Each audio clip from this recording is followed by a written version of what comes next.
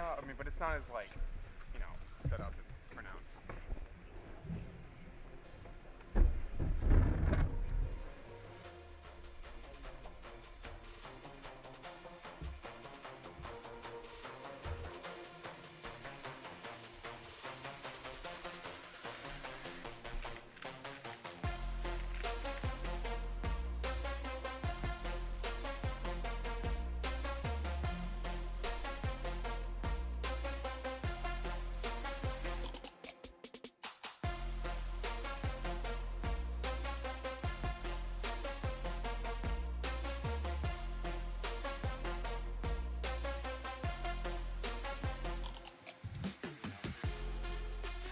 All right. Welcome, everybody, to Rubik's WCA North American Championship 2024. We are here on Friday morning in Minneapolis. My name is Kevin Hayes. I am Alyssa Esprez.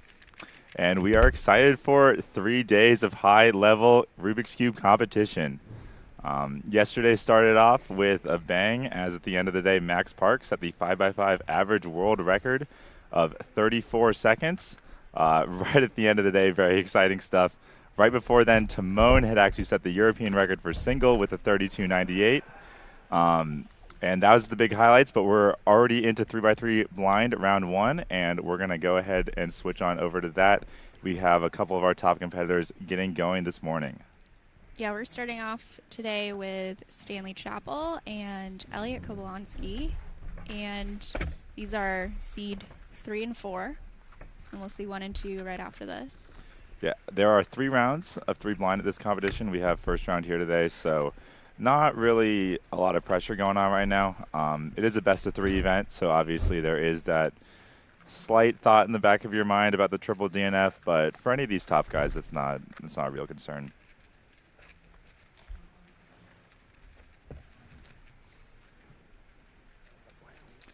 So if you're new to the blind event, what we're looking for here in the realm of a good time is sub 15 is definitely a solid time. It's not, at an event like this, a sub 15 is not guaranteed to win.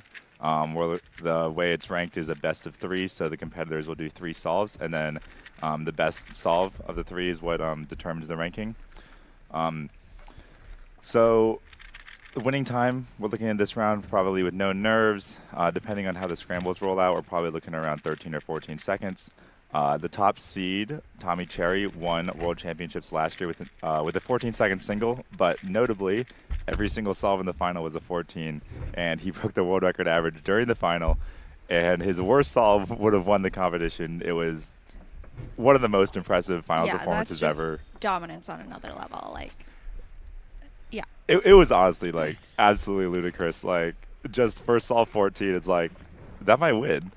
And then it gets 2 more, and just no one even gets. People were close, but the individual single solve rankings of that competition indicated that it was relatively close, but it was just crazy that his mean was 14 as well. Yeah. So.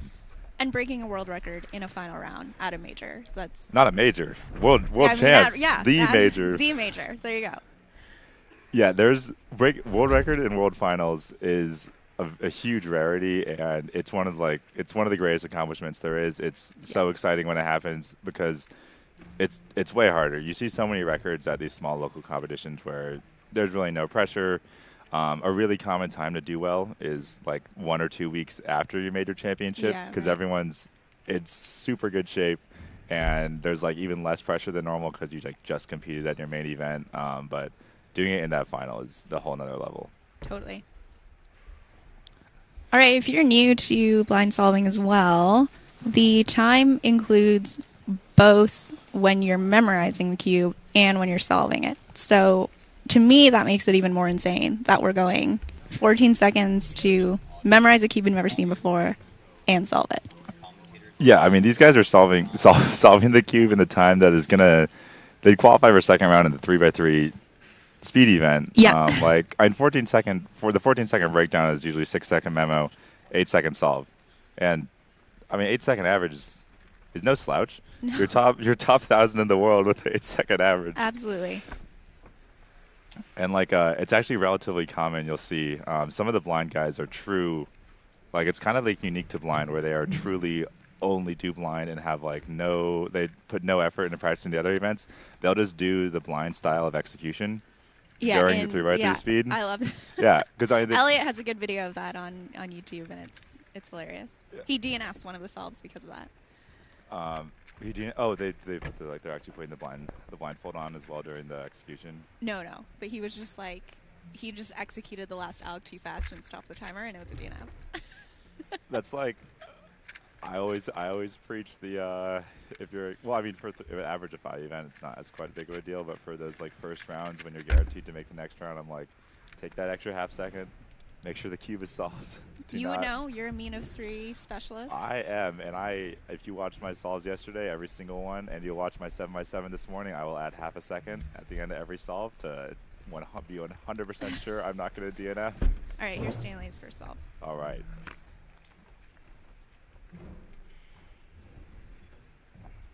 What's his PR single? Stanley's PR single is 1452. All right. Low 6 for the memorization.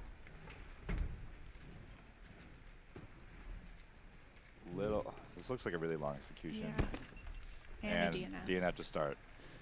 Obviously not a big deal, but I think a lot of these guys just, this is your first solve at your major competition. It's really nice to, I think, get a success, lock in that second round. Yeah. Like we mentioned before, there is that small possibility of triple DNFing. I mean, these guys, like, they can safety at 25, which is more than safe. Yeah. But you don't want to be needing that on your third. you have a blindfold on. Yeah. Like, it's never 100% certain, no matter if you've done this like 50,000 times like these guys have. But I would not expect to see any of the top players triple DNF, especially in round 1. But it's also kind of funny. Luke Garrett with the eyes blindfold. Luke has turned into really kind of like the small event all-rounder. Yeah. He obviously his main claim to fame is 3x3, ranked 2 in the world in 3x3 single, top 10 in 3x3 average, but he's no slouch in the other events. Although, as I'm realizing this, 25 seconds for memo is a good party trick, but nowhere near anything competitive in an event like this. Yeah. We'll definitely be watching him, though, as the competition goes on, because especially in 3x3 and one-handed, he is going to be looking for the win. Yeah, absolutely. But listen, sub 1 is no slouch. Yeah, that's that right there. Those are the splits that are indicative of a non-blind solver. 25 memo, faster execution is like, yeah, just be safe. Maybe he also, like first solve, I think it might be safe on the memo. Just make sure, you take a little extra time. Yeah. Yep. I've got Stanley rolling up here too. The blind guys I've always talked to them, and the concept of it, like these big major championships, you can go for a little safety in the earlier rounds. For some reason, the blind solvers are like, no. Which it's not a thing. To me is, you got to get yourself into that second round, or your weekend's done. All right, let's take a look. Got the great overhead view. A little bit of a longer memo this time. Yeah, 7. That either it's a tough scramble or he is thinking about that DNF in the solve 1. Just make sure you don't do anything too crazy. This looks like a solve. There we go. 18-1. Obviously, nothing he's going to be. He's not very. Oh, he's. We just had an announcement in the room. I thought he was not happy about. I thought he was talking about the solve, but yeah. Luckily for Stanley, announcement happened after. Yeah, 18-1. Obviously, gonna be safe to make the next round. I don't think, based on it seemed like a very safe solve. Probably just take that first DNF.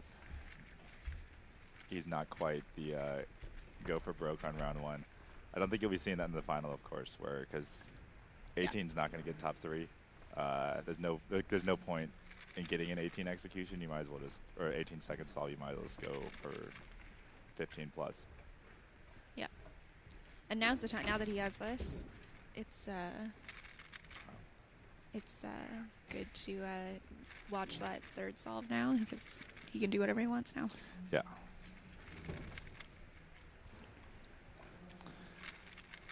I also noted in chat that Luke Garrett has a 26 PR single, which is quite respectable. So, yeah, that 48 we saw is definitely just probably a safety to make the next round. Luke's got a slog of a competition too. He is in a lot of events and needs to compete at a high level a lot of times. It's interesting. Yeah, we should ask him about that. Is like, do you choose to kind of do a fewer events than you would usually do at a championship? Yeah, I think a lot of the top guys have kind of realized that even if your hands physically can take it, like mentally and it's just exhausting. Like, I mean, finals end tonight in 11 hours. It's a long day. It's a long day. You're choosing your events strategically based on the schedule as well. Yeah, notably Max Shaw canceled, or he scratched out of MegaMinx finals tonight because it's right before square one. Yep. He qualified for all 4 finals tonight, but MegaMinx, he PR'd into a low seed in the final, and square one, he's obviously going for the win as a world record holder. I think that's really a very smart move. There's no sacrificing some ability to win for just what is basically just another round for MegaMinx final, where someone like him is not, like, competing in the final is not like that exciting. He's in many finals. It's much more important to make sure you're ready for that big final.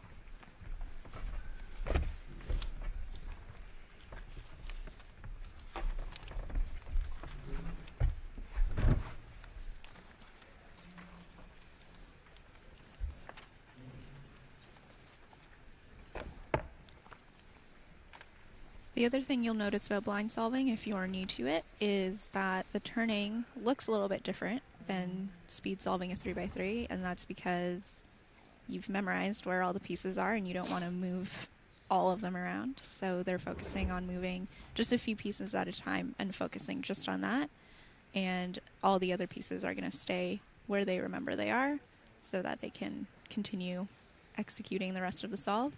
And that is my very limited knowledge 3-blind explanation of 3-blind.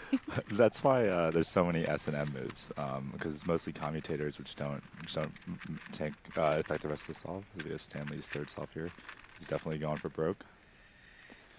Low 6. Execution's much smoother than the first solve. Looks like it's. There we go. 16.3. Not a bad result. That'll probably take him. He's gonna be in the top 5 seeds the next round. For sure. Yeah. I don't think it's anything to write home about, but I mean, this round is 8:15.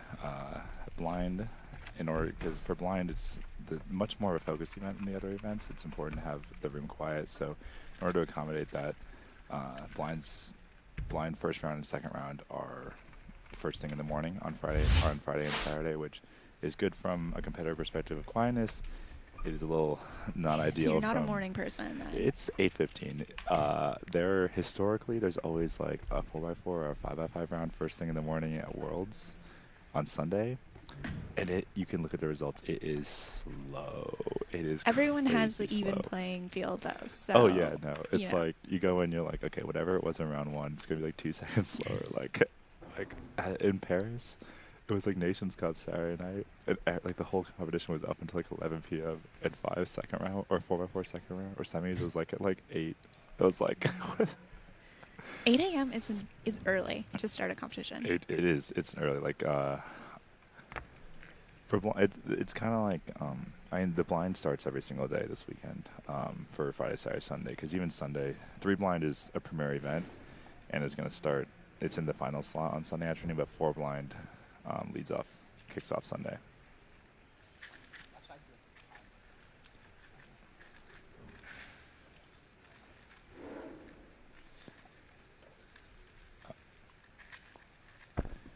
Ooh, that's another DNF. How many? I said he had DNF already. Is that? We're working on pulling up Ryan's other solves, but I'm pretty sure I saw 2 DNFs already. But I think that would likely be his third. He did not seem extremely angry, so I imagine he has his yeah, hopefully the second one. solve. Yeah. That's not a reaction of a man who just triple DNF'd.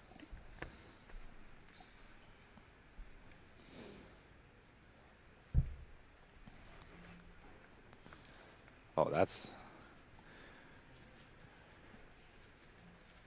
We saw some nice execution, though, on that, he had, like, pulled his hand over to kind of like a weird G-Prim stuff. Oh, we have fellow commentator Keaton Ellis. He's going to be on the stream, giving you guys some insights later. As you can see, as you can just see, not even from the time on the scoreboard, but from the way he's holding the cube, that he is not a blind specialist. And that physical reaction right there. He's really thinking about it. He's really thinking about it. What was the qualifying time for this competition? It was 2 minutes, somewhere in the 2-minute range. Okay. So, and usually the qualifying times for these events, especially this event where I know they planned, the competitor limit was 1600, which was, I guess, deliberately overkill. So there was no worry about it filling up. So the qualifying times are more just making sure that, like, you have to, this is North American Champs, you have to put in some practice to make sure you can be doing the events here. And it keeps the competition running smoothly. All right, we have Tommy Cherry mistakenly sat down. Especially when the runners are trying to be quiet, it's easy. It's hard to, and sometimes people have the same names.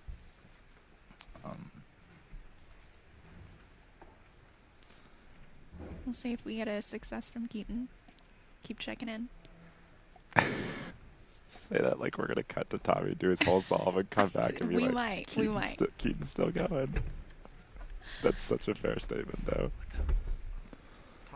We've got some blocks forming.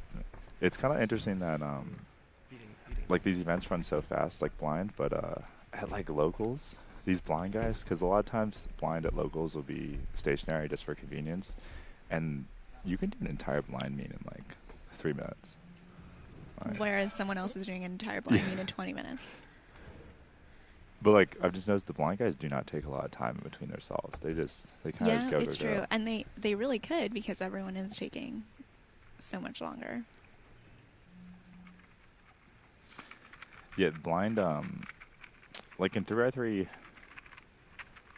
it's interesting that the blind, like the fast blind solvers, their ratio of their times to like kind of a mid-level blind solvers, they're so much faster.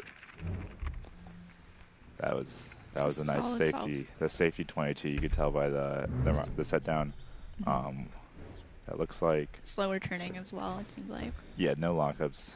Like honestly, the fast turning on like really jamming your solves, like your turns it's pretty dangerous. And I think in like most cases, like there's only a few people I see where like they're really getting a lot of their faster turning. A lot of people I see, they're turning faster and they're locking up more, and it kind of cancels out. But then, like, when you're turning faster mentally, it just, like, kind of gets your mind racing, which is really bad. The people that are really good at fast turning and then actually use it properly, it's very advantageous, but I see that only really at the true highest level. I'd bet that 95% of keepers turn too fast. I turn too fast for sure. I, like, have to tell myself to slow down, and even then, I turn too fast. Quick practice from Tommy. It's only going to take him 8 seconds. So you see here his very storied resume. World record holder in both single and average. World champion. He's also very storied at clock and not just 3 blind. So yeah, we'll see that later as well. That's more of a recent-ish pickup. I mean, his main claim to fame has always been 3 blind, and he's been very, very good at that for a long time. But Tommy's also unbelievably consistent in terms of not DNFing. 6 seconds.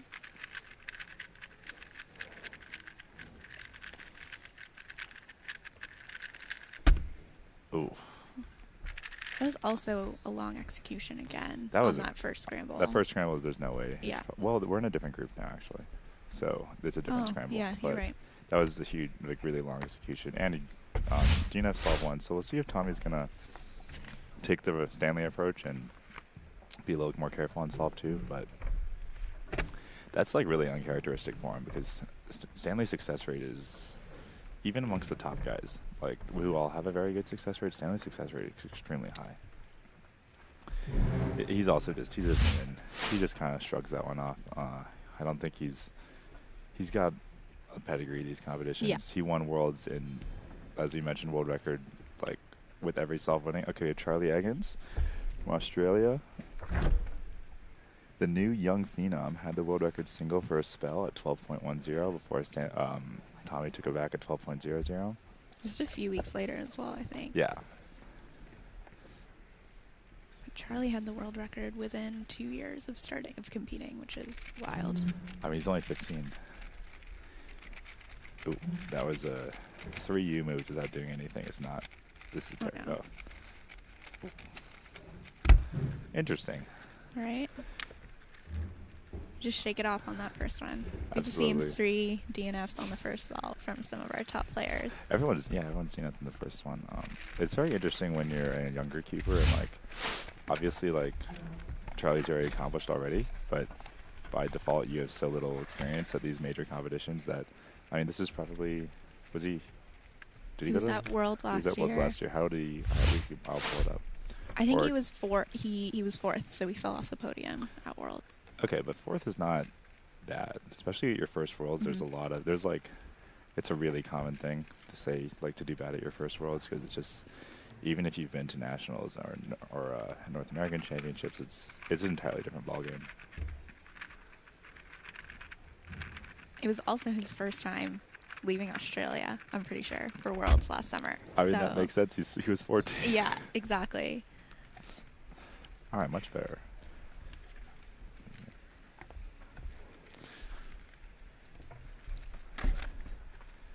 Definitely some nerves here, a lot of shakiness, but it looks like it's going to be a success. Yeah. There you go. That looks like Noah swore. Mm-hmm. It does feel wild that solves in the 20s are you just kind of shrug them off now. Well, they're straight up, not to be too bold, but they're straight up bad. Yeah, I mean, that was the world record not too long ago. This event's gotten crazy. Like 15 used to be just absolute. I was like, 20 used to be wild. 15 used to be wild, and now like 15 is.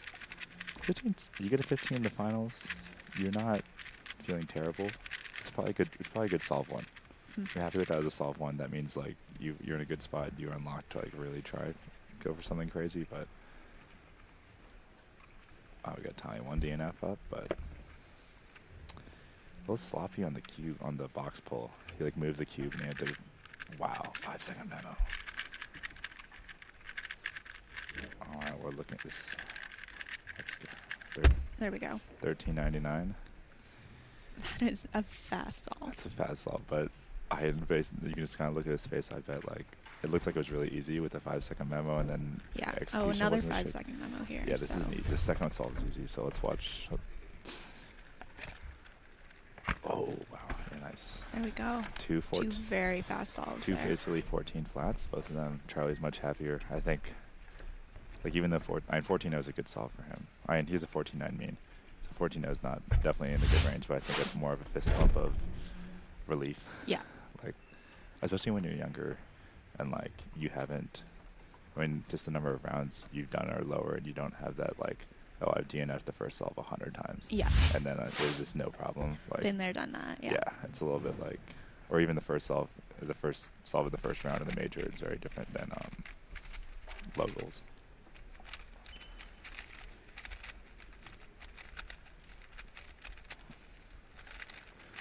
Yeah, solve 2 is definitely on the easier side here. People are getting good times. Yep. We have Noah coming up here on solve 2.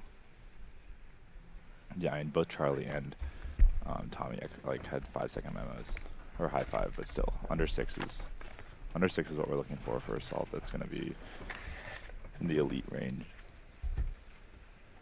There's also a quick memo there. Very. Right. Yeah, you see, people are shaking their heads at 15. Yeah. This is the easy. This is a very easy scramble. Like, it's just like that's the head shake of like that's 0.4 off his best. The head shake. That's the head shake of like, wow, wasted opportunity. Like the solve was so easy. Yeah, if you're not aware, blind is actually surprisingly ridiculously scramble dependent. Mm-hmm. Like an event like this where everyone is getting different scrambles, it's really not like as valuable to compare times across different heats, because like this second solve is super easy, and no one in Heat 1 got it. In semifinals, everyone will be going concurrently, and everyone will get the same scrambles to make sure that it's a true even playing field for making finals. But I would expect that this group is going to have faster times on average than Group 1. Yeah. This is Charlie's final solve. Yeah, first person on solve 3. Tommy's going to be up next. At 6 flat. Oh. Okay. Still going for it. Nope. It's funny. Charlie's reactions are he's very animated, even like during the solve. We know it's going through his head for sure. We're not guessing. It's just a stark contrast from Tommy, who seems just like he's just like the true professional. All right, mid-6. So this scramble's probably more along the default 50th percentile range. Yeah, long execution there Yeah. again. And a DNF. Yeah, blind solvers count their scrambles in the turn and the number of algs that Yeah. it takes to solve. And so there's like, it's like a 3% chance to get, like there's like a, I need to remember, I had to do some more research to look at the cutoffs, but there's a 3% chance about to get one of like the true good scrambles. And then I think that's what we're looking at in solve 2. It's like 3% where you're gonna get one every so often. It's like a certainty. Like it's not that low. Like, but it's like when it happens, you gotta take advantage. Yeah. I mean, Hence the head shake from Noah on that second solve. I mean, that's like the story of all cubing. Like you're gonna get lucky eventually. The skill is like taking advantage of the luck when it finally does happen.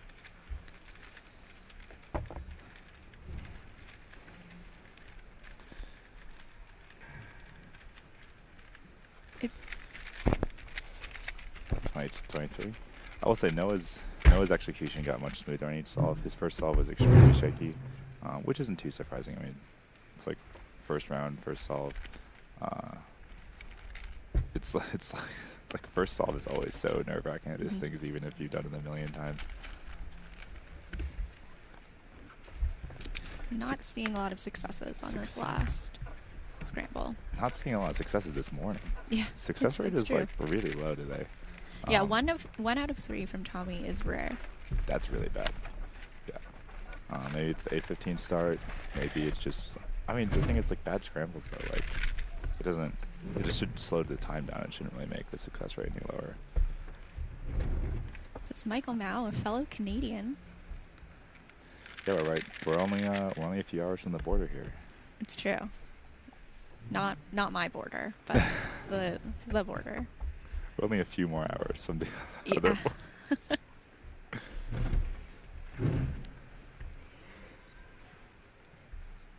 Do we know how he did at? Oh wow, he used his hand up. If you've noticed, every single top line solver has their blindfold very loosely situated on their head, so that they can just jerk their head and it falls.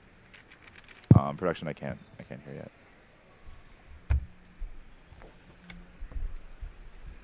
Okay, right now. Awesome. Right. We're going to bring Charlie Eggins in for an interview. Gonna swap out. I'll be back later, guys, but here we have Charlie, and next up after that is 7x7 round 1.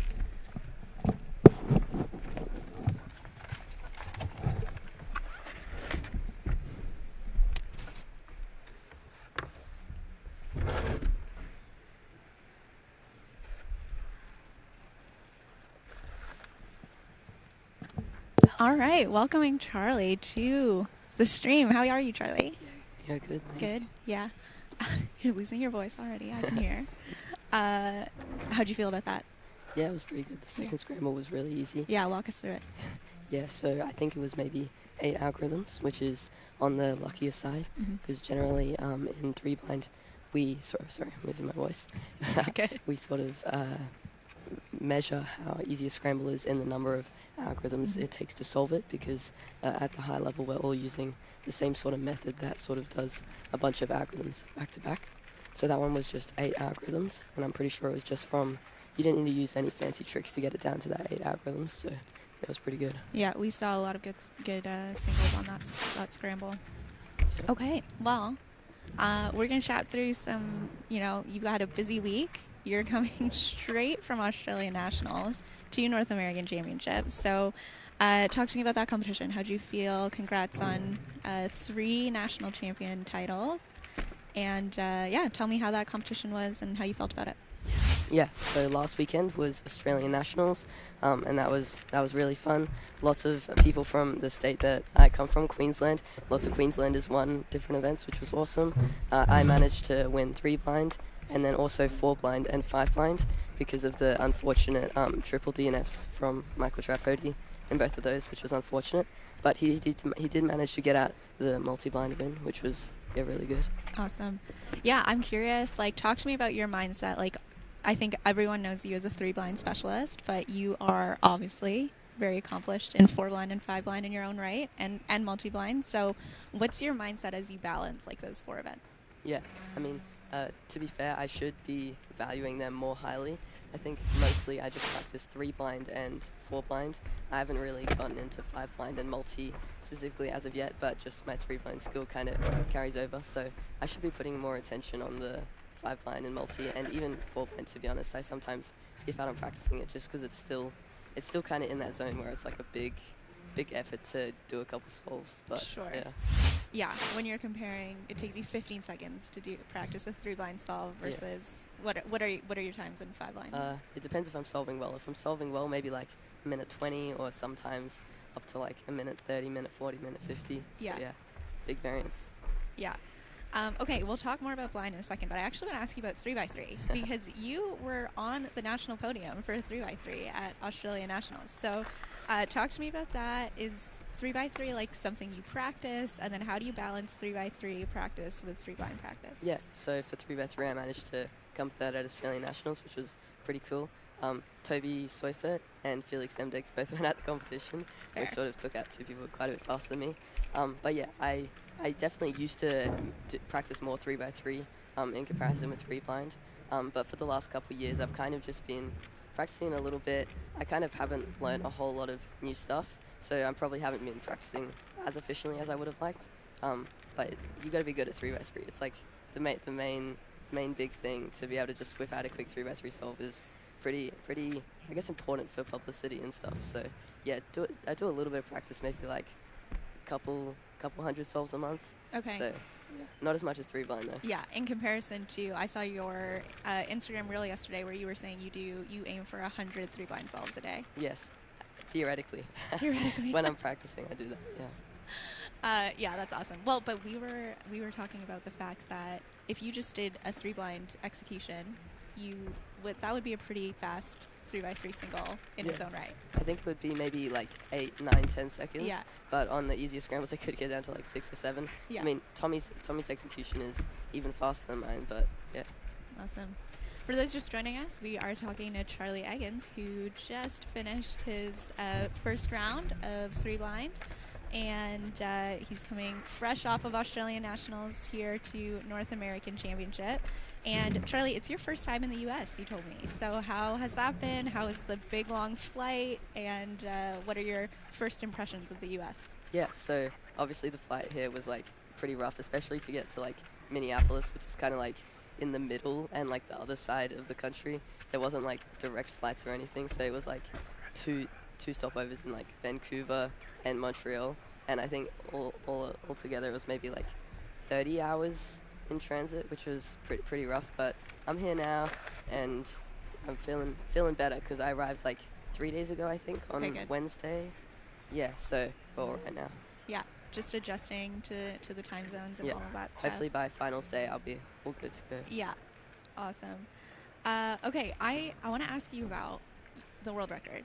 Because when you broke the world record, you made this awesome video on YouTube where you said, like, you talked about just like how you managed expectations and like how quickly those expectations built up for you when you like came onto the scene. How have expectations changed post world record, and how are you managing those now? Yeah, good question. I would have to say, I mean, the expectations kind of increased, but also there's not like the like people kind of expect you to break a world record, but it's less of like a, I guess, sort of pipe dream, sort of, where it's like it could happen if I get a lucky scramble. So it's more just trying to sort of not make them, not let them make me nervous and just take in every scramble as it comes, trying to solve it as fast as I can. Yeah. Yeah, we were talking with, I was talking with Kevin about basically how really so much of your practice is just about being able to execute when that lucky scramble comes, right? Yep. So good. Okay, here at NAC, you obviously can't be North American champion at this competition. So how does that change your mindset coming into this competition, and what are your goals? Yeah, I mean, I kind of just want to solve as good as I can because, I mean, Tommy is like a full second faster than me anyway, so aiming to like win wouldn't, I mean, it's never really a good idea because it'll just make you more nervous and more disappointed when you fail. So I just want to, I mean, it really just depends on the scrambles, what sort of times I'll be happy with too. Like, if there's a lucky scramble and I get a 12, I can be really happy with it. Or if there's a lucky scramble and I get a 15, I might be a bit disappointed. But if there's only bad scrambles and I get a 15, it could be good. So yeah, just trying to solve the best I can, no matter what, really. Yeah. What does prepping for a competition look like when it comes to nerves? Like, firstly, how do you find that nerves like impact your solving, and then how do you target that to solve for that? Yeah, I mean, it really depends how nerves impact your solve. I mean, sometimes you get like really shaky, and that can cause issues with your turning. Or in that round, this hasn't really happened to me before, but I was just forgetting my memorization. Yeah, we noticed like, that. Just straight up on the first one, and then on the third one, I just did a move wrong on like my third move or something, which doesn't really happen that often. So that was weird, but luckily I got the second one out. But even still, my memorization wasn't feeling that strong on that solve. So yeah, glad I made it through the round at least. Yes, absolutely. We're always happy for that. Okay, you probably are asked this a lot, but for those who aren't as familiar with the 3-blind event, we were explaining like the best of 3 format and how that kind of impacts, like if you DNF on the first one, how does that kind of change your strategy going into your last 2 solves or anything like that? Yeah, I mean, usually I just try and get a success on the first one because then you don't have to panic on the last ones. Although if you get the first one and then you get the second one and you've got like pretty good times, then you can get a bit nervous on the last one for potentially getting a good mean of 3, like a record or something, and they don't come around that often, so you do get a bit nervous when you've gotten those first 2. But after DNFing the first one, you pretty much just have to get the second one because it's way too nerve-wracking to just leave it to the last one. I did that accidentally at Oceanic Championships 2022, and I safetied like a 45 or something on the third solve, and also at Worlds. In round 2, I DNF'd the first 2 and left it to the last, but managed to get it. So, not looking to do that here. So I really wanted to get that second one, and I actually like the scramble was really good. Like 14 was like a little bit of a safety for me. Yeah. What did Tommy get on that scramble? He got 13.99. Yeah. Okay. That's what I would expect. Did he get his first one out, or did he DNF that No, one? he same as you. That was his only success. This is the middle one. So yeah. Okay. So both had the same idea of just really trying to get that second one because it's way too nerve-wracking on the last. It's so bad, dude. I was nearly crying at Worlds after I DNF'd the first 2. That was it's rough. Yeah, hopefully we won't see that tomorrow. Hopefully not. When we get a success on one of the first 2. Okay, I want to ask you about Worlds, not the past Worlds, but the one that's coming up. Is that on your mind? It'll be, in the U.S. again next year. How does with the Worlds coming up next year, how does that change even your mindset going into this next year, your preparation, things like that? Yeah, I mean, I find that a lot of the times coming out of competitions, heaps of motivation to I'm going to be the best. I want to do really good. So I feel like after this competition, I'm going to be all I want to grind for Worlds. I want to podium because last time I came 4th. So I really want to podium. And yeah, I just want to try and practice as good as I can. Next year I'm going into grade 11 at school, so I'll be a bit more busy with that. But yeah, just got to try and manage my time to get in as many solves as I can. Yeah, awesome. Okay, you were recently sponsored by the Cubicle, which is the Cubicle is also sponsoring this competition. And so, what's the biggest change that you've experienced since you've been sponsored by the Cubicle? I mean, to be honest, it's just really nice to be a part of a team. I'm just, I guess, sort of on the same team as Tommy and stuff. It's nice to be a part of that sort of team Cubicle, and it makes me want to get faster, do my part to contribute to that team, I guess. Yeah, I think that's one of my favorite things about cubing is just how much you guys, it's competitive and you want to win, but you guys also root for each other and really play on one team in a lot of ways. Yeah, for sure. Yeah, it's awesome. Okay, I want to ask, like, do you have any tips for aspiring blindfolded keepers or someone who, you know, is watching this today and is like, this is so cool, I want to try that? What tips do you have? Yeah, so if you don't know how to solve blind, then you can go learn. It's actually, it's not as insane as you think it is to just learn how to solve it, even if it's in a couple minutes. Like, everyone starts that way. My first success was 5 minutes. But yeah, you can get onto YouTube, you can look up a tutorial. I have some tutorials on my channel that I like to think are really beginner friendly, and heaps of people have learned from them. They're quite a bit longer than some other tutorials. Like JPerm has like a 10-minute tutorial or something. But yeah, I have some tutorials that are a bit more in depth and I think easier to understand if you're willing to put the time into them. But yeah, on YouTube, heaps of tutorials. And in order to sort of improve and get more comfortable, then sorry. Yeah, in order to get more comfortable, then just honestly sticking with it and doing heaps of practice. Yeah. Because the memorization aspect, there's not a whole lot to do to sort of improve at it, because it's so sort of unique how it all fits together. So just doing solves and you'll get more used to it over time. Yeah, They're gonna be doing I 7. love that. I love that you just said your first success was 5 minutes, because I was like gunning last year to like get a 5-minute official solve, and so listen, we're on a different level, Charlie. Okay. Okay, I want to ask you about your NA Champs predictions. I would love to know. You can't be North American champion. Yeah. But I won't ask you for 3 blind. I would love to know who you Take think into will be consideration North they're gonna American explode champion the lap. for 3x3 Yeah, for that's our what main we're event. doing right now. We're trying to weaken the lap. Well, who's good? Is it I Max think Park? that's Max Park up there. Maddie Inaba up there. Who else is? We got Luke Garrett. Oh, yes. I feel like I'm forgetting some. Oh, actually, here, look. We've got the sheet right Oh, here. yes. Sheet. Max, else we got? Luke, Maddie, Bryce, Dylan, Max Shaw. Brennan Lynn, Samir. Okay, I think I'm going to go with Max Park for the win. Okay. It's hard to beat. Yeah, He's that's the world a record, great world pick. record Just this. single. I'm going to And go then there's a with camera here. Maddie I think for that second, camera over there and I can think move. Luke for third. All But right. the other two are Going with the psych sheet pick there. Yeah, pretty much. I love it. Awesome. Yeah. And then also during these Okay, rounds, I know put, like, a bunch the of people in faster Australia have competitors, stayed up late to watch your Yeah, first and round maybe at and, YouTube, 'cause and that camera, hear you here. So, there's any camera down message there you that have can for move too, everyone I back think, so. home? Thank you for supporting me. Thank you for staying up and watching. Uh-huh. You're welcome would for be getting funny. to next round, They I just, like, guess. don't have Yeah, anyone, awesome. like, Yeah, go they'll on. be staying up late tomorrow night as well. Oh, yeah, true. All right. Well, Charlie, thanks so much. Why don't we finish off by you just sharing, like, where can people find you, follow along? Yeah, so I have a YouTube and an Instagram. They're both Swift Cubing, so it's like the bird Swift and cubing. So you can find me on there. On YouTube, I try and make heaps of videos that are some tutorials, some more entertaining. Yeah. Awesome. Thanks so much, Charlie. Good luck you. with the rest of the competition, and thanks for stopping by the live stream. Thanks for having me. I hope the live stream goes well. Awesome. Thanks, Charlie.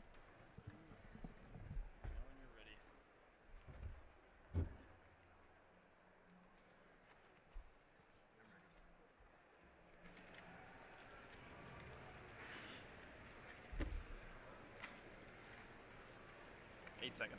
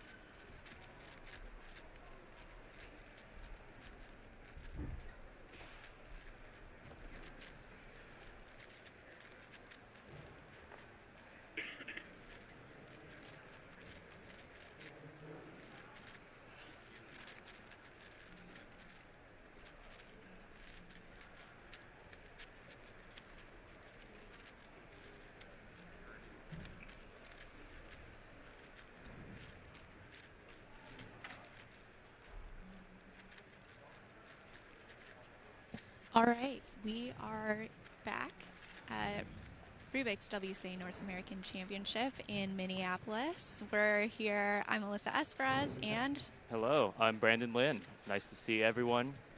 awesome. So we are getting started with the first round of 7x7, and so a bit of a longer event here. We're gonna be watching people with some solves. What are people looking for here, Brandon? We're looking to see. I mean, sub 2 would be great for a lot of these top solvers. We obviously we're some of the top players we're looking at for this event. Max Park, first at Worlds last year.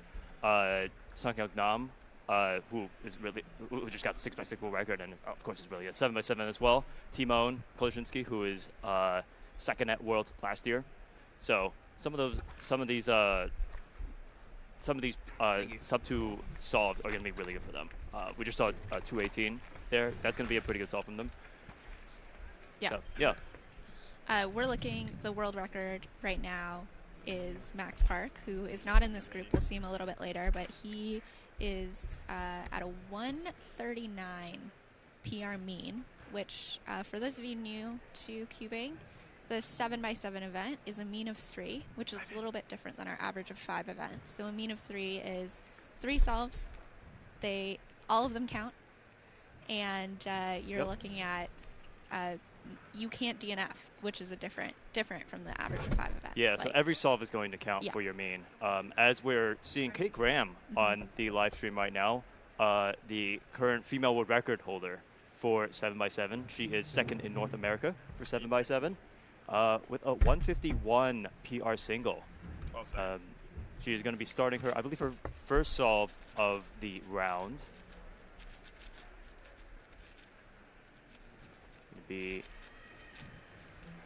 Kate is definitely one to watch at this competition. For sure. She'll be looking to get onto some podiums, especially the North American podiums.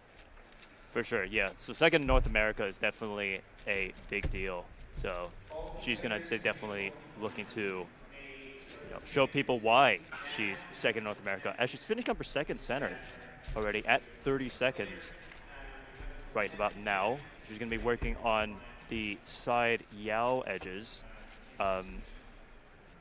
for the solve. So for those of you who don't know, there are 2 main ways to solve 7x7 here. There's the common reduction method, where you're solving all your centers, then reducing the edges to a 3x3 like state, and then solving the cube like a 3x3.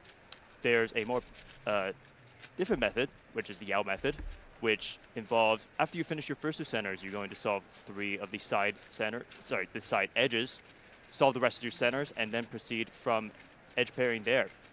The main advantage is that your side edges that you're solving as part of your 3 cross pieces are already part of your cross, and you can do that in a much free manner. So it looks like she's going to be doing her last 2 centers. Oh, there's a pretty big pause while trying to recognize the last slot for her last 2 centers. Finishing up at 130.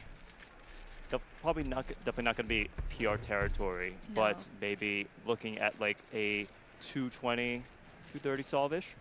So methods like Yao are gaining a lot of popularity for cubes like 7x7.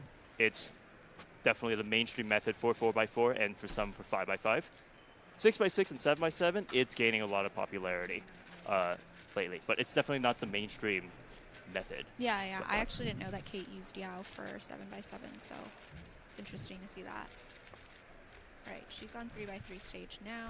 And that was a PLO skip? A little skip at the end there for her. My bag later today. Somebody did this to 12.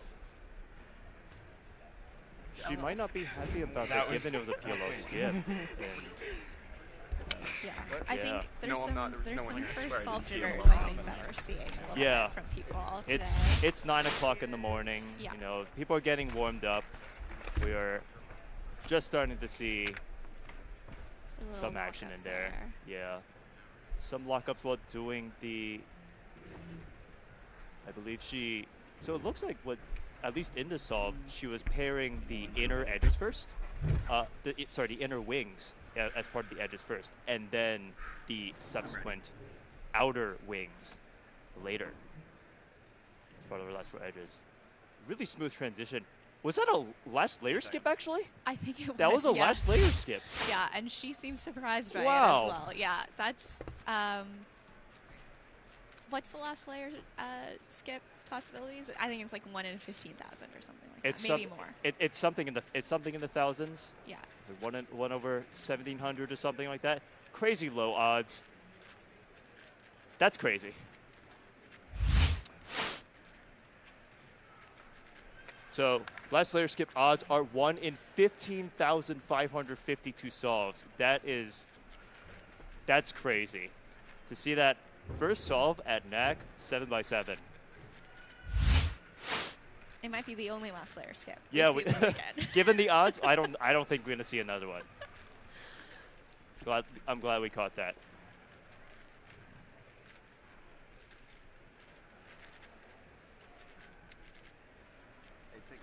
So they're trying to figure out if they're using Yao or not. Cutting over to Ben Wei over here. Ben Wei is from the Mid-Atlantic region. He has a 2 minute 6.69 PR mean, 152 PR single. He is the 5th fastest solver, 7x7 solver here at NAC. Yeah, and will definitely be another threat for that second spot on the North American champion podium. For sure. Ben is definitely a fierce podium contender here, as he's doing Yao edges as well. I think at some point I remember hearing that Ben switched away from Yao back to Redux, but it's cool to see that he is back to doing Yao on 7x7 here. Just finishes Yao edges at 53 seconds, working on his 3rd to last center. I'll be interested to see if they do Yao on every solve, because I feel like there are some people who make a decision based on what they're seeing in the solve. Yeah. Yeah. Well, the top 7x7 solver here, Max Park, does not use Yao. He's known for traditionally using Redux in his solves and getting super fast times with that. Max's edge parrying is insane. Yeah, when we see Max Park, just like his turning is like just insane to watch. Absolutely. It's insane. He doesn't lock up. He doesn't. He just is great at every single step, every single stage along the way. It just streamlined a fantastic process to see. Anyway, solving under the table here. Looks like he's finishing up last 4 edges here. Onto 3x3 at 152. Could he get the sub 2? Oh, that lockup's going to save him. Nice Olo. And can he finish the J-Perm quickly? Ben with a 202 solve. I think he'll be happy with that to start the day. Looking at his PR mean. Round. Yeah. Yeah. Looking at his PR mean, I think that'll be okay for him. Yeah. And remember, do we have another round of 7x7 coming up later today? Yeah, the final.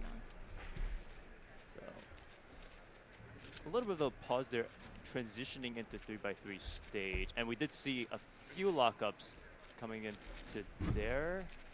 Not a very ideal last F2L case, but a pretty easy last layer at least to save the day. Especially with 7x7, you're going to have a lot of dealing with lockups with all the layers. You got to turn and accidentally misaligning a layer while you're doing 3x3 stage. So that's something you always got to be careful with. Okay, this is Kate's second solve. And she's got first 2 centers. First 2 centers at 38, slightly slower pace than last solve, I believe. Yeah, I don't think that's the split that she's looking for. And we have Yao again.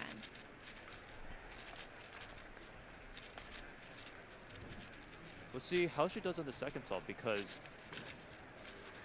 last solve she had a 212 with that last layer skip. And that last layer skip, if there wasn't a last layer skip, we'd probably see around a 220, 225. Yeah. And so far she is a tiny bit slower than what happened last solve. Decent pace with the last 2 centers. Finishing up that at 124. So I think she's caught up a little bit of time there.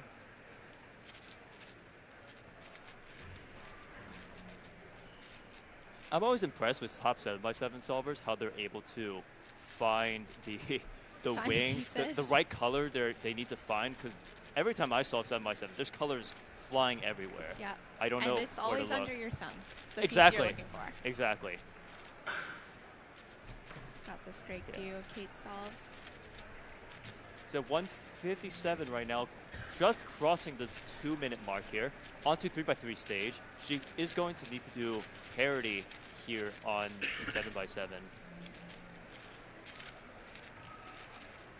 So for those of you who don't know,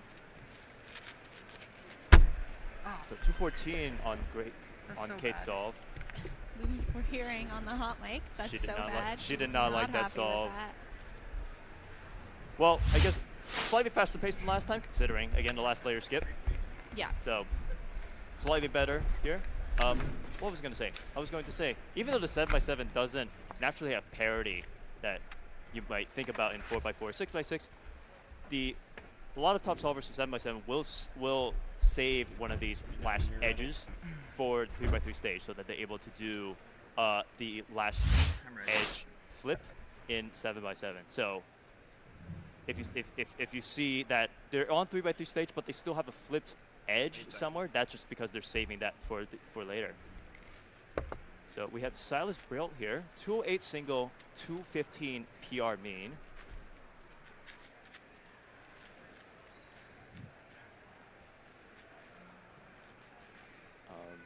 Looking at his edge pairing, just crossing the 2-minute mark, but he still has 4 edges left to go here. He's finishing up those last 4 midges.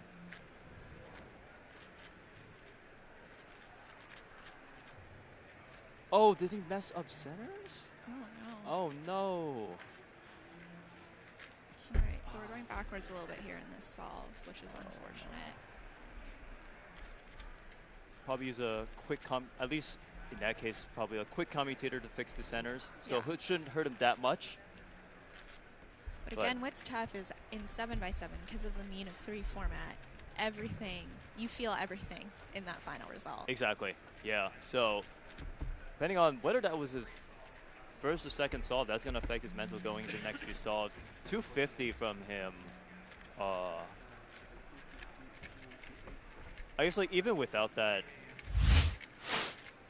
center mess up there, we're probably again looking at a I'd say a 220, 225, given he was at last 4 edges during around the 2-minute mark. So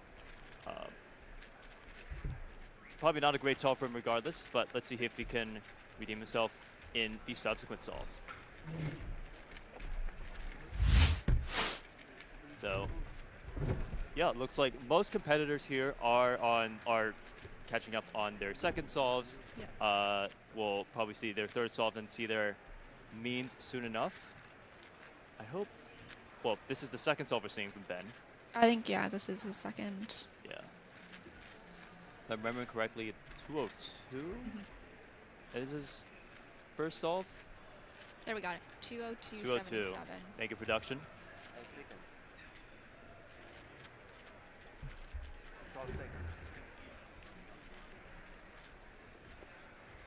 Ben starting his second solve of the day. Starting with yellow here. 7x7 is a constant battle of having a stream of consciousness for look ahead. You're constantly looking for that next center, that next wing, that next piece. Yeah. And it's just, you have to be focused the entire time. It is like a really long amount of time to be focused and constant. Like, listen, I don't know if my attention span could do a 7x7. No, Even I for don't 2 think minutes. I can.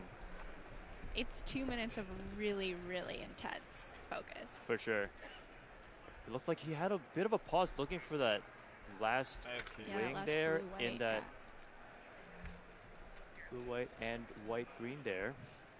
So look at some of the stats from Ben Wei from his past competitions. He had a 3rd place finish at NAC 2 years ago.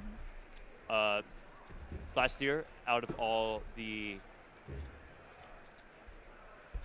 U.S. competitors, he came in 2nd there. We had some great finish, great showings from him.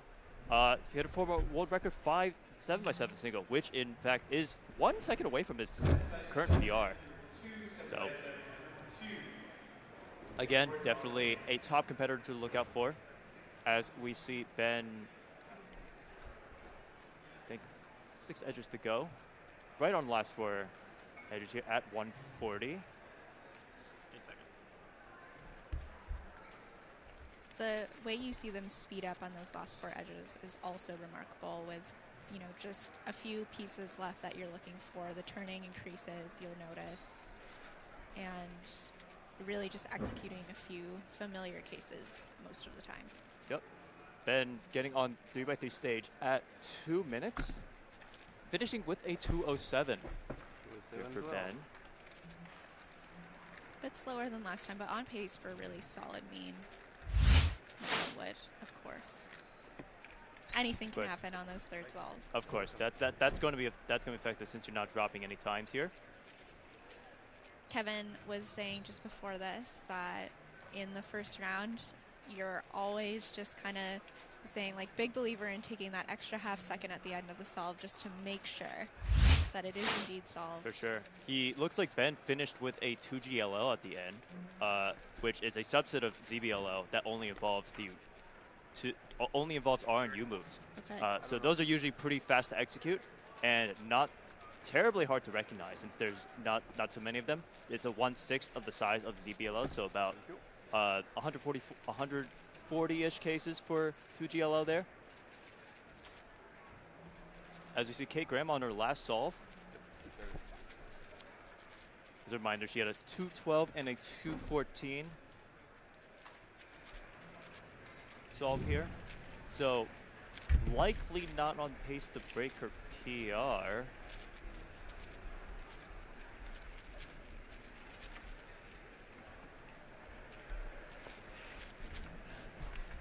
Looks like she's finishing up her last 6 edges at 148.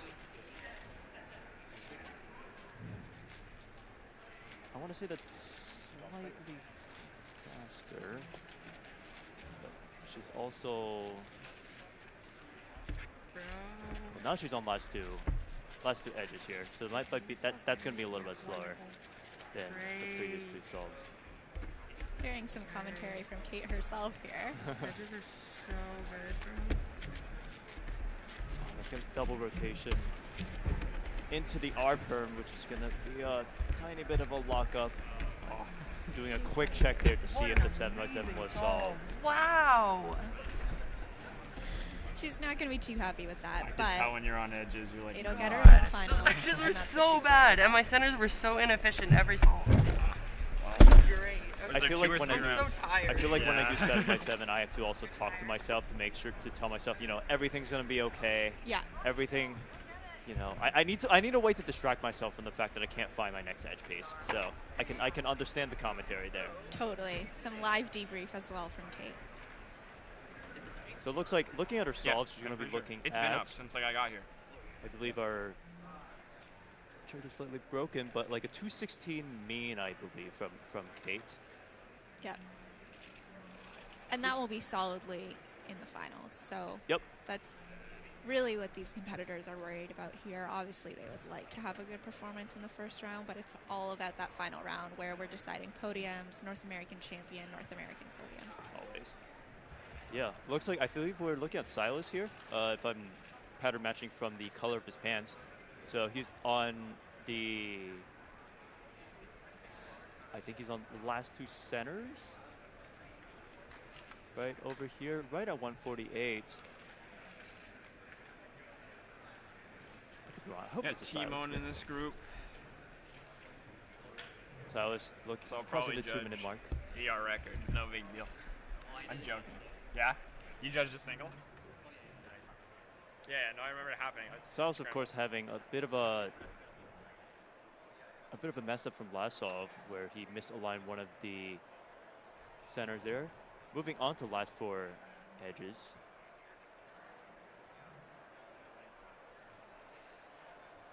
One, two, three, right through stage. Gonna be a little bit better than last solve, but he's flying through this pretty nicely.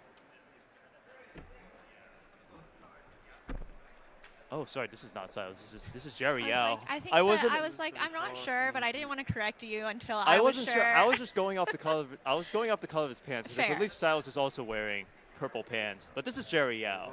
So this is not. This is Jerry Yao. I believe that's Jerry. 234. All right, we have Timon Koloshinsky. Of course, we all know Timon, very top speed cuber. Second at Worlds last year with a 151 PR mean and a 149, PR single here. He's last year's 6x6 world champion. So let's see what Timon can pull off here. Was he done? He was done. His first center at 12 seconds. Already flying through his second center. Finishing that last slot at 25. Bit of a pause there, looking for the white-orange wing for that Yao edge.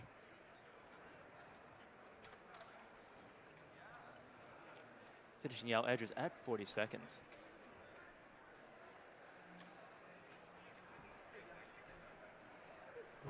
Awesome. All right, as we're watching this solve from Timon, we're gonna switch in one of our team members. Here's Keaton coming in for us.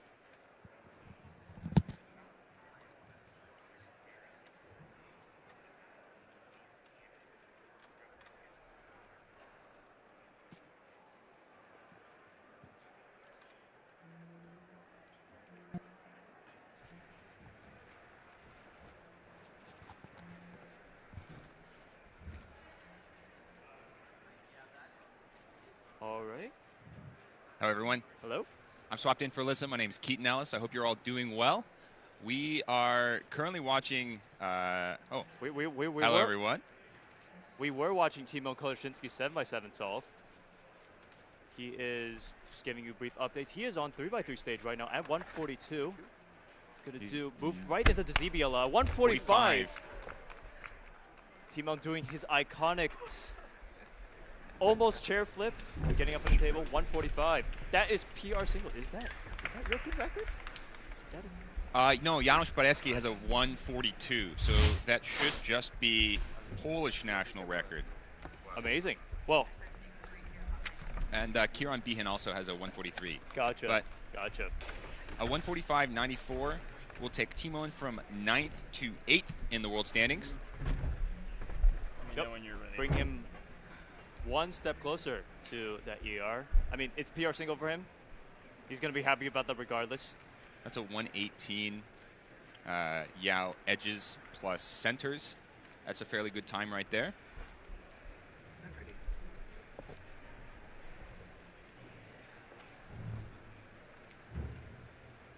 Looks like he got the last four edges at 130. And then that was a very short 3x3 stage. That was an extremely smooth transition too. Like there were zero pauses, nothing that there was nothing obstructed that. So now we have our very own Kevin Hayes. Oh, that's Kevin. That's Kevin. That was not Kevin before. That was Jacob Noakes on the blue stage over there. Kevin, of course, you know him very well from his 6x6 accolades for the past 10 years. Currently has a 150 single for 7x7 and a 156 average. That 150 single set 2 weeks ago at Pacific Northwest Champs. I guess Northwest Champs. Mm-hmm. The regional that was there just a couple weeks before this competition. Kevin, of course, on the casting team as well. Should have heard him earlier today during 3x3 Blindfolded. So, unlike some of the top solvers like Timon, who's doing Yao, Kevin still is doing Redux for big cubes, for 6 and for 7. Yep. So you'll see him do Redux here. And in general, for 7x7, it's less of a clear-cut comparison between Redux and Yao. You do have top solvers doing both. Obviously, for 4x4 through 6x6, now the world records are held with. Is the 5x5 record with Yao?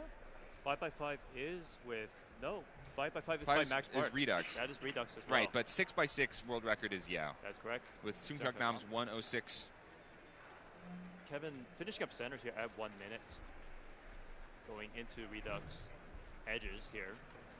Of course, Yao is more of a choice on 7x7 because centers will be a little more awkward on 7x7 because you have that restriction on the side with the Yao edges. Yeah, I've switched to Yao, and it's the awkward. Awkward is definitely the right word to describe it.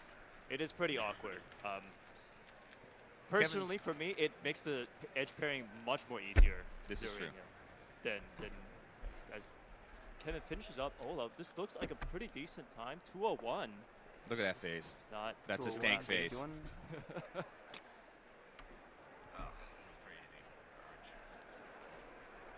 No, this is the first one. Usually, they're also unhappy because they know they could have done better. That solve probably had a bit more potential. Maybe they weren't able to take advantage of that. So, not too bad of a last layer with a slightly lucky G-prep. Probably could have been barely sub 2 if that hadn't happened. We have Maddie Inaba coming up. Maddie with a sub 2 single. He's got a 158 and a 208 mean. He's ranked number 8 on the registrants for this competition. Although he's full 30 seconds behind Max in terms of PR mean. Yeah, Max's PR results are insane. Yeah.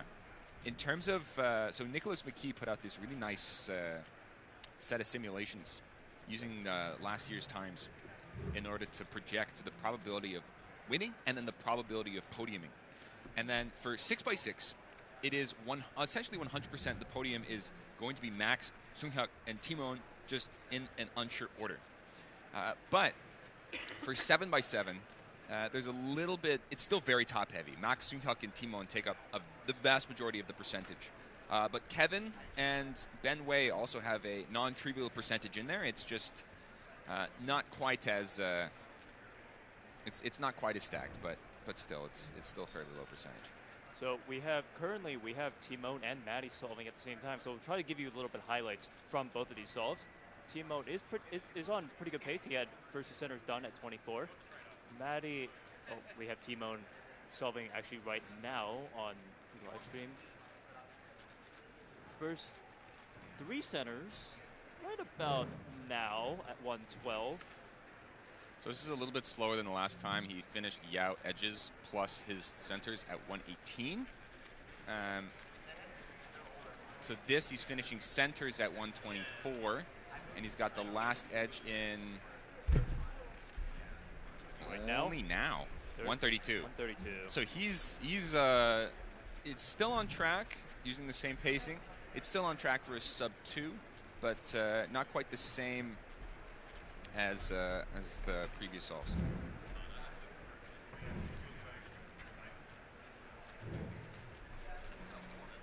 Timon doing last 4 edges right now. Has a pretty good decent last 4 edges. Gonna end up with that free pair on 3x3 stage with a ZBLL 205. Yep. Turning over to Maddie over here. Maddie, notably, I was looking at his solve before, also does not do Yao. He was doing Redux, focusing on the... Well, it looks like he hasn't installed Cross yet. No, there's just stage.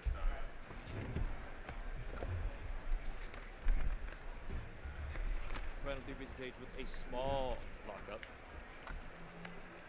Maddie with a 210. 10.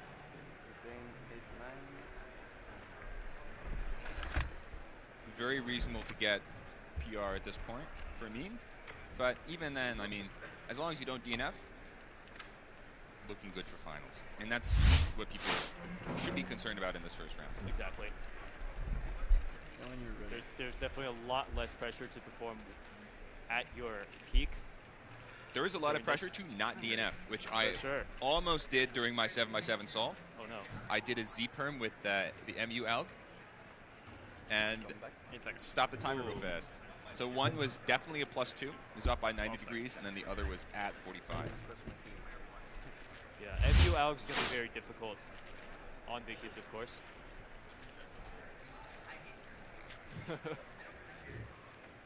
Kevin, I'm sure he is not actually sponsored by Mountain Dew. As far as I know, I don't believe he is, as he takes his time before second solve. His first solve being a 201 solve for him. Not the worst in the world, but as remembered, he did not look very happy about that solve. Yeah, the 201. Yeah. That's 10 seconds below his PR single that he just got a couple of weeks ago. So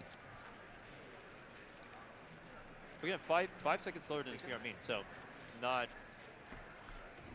terribly shabby. all right, I'm pulling up Twitch chat right here, so I'll be able to respond to anyone who asks some questions.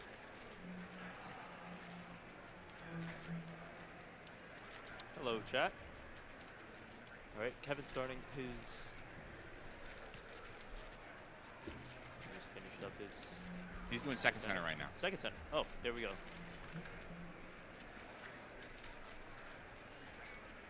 I see Patrick Ponce in the chat. Shout out Patrick Ponce. Hello, Patrick. Hope the EU is treating you well right now. Kevin working on. Kevin still his has third to last center. Working on last two here. I think the lighting is a little. Yeah, he's working right on blue-white right now. Yeah, there we go. Last slot right there. Finishing up that at 1 minute. I think that's the same pace that he was during his last solve as well. So transitioning into edges right here.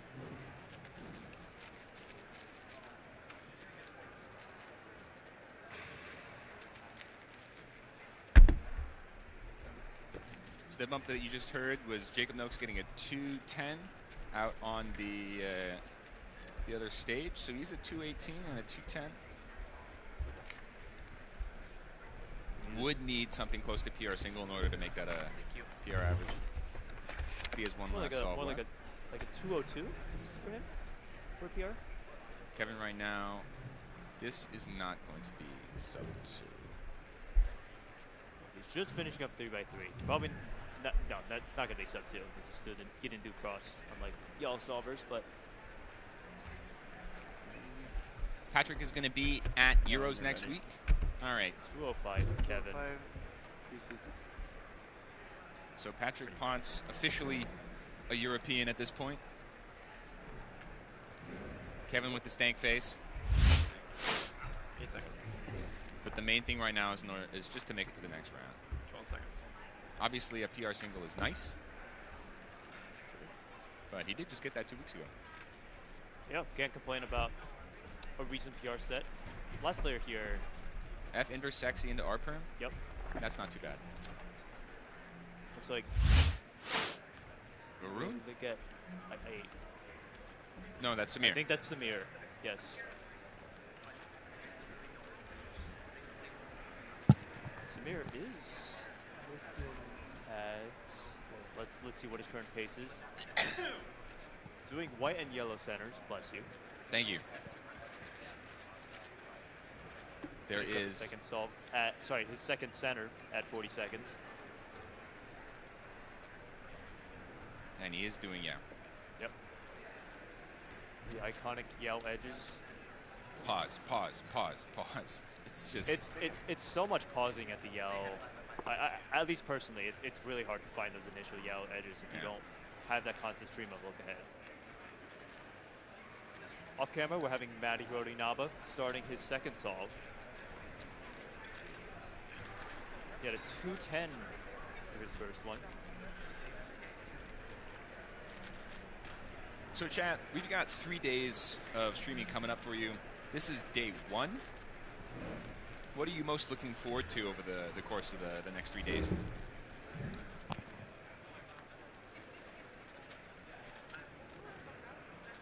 Just finished up first 2 centers at 35 seconds, 38 seconds. Yeah, Maddie doing redux here. Yep, Maddie does redux as well.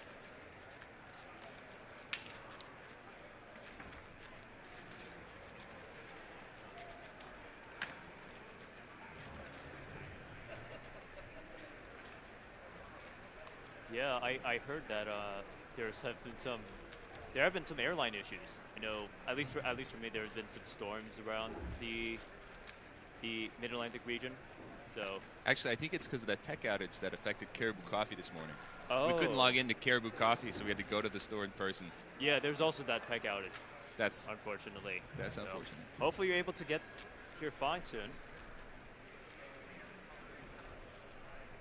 Maddie right now on edges at 135. He's got 3 done up top.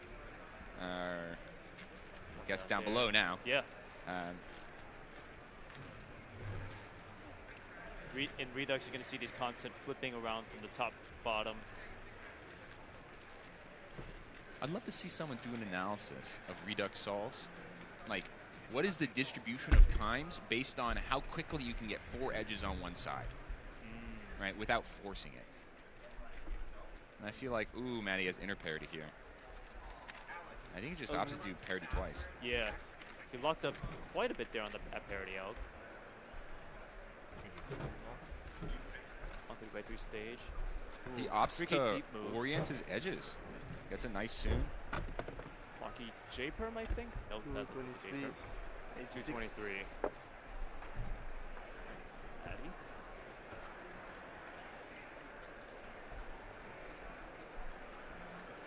There we go.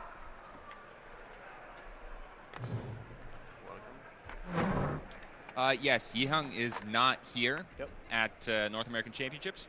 So we don't have the world record holder, but we do have Timon at number 2, and we have a great lineup other than that. There's Maddie, there's Luke Garrett, there's Luke Greiser, there's Max Park, world record single holder.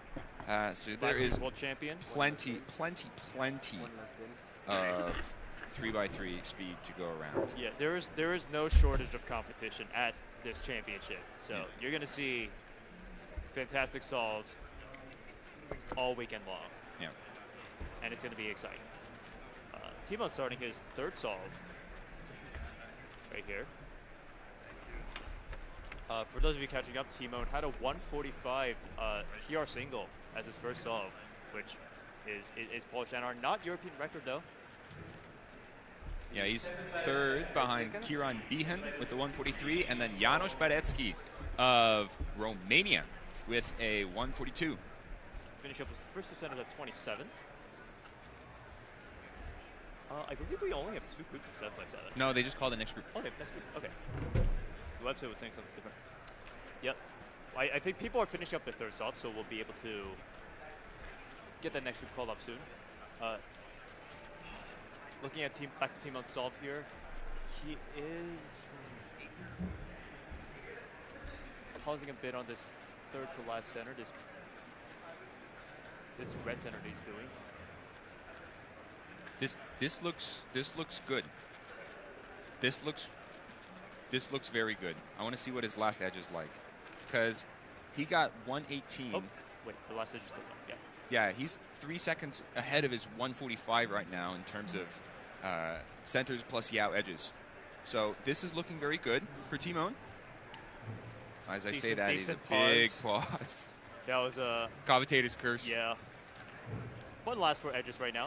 133. If we can speed through these, maybe looking at a, I'd say likely a sub 2. At least. Ooh, Oh, nasty pause. looks like he has basically 5x5 edges there, but with a bigger outer edge. Flying through 3x3 stage. G-Perm, 155. That is not PR average for Timon, but that should very comfortably put him into finals. Very comfortably. Single. It's a good drop off from your old one, right? Yeah. It was like 149.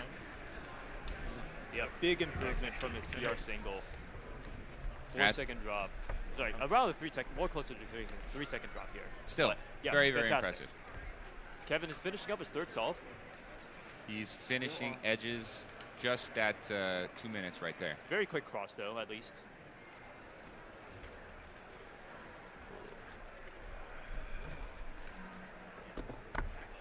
Kevin not very happy about that last solve, but he's going to place him at the finals. Looking at around a 206 mean. That's fine. Yeah, around a 206 mean right here. No, I'm going to use tonight really bad. This is the first round. Yeah, no, I'll be like 55. Yeah, Kevin knows. He'll be fine. He'll be fine. He'll be okay. Again, what matters is going to be the final round where the pressure's really on. We're going to have everyone solve at the same time. But yeah, I think fantastic solves we've seen so far. Team out with that PR single. We also saw, I don't know if you saw earlier, but Kate Graham had a last layer skip on her first 7x7 solve. Wow.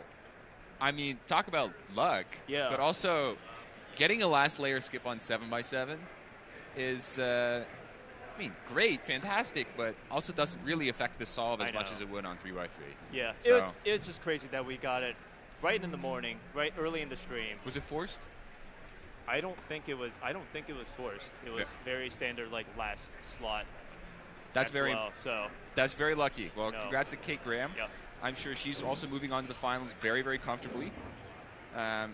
So that's that shouldn't be a wrap for 7x7. There should be one more group.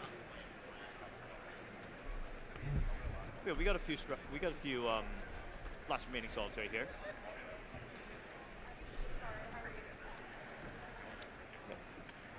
Oh, maybe I'm wrong. Maybe we're very ahead of schedule then. Oh no, it's 3 groups. 3 groups. That's the round. There, yes, there we go. There we go. So there we go. I was reading the website wrong earlier. We have 3 groups of 7x7. We still have a few people we haven't seen. We haven't seen Sukuk Nam compete yet. We haven't seen, at least looking at the top players, we have Max Shaw, who I still haven't seen. And of course Max Park. Max Park, the current world record holder. We have to see some of those solves. So more to come. We'll be calling up those very soon. Let me know when you're ready. So, how did blind go? For me? Yeah. For me, decent. I like safety. I had the safety the first solve, so I could have a good mental going to solve 2 and solve 3, which I think worked out pretty well. So safety to 15 the first solve, ended up getting with 34 single, which I'm like decently happy about for this. Very for nice. This competition. All I wanted to do is secure semis for today, so I think I'm happy. I got a PR single for blindfolded, 152. How'd the rest of the solves go for you? So I DNF'd the second solve by 2 twisted corners. Oh no. And then the third solve, I'm like in the mindset of I have my good single. I cannot get a mean, so I'm going to try and YOLO it, try to one pass and do the best that I can. And I look at the scramble, start tracing corners, and I see 2 cycle breaks. And I'm like, oh, no thank you. I think I was in that same group. Terrible scramble. Yeah, it was not the best thing in the world. Yeah. That's all right. That's okay. You got your PR. That's all that matters. I'm not moving on. I'm going to be focused on one-handed this afternoon. That's good. So that's good. That is life. That is life. So we're still finishing up 7x7 Group 2 here. We'll get people on in just a second, just to give you guys a preview of what the rest of the day is going to be like. After this, we have Pyraminx for the entire rest of the morning. And we're going to try to get a couple of interviews with people during some of these time slots as well. So we've got Ben Wei, Kate Graham, and Samir Agarwal currently listed on our set of interviews. We have some questions prepared for them.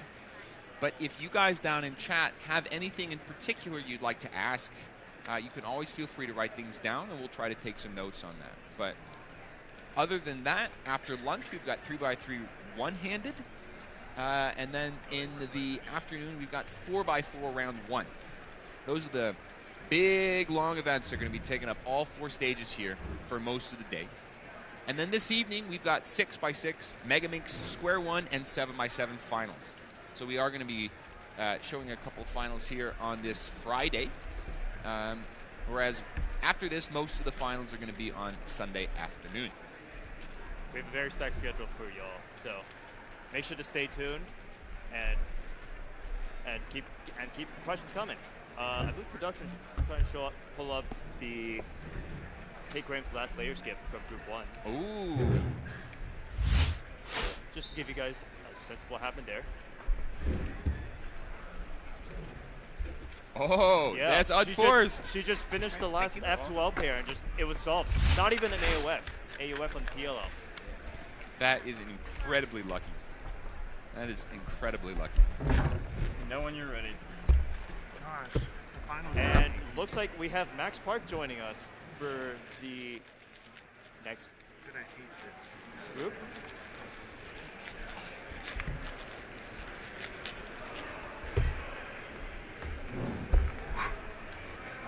Yep. Max is going to start his first solve. So all of our world records here for 7x7 are sub 140. The single is 135. 12 seconds. The mean is 139. Right. As Max starts his first solve, I'm going to be swapping in for Kevin Hayes. So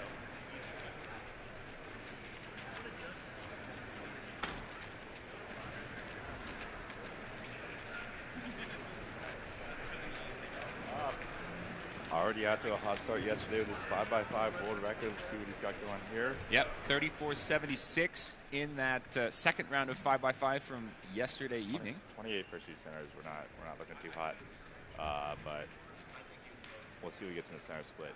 I do know what I'm talking about in this event at least. How was blind this morning? Blind?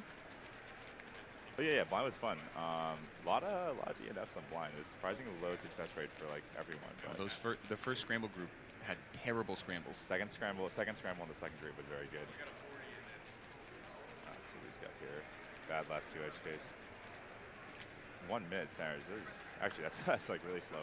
1 minute centers for Max. We're on pace for like 55, which is quite poor. What did what's Timon's average? So Timon got 155 mean, but he had a 145 NR single. That's his first solve, and then a 205 in the second one. I was gonna say that's pretty bad mean given you start with 145, but yeah. That's not too bad.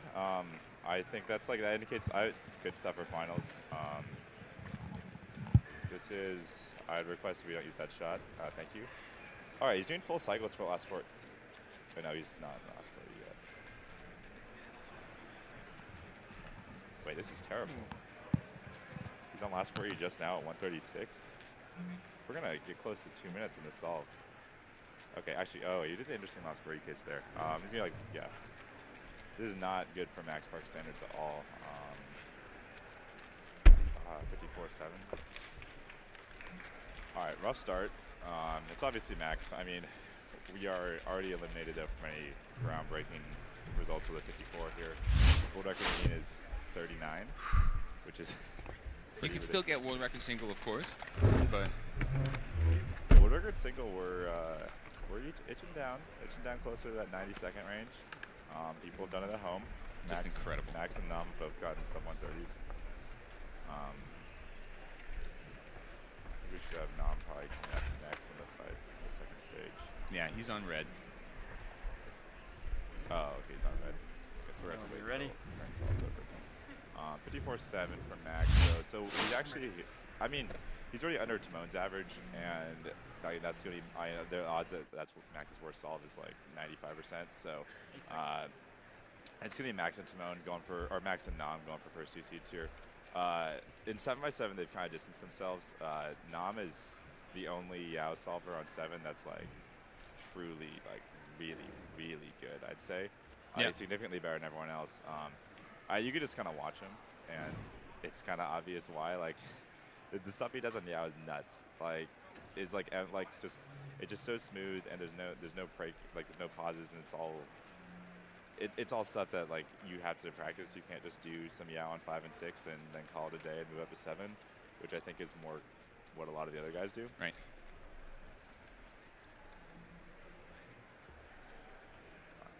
Seeing Chris Shanathwani right now. He's casted the last 2 years, but decided this year to just chill and focus on FMC. He's currently in 2nd place after the first attempt of FMC with a 22, behind Luke Garrett with a 21, which is PR single form.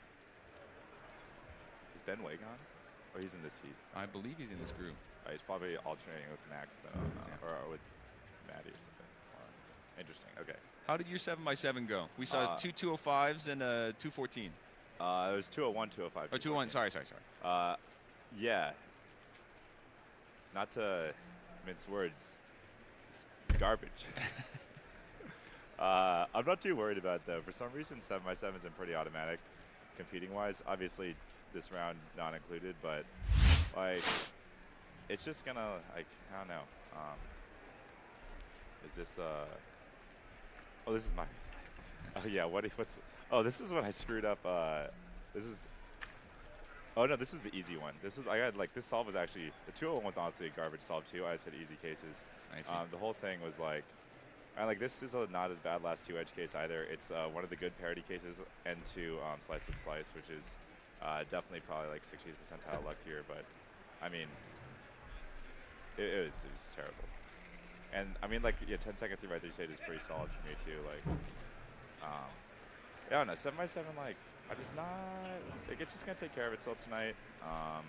I've used my competition cube that I've been using is, I realized during halfway through the average is not good. It's like really, really fast. And I'm realizing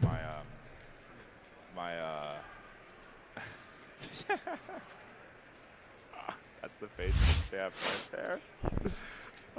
Like, I'm realizing my, like, practice cube is slower, which is what I want. It's okay. Like, so, well, I'm not, it's weird. So you're going to switch, or are you going to try to fix your main cube? Switch tonight. It's weird. Normally I'd be, like, thrown after, like, something so terrible like that, but, like, I think they'll be fine tonight. Also, it looks like people are doing poorly, so I still might have, like, 4th seed, which would be wild if it's 207. I think it was either high 206 or low 207. I'm not sure what the exact decimals were.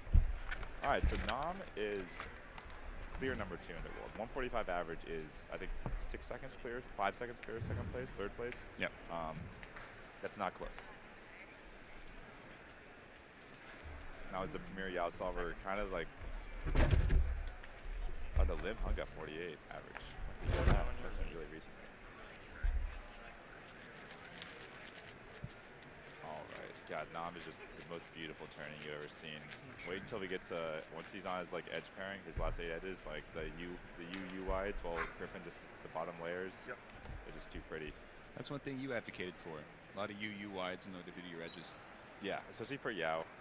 You keep the same orientation. On Redux, if you're switching, like if you're turning the cube over, you can do the slices on the way, which doesn't lose any time. But on Yao, you don't do that. So I think we should go back because Nam is gonna finish first.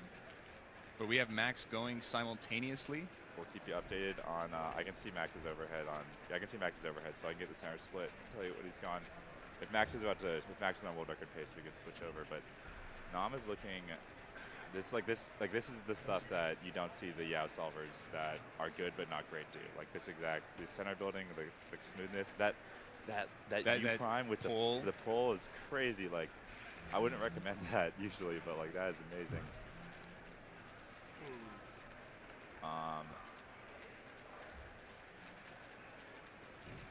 Looking at Max's preview here, he's doing better, but this is not. It's just decent. Let's stay on Nam though. He's okay. He's on his cross edge here. Max is 1 edge on 57. Max is doing pretty solid. He's probably on pace for like a mid 140. Nam is not doing well. This is. Yeah, Timon's 145. We saw him go to edges at 118. Nam is on last 4 at 140. This is an unfortunate solve. Okay, yeah, we should pull it to Max. Max is on overhead cam. We got 120, and Max is doing much better. That's when he's on last 4 already. Oh, he's well on the last 4.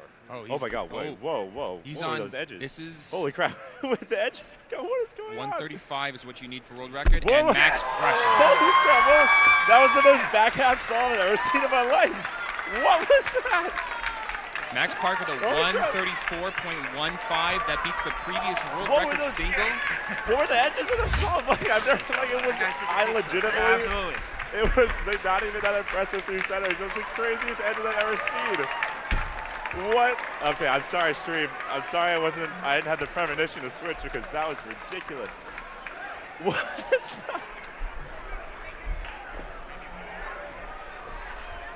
I swear he finished centers at like 52, which is really good, but like, we're not on pace for 34. Right.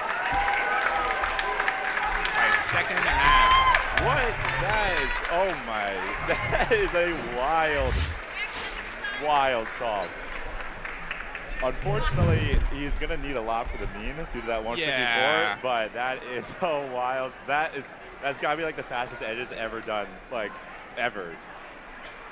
What's going on? I'd love a replay of, the whole solve at some point, but let's just at least those edges. Oh my God, that was crazy. That was ridiculous. What even happened? He's got 3 edges left. He's on last 4 at 120, and he ends at 134. I mean, this is there. I think that looks like a very nice set of last 4 edges cases. Yeah. But like last four, like if you're not too familiar with the cubes, you don't know this, but last 4 is mega RNG. It's insane how much luck goes into last 4. You can get some crazy easy cases, and when you get your world record single, you're expecting a Crazy good last easy 4 edge cases. case. Yeah, of course. Well, like I think he finished. He might have finished last 4 in like 4 seconds. Which for 7x7 is like, that's like a top 1% case. I think he had, when we switched to that view though, he'd already done some work on last 4. Max is a little more interesting last 4 edge style, but like, that was nuts. That's awesome. Oh my God. World record number 2 for Max this weekend. He's got a 134 7x7 single with a solve left to go. He had a 34.76 5x5 average yesterday. This is how you know. Felix, I messaged Felix, I was talking to him a week ago, and he's like, oh yeah, like, I don't think Mac practices too much, like, you know, something could happen. Yeah. That's how you know, it's like total crap. Like, Max is gonna come in and absolutely wipe everyone. Like, he's done 3 events, and he has 2 world records. Sorry, he's done 3.5 events. He's has got 2 world records. Like, what's going on? Also, 2 of his solves in his 5x5 average were almost world record single. Okay. 1.5 seconds is a big difference in the 5 solve, but like, still, like, no slouch. Okay, so Max is in a commanding lead, I'd say. Well, did we get noms first time? Cool. It was on pace for like high 2. Okay, I'm glad I at least was like, oh, let's switch to Max. Okay, ooh. Wait, what is going on with Max? This is Max Shaw. Shaw. Max, what is happening? Why are you on, did he pop? Why are you on centers at 2 minutes? Oh no, Max, he's not gonna final. Oh. Oh no, Max. Oh, Max. This is so bad. He must have popped, but this is bad enough to where even 2 flats is not gonna be enough to save him, because cutoff's gonna be like 225. Nama's getting E1 for what? Okay, Nama's getting E1 for some reason. It shouldn't be, I think he finished before Max's solve finish, so it wouldn't be that, but we'll see. Okay, Max, you need to get a 250 here, or better. I'd recommend not going to this view, just you can't see anything, or this view. There, thank you. Okay. Shaw's going to be in contention. It's top 20 for finals, and 6x6 final, or Maryland was like uncharacteristic slow yesterday, but if Max starts with a 255 here, like it looks like he's about to, it's going to be really, oh no, Max. PLL skip, 6 move. He's gonna need. He's gonna need a lot. Like, it's just so capable for him though, because I'd say probably 225 if we had to guess. Like, and so since 225, he gets 2 205s, he gets 225. But like, obviously, like. Yeah, one nice thing. I don't think Aryan Kejrawal is here. No. I don't see so him. that gives you an extra second instead of a 222. You're going to need a 223. There's 222 on the psych sheet? Okay, so we're looking more at like 228, I think. Probably 5 seconds slower. Those are everyone's PBs. People compete a lot. People are not going to compete here. Sorry about the start there. Yeah, no. I mean, that is unfortunate for Max. Clearly wasn't going to be a PB anyway. Or fortunate. All right, we got Nam on E1 here. And on stream too. During for the we content. got the field cams looking good. Unfortunately, no overhead view, and he's a dirty under the table solver. So as pretty much everyone else pretty much everyone is, including me now. I used to solve pretty high, but we just got jack those chairs up to make them solve over the table. They're really short tables. Okay, Max is on. We got Max on blue. That'll be more interesting than seeing Nom's head shake. Something bad happens. So Max is on solve 3 here on blue. What does he need for world record mean? Just a nice 129. 29, yeah. Okay, so technically, it's almost always possible in these mean of 3 events. you're right. Your BPA is quite good. If he got world record mean here, it'd be the biggest waste of like a 134, 129 on a mean like ever. But we can obviously get into good single here. I don't like an expected value for this solve is probably like 142. Yeah. Also, just to note that our lost time, they held down at help desk outside. What do we got here? 23 first 2 is very good. For reference, he was 28 first 2 on the first solve. Also tracking Nom, he's at 145 and hasn't started to move the cube up, so we're not doing good on Nom's solve either. Max is moving on this one. Where's Nom doing? 155 now. Oh no. Go grab Nom's end. 2 flat. Okay, that's not good. Yeah.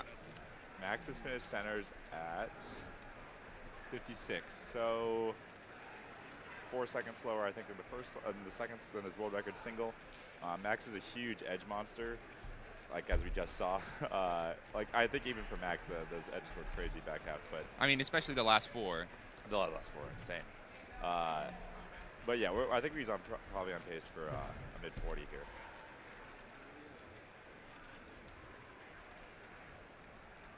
Oh, we got an outdated graphic. That single's It's hard to keep up with the world records that he's pumping out. He's too fast. Oh, the steam moves. All right, last 2. A little sloppy on. That's interesting. He shouldn't have done that. You can if you noticed, he rotated. Okay, we're gonna have like a 53 here. Yeah, just for like reference, like for reference of how fast the edges were. Oh my God. I mean, right on target. But this is a 3x3 stage is so fast. I gave him an 8-second 3x3 stage, and he got like a 7.5. Just for reference, though, he got 56 centers in that solve and got a 53. And the previous solve, he had like 52 centers, he got 34. Yeah. So monster edges. Even by Max's edge standards, like that 34 was crazy. We got Max shot here. He is in the cooker right now because. He has to get like a 205s, which isn't a gimme for him. Like that's his PB average is 205. So Max Park ends with a unclear mean. We're working on the data points there. It's Max Park's 82nd world record, by the way. He is closing in on that 100 mark. It's going to be difficult. The world records have been slowing down for him, but still, 2 in competition. It might be doable. Yeah, you got 2 this weekend. Also, when like your PBs are all the big cube world records, except for 6 mean, Max did do a good job in his heyday of making sure he was farming those records. You got to make sure you got to beat him by like a 10. Never beat 2 on the same day because it doesn't go in the database as more than 1. Yeah, you're telling me. Very. Sorry, Keith. No, you're good. It happened to me before too. Yeah, welcome to the club. Not quite as an important situation though. All right, Shaw, we got much better solve. I mean, he's finishing. Okay, quick recovery. Those types of those lockups there on the pieces are. They don't cost that much time. It costs him maybe a second max. He recovered really fast, but like, it's more than mental. Like you're already in this position. Yeah, you have to stop and you get out of a flow state. Especially already in this position where you need 205. You need to hit your goal like your normal times twice in a row, and then you get this weird lockup that doesn't normally happen. And even though it costs 1 second. It's really hard to not let it cost more time mentally, and there's like a lot of good practice that can be done. Just like make sure you're on that. We got Ben Wei coming in for an interview next. He's gonna be talking about a 7x7 mean. We may ask him about the commotion recently as well. But We're gonna have him right here as Max Shaw finishes up his might be his last. Oh no. Yeah, I think this might be curtains from Max, unless his first. I'm assuming this is his third solve because this one's gonna be like a 215. Yeah. And then I don't think he's. We'll see how maybe this might be slow first round, but it's gonna be tough. He's got a big night tonight, anyways. Without adding on some more finals, he's got 6 final and square one, of course. Yeah. So I'm going to head off real quick. We're going to bring Ben Wei on to talk a little bit about his performance in 6 and 7, and chat a little bit about what everything's going on. So I'm going to be signing off for just a second. Here's Ben Wei.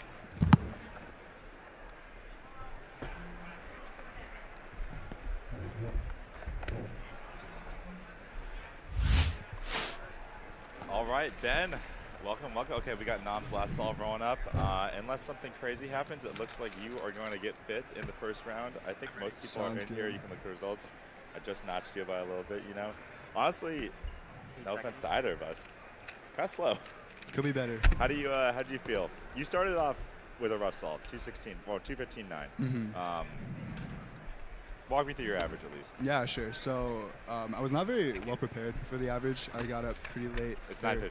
Yeah, it's not way too early for any round of big cubes. But I think going in, I was just trying to do my best to get into finals. I didn't have too many expectations put on myself. And I think I learned a lot during the average. I was trying to kind of let the edges pop out more. I think that's one thing that I'm trying to work on. And so for the first solve, that didn't really go to plan, but the second 2 solves were pretty solid. So what's I mean, I don't know how active you are. I know you're at UCLA. That's correct? Yes. Yeah. What's your preparation? I mean, balance there's a very common oh, what happened to so and so cuber? They just went to college and then they decided not to keep so much anymore. You're still very active. I saw you got PBs recently in 6 and 7. How has that kind of balance for you been in your life? It's been tough to balance, honestly. School's been very busy so far.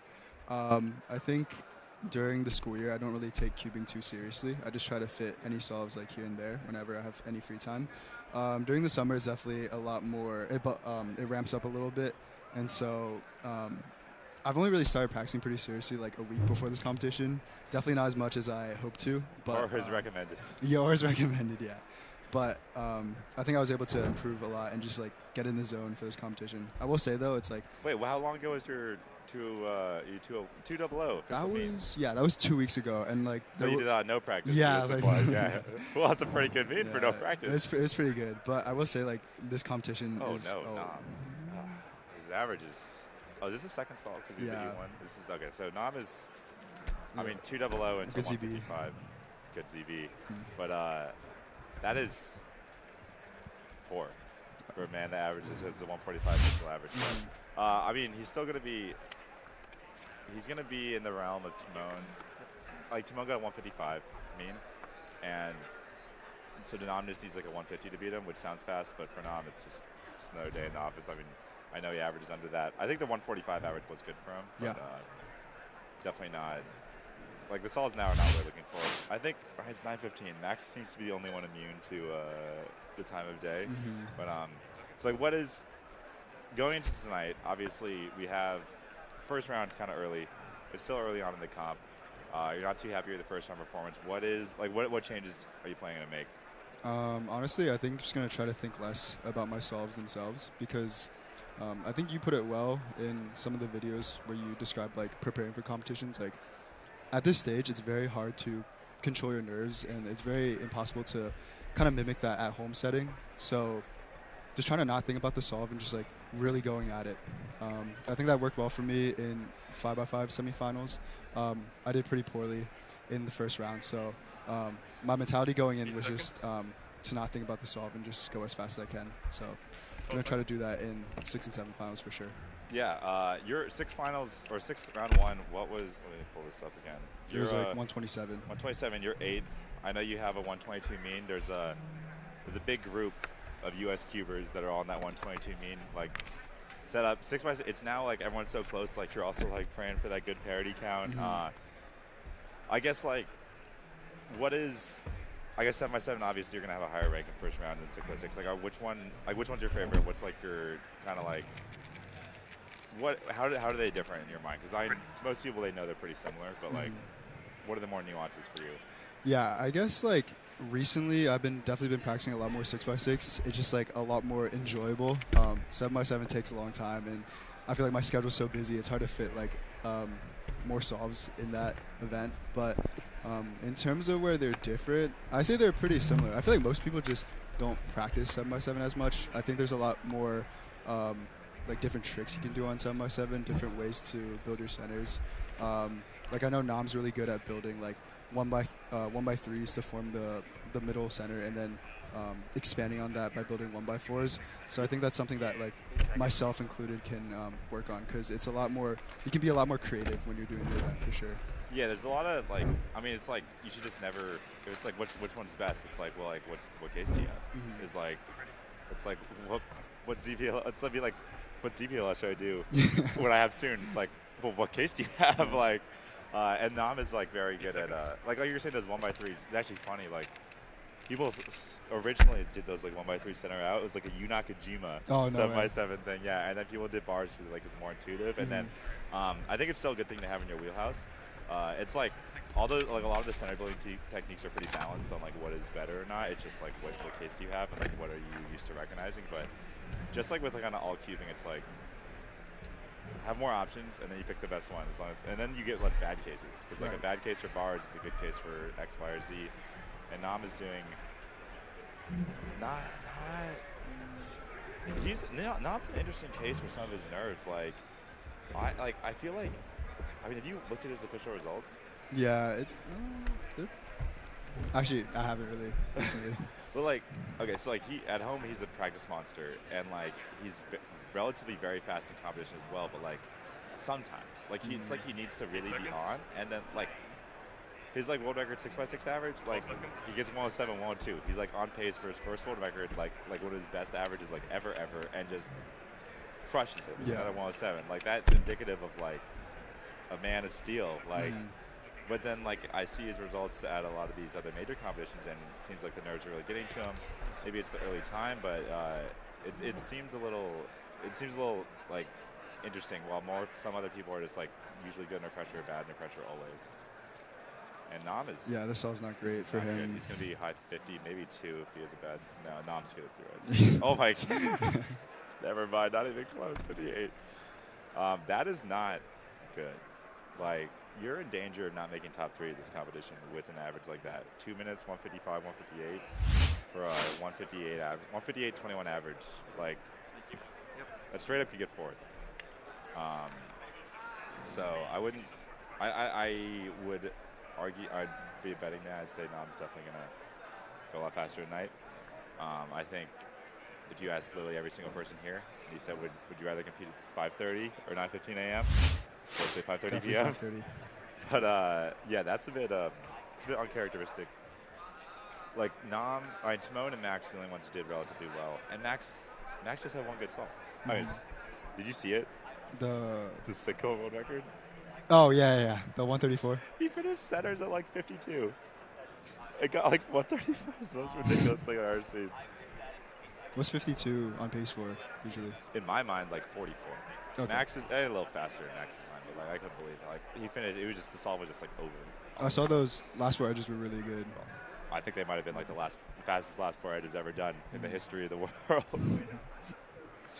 Okay, so you're going to junior year at Cal, right? UCLA. Oh, sorry, UCLA. Yeah.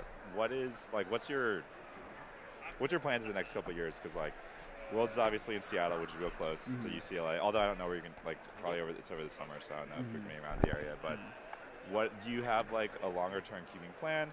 Is this something you're kind of looking forward to, or are you just taking it like kind of a day at a time? Yeah, definitely taking it a day at a time. I feel like, especially this like going into college, I was starting to feel like really old and like time to hang it up. But oh yeah, you're so old. Yeah. But I think like what makes cubing so great is that like you definitely have like a lot of like physical longevity. If you want to continue doing it for a long time, you really can. as long as you put the time in and the effort in. I think like 8 seconds. this upcoming year, I'm definitely looking forward to practice a lot more. Cubing is definitely getting a lot more competitive, and I feel like I was kind of getting like edged out of like the top competitors. Like I started getting that feeling like I wasn't like gonna be able to compete at the top level anymore. But I feel like I just need to practice more, and like I can definitely make time for it. So yeah. Yeah, I mean, you're at a point where like 2 double. I mean, I do feel like when you're practicing that like. Sometimes, you know, when you practice, sometimes you're like, oh, man, that solve is so normal, and I got such a good time. Like, I just need to do that, like, a lot more often. Like, an average of 12 where every single solve is 159 is very different than average 12 where half the solves are 155 and half the solves are 205. Yeah. Do you feel like there's a lot more untapped potential that's just kind of, like, sitting there? You just need to, like, put in a medium amount of time to get?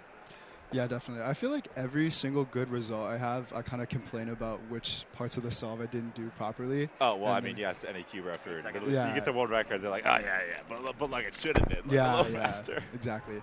But yeah, like you said, I do feel like there's some sort of untapped potential there, especially since like I don't feel like I practice enough, and after getting like any PR, I definitely feel a lot more motivated to practice. I feel like I can definitely break into like sort of like maybe like top 10 in the world or something like that. So definitely have 156 now. It is 156. Is that you? Yeah, I'm 10. You're 10. 56-0. Yeah. Which I couldn't believe this. I got that. I checked the results. Like, I gotta be like 7.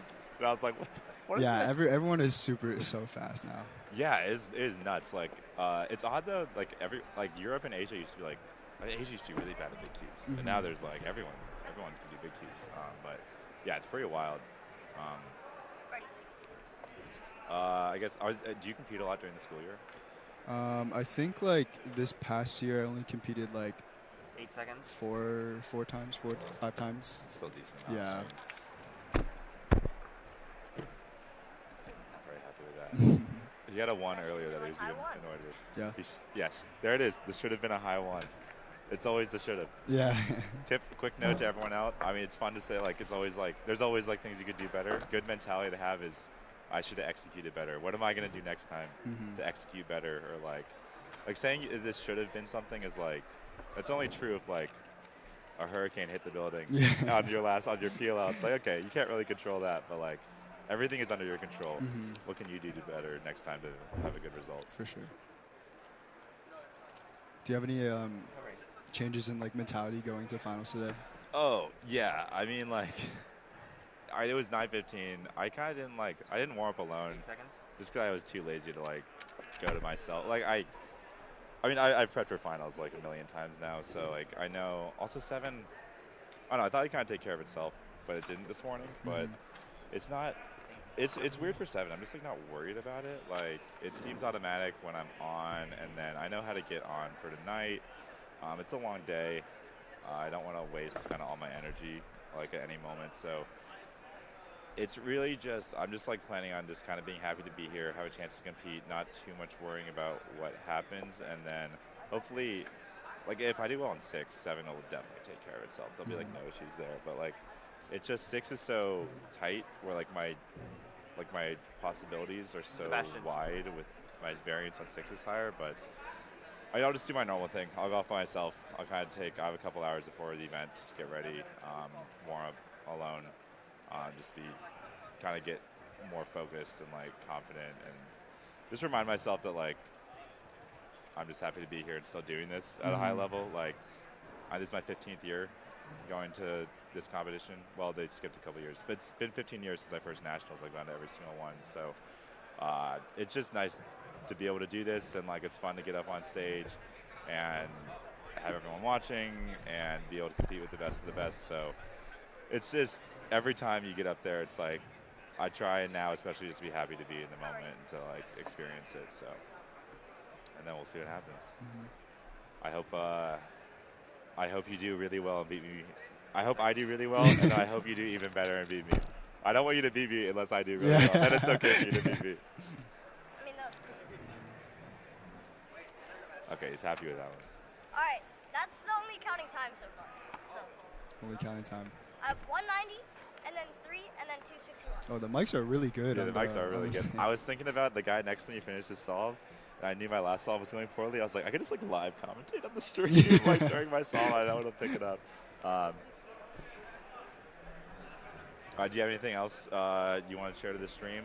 I don't know if you don't really have a big online presence, do you? Not really. Yeah, that's okay. It's kind of a hassle sometimes. It is, yeah. Maybe in the future. We'll see. Yeah, okay. All right, it was great having you in, though. Good luck tonight, and I'll see you out there. Sounds good. Thanks for having me. We are going to switch out. We're going to pull in Keaton Ellis to join me on stream here. We have an interview with Kate Graham scheduled coming up as well. We'll check out her on her Big Q results in round 1, but for now we're going to get more focused on these Pyraminx results. We have Joaquin's on pace for quite a good average. He's got 1.41919. These small events, the big cube is really easy to see what's going on. The small events, people are really getting their heads in the camera.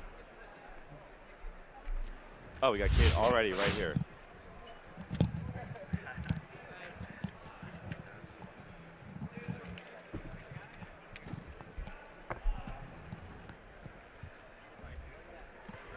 Is this supposed to feel this loose? Yeah, I think it's, you can hear everything. Really weird. Yeah. All right, Kate, welcome to the stream. Hello. How's it going? How's your weekend been so far? Not like, okay, it's been like pretty fun, but like results have been pretty like horrible. Luckily, no results have happened in the final yet, and you have not been eliminated in any of your important events. I'm kind of just like worried though, like if I'm doing this bad in the first round, like I just hope I don't carry that in the finals. I hope I'm like saving all the good energy for finals instead of just doing all bad. Yeah, I mean, it's kind of like, I mean, how many of these huge events have you been to where you've been like really competitive? Probably this is my first one. Yeah, I mean, like, it's a big difference, isn't it? Yeah. Yeah, it's never. Sorry, can we get that again on the? What? Sorry. Oh, do you have was it you that had the last layer skip? Oh yeah. Oh yeah, let's get the last layer. So Kate, I saw someone got that. I didn't know it was you. We had your last layer skip. Is this like completely unforced? No, yeah, I did. That's hilarious. That's awesome. It's such a horrible solve too. Yeah, I mean it's a little unfortunate to waste. I mean it's like what, like 4 seconds probably, just like straight up like given. Yeah. To be fair, like it's one of those things where you're like, oh, right at the end, like you just had like 4 seconds skipped. It's like, but like, it's a pretty similar amount to like, oh, I got pure parity or I didn't. Like, say you get pure inner slice parity, it's like, or you didn't, or like you got an easy last forage case, or you didn't. Like, so like, it's obviously like way less likely, but it's not. It's like easier to lose because it's like an obvious luck. It's easy to lose that in the sense that like if you just skipped an entire edge on edge pairing, which happens sometimes, you just like don't really notice. Yeah. But like you just saved like 4 seconds also, like, and that's way more likely than like last layer skip. Yeah, that's fair. So like, what's your I mean, you're saying you're not too happy with how you did in the first rounds. Like, what is kind of like your mentality rolling into a competition like this? You said it's your first like big event since you've like been much more competitive. Like your fourth seed NA, fourth seed NA in 7x7. Is that like something that you're really thinking about, or like adding more pressure? Kind of like what's your prep been like? I think it is adding more pressure. Like, I honestly don't really know how to like prepare. Like, I'll kind of just go for it and see what happens. Yeah, that's fair. I mean, it's kind of like, it's hard. It's something that I wouldn't worry about. Like, my recommendation is like, it's nice to just build the experience. Like, yeah. My first Worlds, I did horrifically bad. Like, I mean, I got last place in the 6x6 final, which I don't think you could do any worse than getting last in the final. So, and like, I remember just, it was such a good experience though, in the sense that like, of the motivation and coming back to the next one and being so motivated to do well and just like kind of knowing like that thing. And like, it's such a common phrase to be like, oh, it's your first Worlds. Everyone is bad at your first Worlds. Like, it's your first major. Everyone is bad at their first major. And it's like such a real thing because people aren't kind of like aware of that. But so I just wouldn't take it. Just like it's much easier said than done. But just like enjoying just like getting this experience, because next time you'll be so much more knowledgeable and like understand how you're gonna feel and everything. But Right. all right, it's such a more easier said than done thing. Joaquin with 2.04. So what are you feeling for tonight's finals? You just kind of gonna reset or? I'm gonna try to like reset, like hopefully try to start doing better in warm up. I noticed like in first round, like I think my turning was like, horrible. I was just kind of taking too long to complete certain turns, and it was just like really throwing off my perception of like what kind of time I was gonna get it. Yeah, that's fair. I mean, it's just an entirely different ball game. Yeah. Yeah. Joaquin is worst possible like average now 199. Oh wow. Yeah. Sorry, we're also obviously tracking the results as well. I think that's NR, probably. Okay. Yeah. Is there any like? Do you have any other like stuff you want to talk about for your results? Or I mean, I know you have like an online channel as well. Where can people find you if you wanna see more K-Gram? Yeah. So I have a YouTube channel, and I guess I have an Insta. I don't really post there that much though. But yeah, no, I post all my sols. I post all like my PRs on YouTube. Well, I think there'll be a lot more content there then. Yeah. Soon. You're certainly on the rise. All right, I think we're gonna switch Keaton back in.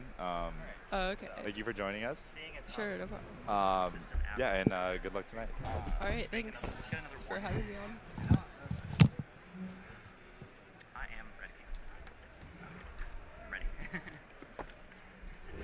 All right, so I think our biggest storyline right now is that we have Joaquin with one solve to go with a worst possible average of 199 and the best possible average of 181, which in the Pyraminx world is a big difference. And let's pull up his results right now.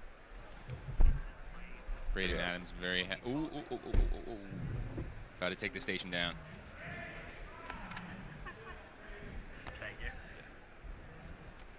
Okay, where is? All good? We good? I should probably pull up this section. That cord is. And it's all signed. That's 5236424 is the play. So I believe Ezra Shear is not here for Pyraminx, so that leaves things a little bit more open. After Ezra, we've got Simon Callum with a 153, tied with Michael Nielsen as well. So tied at the top right now. Oh yeah, Joaquin, Mexico, NR. I assume does he already have it? 2.07 was his old PB. His worst case is 199. Although that's a nice barrier to break. Yeah, that's a huge one because I don't know if he instantly calculated. He probably didn't instantly calculate that on the fly. Yeah, he's NR1, so that's a new Mexican record there. We're unclear. I think he actually might have been done. We have 4 solves of his, but the ones we have, we already know he has NR. And that's the reaction of a man who just got +2. What?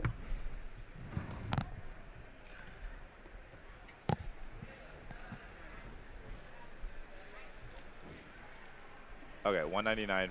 199 for Joaquin, so new Mexican. Yeah, we have he finished his solves. The one we were missing was his worst solve. So new Mexican national record, 199. It's going to be pretty high ranking in this round as well because even though that would only list. Now it would be lower on the psych sheet, but people aren't getting their. This is a Pyraminx short event. People do not get their PBs in every single round, not even close usually. Ooh, and Dylan Chan with that 293, with the Pringles can for phone stand. It's an interesting one. Very creative. Also, 7x7 results are completely in now. We have the psych sheet is in only order flip. We have Max Park first place 147, Timon Kolosinski 155, Xiang Nam 157, Kevin Hayes 207, and Ben Wei 208. Did Max Xiao make it? Max Xiao did make it. 231. Wow, the cutoff ended up being quite slow. 231. Honestly, it was a really slow round. Like, it is pretty early in the morning still. There were 2 good solves. Max had a 34. Timon had a 45. There were 2 good solves. Like even for Max, like it was like terrible solve, amazing solve, terrible solve. Honestly, that's like kind of how the early rounds go. You're not like on. When you're not on, your ceiling is still very high. It is the same. Your ceiling's almost exactly the same. You can get that crazy solve. Your consistency is completely gone. Yeah, you have no ability. And it's early, and for a lot of the people at the top, you're concerned about records, less so concerned about making it to the next round. I wanted to get on a top 4 seat, which I assumed I was not, but I somehow... You squeaked in there. I get to sit next to Timon. Oh, my God, I get to sit next to Timon. That kid is, like, literally the best competitor I've ever seen in my entire life. It's so nerve-wracking sitting next... I don't know if I've sat next to him before, but it's just, like, I know he's going to do well. He's just going to do well. I've asked him about how he feels with crowds, and in particular the All-Stars format from Tuesday. He loves the crowd. He eats it up. It's crazy. He performs very well under pressure. He was warming up this morning. It was like, oh, yeah, like I was doing some practice earlier. I was doing so bad, but now I feel a little nervous, so I'm doing really well. And I'm like, I hate you. That's not how that's supposed to work. Like, oh, my God. What a terrible problem to have.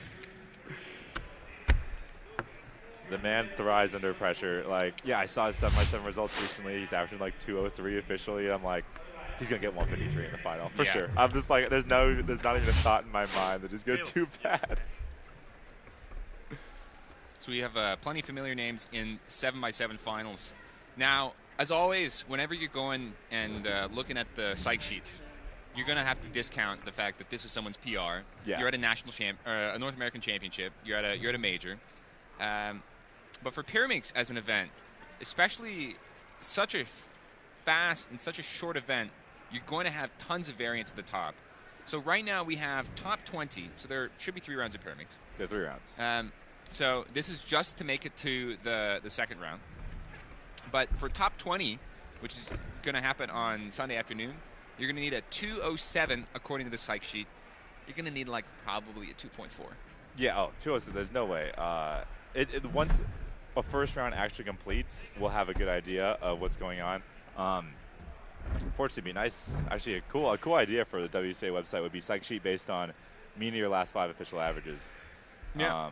To get it more, because like, I mean, yeah, psych sheets. All PBs are, especially in the shorter events, long gone are the days where you show up to a major, and it's been so long since everyone competed that the top 20 all drop time, and the psych sheet's like, the psych sheet doesn't mean anything in the reverse way. Now it's a good indicator, but you have to kind of adjust.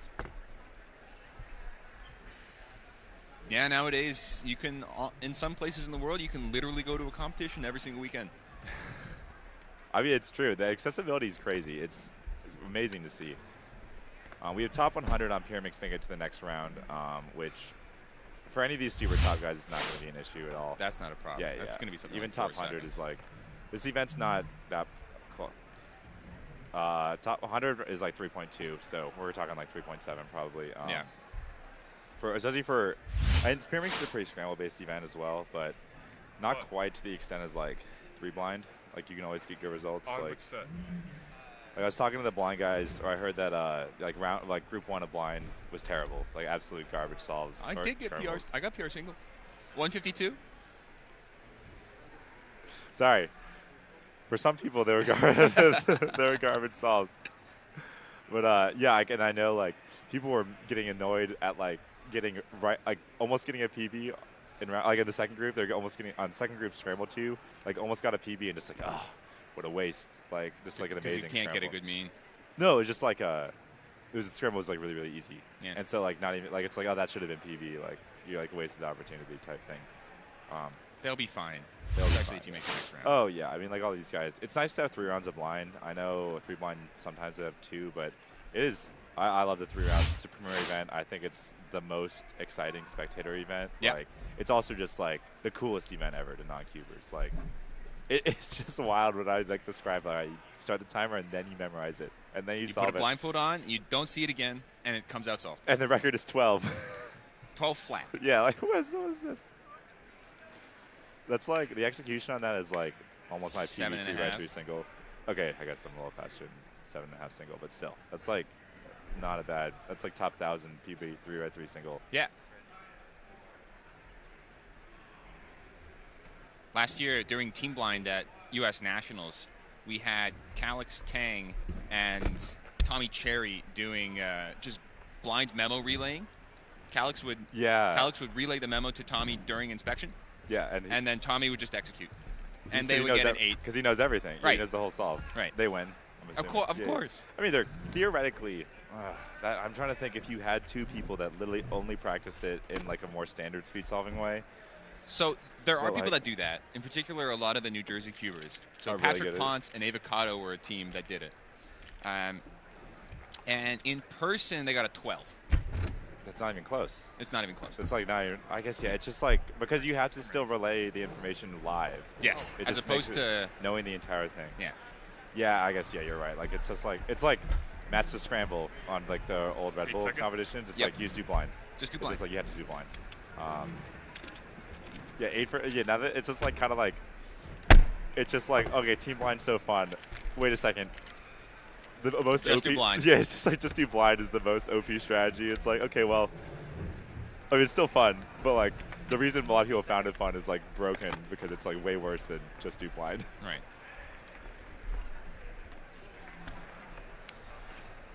That was a really low move count solve.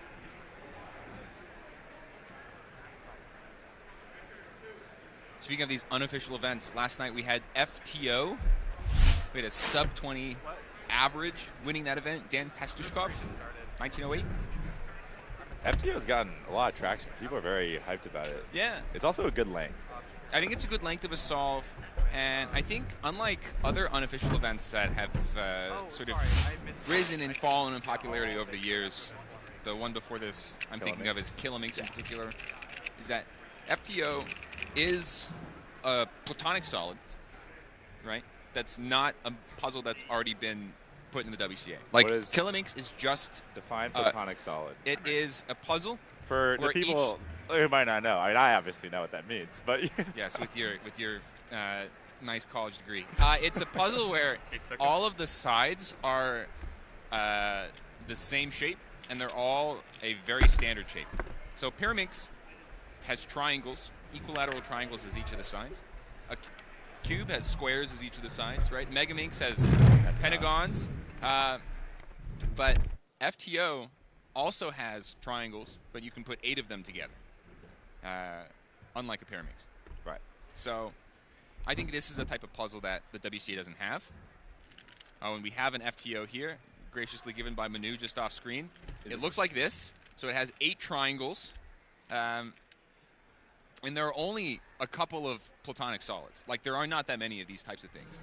There's this, there's a cube, there's a Pyraminx style thing, there's a dodecahedron, which is the MegaMinx, and then other things have way more sides. So this is sort of the only other thing that's there. And oh, yeah, this is the nice one. This is the new Yancheng one, right? Yeah. Right. 12 seconds. It's Oh. face turning. All right. Kevin whoa. playing with an FTO for the very first I time. I thought there were tips. Oh. Okay. No. This is why There's it's also popu- a corner turning octahedron. I see. This is why it's popular. This makes much more sense. I see. When I was thinking about, okay, this is pretty cool. Finger tricks must be gnarly. Yeah, it turns really interestingly, and so I think that would make it a very interesting candidate event. Yeah, people really like it, and yeah, I like the fact that 20 seconds is a great event length. 4x4 is like 4x4 and 3 blind are kind of the only ones that fit there. Right. And 4x4 people are mad at always. Even the best 4x4 solvers hate their own event because there's parity. I hate parity so much. Yeah, it's like you're doing a 4x4 average, and like if you're super elite, it's like okay, I need to do well, and then I also need to get 3 out of 10 or better. Right.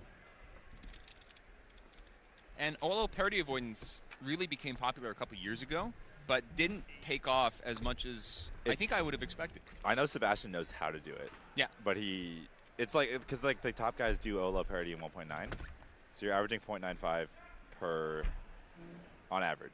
Right. You're adding 0.95 on average for OLO parity. So like, you have to do OPA in under 0.95 on average, which is very, very difficult. Well, it's not that you have to do OPA in less than 0.95. It's that you need to have OPA affect your solve by less than that. Yeah. Okay, yeah. It has to affect your solve less than 0.95, which is very, very hard. Yeah. And I know Sebastian learned it and did a lot with it, but ended up not using it. And he's been on the grind though recently because his last. Yeah, nice ER recently, 1990. Not just that, he followed 1990 up with a 20.4, which was his second best time ever. It would have been a PB at the start of the day.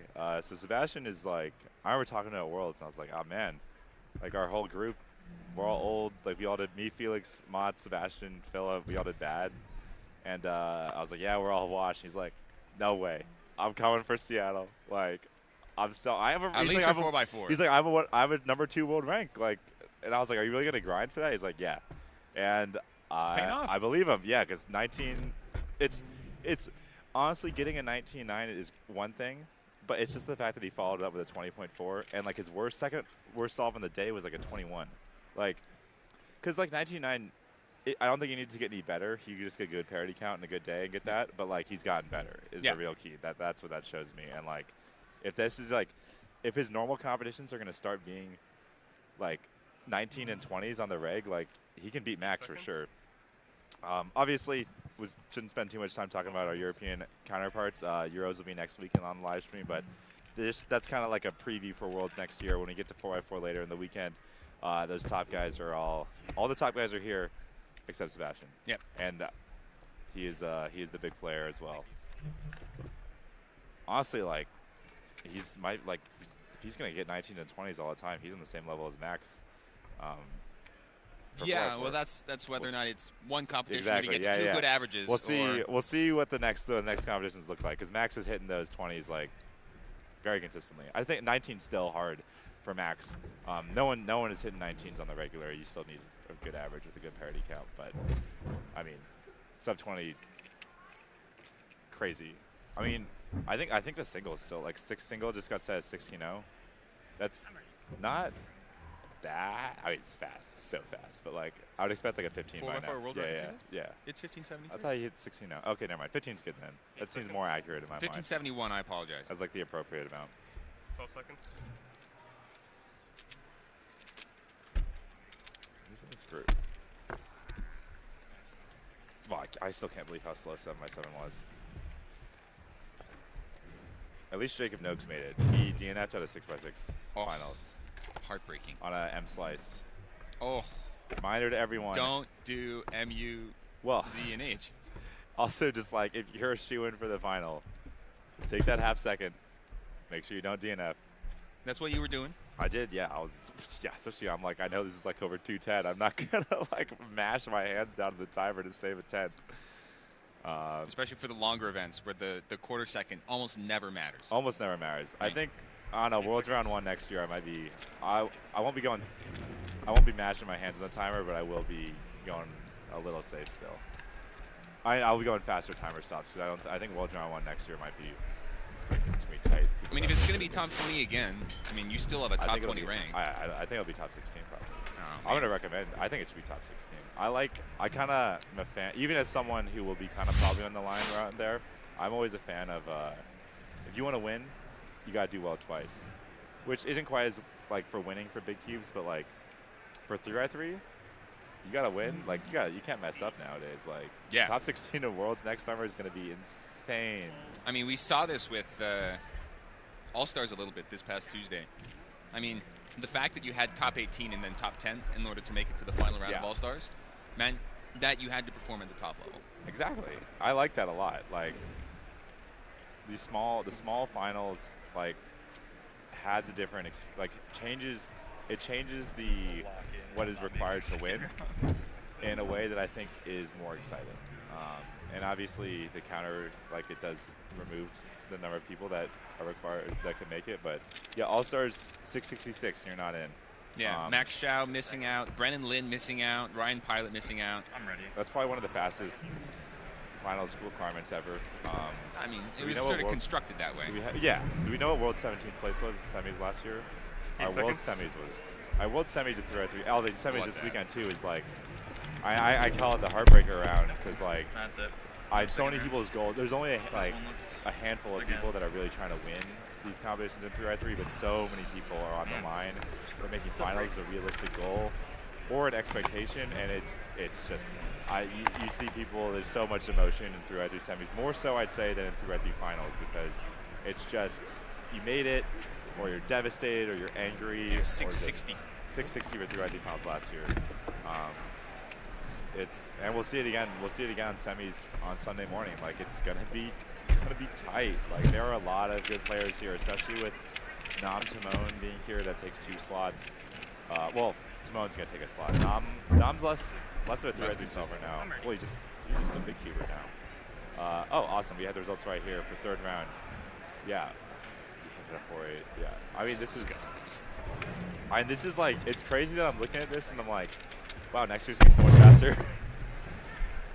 Like, I'm like, oh, like it only took 660 to make 3x3 finals at Worlds. Like, I mean, it's like so fast. Like, it's absurd. I feel like everyone's gotten so much faster than last year still. Yeah. Like, I've stayed the same speed. I've also stayed. I might have gotten a little slower in 3x3. My big cubes have gotten a little bit faster. My 3x3, when you do more total big cube solves than you do 3x3 solves, don't really get a lot faster with 3x3. My technology has not improved since 2012. And coincidentally enough, that was the last year I was okay at 3x3. Hey, you've made 3x3 finals since Oh, then. wait, no, 2013 I made finals.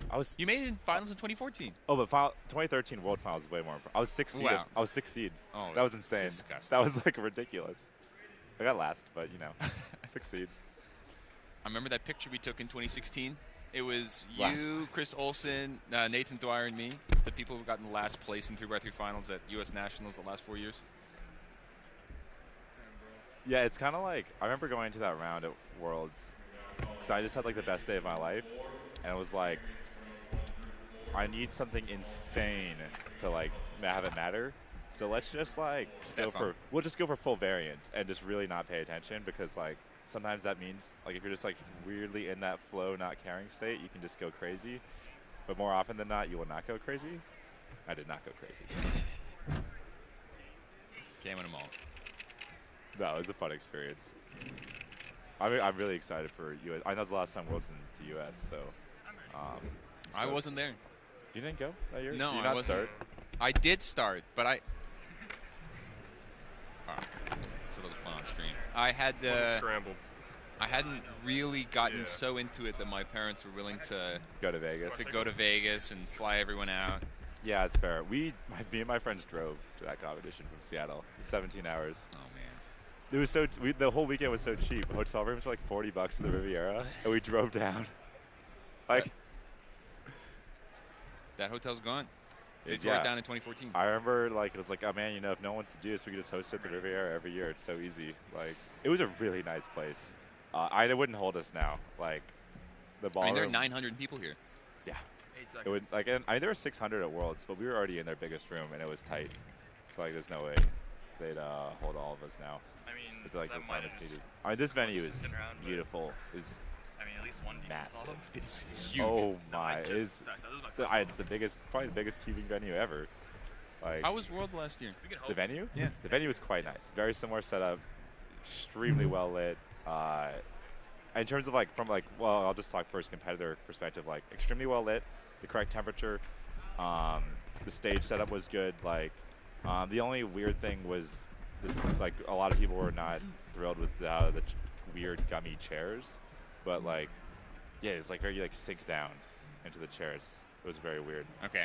But the venue itself was like very nice, and the stage setup was really good, and the curtain they had to like come out to finals was like That was really, very cute. Small stuff like that made a big difference. Like, that was really exciting. Like, it was kind of like, it's hard to. I mean, like, we have a good setup here at Nationals. Like, you're down and then you like kind of walk up, but like the curtain really just like everyone's already looking at you in the spot.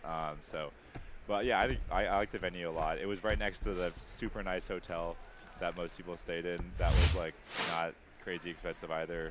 So I'd like, in terms of, that was absolute blast.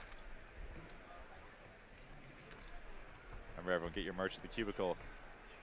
That's the shortest line I've seen so far over the last 24 hours. Well, it makes sense. Everyone, not a lot of people come for not a lot of people's first day is Friday.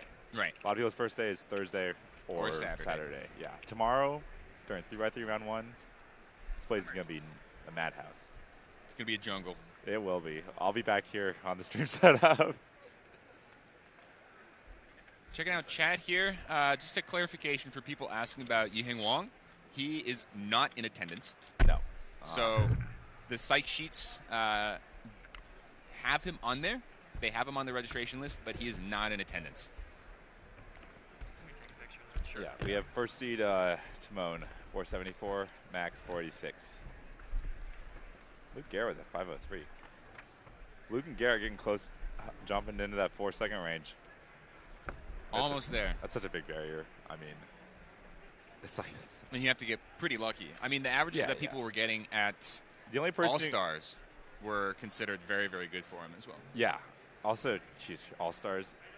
This is what that's why I was like, Timon's just gonna like do so well in 7. I saw it's been a year and I see him at All-Stars, high pressure solve. 3. 4.9 average. I'm like, this kid, where's this come from? Like, it's such a classic Huber thing to be like, be like, oh, but I average this at home, but like I average this at home, and like Timon is so like, yeah, well, I don't care what I average at home. I'm just gonna do well. What matters, yeah. What matters is what you average in competition. I know, yeah. You gotta like the skill of competing well is real, and it's something that I think Hubers don't like to practice, and so naturally are not as good at. But something that's similar amongst literally every single top competitor. Even Timon, who is very naturally good at it, puts in a lot of effort to be good. Like, he's not just like, oh, I'm really good at competing naturally, and I'll just not think about it. He still puts in a lot of practice specifically to do well in competition. Yeah. That's something that all the top competitors do because it's like required. Do you do anything at home to practice for? That's like all I do. Major competitions. Yeah, at this point? I mean, I'm only really practice for the major comps, but like because like I'm not worried. Like my issue, especially for something like this, like if I do what I'm capable of. Like, my goal is to get 4th, really, behind the big 3.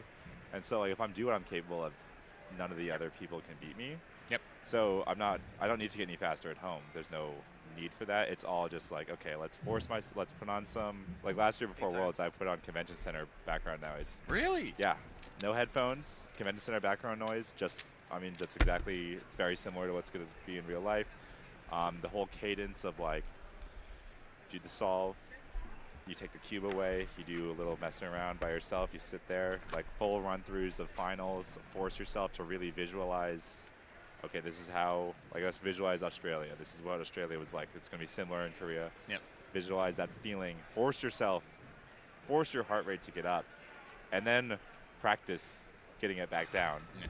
Thinking about it, having something go wrong in the solve, and like, it's very common also just like rage quit solves as practice. That's like the worst that you could ever do.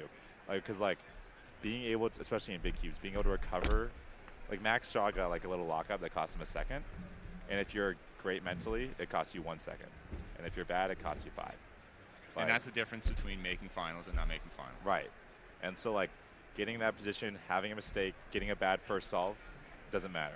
Like you can get any solve can be a PB single. Like you gotta make sure you take advantage of it when you do, and so like getting in that mindset, like that's all I would do. For Worlds last year, that's all I did was just comp run through style, and then this year as well, it was mostly just comp run through.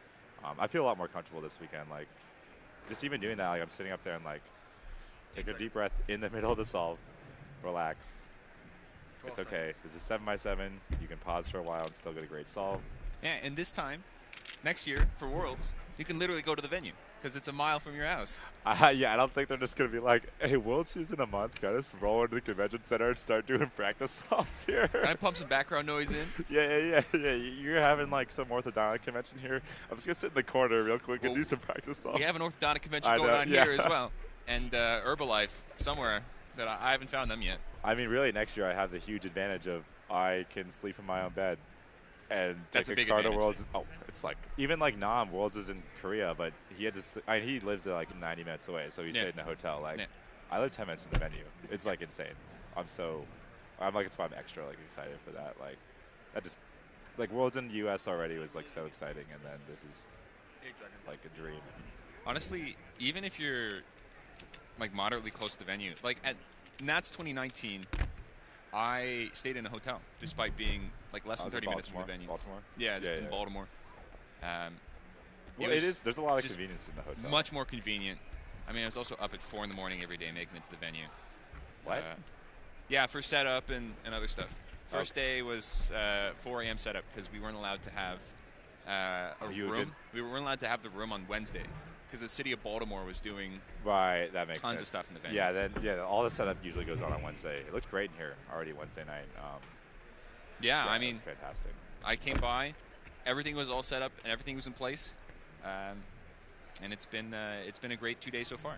Yeah, since really smooth sailing too. We were only running like think 20 minutes behind at most. I think we ended like 10 minutes late. Things are like, good today. That's nothing. Like, we got Jasmine Lee on stream right now, 2003 ID from one of the original competitors of the 2003 World Championship. I was gonna say you can't get any older unless you're in the 1980. What year was it? She has been to every single World Championship for the last 20 years. I think she's been to. She must be on. Oh, she's not on this. Okay, never mind. Yeah, there's a very short list of that. There's only like 3 or 4 or 5 people left that've been to every single World since '03. 8 seconds. I know Chris Hardwick's one of them as well. Yeah. One of the other people to mention, Shelly Chang, been to every single U.S. Nationals. 16. All of them. This is the list. You have the list? Yeah, because I'm on the 10+ U.S. Nationals list. Oh, that's very exciting. Yeah, Shelly's 16. That's crazy. I don't think Devin's here. Devin, I don't think is here. Yeah, so then Tim is 14. I couldn't believe I'm tied for 4th. Yep. And Felix is here. I saw Felix here, yeah. Felix Lee. Felix Lee. Old Pyraminx record holder. Felix Lee went to my high school. Really? He was the reason I got into cubing. Wait, that's so awesome. Yeah. So when I moved to Maryland, Felix was the delegate. No, the club president. He wasn't even a delegate at that point. Club president of the high school Rubik's Cube club. And that's where I made all my friends. That's awesome. Yeah, 12 is Felix, me, Lucas Guerin, and Ro Hessler. And Ro is here. Yeah, Ro's here. I don't know. I haven't seen Lucas, but I haven't seen Lucas he might come. Oh, to be fair, some people might just come tomorrow. That's fair. Devin might come tomorrow too. I wouldn't say. Yeah, these guys aren't like all-rounder competitors. So like, there's no. It's not like them not being here right now does not mean they're not coming. Right. We saw Stephen Wintringham. We've seen him multiple times on stream so far. Stephen working at the Cubicle, mostly doing vending this weekend, but they let him sneak away to do some solves.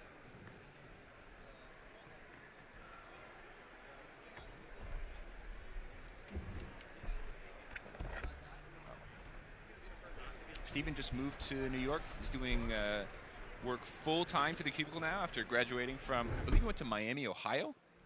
He's swapping up to this group.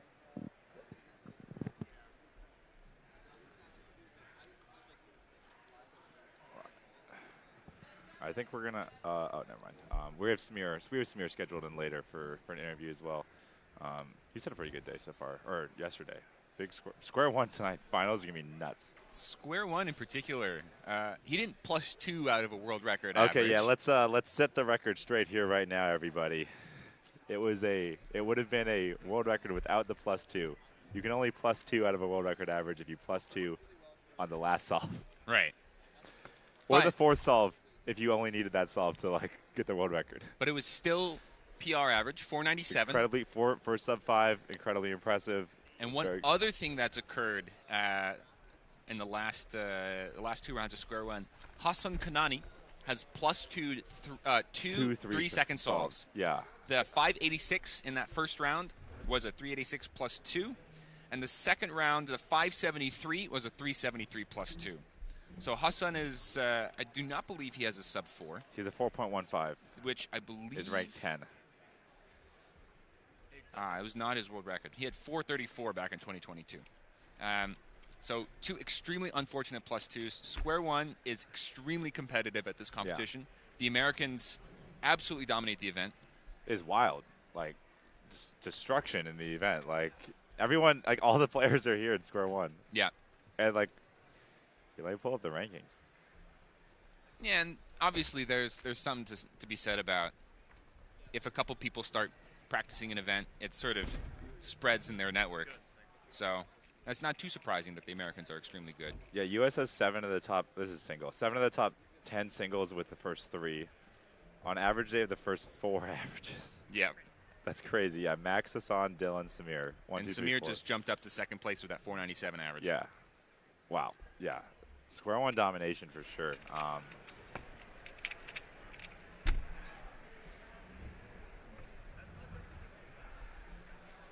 Yes, unfortunately, there's no Sam Fang at this competition. But there's still plenty of square one to go around.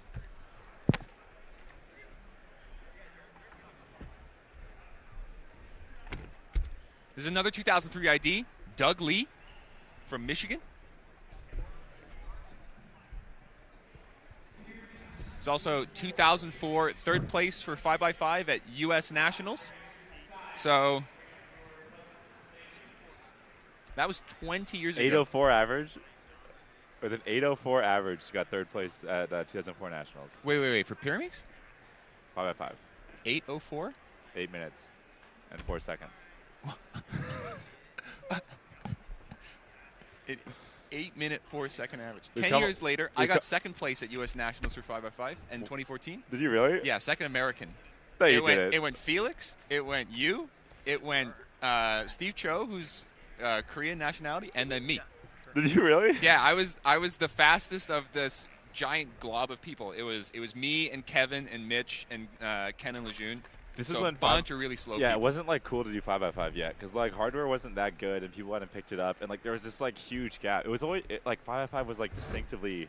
Now it's kind of like in the middle. Like everyone does it.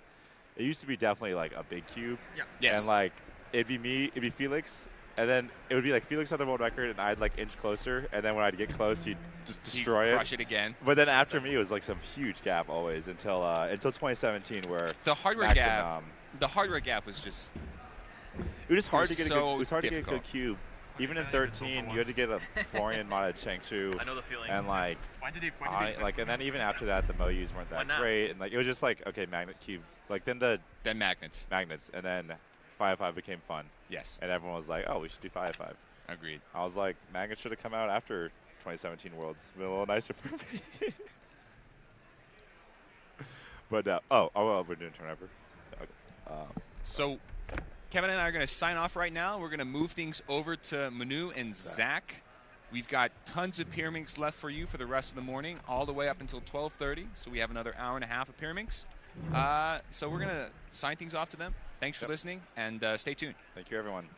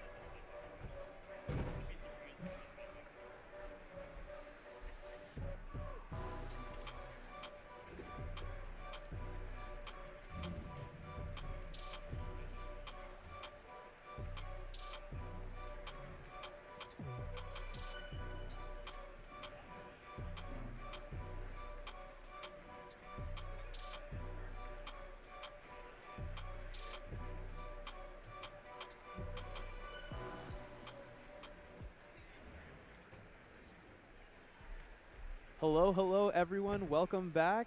We're watching Luke Garrett start here, as we are. Hello. First time that both Zach and I are on the stream. This is Manu Singhal, and next to me, Zach Rydell. Zach, how's it going? It's going good, Manu. First time on stream so far this competition. It's been going great so far. Yeah, this was a good-looking solve. This looks like it had a lot of blocks, right? It looked like it had a lot of potential, but just locky turning is locky turning. Pyraminx being one of those events where every little move counts. Yeah. I mean, it is quite tough out there. So a lot of good Pyraminx solving we've seen so far. We just saw Steven Wintringham on stream. You all know who he is, Luke Garrett. We didn't even need to pull up the graphic. He's got amazing performances across, of course, 3x3. It's amazing how good he is at so many events, right? Yeah. I don't know. Do we have a stat on just what his sum of ranks is? But I know it's up there. He's great in everything across all the N-by-Ns, all the side events, even delving into blind and FMC. Yeah, I mean, he's just amazing. I think right now he's currently in the lead for FMC at this competition. Yeah, I saw that with too, with the 21. A 21 with blocks. So that was a block building solution. It was a block building solution. That's wild. That's wild. All right, well, from one to the other, by the way, Luke Garrett, second in the world, sum of ranks. Really? Brian Pilot here. He's primarily known for, I want to say he's primarily known for Square One. Well, he's also like such a great competitor. All around, 242 gold medals, as you can see there. That is a lot of medals. He notable fun fact about him that I like, Yeah. he achieved 2 3-second swan singles before ever getting his first 4 on square one. Let's see what he can get in Pyraminx. That was a pretty good looking solution. Looks like he went for that tip first. I mean, what's really interesting is this first scramble, right? That back red-green block is like one move away from like getting like the first 3 centers completed. Yes. And there's a lot there. It looks like there aren't too many tips either. Second scramble. Lucas WR5. That's what I'm saying, man. How is this? Like, he's so good. I did not realize it was. I didn't know he had a sub 1. Like, that's absurd. 12. Let's see what he does here. This one didn't look very good. Yeah, that's the L4E. It had potential, but the L4E recognition maybe a little slow. But getting those tips out of the way quick, not have to worry about them after. Yeah, Zach, do you want to tell the audience a little bit about L4E? I'm sure there are many people, most people like know, but just in case there's any parents listening who want to know what's going on here. So L4E, the method itself, so you start off by solving a V on the bottom. Looks like a V. It solves 2 edges, all the centers on the bottom layer, and then you have that middle, it's usually in the front edge spot there. Gives you room to work with, to move and permute the last 4 edges. So you cycle around the last 4 edges until it's solved. Most top solvers, I'm pretty sure everyone here is using that method. Samir, 203. Yeah, Samir very Agarwal. quick L4E. I'm pretty sure that was just hedge finish. Yeah, I think. Well, I thought he had 4 edges left, whereas hedge would be 3 edges, right? My bad. I mean, we can take a look here. We got the beautiful instant replay. Quick solve. Oh, yeah. Nope, you're right. Yep, you were just right. hedge, Yeah, 203. exactly. Well, it's difficult to commentate Pyraminx sometimes because the things happen really, really quickly when they do happen. You can actually see Keaton up here as a judge now. Keaton Ellis, our lovely commentator that we just had. Keaton is one of my favorite commentators of all time. He's just so good. He's so engaging. So hope you all are excited to hear more of him. More of him later today, actually. Ryan Pilot, solve 2. Inspection, we're seeing again this scram 2 tips.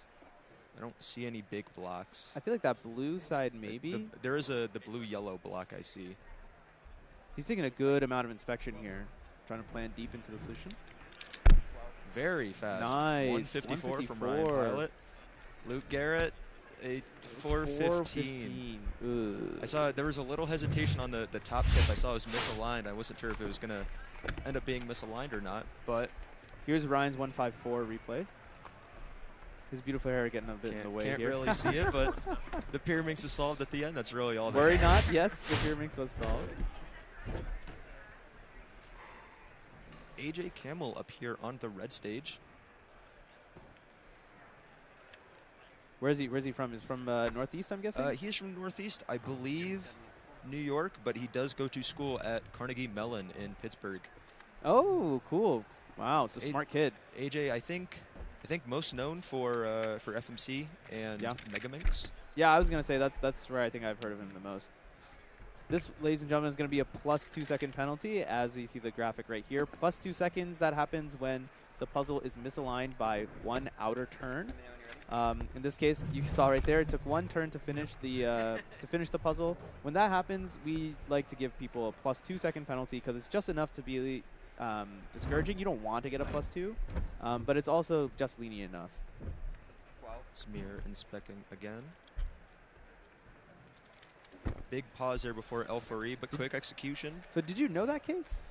I do not. I don't know as much Pyraminx as maybe I'd want to. Yeah, I think actually L4E is actually kind of interesting. I know you can do it intuitively and still be good with it. That's me.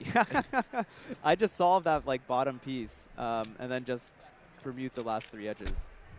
A little slow there, but 2.92, still a pretty fast solve. So I feel like this one, his solution was just kind of long here, rather than it being, rather than like turn speed being slow or otherwise locking up.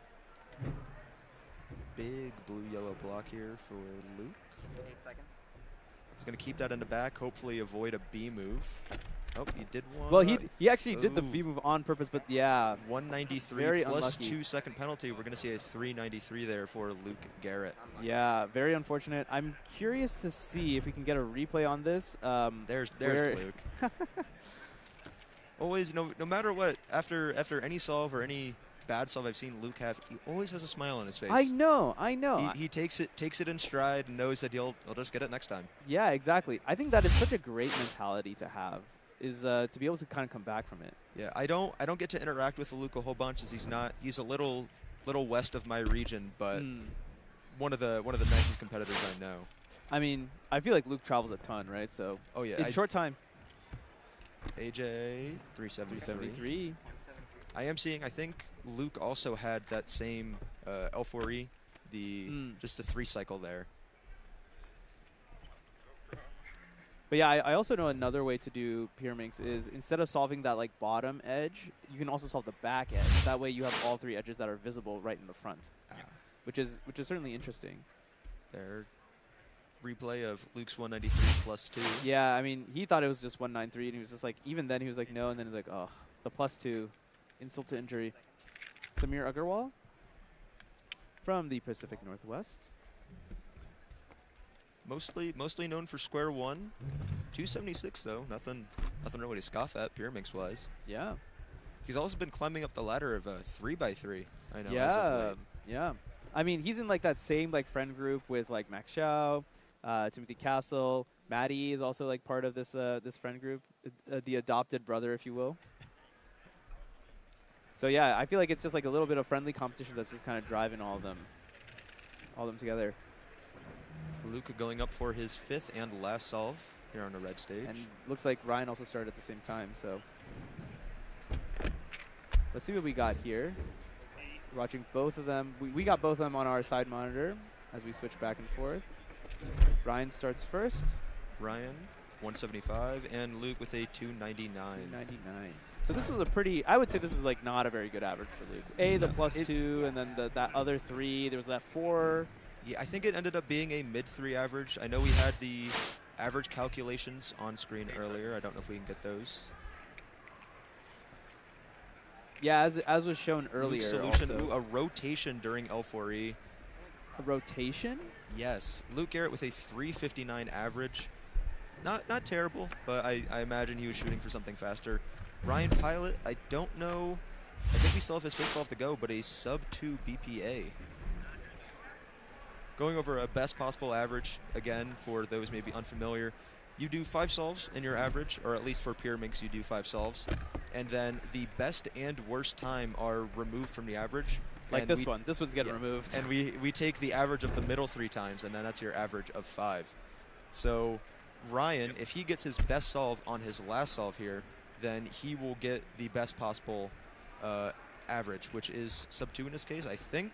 8 seconds. I'm not sure what averages everyone else has gone today, but yeah. sub-2 is fast from what I remember. I mean, sub-2 is definitely going to advance. That was actually a little bit of a suspicious timer stop, if you ask me. I did not get a good look of it. That was Samir, 215. But yeah, sub-2 should very comfortably be like in the driver's seat, I would say. I mean, so we have like a little list of people here, right? Number 12, Luke Garrett with 190 official average. That's WR 42, right? Yeah. So if you're getting a sub-2, then you're like in like the same conversation, top 100. So you're like gonna be like top player, and especially to do it in this kind of environment, right? Like it might just be Friday, but it's still like the North American Championships. Oh, like yeah. there's like a lot of prestige on the line. Ryan here inspecting his 5th solve. He needs a time under 1.54 for best possible average. I think he can still get sub-2 with a time close to that. Pretty quick turning and then a rotation, big pause, 352. Did he end up with like the soon case there? He may have, but that is a 240 average for Ryan Pilot. Not a bad average, I think. Still up there in terms of averages we've seen so far. Yeah, I think it should be up there. And more importantly, it is a average that is going to advance. I think that's just the most important thing. Most competitors, what they're looking for is making sure that they go into the next round, because if you can't win if you don't make it into round 2, and you can't win if you don't make it into finals, right? Based on the psych sheet, the advancement criteria was like 3.29, but of course, the psych sheet is people's personal best times, and people are not going to get their personal. I certainly didn't get my personal best. I have not gotten a single PR this competition, unfortunately, so yeah, I understand. Yeah, so it is like a little bit. especially for these shorter events, I feel like also, it's not always the best metric to be looking at the site sheet, but it gives at least some idea. All right, do you want to say hi to the viewers? As we hear on the little, you can see the microphone that's attached to the camera stand. Pick up a little bit of chatter here and there. I like listening to it. I always like hearing what competitors have to say right after their solve, as that's when they're most reactive to it. Cue drop there, unfortunately. So this is also Alejandro Daniel. He's the he's from Mexico, representing Mexico. This is North American Championships, of course. So, yeah, he's a really good OH solver. Really good OH solver. I think he's going to be on the live stream tomorrow for an interview too, so you can hear more about that. But I'll give a little fun fact. His the Mexican NR single was set in a competition in Mexico that I also happened to be at, and I was in the same group, and I got the same scramble, and I got a PR, and our solutions were the same up until I think F2L3. So I'll take that. You know, like that means like I'm not a complete idiot. I did my F2L in a reasonable way. It's still not good. Bad. Still not good. bad. Not bad, right? Not bad. We're switching groups now for Pyraminx. I think we just called up Group 6. Groups? I believe there are so many groups. I want to say there's 9 groups, but realistically, I think there's probably closer to like 11 or 12. That's so many. I wonder how many people total were like competing in Pyraminx. Pyraminx, definitely one of the more popular events. Probably close to like 600-700 competitors. I'd have to check the exact number, but I feel like at this point, Pyraminx is going to overtake. We're going to overtake 2x2 for the most popular event outside of 3x3.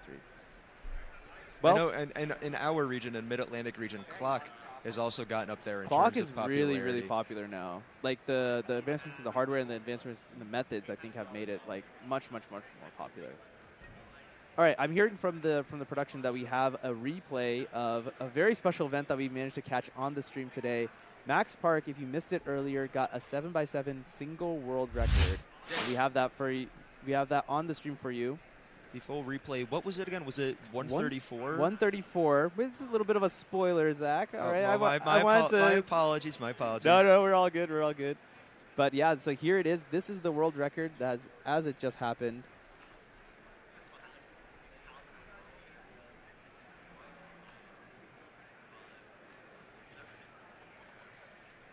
Yeah, you can see here Max just going through, finishing up last. His 2 centers here started off with the yellow and then built white. Max is a reduction solver. That means that he is building the centers first, and then he's going to build the edges second. You're going to see here, like as Max is putting this together, you're going to see like big blocks form, and you're going to eventually see that the centers are only going to be 2 colors right here. So there's only orange and green.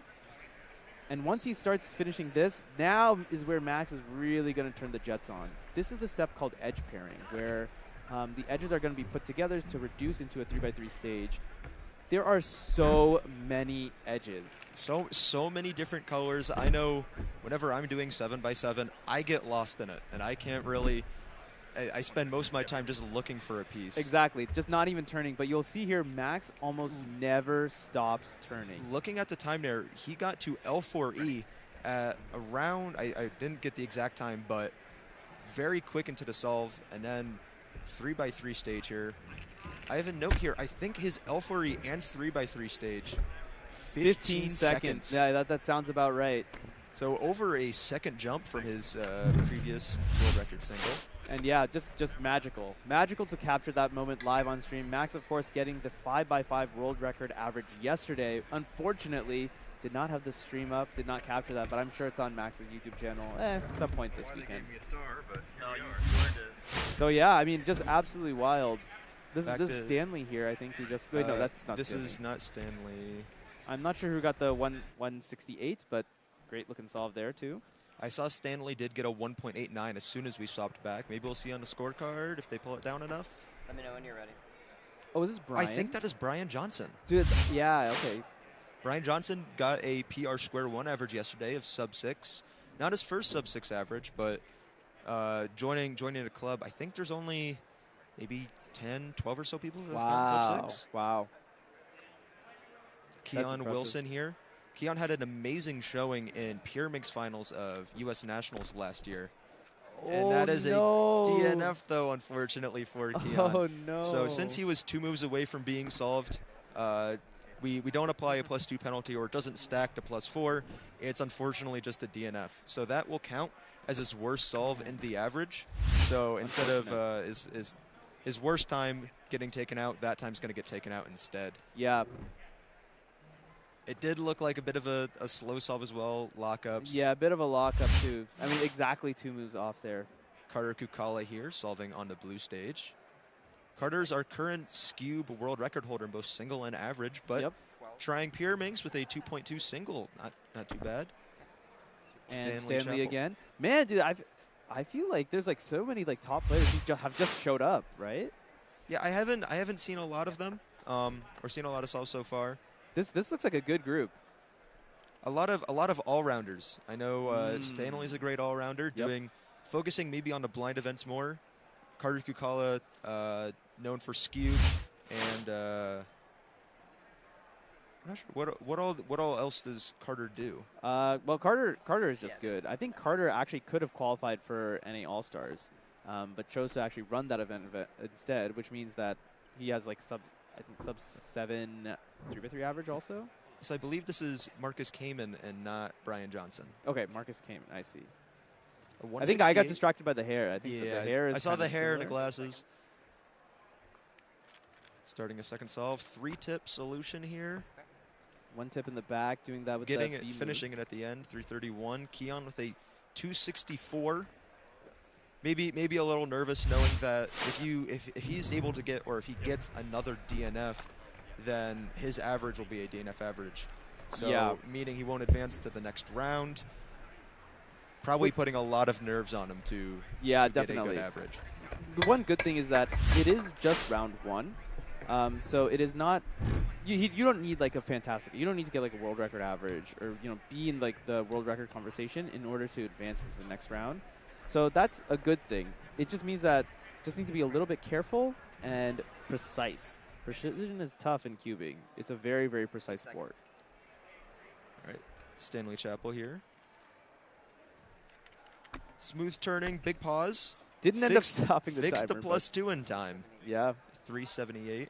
And close call, definitely. And if you're all curious of what happened there, he like attempted to stop the timer, but it looks like the timer didn't stop. In that case, you are allowed to just continue turning the puzzle as normal, and you can just continue going on from there. I did see it was on our second monitor, Carter getting a duplicate scramble, so I think that's getting handled right now by the delegates on that stage. Oh, all right. Replay of Stanley solve here. Yep, the timer is still running, so he is allowed to fix it. And yeah, kind of a good catch there. Just the 1 move off. Just moved it a little early. It looks like actually he was like, it's like that Soon case, except it's just like 1 move, but 1 move canceled. Yeah. Keon here going up for his 3rd solve. That was pretty quick finish. That was really good. 250. That was really good. It was very clean. Didn't really look like there were too many execution errors. And even with the having the DNF there, that WPA DNF kind of looming over him. Solid performance. Marcus getting that back tip last 2 solves in a row. 2 solves in a row, yeah. I feel like that's kind of scary. I don't know. For me, that would be really scary because I'm like, I'm just going to forget about this or turn it the wrong way. But these pros are pros. Tips are definitely my enemy on Pyraminx. I feel like even if I look at them, they'll turn. And then I have to fix it. Adds another way too much time onto my average. Yeah, I mean, 250 again. If we want to talk a little bit about Pyraminx. So yeah, because the tips do turn, and tips are a pretty important part of Pyraminx. Like, it's non-trivial to actually turn the tips. It's trivial in terms of like difficulty, but in terms of the time it takes and the execution, the dexterity you need to do it, it's non-trivial. This then ends up being the problem of what happens if the tip turns in transportation as you get the puzzle. And this is, I think, a little bit more of a topic of discussion now. Like, well, is this a problem, and how can we deal with it? Yeah, there is the route currently, or the route that has been solved for Square 1 and Clock is using special 3D printed covers to hold the puzzle in place. 217 for Stanley. He didn't look happy with that. going back to what I was saying, having 3D printed cube covers or pyramid covers that prevent the tips from being turned. But then you have the issue of transportation of all those, production of all those. I know as a delegate, having to carry around square one covers and clock covers. It's already such a pain, man. I do think that they are a great resource, but it's a lot of extra room going in each suitcase of mine or whatever I use. Because they don't really stack super well. They don't stack flat like the normal cube covers do. They are also heavier. Yes. There's already a lot of pretty heavy stuff in those suitcases, including the bane of my existence, these metal arms. These things are terrible. We got to get rid of them. I've switched to 3D printed cover or stands in my area. They are great. They are insanely fragile though. So the back tip at the very end for Marcus, again, 3 solves in a row there. Interesting. Keon, we just saw get a 1.86. So still solving good even with that DNF looming. Yeah, 233 is going to be a pretty competitive time. It's actually better than Marcus's BPA. So very smooth execution on that Soon L3E. Okay, as Pyraminx is going to wrap up, I believe Zach is going to do a quick chat with Samir Agarwal. He just finished his Pyraminx, and as we introduced earlier, he is one of the best square one solvers in the world, former world record holder. So Zach, as the square one expert, is going to handle this. I'm going to hop off, and I will see you all later. All right. Yep.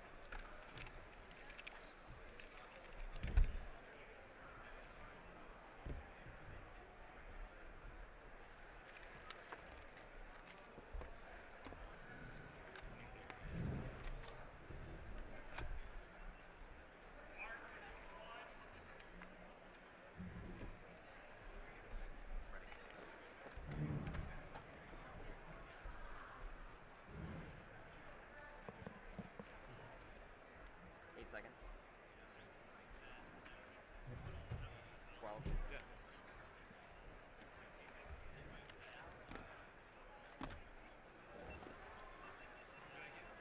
I got him. Sorry for pointing.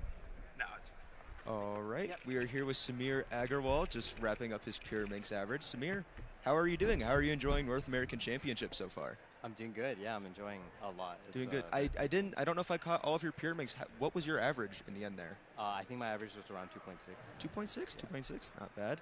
I did have a few questions I wanted to ask you. Starting off, you did just finish up your first year at UW, correct? I did, yeah. University of Washington? Correct. How is it going so far? Are you liking it, or? Yeah. I think it was a very fun experience, and it was quite different than I expected for the better. I was able to participate in many events and things that I wasn't necessarily able to in high school, so it was a nice broadening experience. That's and, good. What are you studying up there? I'm studying computer science. Computer science. Do you see any similarities maybe between computer science and cubing? Do you see it as the same, not the same language obviously, but?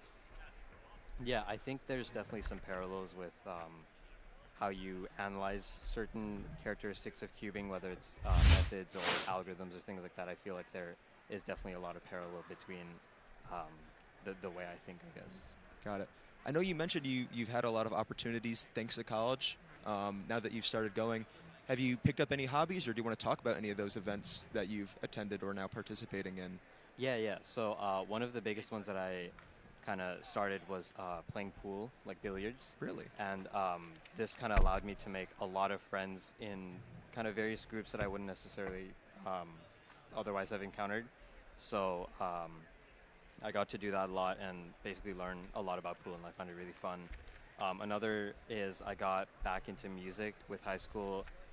It was kind of hard to balance cubing with classes and everything, but in college, because I had more time and more freedom, I was able to get back into music and kind of talk to many other people and practice different things. So I think that was a very good experience. Well, that's good to hear. So main topic I wanted to talk about today. Yesterday, you set a new square one PR average of 4.97 seconds.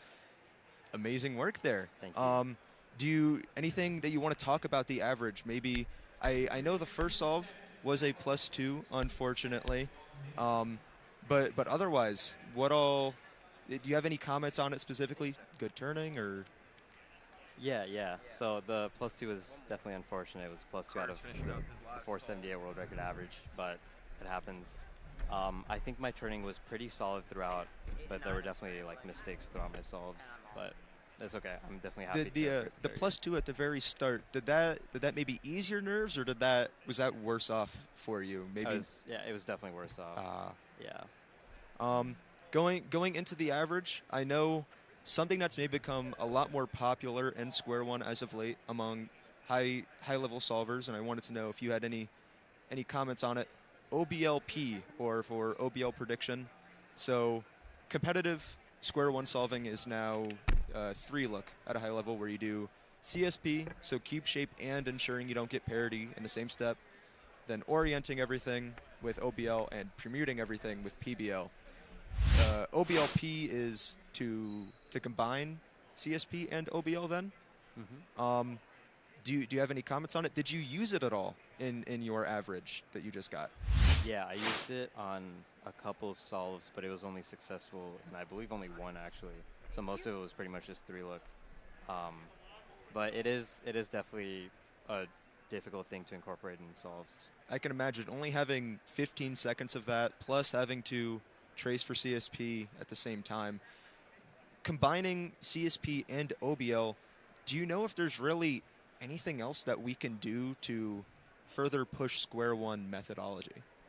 I do think OBLP is one of the last developments. There might be small improvements we could make in PBL, but I think that's really it, because anything like PBLP is not feasible. So, got it. Going over here, you are the reigning world and national champion in Square One, and you are in the hunt for a continental champion, going for maybe a triple crown across all 3 major championships. For this competition, though, there are a lot of big names here for Square One. Out of the other big 4, who do you think is your biggest competition? There's obviously a lot of good people, so I don't want to discredit anyone, but I would say probably Hassan. I think he has so much, so many capabilities. He +2 2 3s, and his turning is unmatched. So if he can control his nerves, I think he has a really, really good shot. Got it. But of course, though, you'll win, right? We'll see what happens. Finals, anything can happen. Of course, that's the goal. Do you have any goals for finals, maybe besides winning, but just time-wise? No, not really. I'm just here to have a good time, just chill.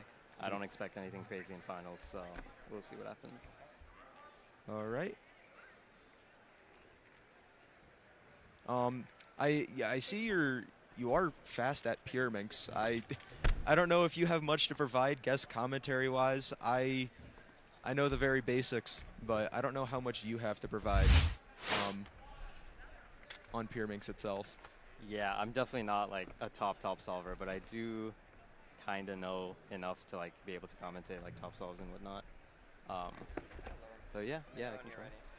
So far, with the competition PR Square One average, any other PRs today that you were particularly proud of, or yesterday as well? Yeah, I got back-to-back mega PRs. It was a 46 average, so it's nothing notable, but I'll take it. I haven't really been practicing mega lately, so they were kind of unexpected. That's good to hear. Yeah.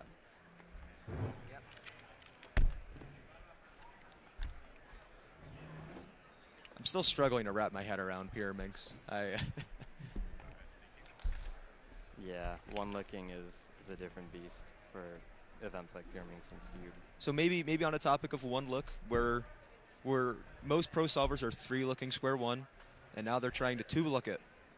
When do you think we're going to have the first? We've had 1-look Square One solves at home and recorded. What do you think it's going to happen officially? I don't think it's going to happen unless it's something like Ryan's 341, where it's 2 slices to a U-perm, something very trivial that's manageable to 1-look. But it has to be something really easy like kite or square. Have you had any of those scrambles where you're like, I feel like I can 1-look this, but not officially, but at home, yeah. Will, he definitely didn't hear. He didn't hear.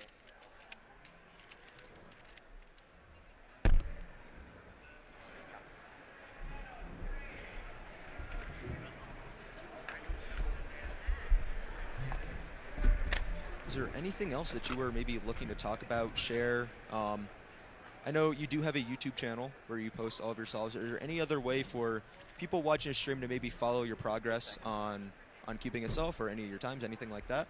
Yeah, my Instagram account is just my name. I do sometimes post on my story, and I'll kind of show like solves or like my scorecard, things like that. You might not necessarily know that just from like seeing my WCA results, such as the +2. So I'd say definitely follow me there if you want to see more. All right, awesome. That's good to hear. It's been great having you on stream. Wonderful talking to you. Thank you. Best of luck. Square One Finals is today. It is. So I will be commentating that. I'll be wishing you the best of luck, and hopefully you have awesome results for the rest of the day. All right. Nice talking to you, Samir. Thank you so much. You too.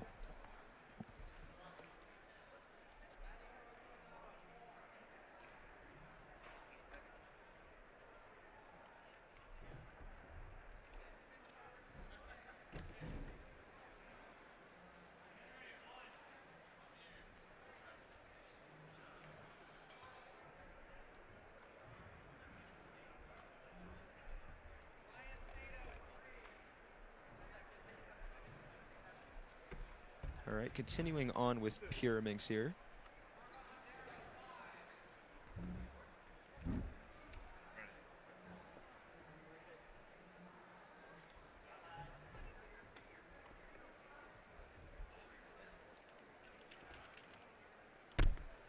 Being joined again by Manu. Hello, everyone. On my little break, I went around and I just went around the venue, just looked around. There's so many people here. One of the things I love about these big competitions is that everyone can just gather, meet with their friends, and then also meet new people. Every single table out there is filled. I don't know if we have the PTZ to go back there at some point, maybe after Brian's done solving here, but it is a really, really fun environment, and people are just hanging out. This is why I love cubing. I know North American Championships 2022 is up there, my favorite competitions of all time, and probably the reason why I'm such an active competitor is having such an awesome experience at that comp. I met a ton of my friends who I am now very close with and developed close bonds at those competitions. So it's nice knowing that it's still going on. Everyone is still making friends, making their rounds. Yeah, totally. I think it's great. Yeah, as you can see here, every single one of these tables is filled, and you might even get a glimpse of some fast solve. Oh, I saw Dylan Miller back there. Seeing some parents as well as spectators. Yeah. Hoping to see their friends and family do great. Like we have Sean Mack here. I know he's solving right now. 286. Looked pretty pleased with that. I did see Smack nickname. Smack? My apologies. Smack. Sean getting a 286. I saw a I think it was a 2.121 earlier. So pretty fast. I'd crack that in my head. I'm like 2.12. There are too many numbers. Okay, 2.121. Okay, the only I don't want to say 2121 because then it just sounds slow. Right. But it was right. just reading the display itself. Okay, for sure. Yeah, no, I feel like the solving has really picked up here. I don't know if you all caught anything interesting from the end of the last group. If there's something you want to talk about. I didn't see a whole ton there. I don't know if I saw Keon's ending, but we do have Carrie here. Yeah, Carrie Creech from the southeast, right? I believe so. Yeah, 276. Not looking too pleased with it, unfortunately. Right into Brian. Ooh, that was a bad lock up there. 471 single. That 3.31 is going to be counting now.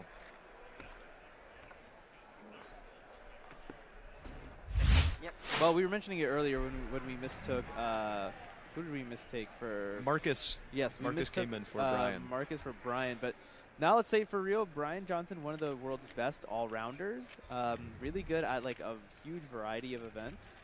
So impressive. Formerly second in the nation for 2x2, which surprised me. I think he had with a 117 average. Oh, 118 Oh, average. 118. Yeah. Great. He's great now at square one up there with the best of the best. 3x3, I know he was also incredible at. North American All-Stars did happen earlier this week. Yes. And he had an amazing performance there. What was he, seed 2 going into the final round with seed 2. Yes, he was seed 2. I think I want to say 586 at PR average in round 2 to go into finals. And then, started off not very hot. But then solve 4, the average is kind of already downhill. He got a 4. So Sean Mack here, going up for Lovely their next nails. solve. 4-tip scramble. Also a bit of a fumble, it looks like, just an execution error. Yeah, Pyraminx is one of those events where every turn matters, especially when you're in a sprint event, as some people call it. Carry very fast turning there, but a lot of moves. It's a 2.45 for carry. Yeah, so one thing I'm curious about is, like, I wonder, like, what the next evolution of Pyraminx is. Like, because, well, I guess turn speed is really actually quite hard on Pyraminx because the puzzle is, like, such a weird shape. Your hands are, like, not really built to turn it, right? I can say from my experience, sorry, with Pyraminx and trying to learn, I'm close friends with Sean Mack, so I've tried learning how to turn Pyraminx. I don't get it. It's really weird, extremely impressive to see people turning at a high speed. People with sub-1 singles, I don't think I could do that with like a 4-tip scramble, two-move body. Yeah, I have no clue. I mean, I've asked Elijah from time to time, Elijah Brown, former Pyraminx world record, with the sub-1 single. Like, dude, how do you do it? How do you turn? He's just like, Don't forget I don't know. Brian. I just turn, man. Brian, 224 to finish off the average. No worries. So what did Brian end up with then? If he counted a 3. I believe his average was in the 2.5 range. I'm not sure of the last decimal of his average. I mean, hey, that's not that bad. Not too bad. His PR is what it looks like on our little sheet, 185. 185, 34th in the world currently. There's so much luck that also goes into these. Like, if you get like if you're getting like 4 tips every single time, which is insanely unlucky. But then it's like, yeah, exactly. If you get 4 tips every single time, then there's no way you're gonna match your PR, right? At the same time, if you get 0 tips every single time, then at least you got some kind of chance. It helps, yeah. But I think what separates the best of the best out is that the luck's maybe removed to where no matter what, they can capitalize on a bad scramble, maybe handle it better than other people could. Yeah, so this is something I was talking with Maddie yesterday in an interview that we'll upload later. But yeah, like eventually at some point, as carry gets a 1.7. That is the best possible average for carry. So a 236. You see Brian's 252 average. You know, we were looking for that earlier. But yeah, just to finish up my thought, yeah, I was talking to Maddie about this, and yeah, we were like, at what point is cubing going to go from like, there's like a spectrum of like skill and luck, and sometimes it feels like it ends up kind of in the middle, sometimes it sways from one way to the other, but he thinks also in the long term, it's going to end up being like much more of the skill where it's going to be how do you make the bad scrambles, how do you make those also like 5s and 4s. Yeah. So it's very interesting to see at this top level. I'm sure all the competitors are thinking about this kind of stuff. Yeah, we did see there on camera Sean Mack's 281 to round out the average. I believe it was sub-3, definitely making the next round. I'm pretty sure it's I don't remember all of the solves, but it almost. I saw at least 3 2s. Yeah, so I'm probably, yeah, probably right. I think the group is concluding now. Yes, should be getting rolling. Just a couple stragglers, it looks like. The next group of Pyraminx coming up here shortly. There we see Reed W. Richardson. Oh, most well known for clock. I didn't recognize him because he doesn't have his glasses on. The glasses and the hat on, but I got to meet him at this competition. I think not the first time I've interacted with him. I met him at GCU Winter. Maybe. I'm not sure on the exact comp name, but it was some competition in New Jersey with 4 rounds of clock in one day. So in one day. In one day, it was rough. No wonder clock is popular. Man. Yeah, I think I might be to blame, but it was an eventful competition. I don't remember Reed doing maybe the best, but he did have a great time competing. 4 rounds of clock is always fun. Yeah, I mean, watch out for clock. We did have clock round 1 yesterday. And we're going to have, I think, 2 more rounds of clock. Let me see. We got our little cheat sheet here. Semis is on Sunday. So Sunday morning, 9 a.m., we are going to be going up with clock round 2, or the semifinal. And then, yeah, finals also is going to be on Sunday. Sunday is the last day. So yeah, look out for Reed there. Reed has been on NAR watch, I feel like, recently. Michigan champs, he was also on NAR watch. He has been on fire as of late, and I think it's as soon as he gets it, and he either gets NAR average or he gets some really good result, is this going to be back to back to back for him. Yeah. Reed here solving Pyraminx, we're inspecting. There we see some of his PRs for Pyraminx, 276 single, 411 average. Yeah, pretty respectable. This was like at least a 3-tip scramble, if not 4. And he did not look too happy with that solve, unfortunately.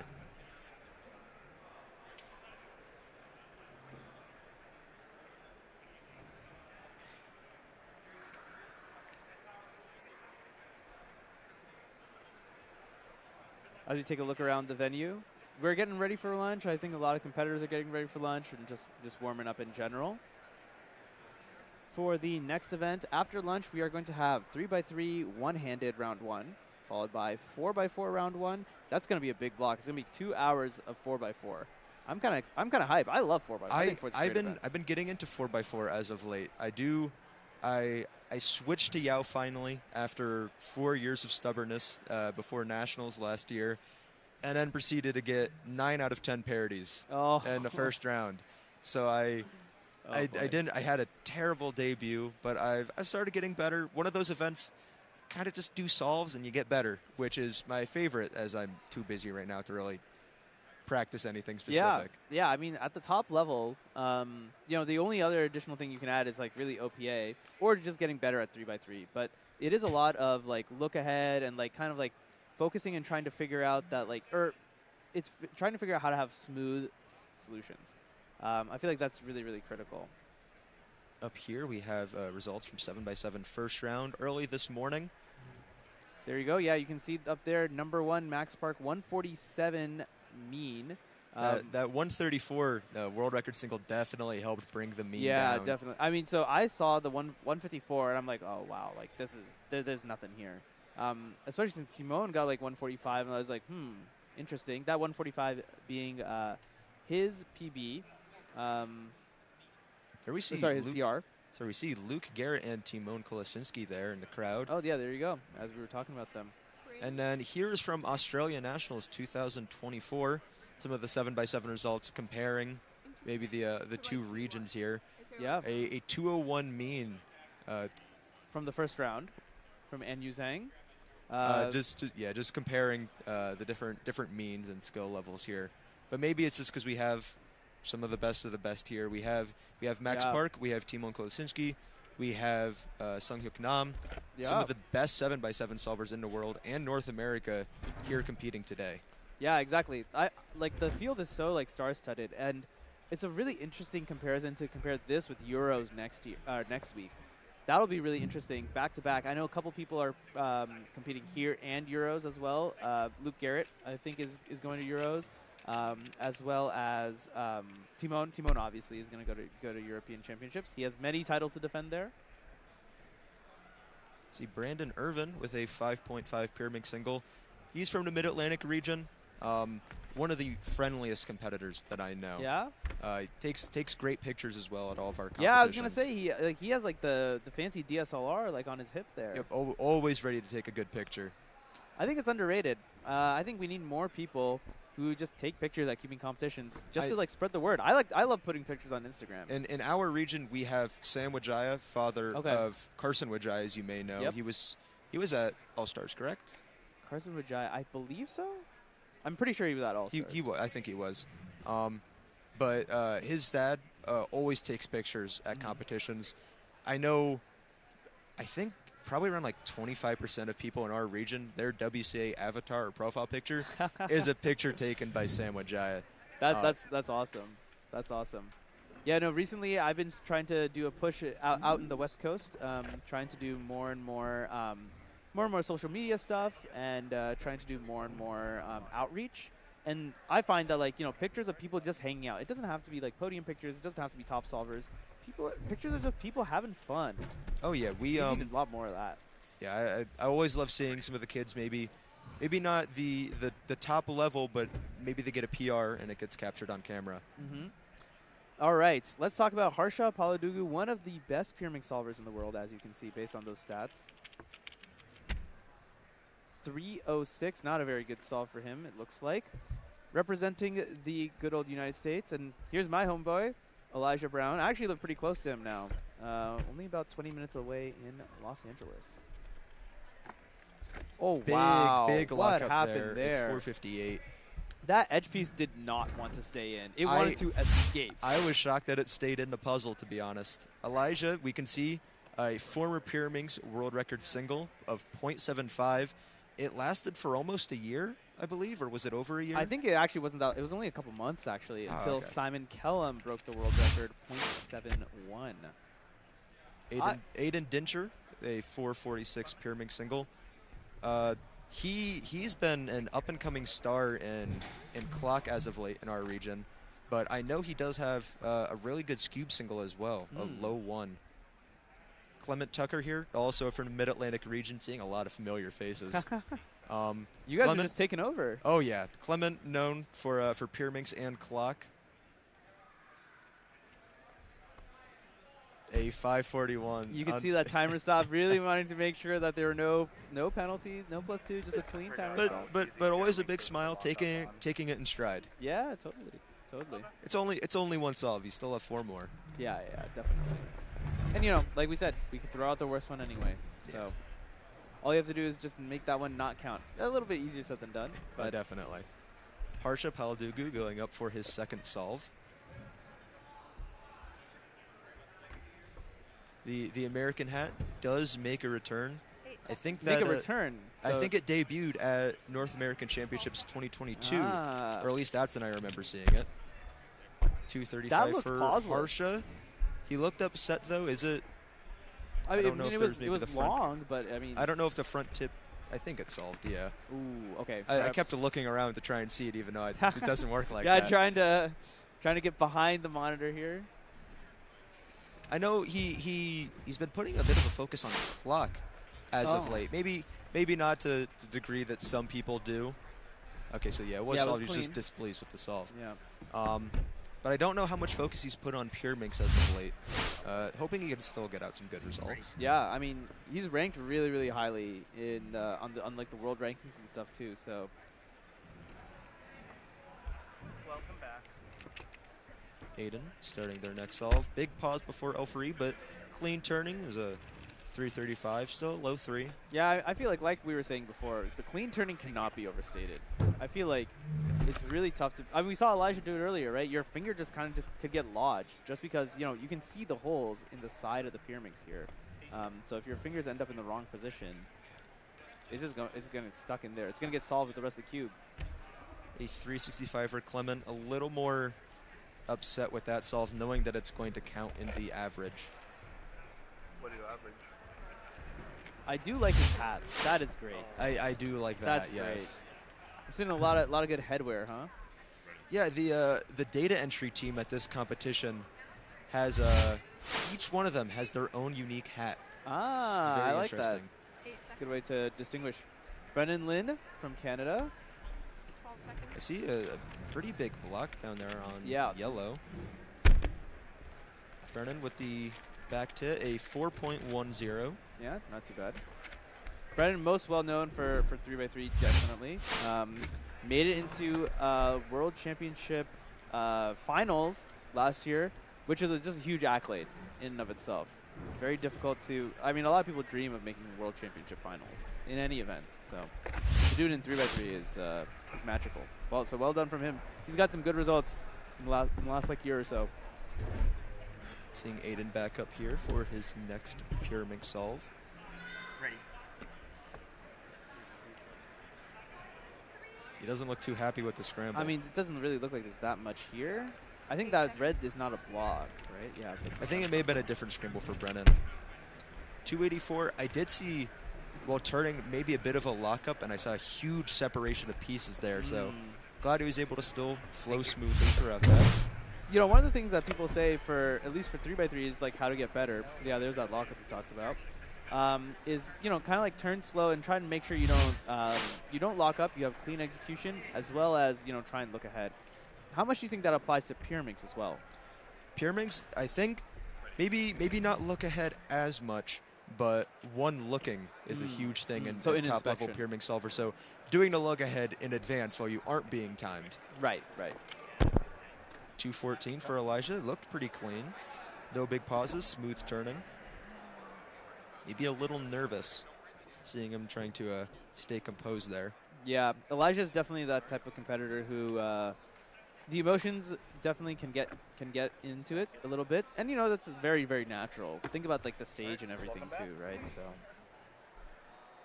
there isn't a big crowd now, but I know for the for all the finals and more popular stuff, there's usually a big crowd. Yeah, so definitely. Maybe putting a little bit of nerves on you. I mean, it's right before lunch, right? So 3.1 for Harsha Paladugu. Coming again. 241. I mean, he's improving in every single solve we've seen so far. So I can imagine a lot of these solvers do have high expectations for themselves to perform well.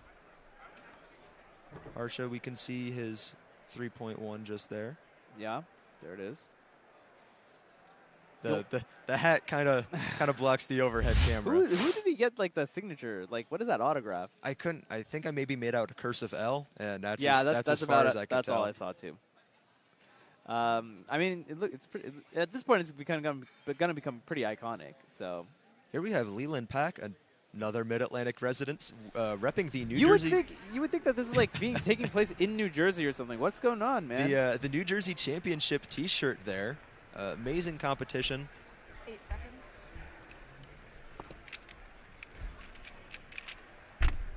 A 417 for Leland there. I guess it isn't that far from the Mid-Atlantic, all things considered. Like how long was your flight here? I think it was only 2.5 hour flight. Yeah, that's nothing. It felt a lot longer though, even though I took a nap. Definitely still a big difference. First time actually being out of the Eastern time zone. So really, ever? Really, yeah. I've never gone further west than Pittsburgh. That's actually wild. Yeah, it's crazy. That's pretty crazy. Well, welcome to the Central Time Zone. I'm maybe not a fan. You're a hater? You're a hater of the Central Time Zone, man? I'm not a hater, but maybe I can just enjoy Eastern time more. Big. Yeah, I see a big yellow-red block there.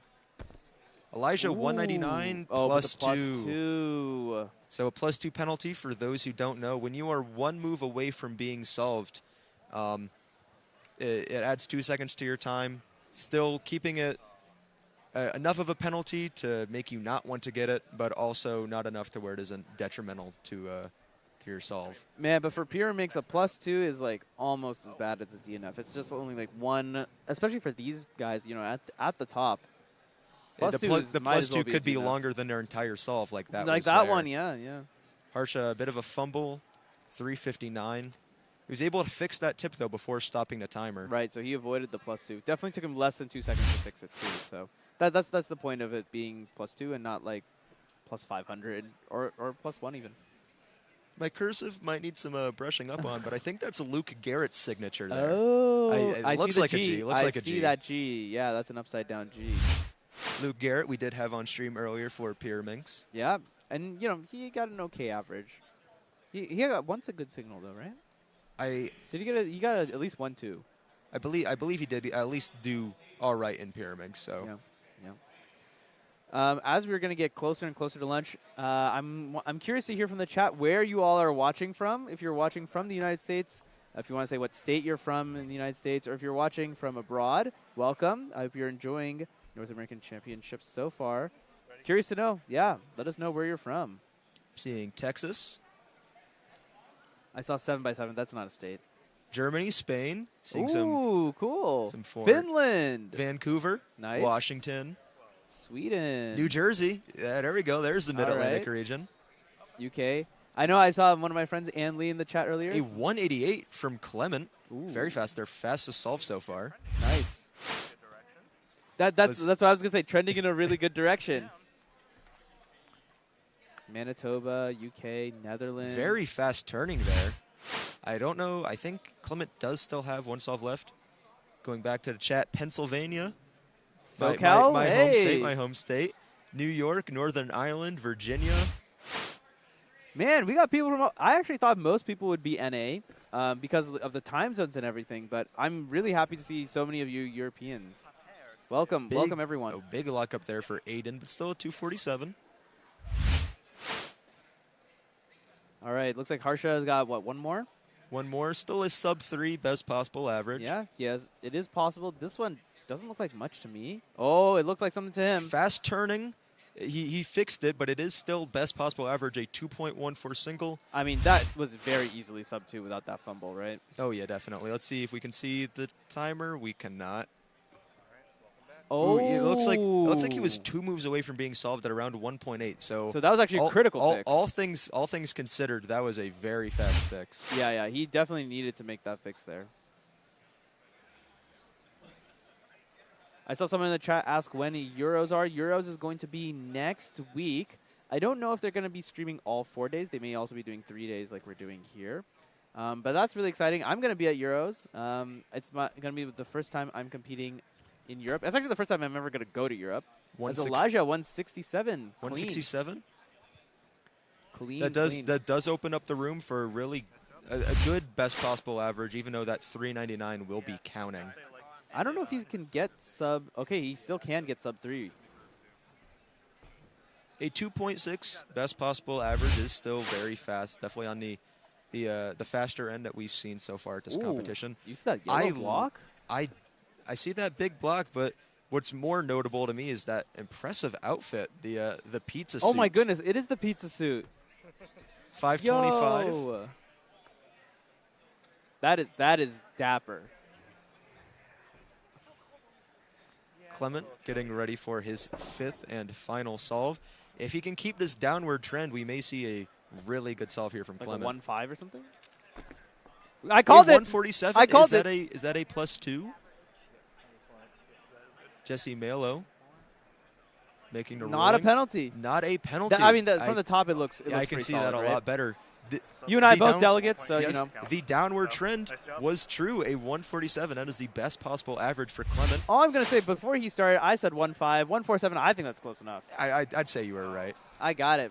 Well done for Clement. Although he must definitely be thinking, like, man, if only the start was better. Yeah, it's one of those things, Pyraminx, or like all sprint events, so 2x2 Pyraminx cube. Every moment matters. It's getting to the point. I know 2x2, half the solve is just picking up the cube. Yeah. Very famously or infamously, perhaps. 248.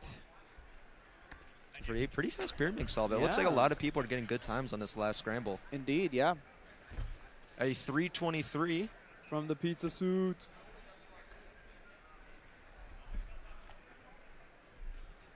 I think that means looks like we're going to wrap up this group of Pyraminx. We got about 20 minutes left of this schedule. So hopefully that means one more group. Probably. But that sounds about right based on my schedule. There are two more groups of Pyraminx. There are 2 more. So all right. That's fine. We still have plenty of fast solves to watch. Yeah. Plenty of fast competitors.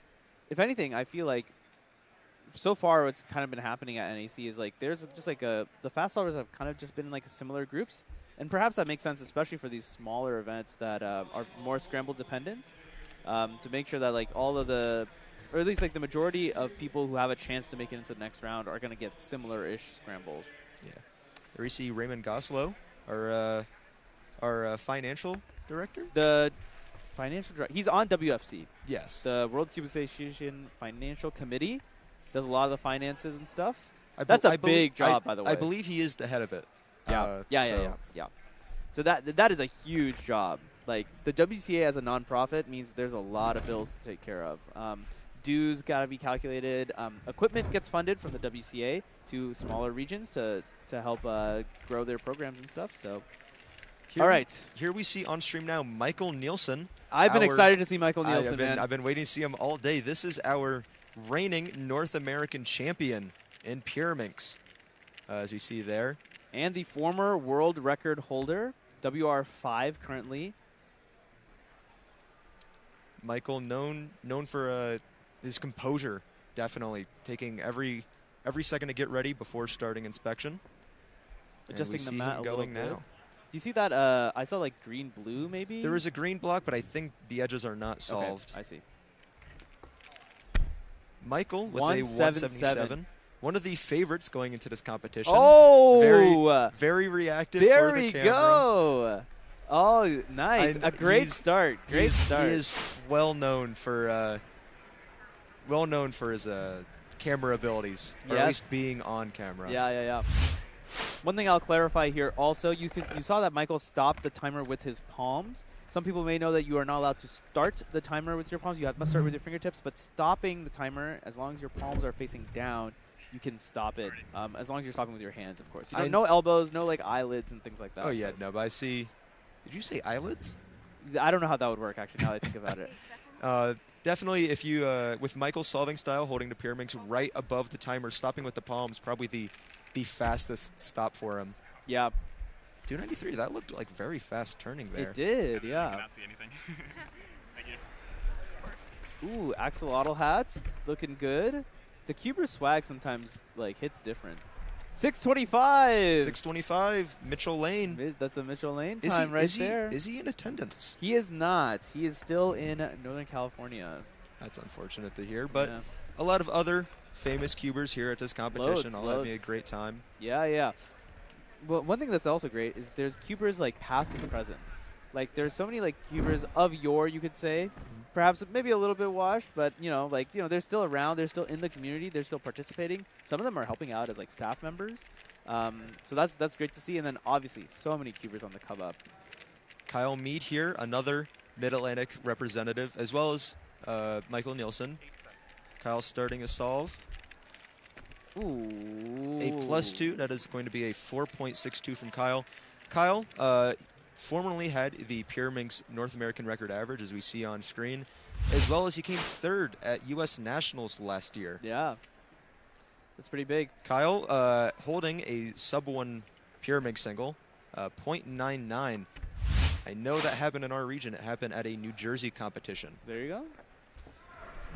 Michael Nielsen, number 2. He's got 177 on the solve 1. What can you back that up with? I did see a little bit of a block there, but that head shake of disapproval may not be the best. Yeah, it didn't even end up on the bottom. But a 252 for Michael.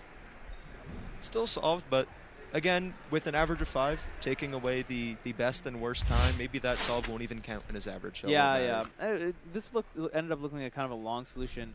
Very clever to kind of go and do that tip first up, and there you go. That's a little bit of a, I don't know if it was a lockup or a bit of a hesitation, perhaps. Mental lockup, maybe. Chris Vanderbrink there with a 4.72 single. Does he have a trucking company?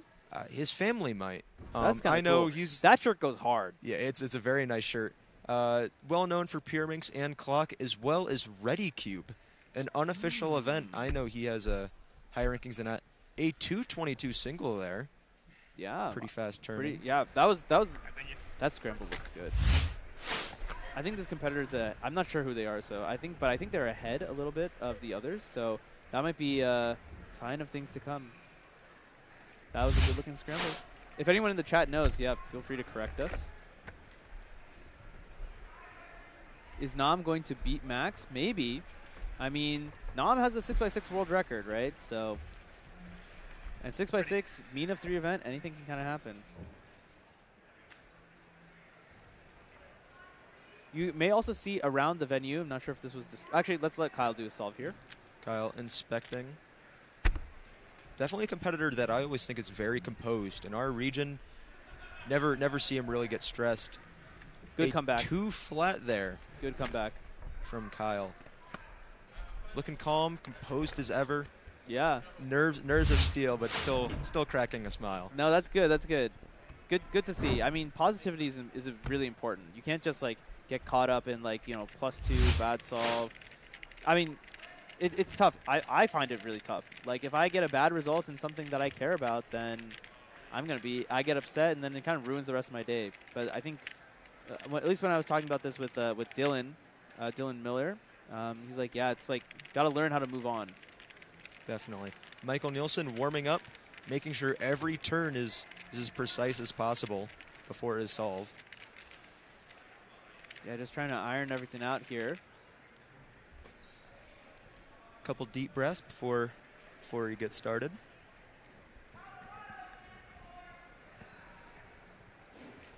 I love this shot. Nice and composed, starting his inspection now. Quick inspection from Michael. I mean, this was a good, yeah. I mean, 193, the still looked a little. good. Yeah, he is disappointed with it, but that is currently a counting time for him. Sub 2, I believe. Have we seen a sub 2 average yet so far? I actually don't think so. I don't think so. Yeah, production also confirming. Like, I don't think we've seen one on the stream at least. There you go, fast turning again. Yeah, I mean that. Someone said in the chat that's professional. Yeah, I agree. Raymond back onto the stream now. 8 seconds. I like Raymond's glasses. They're such a cool shape. I know. Zach Garber, one of the organizers for this competition, doing a great job, also has the same shape of glasses. Oh, really? I wonder if it's like if it's trendy. Chris Vanderbrink. A little bit of a hesitation there, but a 445. Yeah, 3 tips there at the end. One thing that's interesting to see is like when competitors are doing tips, because as you may be able to tell, the tip state doesn't really affect the rest of the puzzle. So you can do them whenever you want. You can do them at the beginning, you can do them at the end, you can do them after, at the very, very end of the solve. So it's interesting to see, because we've seen Michael do a couple like early, and then we just saw Chris there do them at the very end. So kind of curious to see. I know. I end up getting to them at the end because I'm too focused with building the rest of my solve. Sure. Some people in chat correct me. There was a 199 average. Oh, okay. From cool. Joaquin, Mexican national record. Oh, yo. So my apologies. Nice. 309 for the person in the axolotl hat, looking very pleased with that. Kyle Mead inspecting now. So this is the same one that Michael just got. 144. Nice. Now that's a fast solve. And yeah, it's the same one that I think we saw from the other competitor. We ended up getting that 222. This one looks like it has a ton of blocks on that red side. And yeah, it's kind of taking advantage of that, putting some of those blocks in the back, which is actually kind of clever. That way you just don't deal with it. That B move that is, or the dreaded B move. The dreaded B move in Pyraminx. It's either you rotate like I would, or that B move people do either a flick or a drag, but helping avoid that rotation. Chris Vanderbrink also positioning that block in the back. A 252 that is solved. Yeah, that should be solved, right? Yep, that is solved. Yeah, that's solved. Plus twos, I think, are one of the most common delegate calls. I think that they should be less of a delegate call sometimes. Like sometimes they're like, okay, this one's. There are some obvious ones, but I've had moments where I've had to. Get out the protractor for like a minute. Oh no, to figure out what it is. Definitely. Some of them are just really, really close. Michael, a 214 single, displeased with that, but still on pace for a good average nonetheless. Yeah, I mean, I thought that was a pretty clean solution. Going back, talking about Pyraminx plus twos and DNFs, I do remember a competition where I had to sit and look to see if it was a plus two or not for 2.5 minutes before realizing it was a DNF regardless, because it was more than one move away from being solved. Kyle Mead inspecting his fourth solve here. Nice, 201. 201. That is the second recent year that he's gotten. He had a 2007 earlier and now a 2012, but a 2.01. Very, very close times here. This is really good. A really good comeback from that 462 from earlier. A 182 best possible average, and his worst possible average is still sub 3. So maybe taking some of the nerves off of Kyle here, knowing that no matter what he gets, he's still going to be making it to the next round. Yeah, almost certainly. Yeah. I mean that's good to see. It's good to see. I mean, I want to see all the top competitors try and make it into the next round, because the finals is where things are really going to heat up. Chris Vanderbrink. Big pause there, but still solving it. A 4.69. Yeah.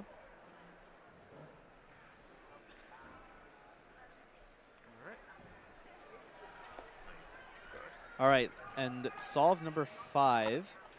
We are seeing Michael Nielsen's 5th solve. So his best possible average here, if he counts that 1.77 single, he will get a sub-2 average. And even at worst, he's going to get 220. That's very very narrow. Yeah, very narrow margin there. Found a solution pretty quick. Now he's just getting ready, double-checking it maybe. It's going to be 2. 222 for Just Michael. Right That in the is middle. I think he split the difference. He's going to get pretty close to 2. a 2.1 average. Still pretty fast. Yeah, I mean, that's really fast. Yeah, consistent at the very least. We've seen very some jumps, but keeping every time pretty close to the 2-second range. I mean, his worst solve there was like 250, right? So, and that's pretty good considering we've seen some DNFs. We've seen +2s everywhere. I mean, Kyle got a +2 earlier too, right? So. Kyle, 188, very fast there. Wow, very fast. Not best possible average, but it is going to be a 196 average. 196. That is going to be, I think that is. That might be. Is that the best one? That might be the first place average so far from this round. Yeah, is that the best? It might be the best one we've seen on the stream at least. This one was really interesting because I feel like the solution was not even that.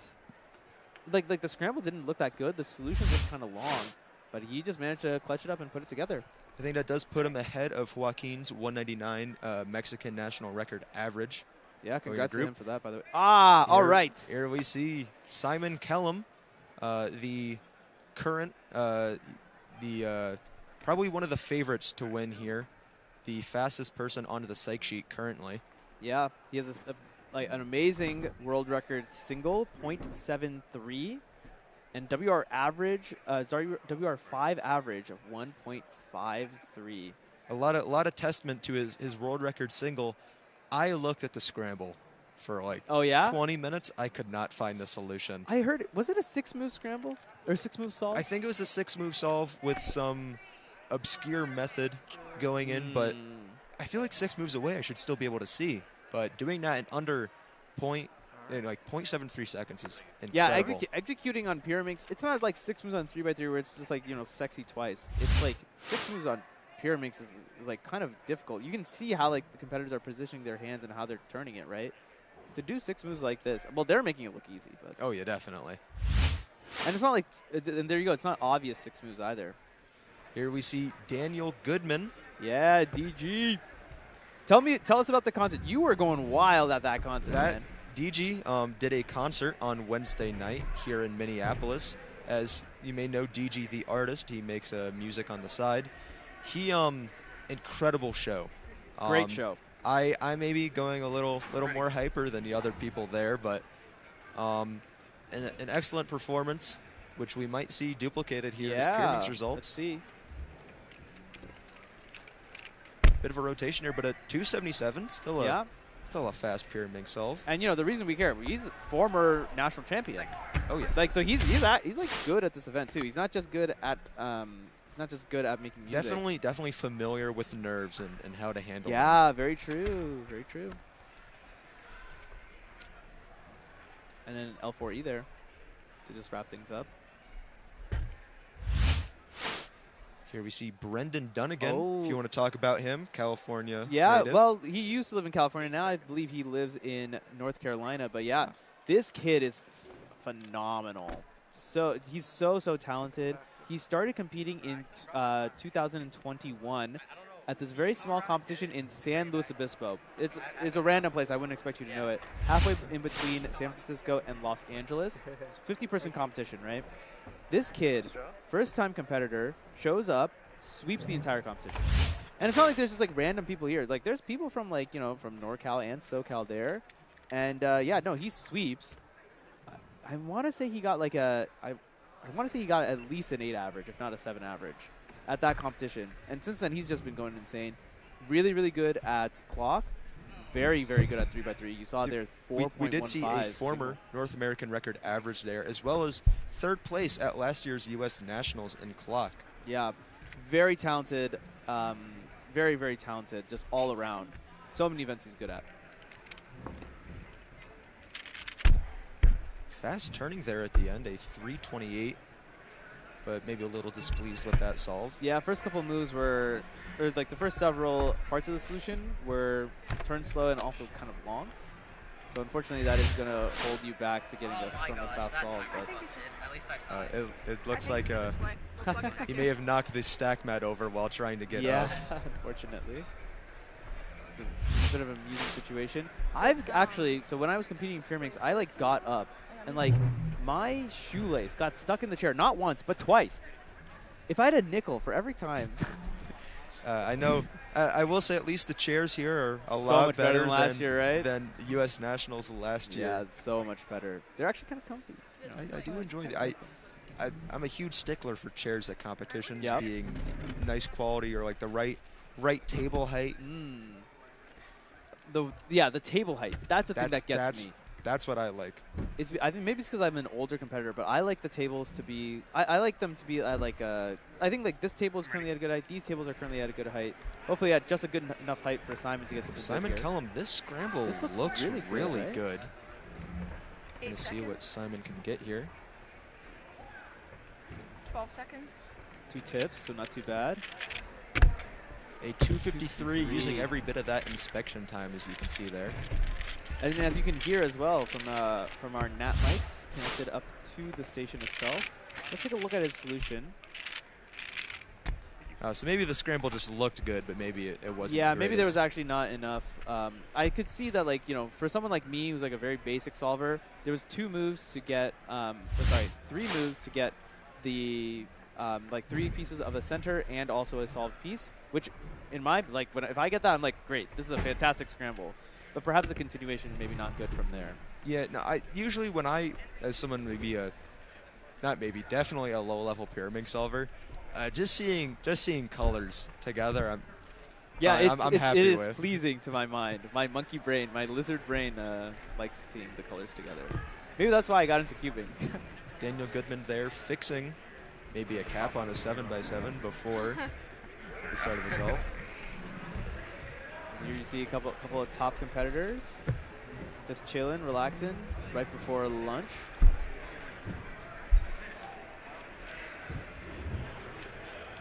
Not 6, it was an 8 mover for the Pyraminx world record. Thank you for the correction. Oh, my apologies, yes. Yeah, still so even more impressive then. Daniel. 8 seconds. Inspecting the puzzle. Taking a different angle. Yeah, I'm pretty sure that's a different angle. 258. I mean, the similar-ish time at the end. We'll say stone cold reaction. Oh, there we go. There's a nice smile, but stone cold. No light work. No reaction. Yeah, I mean, not much. You can see that there's the 3 pieces, those center pieces, if you want to call them, were already done on blue there. Then that's kind of where he started in putting yellow on the bottom to then do L4E. We're now seeing Brendan Dunnigan inspect the same scramble that we're seeing. It's also looking around. I'm sure the competitors also realize. Choosing to hold the centers on the front. Another new orientation for that. Yeah, unfortunately, it looks like it didn't really pan out. I think he did the wrong L4E at first and then had to correct it, getting a 377. Darn. Simon's already back. His 3rd solve here. Very fast turn. That looked confident. A 179. That looked like, he saw like most of the solution and then just like kind of just ended up executing and just confirming that the solution ended up being right at the end. Yeah, I know with sprint events, if I somehow am able to one-look the solution, still take a good amount of myself to make sure, like when I put it down, that it is solved. Yeah, I always end up like doubting myself, like, is this actually the right solution? I mean, for me, it's like 2x2. And if I can see, okay, it's going to be this CLL, I'm always like, yeah, but is it really going to be this CLL? Like, how do I know I didn't mess this up? DG quickly again. I feel like he just got done solving, but Pyraminx is a fast puzzle to scramble, so. Warming up and getting ready for inspection of is it his 3rd solve? 3rd solve. 3rd solve. That 2nd solve is the one that we saw with a couple of blocks. Ready. That looked a lot better than it did. This is the one that Simon just got that one on. 8 seconds. I want to say that this is the same starting orientation, no? It may be. The solution looked very different. So. But a 333 for Daniel Goodman. Some applause in the audience. Not sure if that was for DG or otherwise. Still giving a nice little pose for the camera. Yeah. Taking it in stride is definitely an important thing with any event. If you let nerves get to you or your emotions get to you, I know I dealt with that a bunch yesterday. Yeah. Just at least being happy that like getting a good average and getting to enjoy the competition. There's still a lot more to do here than just solve. Oh yeah, totally. I mean, I feel like this has already been a great NAC weekend for DG in particular. Simon Kellum back onto the stage, back onto the solving station. Getting ready for his 4th solve. I'm ready. What do you see here, Zach? I see a big red-yellow block. The red block, maybe not the greatest, but the timer was still running. The timer was still running, so it was not a DNF, but a 2:15 for Simon. Even with the fix is quite impressive. Now, what I'd be curious to see here is if we could see a replay. I kind of see if he has stopped the timer right there and if it was solved. I remember I was looking at the timer to make sure, but it was still running. Solved, or it was 2 moves away from being solved at like 1.2. Fixing in under a second is still pretty impressive. Yeah. Brendan Dunnigan plus 2ing. Plus 2, a 2.71 and to a 4.71. That was a little bit. Technically, you should not be moving the puzzle before the judge has written down the time. I mean, here we have video evidence to see, like, clearly, like, you know, it was solved. Otherwise, he didn't attempt to change the result here. But yes, plus 2 second penalty because of being 1 tip off.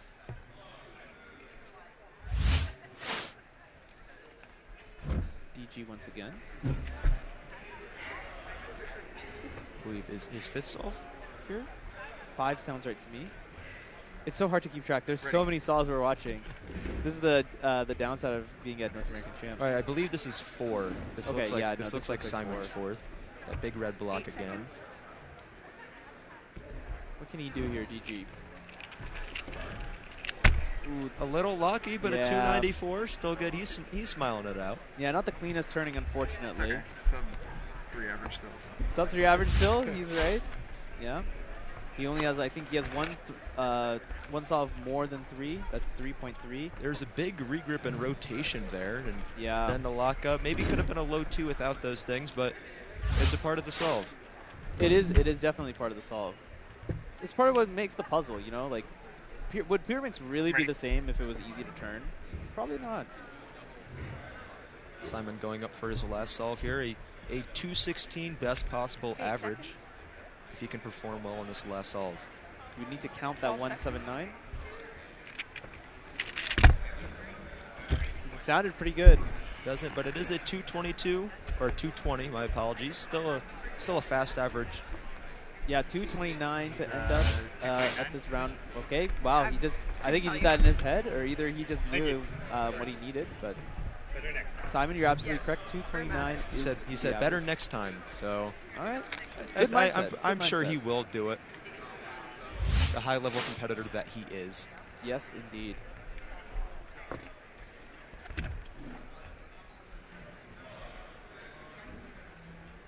As Simon has finished up his average, we're going to be largely wrapping up this group. We should be getting into lunch, I believe. I think this is the last group. Okay, cool. Last group means, yeah, we can all enjoy a little bit of lunch. Little bit of a break would be nice. Yeah. I'm not sure what the stream is going to bring for you during lunch. I'm sure it will be something interesting.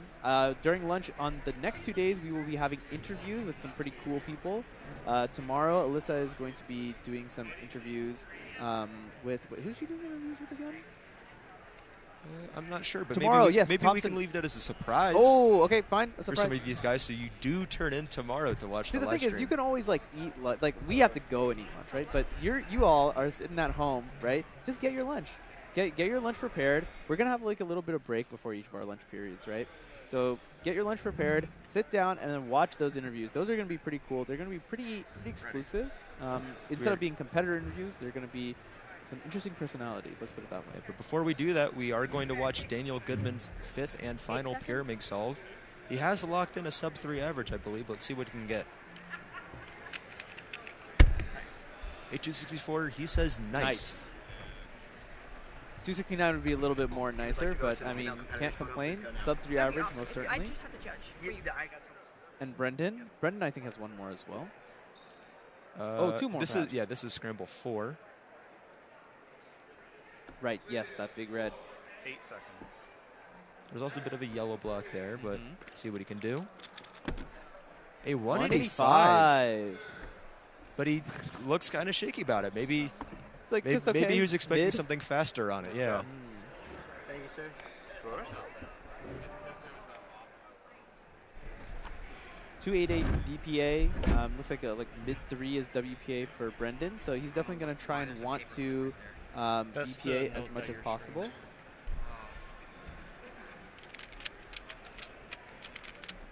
Couple more solves left in this group of Pyraminx before lunch.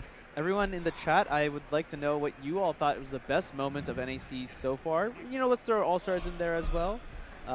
What have you enjoyed the most? And what are you looking forward to after lunch today? Reminder, we got 3x3 OH, 4x4, 6 Mega, Squan, and 7x7 finals to look forward to. You know, it hasn't happened yet, but I think what I'm looking forward to the most is Square 1 finals. Ooh. A lot of high-level competitors competing. Yeah. 353 there on that Pyraminx solve. It's like they're not particularly happy with it. I'm also going to go ahead and claim a final as my to watch, MegaMinx final. Man, I've gotten more and more into MegaMinx over the last several months. I love MegaMinx. It is a great puzzle. It is so much fun to watch. With the overhead cams, you can see what as people work through their F2L, S2L. We got some great storylines. 4 people are on the top for the podium spot. There's only 3 podium spots. Who's going to get it? And there's a 5th dark horse who might make it on. So stay tuned for that. That MegaMinx finals at 5:35 Central Time. I can't be bothered to calculate how many hours that is from now. And Square 1 finals 20 minutes immediately after that. So you got 2 good finals back to back from our perspectives at least. So definitely. And we're gonna be casting those. Like we'll be doing Square 1 and I'll be doing MegaMinx. So. Oh, that's awesome to see. Yeah, so that'll be fun. I unfortunately did not make Square 1 finals, but I'm gonna be more than thrilled to help commentate. Second best would be is commentating it, right? Definitely. Are you gonna be joined by? Or let's leave that as a surprise. Yeah.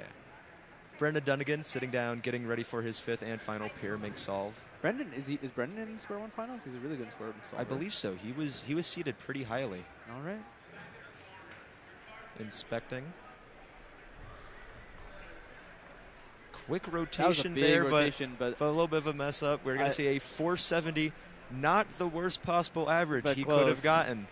He's pumped. But that average is going to end up being definitely going to be a 383 average. I mean, practically it was worst possible, at least in terms of the time that he got there. So, but it's not going to show that way on his profile. That's a good point. That's what matters. That is what mattered. He did not WPA after all.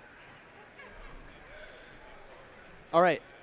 So yeah, everyone, this has been. I think that was the last group of Pyraminx. We are going to be moving into Pyraminx finals. But before we do cut, Zach, I do want to know, we've been commenting for a pretty big block, and we've been sitting around watching stuff.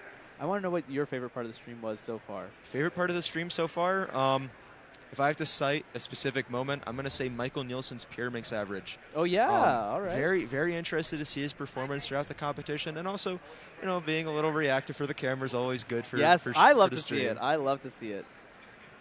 All right. For you now, we have Alyssa on our mobile camera, and then from there, we are going to go to lunch. So, Alyssa, over to you.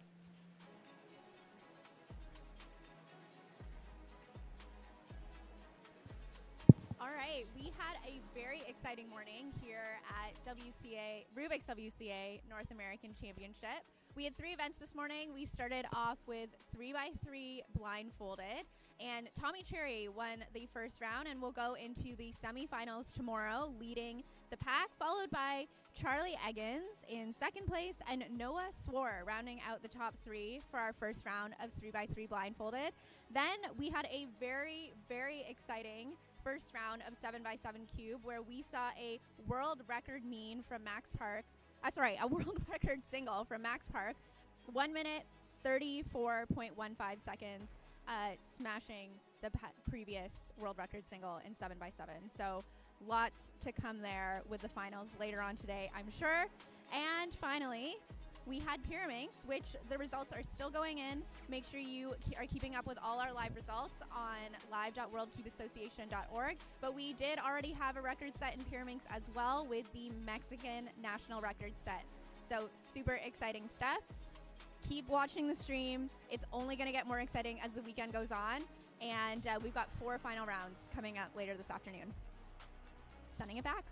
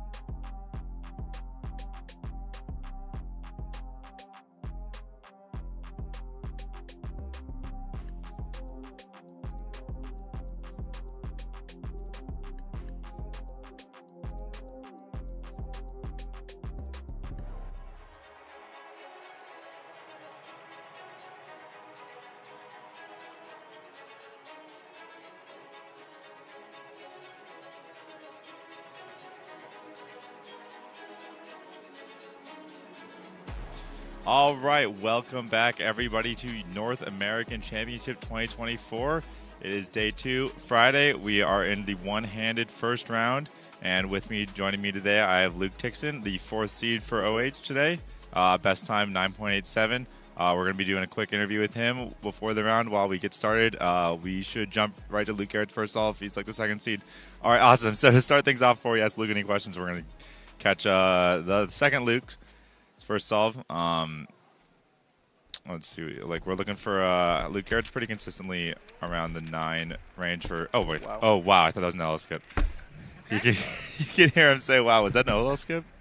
I didn't catch that. Yeah. Okay. So Garrett starts in the 9-4, which is pretty solid. All right, Luke. So what are you looking forward to in this round here? We got on your 4th seed, right outside the podium spot. You have a sub-10 average.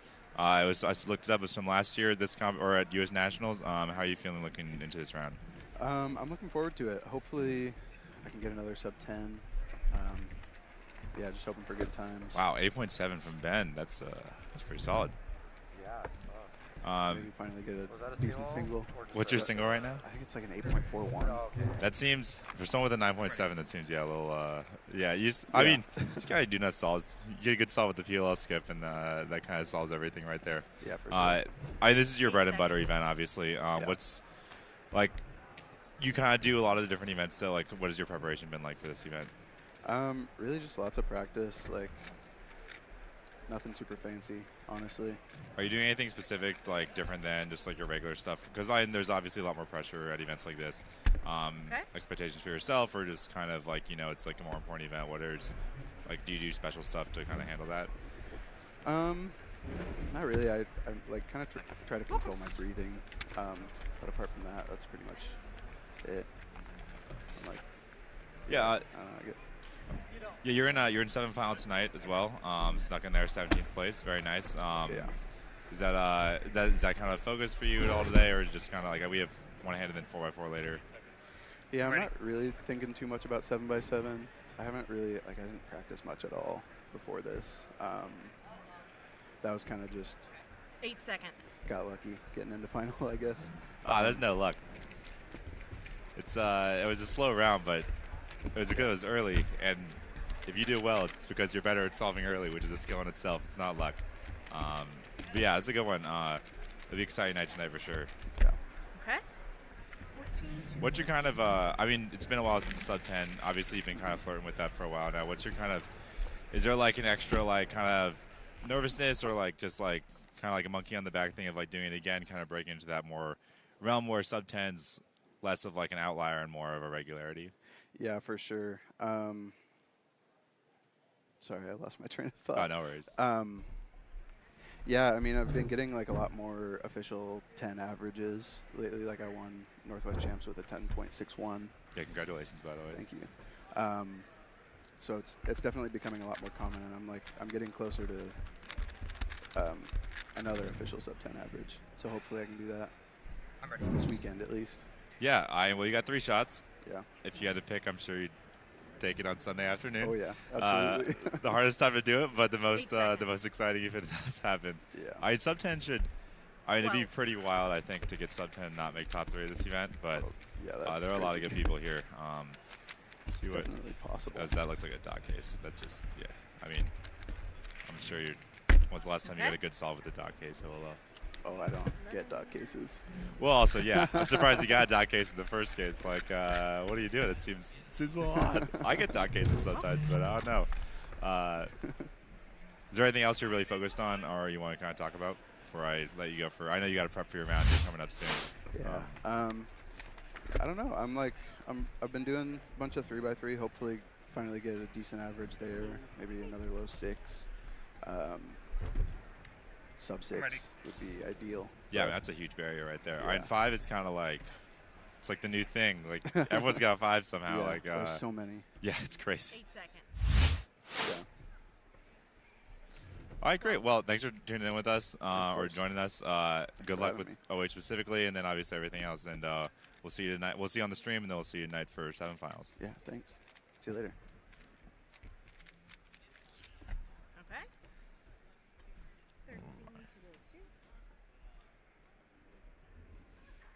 All right. Thank you. All right, so who we got next? We got, actually not familiar here. Is this? Look at my sheet, but it's hard to say. Wow, very far left. ZBLL? No, it's COLL case. 12.5. All right, Luke Garrett's got a pretty open-ended average here, 9.4, 11.6. So obviously, kind of that 11.6 is kind of gonna do him in here. I looked up his results. He's one of the like him and Max Park are the ones that are consistently hitting sub 10 averages. I mean, Luke has an 8 average, so like that's kind of the cutoff. If you have an 8 average, then you're consistently like your normal ones are 9. I'm sure he'd like to get to the point where 10, like sub 10, is like never even happens at all, but. Especially with OH being a little more higher standard deviation event than regular 3x3 because there's just so many extra bad cases. Wow, that's pretty nice. 10.4 with a NB. You can see the grimace on his face when he hit the PLL there, but pulled out pretty well. I mean, sometimes you get bad cases and you just gotta like the mark of a good cuber is taking your bad cases and still handling them well.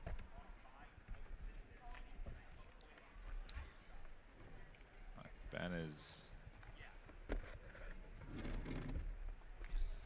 Ugh, all right. Well, Ben's sitting here. Oh, seems pretty happy with that then. Ben's best is 10.75, so he's locked into a totally fine average. With 11, worst possible looks like it's like. Wait, was that his third or his fourth? Oh, okay, yeah, worst possible is 11.4, so he's safely in the next round, and he's safely into it. Like that was going to safely final as well. Justin Malari, 2-time OH national champion in 2014-15, I believe. Obviously, you're looking to make finals here. I don't think he's not super serious anymore, but okay. 13-1, still someone to kind of just like watching the fringe there. Thanks.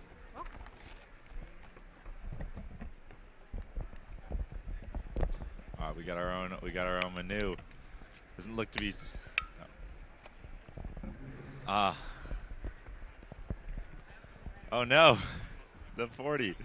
Well, we have our one caster up. We have another co-caster sitting down right now. We have Zach Riddle. Welcome to the stream. Oh, Rido, sorry. One-handed solve for the live stream.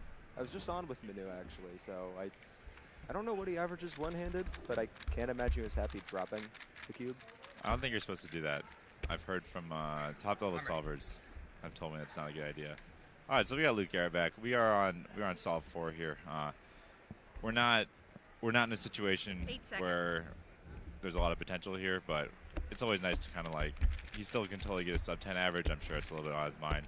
2 solid solves, but there's one for sure. 7-0. Ooh, pretty fast from Luke. There we go. 7-0. Only we're in low 7 ranges.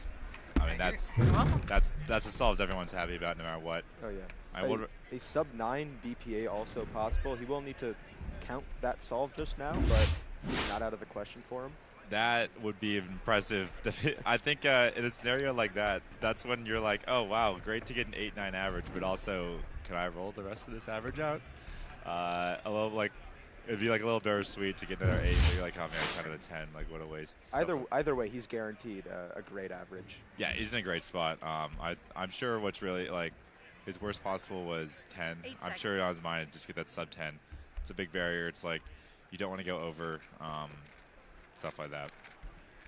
All right, Justin's got hit a 13. I think I saw a 15 earlier. All right, soon J Perm should be quick. 11 out of 10. There we go. 10.54, good solve. Still pretty fast. Yeah, you can see the little smirk from Justin. You know, you get soon J Perm. You're like, it's pretty free on the last layer. These guys can do that almost as fast one-handed as they can two-handed. ZBLL from Jerry. Yep, 12.5. Yeah, F2L there is killing him because last layer was like only 2, and you go to 12. Yeah. What? Totally. Still fast. They 11.48 average. Still pretty fast. Definitely keeps going into the next round. Gives him a solid spot, maybe seating wise. Oh, he'll be in a top 20 spot for sure. Probably top 10. I mean, he's a 12th to 10.75, and he added 0.7. Like most of these guys, probably on average are adding 0.7 1 second. Like these top competitors compete a lot, their PB is not something they're getting every day. All right, Luke here at last solve. He has a, what does he need for a 10? He's counting a 9:45, 10:49. Oh, so he needs sub 10. He needs a 10:04. He needs a 10:06 for a 10:00. So he needs 10:04 for a 10. A nice fun one. Get sub 10, get sub 10 average. Also, sub 10 is probably going to get second this round, second or first, depending on. It'll probably handily beat everyone but Max. Still quick turn. He's probably one of the like higher TPS people I see. I don't watch OH a whole ton, but there we go. Oh. Quick. 8+2, so we're gonna see a 1082. Yeah, that's a rough one. It's just like that's those 2-second penalties where you're like, nothing has changed. It's the round one. It's like nothing changes because it wasn't gonna be PB. It wasn't like nothing bad has happened, but like it's just the mental state of like it still hurts. It's like, oh man, my average has been like 9.5. You're pretty happy with that, and now it's 10.2. It's like, oh, what a great. And also you count the entire +2, so like, yeah. Yeah, still a great average from Luke. A little bit of warm up. Schedule-wise, there's no more OH for the rest of the day, but maybe gives him time to relax and get ready for semis. Oh yeah, those eyes right there. It's the face of man who just blundered. I Justin was likely his last solve. We saw 10, 13, and 15. Yeah, 12. Seconds. He's in a fine spot. Worst case, probably like 14 flat, depending on the change. This looks like a good one. Actual done 6. Come on, Justin. There we go. 10. Another J perm?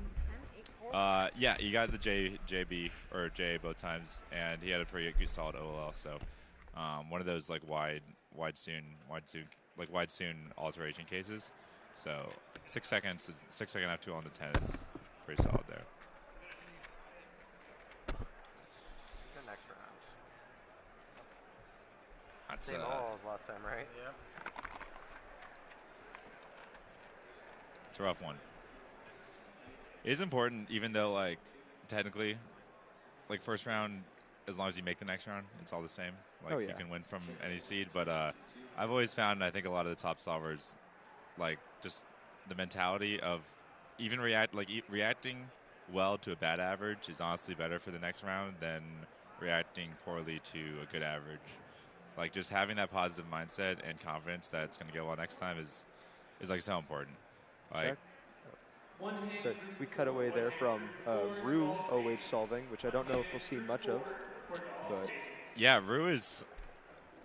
It's few and far between, but the top is dominated by Rue now. Sean Patrick Villanova, current world champion, world record holder in single and average by a huge margin in average with the 8.0 average, is a Rue solver, and it looks like Rue might be the future. I think it's looked like that for a long time, but it's just not as popular. It kind of has become a lot more OH specific, and I don't think you have to really be truly OH centric to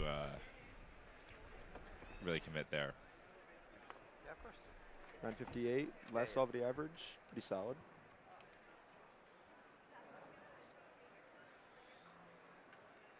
Okay, that was Daniel Gutierrez, who's 1138 average. He's 1138 average PB, so 9's obviously good for him, but he seemed pretty upset throughout the average. I think the face of a man who has higher expectations for himself than what's listed on the psych sheet, I would say. Yeah, but it's first round. This is your chance to get those nerves out, or maybe do a little bit worse than you were hoping, as you always got the next round to do better.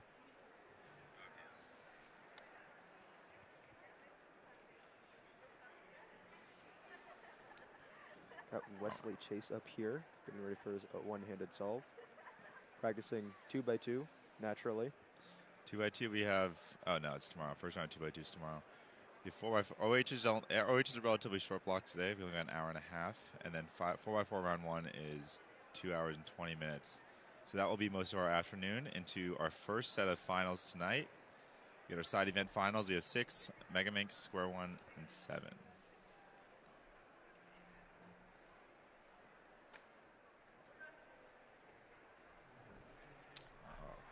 That Z perm. Yeah. Dreaded, but 2183. Still not bad. Seeing Jack Stewart again, I think maybe the lone Rue solver of this group.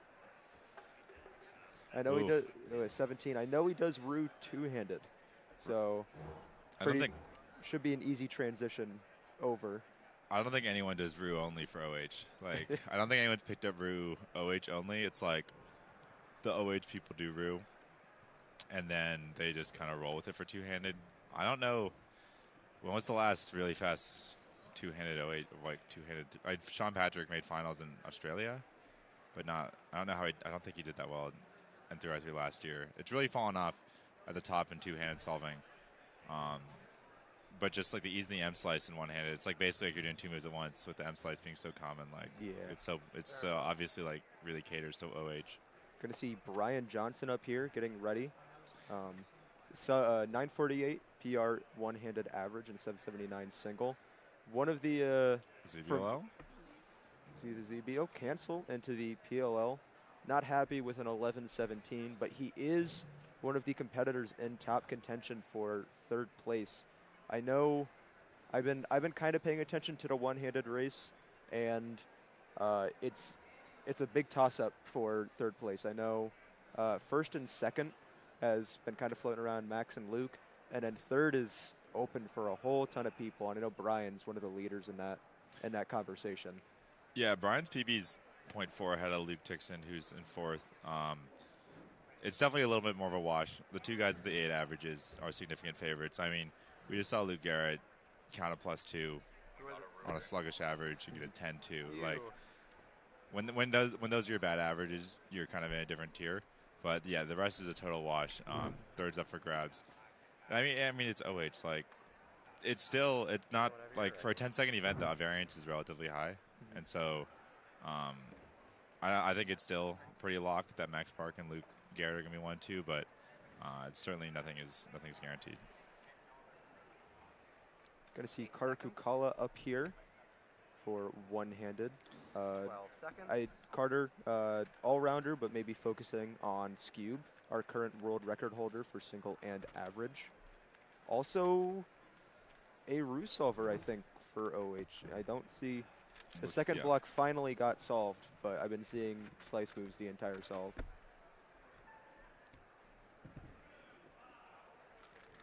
See?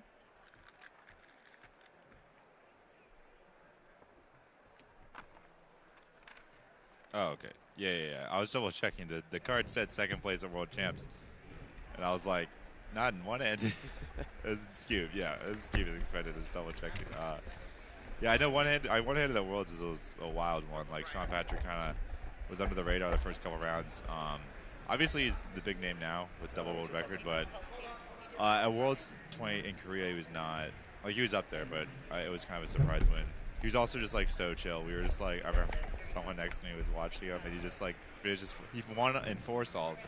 Someone was like, you're just so nonchalant. It's like, that man right there just doesn't even realize he's world champion. Like, there's still like 3 minutes left of the event. He's got it. We got our own Keaton Ellis, one-hand specialist. Well, pretty. Wait. Right? I believe a one-handed specialist, but maybe not as high up in the rankings as he once was. Still 11-15 PR average is quite fast. The 7.26 single may be a little infamous, but still good for Keaton. Finishing off that T-perm. 16-2. This seems disgusted with that time. I mean, he averaged 11. Or low 15. I think I'd be disgusted with a 16 as well. Fair enough. Almost got a Mitch +10. Not my kid. Yeah, not the start you're looking for here, but we've fallen along. I mean, it's top 100. I'm almost certain for all the small top. Yeah, it's top 100 around 2, so it's not like even with 16 is not going to do it, but I don't think 16 would do it. But it's not. He's so much faster that we're not looking at any issues here. All right, Brian Johnson. Yeah. Solve 2.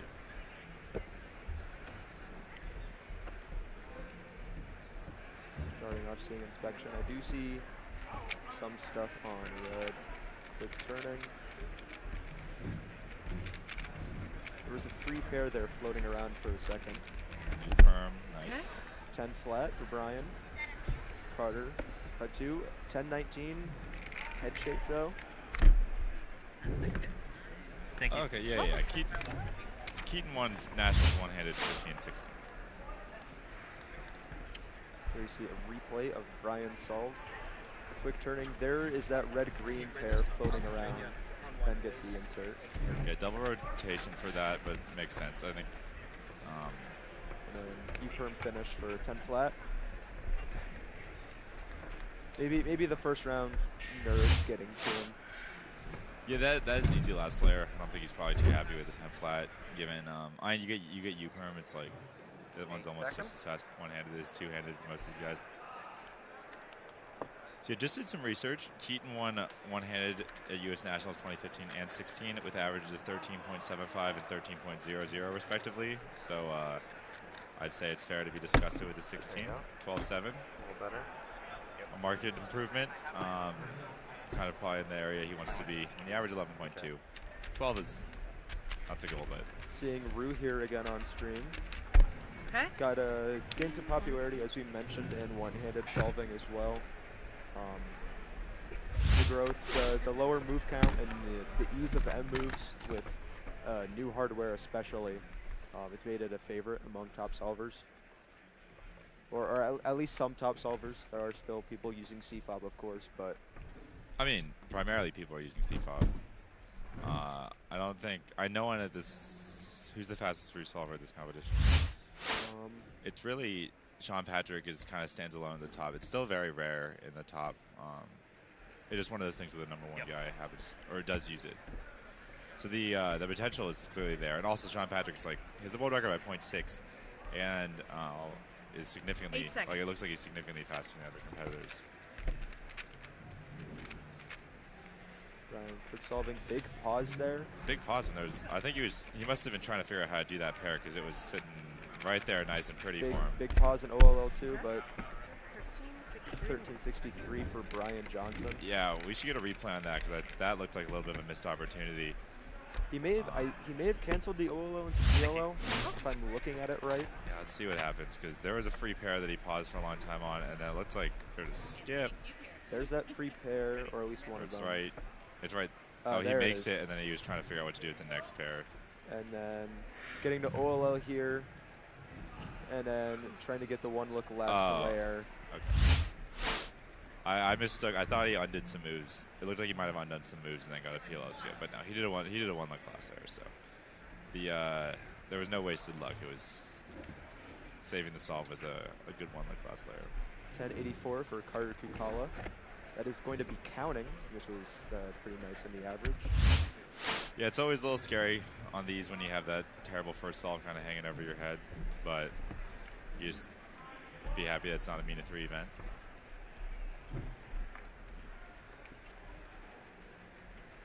Hey, Wendy, the table just got... Here we see Keaton Ellis getting ready.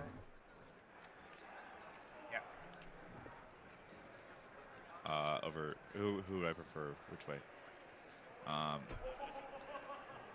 8 seconds. Let's stick with Keaton. Let's see what our former double national champ has got up his sleeve. Pretty calm turning it looks, getting to PLL. 1270. Wait, it's exactly the same. Yeah, same. Same. Is that down to the fifth I don't decimal? know. I don't remember the last. Dude, am I gonna get a Luke Garrett video? I think Keaton's done. Keaton getting excited for content. That was 2. Wait, he must he's only on a couple solves though. I know we can come back to Keaton. Yeah, we got Brian Johnson. Oh, it's a shame. 0.00. Oh yeah, that's fine. 8 seconds. Brad inspecting his fourth attempt here, hoping to make that 13 not count in the average. All right, nice X cross in first pair. A little bit of a hard slam there, big pauses, turning. Okay. A lot of turning lockups. Just smoothness is not quite there. Yeah, I mean he knows it. It's like it's just like this is a very indicative solving style. I haven't really gotten the nerves out. It's less even it's not truly possible to just like get the nerves out. That's like it's not going to happen. It's more like dealing with them 8 seconds. well. And we also are just coming back from lunch, so maybe some people still haven't really warmed back up all the way. I mean, you haven't warmed up all the way. It's Maybe it's a skill issue on my end. maybe you should put a little more effort into this event. 10:58 from Carter Kukala. Good potential there. I'm not sure what Yeah. Carter's PR average is, but best possible. Seems like it will be close for it. It will definitely be PR average if he gets his best. He's worse than 1075. His best is worse than 1075. So yeah, he's in a great spot. Obviously, worst possible is pretty bad because of the 16. .001 off of his third. It was 12.070 and the 12.70. But one was 0.8, the other was 0.7. So we're finding out Keaton Ellis's. He was hoping for a .000 difference, but ended up being .001. 8 seconds. So no content for him. This is bad, right? Oof. Big pause there, but wow. quick LSE. Yeah, that's the well, wasted a little bit of luck there. Head shake. A little bit of free flop there from Keaton, for the very least. Gonna get a good OL here. cross. Yep. Is that? That's a good not, check. but Keaton. 12.25. That's not a bad solve, but for one-handed solvers, that's a great last layer. Wide, fat student to J. I saw the blocks and I thought we were gonna get a PLO skip there, but I also don't really know the recognition for that. For the fat student cases, yeah, that's a little bit on us. Those are like the easiest ones to recognize. We got two overhead cameras going on right now for Brian's next solve, final solve. Brian's really in the old school style of the GoPro on the head. And it gets you the best angle if you want to analyze your solves. That's undeniable. I could only imagine that he doesn't for that reason. Soon ZB there, I think. 13.25. No, it was just soon J B perm. Like he's also I mean that's just like that last layer is so free. Like soon JB, you gotta be executing that in like 2. A 12-12 average there for Brian Johnson. Not worst possible. At the very least, Carter Kukala going up for their 5th solve. There is PR average potential here for Carter, so we'll see if they can pull it off.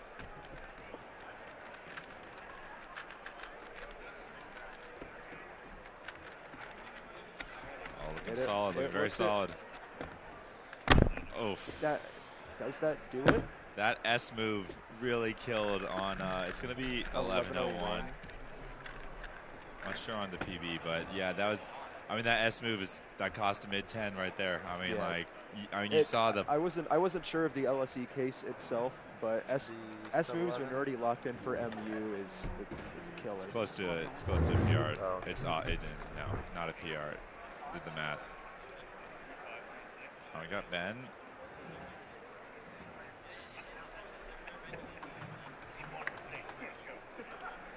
One-handed group 5. One-handed group 5. Bring up your cameras. One-handed group 5. That is going to be my group here. So I am going to wrap up commentating. It was 13, nice 1 being nice. back for at least a little bit of one-handed. I might see you all on stream. Thanks for having me, Kevin. And thanks for joining have fun in. commentating. We got Manu coming in next. And we got group 5s coming up. We'll do some reconnaissance to figure out who are we watching here on the main setup. Group 5. Red, we got Max Shaw, Ray by Keaton with his last solve. Well.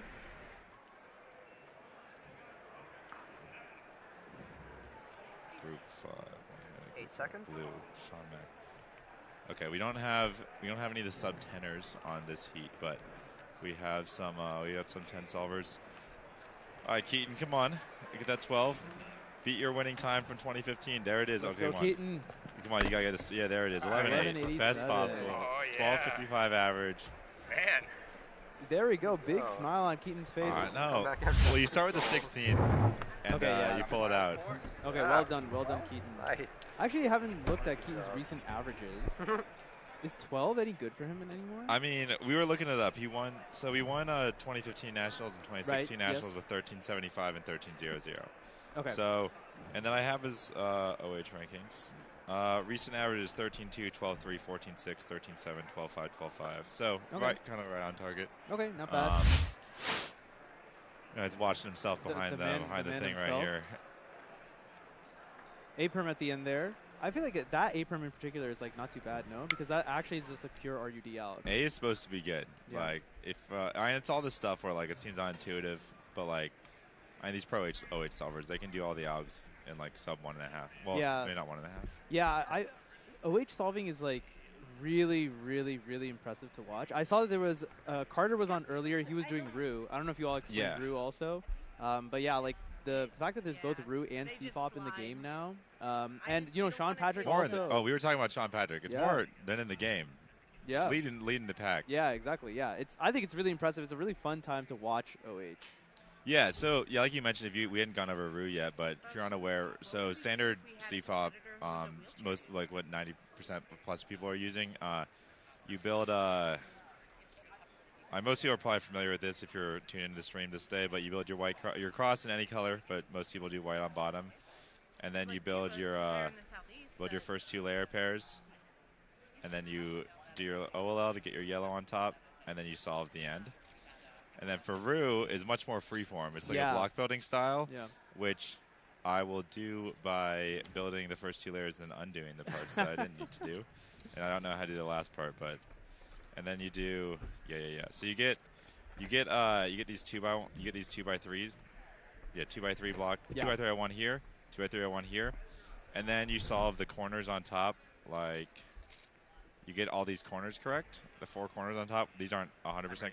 They're correct. There now. you go. You got it. Yeah. Now they're correct, and then you solve the rest of it. Yeah, just everything else. You solve the rest of it. Yeah. But the key is like solving the rest of it's actually like really fast. It's really fast. And the first couple steps are not that hard. Yeah, like, and you can break them down even to like even smaller steps. But yeah, the Ru solvers, very, very interesting. So hopefully maybe we'll see some more of that. It didn't look like there were a ton of Ruers on the sheet, but there's not a lot of Ru in the top in America. I mean, honestly, there's not a lot of Ru in the top right now. It's like maybe Sean Patrick will inspire some people to start picking it up. Yeah, definitely.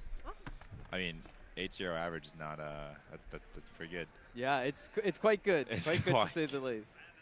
I'm actually staying in the place I'm staying in Euros. I'm in an Airbnb with a bunch of Ru OHers, so I'm planning to learn a little bit of Ru while I'm there. All right, so they're all hanging out in Europe. They're all in Europe. I think they're all going to be there. Is Sean Patrick going to Euros? I didn't check actually. He doesn't travel a lot. Yeah, I imagine it's probably hard for him because he's pretty young too. Yeah, he's not. I mean, he was young in Australia, which means he I can't guess be that's that young because that was 5 years ago. Yeah, that's a good point. You're right. We got Dylan Miller on stream. He averages low 11. I looked at the select sheet. Dude, Dilly Millie, man. I was talking to him yesterday about like kind of like his competitive mindset and everything. Very, very interesting guy. He's a super, super fast 3x3 solver, as some of you may all have seen at All Stars as well. His vision is also super interesting. You mean literally or figuratively? Figuratively. I don't think he has like superhuman, like I don't know, like 2015. The eagle eyes. Okay. 11-2. Like, cause even there, I feel like that solution didn't look particularly good, but like he was able to just turn fast. Does he do a lot of OH specific stuff, or is he just like, I can turn OH and I can do 3x3 fast? I think that's what it is. Max is moving. Yeah. This is oh my God. Yeah. Let's get that. Let's get that. Oh, it's rough PLL. What did he have? He had F12 at 5. Yeah, I was like gonna low say. 5.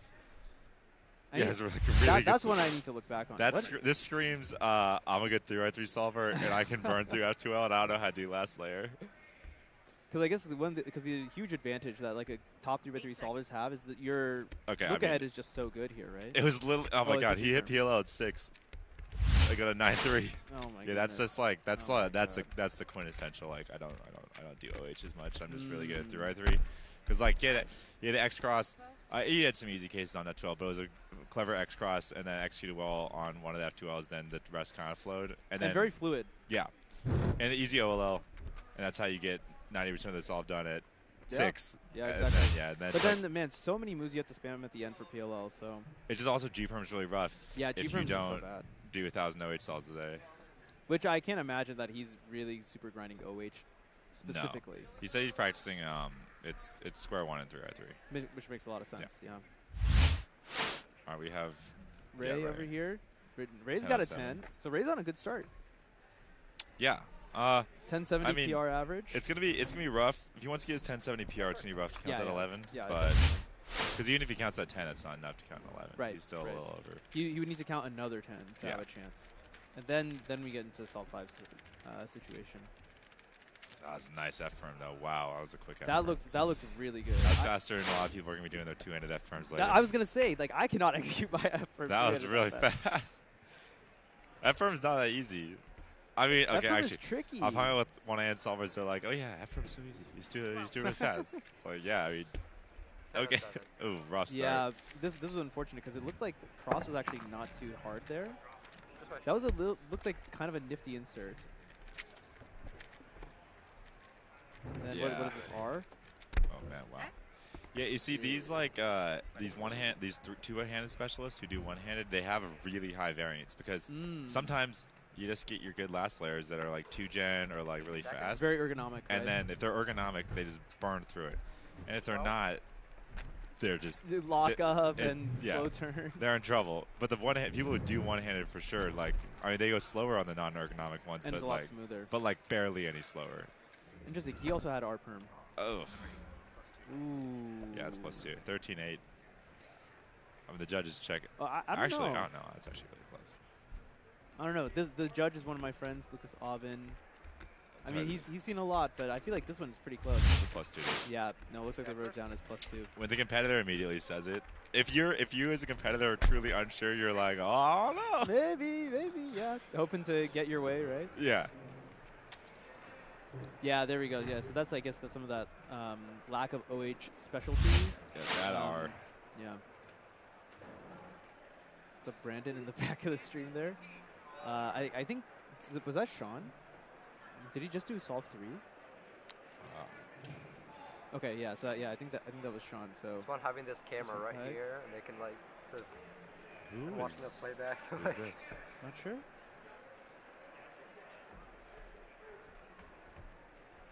Just looking around. What have been some notable OH results from the past several groups? Oh, okay. Yeah, nothing crazy. I mean, Luke Garrett as fast. Oh, he already competed? Yeah, he got a 10.2 average, and his last solve had a counting +2. Okay. The full counting +2. So it was like, it was one of those like, it wasn't going to be anything like crazy, but it's just kind of annoying because like it's great to start, good vibes with a 9.5 average on day one, but 10.2. So honestly, he's probably still going to get second this round with the 10.2. We'll see. Like it's totally open for someone to beat him that's not Max, but Max will almost certainly beat him now. Almost certainly. 9.5 is like great though. You're going to get second for sure. Like you might beat Max. Yeah, it's unfortunate. The 10-17 even with like the random S move? Yeah. That's kind of wild. That did not look like a 10-second solve to me. I thought that was going to be like a 15. Yeah, first. Dealing with some keyhole. Yeah, that's something that he's mentioned is that his solutions used to be very basic, and he's like trying to do more interesting solutions. I wonder if this OH round is really just a way for him to just try these out and just see what he can find. I mean, keyhole is like kind of funnily like the basic advanced yeah, thing it's to like do. the most basic. It's like Max Park loves keyhole, and it's like funny because like Max Park is known for having really basic solutions, right. For like given his like crazy speed. Yeah. I mean, I think OH lends itself though to being a little more basic because the really advanced stuff in F2L, like that's a good point. with two-handed, it's just so not ergonomic at all. And it's like really. You want to keep everything on like 2 axes here. Yeah. And if you really need to, the third one. 12. Yeah, but like some of the two-handed advanced stuff is just like you're just doing all sorts of crazy weird turns and like it's not feasible here. Like, can you imagine doing like S move slices? Well, I guess he just did, but Max, oh gross. Tell me you're a two-handed solver. Like that was like that was the S OLL into Z perm. Like that's fast. Yeah, it's a fast case. Oh my goodness. I feel like Z perm for OH is so bad though. Is it? Not if you do Ru. I guess if you do practice your M slices, right? I guess yeah. If you practice it, then I'm surprised he did the RU version. Like, that's what I was thinking. I was like, just put it at the table at that point. No? If you do the RU version, I feel like you are a two-handed solver. Like I feel like all the one-hand solvers do you just put it on the table and then do it. At some point, when I was at Berkeley, there was this OH solver, Tiffany Chen. She was a female #1 at the time. She used ZZ, and every time she got a Z perm, she's like, yeah, no, like, I kind of want to quit ZZ. Like, what's the point if I'm just going to get a Z perm? That's so fair. Z perm like is like deceptively bad. Just takes so many moves. I used to think that Z-perm was like so great. I'm like, oh yes, it's something I know how to do. And now it's just like, it's all right. The real key is that it's low variance. You're not going to mess it up that often. Yeah, that's a good point. Ray on solve 4. He's got good potential here, but he's going to It's kind of pausing a bit, no? need to not have this solve be an E-perm at the end of a bad solve. 1276. I'm not sure what... Something happened. Yeah, there's some cheering. All right, maybe we get the mobile cam operator down to whatever happened. Yeah, of course. We'll see. It may just be something random. Yeah. People get excited. Yeah. It's like there are 4 stages of the competition, right? So it could be something on the completely opposite side. You don't need to be #1 in the world to get excited about a good result. Yeah. That's a good point. That's a good point. Especially with 900 competitors registered for NEC, so you know there's a pretty like wide range of skill level, even though there are qualification times. Oh yeah, this competition was luckily able to handle like there was queue times, but it's not very restrictive. Like Worlds is getting to the point where like next year it's gonna tiers of qualification times is getting to the point where just the demand exceeds the supply. Oh, the demand, especially in the States, is going to be astronomical. So I think for Seattle. Yeah. Oh, you can't miss. Like yeah, exactly. It's gonna be insane. If you're in the States, then like you have to go. It's gonna be the coolest thing ever. Yeah. So I think the phased qualification system is very interesting, certainly. Yeah, I mean it's kind of just like a necessity. Like. Yeah, it was a long time coming, I would say. Yeah, I mean we can't be determining qualification for and I think, a competition on the internet speed. I think the fact that like Timon didn't get into Euros the first time, I think that really accelerated this. They were already planning on that before that happened. Okay, I figured. But you're right. Like the reaction from the organization, like if you're not aware, like there's a big hubbub with European Championships registration where it filled very, very quickly, and Timon was like Timon registered like 90 minutes after it opened and was still on the wait list. And like even then, the reaction was like, even from the organizers was like, oh, this is like we weren't. There was no. It wasn't like a super big oversight at the time. It was just like crazy unexpected. Like if you did the projections, it was like, oh, we have a 1,000-person cap. Like based on the projections of last year, how things are going, like it should be no problem. Just like a super fluke incident. But it was like, yeah, we got to prepare for this in the future, which is appropriate. Definitely. Well, it's good. I think it's a good thing that like they were able to remedy it. They were able to expand it. And he's able to go, and I think it just opens this conversation earlier, which I think is a good thing. Yeah, it's great to have incidents where like something like you can still handle it easily, but it gets kind of the conversation moving on how do we progress cubing as a sport. Yeah, totally. All right, Ray's got 1066 possible here. Triple he's gonna get it. So triple soon's, what was that, COL into like a U-perm? Triple soon into U-perm is just so many lot of moves. Even like he executed it pretty well. It's just like you just gotta do so many moves. Dylan with a nice G-perm at the end there. Oh, he likes that one. He likes that one. That was very smooth. Yeah, 1046. That's like, I mean, that's a tough out to execute one-handed. Yeah, he's happy with that. All right, so we got Ray's 10. Here, it's burning through the turns here. So this just looks like, yeah, definitely the triple soon. Triple soon to you. Oh, there's a little bit of a he had to go. Yeah. He had to go back a little bit. So that's what, the same stick that's why I was a little more disappointed because he didn't. It was not a flawless execution. He did do a lot of moves. Unfortunately, a lot of moves. 4 of those moves didn't accomplish anything. Yeah. Well, these are my other ones. I mean, if you have to estimate, like how many moves do you think that was? That was like it's pretty close to like a 60. It's R triple soon, R prime. No? Oh, total. You mean? Yeah. Oh, this is the Dylan replay, and we got and then we got this nice G perm at the end here.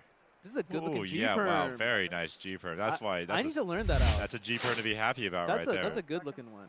Especially as someone who's not a no age specialist, like you get that and you're like, well, let's hope this goes well. Yeah. All right, Max. 7 low. Nice. Good comeback. Got what, 11 on the last solve and then 10 on this one? It's unclear what that PLO case was really fast. 1171 average from Max. That's pretty good, no? Pretty good. Yeah, pretty good for someone who isn't a specialist. Yeah, no, I think he's gonna be happy with that. He's not.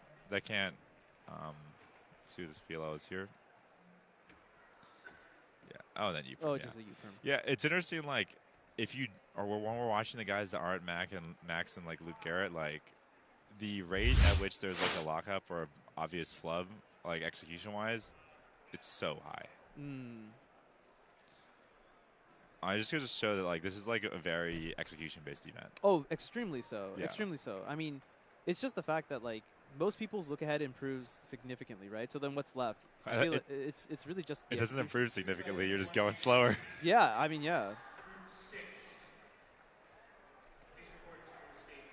Sub 30. Yeah, there we go. Yeah. Very exciting. I love to see the random people pop off. I know, yeah. Well, yeah, it'll be less than that. Oh yeah, we love it. Looks like good average for them Very too. yeah. Excellent, excellent. Oh yeah, Good no, to I mean see. like it's nice to have. Thank you. Welcome. It's nice that this competition can serve a double purpose of being a massive, massive local as Yeah. well as the championship level events. You know, let's just talk about it since I think we're in a bit of transition between the two groups. Yeah, anyway. yeah, we had a couple of- So something I've been asking a lot of people about is like, you know, what do they think of the format of All Stars versus like the current format we Yeah. have, and like what is like the balance between them? Because we like both of them, right? But it's gonna get hard to have both of them because All Stars was great, but it was a huge production, cost a lot of money, Yeah. takes a lot of time and stuff too. So what are your thoughts on this? Yeah, let's get results in All Stars up. Yeah, so it's just a huge balancing act. I mean, I've talked about this. I've thought about this and talked about this like at different points, but like the tiered registration for Worlds next year is kind of just a way to solve supply versus demand. Yeah, like yeah, that's definitely you true. can't realistically host a competition with 10,000 people. It's just Yeah, that's just never going to happen. 2,000 is a grand undertaking to say the Mhm, least. mhm. But at some point you have to cut it, and so it is a championship. Speed is the only thing that really makes any sense. But then it's like, where do you draw the line for? Okay, here we have the All-Star results. I mean, Timon with once again. I mean, yeah, we've absolute talked clutch about this average, so yeah. much, but like, yeah. It's just like, where do you draw the line? Okay, is adding like where objectively, this is the Worlds is the biggest event for cubing. Yeah. It's what everyone, what we are presenting as a community to the general Exactly, public. exactly. It's what they're going to see. It needs to be exciting. Where do you draw the line? We're going to spend an extra hour to make finals more hype. Well, that means less people can compete in 3x3 round It one. just is what it is. Yeah. And those are the trade-offs you have to make. And I think right now, what we've been doing for the last 15, 20 years has worked very well. I think there's a lot of demand to have all-star types events. I think Mhm. there's a lot of stuff more we can do to make things more exciting, especially on finals days and for finals. And I think it's like you're going to have to move to an area where we need to focus on adding more hype for the finals events while still making sure that like there's a reason to come if you're not going to compete and everything. Like, Yeah. we need more events for, okay, I showed up and I only qualified in 3x3, or I only qualified in my one obscure event. What's the point of going if like, or in our current state of events, it's not as much fun for that type of competitor. Yeah, exactly. Because if you're going to be there for Worlds, let's say last 4 days, Yeah. you kind of want to be doing things. At least the other problem is the competitors might want to be there because it's hype, but a lot of competitors are children. Yeah. And it's like the parents, it's like, okay, well, do I really need to be here for 4 days if you're just not going to compete? Exactly. So it definitely is going to be an interesting balancing act to see how this is going to morph in the future. Yeah, and Cubing's definitively, I think, objectively entered the transition period where Yes. Worlds is now, like, my mom will not be competing at Worlds as much as she Yeah. wants See, to. now you're messing. She lives in Seattle, but like we have started that process, and it's kind of how. And I was like, now you're messing. it's a slow growth, and it can be a slow change, but it's just something to be aware of. Like, I know there is specifically like a competitor experience team for Yeah. Worlds 2025. Like, what are the competitors doing that aren't just competing? And there's like a lot of different types of activities that we can model this off of. Like, there's huge conventions. Like, there's Exactly, big conventions for stuff exactly. where there is no competition. Yep. What do people do? But they still come, and there's not even a competition Exactly. at all. So modeling stuff of that to make sure it's still interesting for everyone, and like, okay, I'm going to go, and 90% of my experience is doing convention-style events, and 10% of my experience, or then like 60% is doing convention-style events, 10% is competing, and 30% is watching. Or, just like roaming around doing the city or whatever stuff, right? Yeah. Yeah. Um, There's loads of ideas out there, and I think the fact that this conversation is happening now, I think is, well, maybe a little late in my opinion, but hey, better late than never. And at some point, if cubing is going to grow, I think there are many avenues to explore, and all of these are like certainly very interesting things to think about. So I'm looking forward to it. I think cubing is like at a really pivotal time. So, and guess what? You guys are also in for the ride. So Yeah. you'll enjoy. It's going to be, I mean, I've been excited for Seattle since they announced it Yeah. at the end of Korea. Yeah, yeah. It's good that it's back in the States. I'm so excited. It's been since Vegas. Like, I mean, I'm the most biased person ever for Vegas. I'm like, Vegas is the best competition to ever happen. Sure. Like, it was. To be fair, like at the time, the standard Vegas really set a new standard. Like, because actually no, that's totally unfair to Talon. Talon was epic. Like, Talon really set a standard. I mean, how did he go to 09? I don't know. It was just like at this point, 03 set a standard. Yeah, 03 set a standard. 1982 But set a yeah. I standard. mean, like, Vegas seemed so, just like it seemed like it had all the bells and like the bells and whistles at the time are at 2013 are now the standard in 2024. Exactly. But like it kind of had all that stuff that you were expecting. It's just bigger and better, right? So. Yeah, I mean at the time like there was 600 people and that was an insanity. Yeah. I thought like Bangkok in my mind felt so big, and it was actually so small, which seems crazy. All right. Well, we managed to fill all the time, so you all are welcome. Hopefully that conversation was interesting. What's more interesting, hopefully, is Ryan Pilot, the current Square One world record holder. In single. In single, yes, that's correct. 12:29, unsolved 1. Do we have multi-blind results if they're full, if they're done? We'd love to see if those. they're done. I do know that everyone finished competing. Right, they haven't finished scoring. I guess scoring is very fast. Scoring should be relatively quick. Just gotta look at it. I mean, it's not like FMC where scoring takes like a lot of effort. Yeah. We got Maddie Inaba, not an OH specialist, but he's gonna be a major player in 3 through 5, maybe 6. Yeah. When I was talking to him yesterday, he did mention that OH was something that he was going to get more into. Exactly how he was going to do that was a secret. He was like, yeah, I'm not going to tell you. It's a secret, I guess, whatever that means. I think the new meta amongst the top solvers is to get asked a really basic question that doesn't seem secretive and be like, nah, that's a secret. Maddie on Blue Cross here. 1148 plus 2. So, yeah. He'll switch. He'll switch. Oh, he's switching cubes? Yeah. Yeah, it's the hardware's fault. Yeah, I didn't make a mistake. Definitely. Well, that was another thing he mentioned. He's just like, yeah, I just try a bunch of stuff out and just see what is going to work. And if something doesn't work, it's time to switch it up. And if it does work, well, good. And as soon as it stops working, it's over. It's time to switch it out. No, you gotta. That's good. Like having the willingness to experiment and just ditch what's not working. Yeah. It's too easy to get stuck in your own ways of just like trying to force something bad to work. Whether that's definitely. a cube, your turning style, your method, whatever it may be.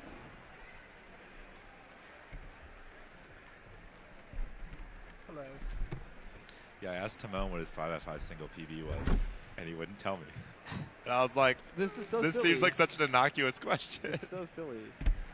But I feel like, yeah, this is something that, like, if like a random kid asked, you wouldn't just refuse to respond, right? Oh, that's a secret. I just tell him. I don't know. I've never like. I mean, I've hoarded UWRs before. Like no, like, I definitely before like 2013 Worlds. Like, I don't think anyone. I wasn't telling people how fast I was.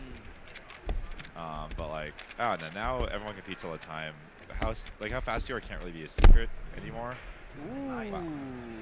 8 seconds solved. That's a PR. Oh yeah, wow. Jerry. PR. I want to see that one again because that last layer looked like it instantly ended. I saw Jerry was up here. We know Jerry's fast. I didn't think F2L was anything too particularly special as Ryan gets a 1081. But that last layer looked like it just instantly ended. It was skip. Yeah, perhaps. All right, here we go. Oh, interesting. This is a VLS. It's a VLS PLL skip. VLS PLL skip. Yeah, so it's like forced LL skip type of thing. Okay, yeah, you're right. It did look like it instantly ended. It was yeah. When exactly. that fourth F2L slot went in, the whole cube was solved. The entire cube was solved. Yeah. I mean that's pretty incredible. Do you think he saw? There's no way he saw that PLL was going to skip also. Maybe. Right? I mean, I doubt he knows you might know it's going to skip. Like, I know which OLLs are going to skip sometimes, but the thing is I wouldn't do something else if it wasn't going to skip. Like, I just do the same thing every time. Sure. It's like more of a prediction type thing. Yeah. As long as you just know the AUF beforehand. Yeah, I mean that one in particular was also pretty blocky, so it doesn't surprise me that he knew it. That's one of those. Yeah, you see a ton of blocks and then you just like learn like what's going on here. All right, Maddie, this is a long F2L. Yeah. And we got Nam on deck. He's gonna be 10-4, not terrible. Okay, not bad. Wow. Actually, it's a good start. That's really good. Well, not a good start. It's a good restart after his 11. ZBLL for sure. He definitely knows all of his U's. 9-9. 9-9. Not bad. Saved a little bit by an easy ZB, but Well, which one exactly was it? I kind of lost. I did see it was a U. It was a U case. The U cases are supposed to be all like, almost all of them are like really easy. Well, I know that the UCOL is, especially there's that one with the one that's like the Y perm. That one is just awful. Yeah. This one is a pretty Don't do easy set. UCOL for that one. That's just like Yeah, not that worth one it. is so not worth it. If you're not gonna skip on that on the Y perm one, just It's so just do the bad. regular Yeah, algorithm, it's just a because you don't get terrible you get an You adjacent won't- swap. Yeah, you wouldn't so get. You don't get. You're diag. right. You have to go out of your way to get the diag swap. Yeah, yeah. So. Sometimes COL, like I do some COL on big cubes, but it's mostly just like make sure you don't get diag swap. Instead of getting diag Yeah. swap, I get knowing the all alternate corner out is solved. useful. Yeah. And so like I do a COL if I like a third of the time. I don't do it in soon and anti-soon, so less than a third of the time. Yeah. It's think mostly I only get diag swap. Actually, I never get diag swap. But that's really it. Pretty decent yeah, up to all, but yeah, this is not a great last layer. Easy. Well, I know OLL was fast. He had fat soon, but yeah. Yeah, I sat down once and timed all of the PLLs like multiple times on big cubes, and adjacent swap and all corner solved isn't actually as big of a change as you'd think. Oh, Because really? H and Z aren't that great. Because I guess you're not using MU. Yeah, but diag is terrible. Yeah, Diag I is mean- bad because you have E. You have E in there, and E is just Oh, garbage. E on a big cube sounds so bad. E, I use an alternate alg, that's RUF. Okay. But E and NB are just really slow, and so diag, you want to avoid, it's worth it to definitely avoid diag. But And it's not super hard. I mean, like it's pretty easy to recognize corners. And if you're just looking for diag, then you're looking for like one very specific thing, and you don't just learn like you could just do Nicholas instead of Soon. this is a 3x3 trick, and if I learned it, it's not difficult. Well, the fact that I know COL means it can't be that hard, right? So. All right, Maddie's got a 10 and a 13. Average is wide open. Nom should be coming up soon, too. He's got the highest. Nom's the only one who's. He's only got one solvent, so he's the only one on track for sub 10. But. Oh, these overhead cams are so nice. 8 seconds. Production's been absolutely killing it. Yeah, today, compared to even last year, the stream is so much better. The guys all back here are doing great. So 11-6. What did you think of that solution? I thought it was like it was an interesting solution because I thought it was both efficient but also like kind of long at the same time. I don't know if that's just the way you turn. I'm not. I catch most of it, unfortunately. I'm too entranced with Nom's beautiful turning style. Yeah, this is really good. It's not.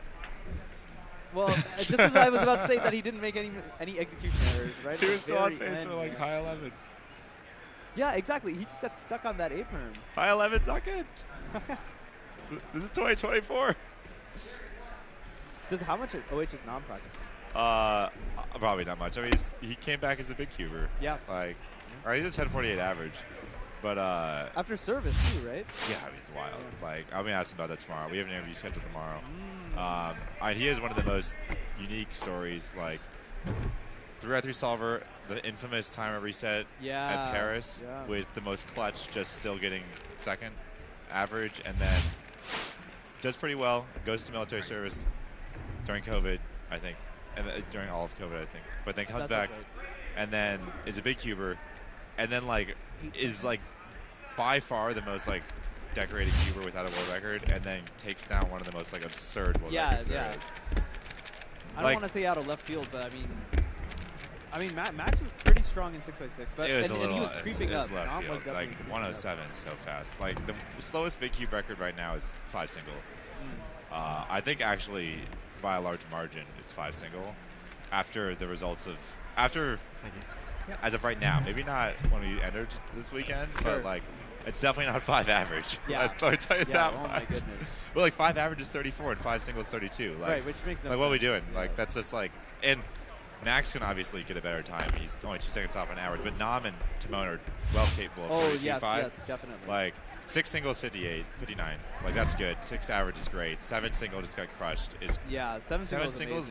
It's still like 7 because 7 means 139, which is good. That's definitely good. But I think it might be 5 single then 7 single, even though with the new 7 single, Max just hasn't gotten like that 7 single. If he just had actually good edges, like actually good edges, I know, sorry, not edges. It's not edges. Yeah, The edges were insane. It was the most absurd thing I've ever seen. I watched, like, the video was, like, I mean, okay, let's watch Maddie get this solved. This looks very sluggy. Yeah, this is really long. Not it.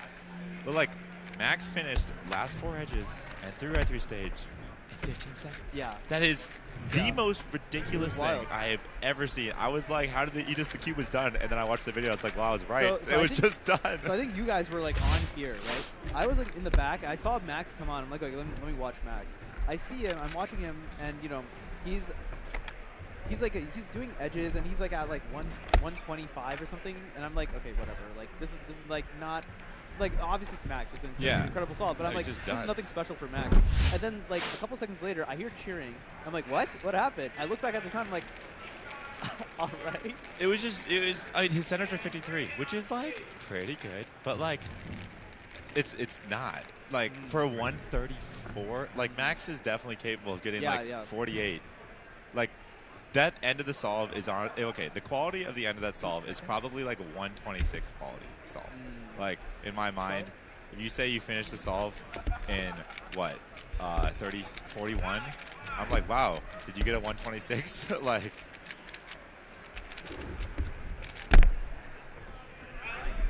All right, good solve from Jerry, it seems. We go for his average. Oh, yeah, wow. Maybe just the end. Just the last 20 seconds. Thank you. Oh, yeah, look at this. Look at this absolute absurd. We got the last one. Oh, this is a... Yeah, so this is the wrapping up the centers. This is not. This is a different solve. Oh, I see it.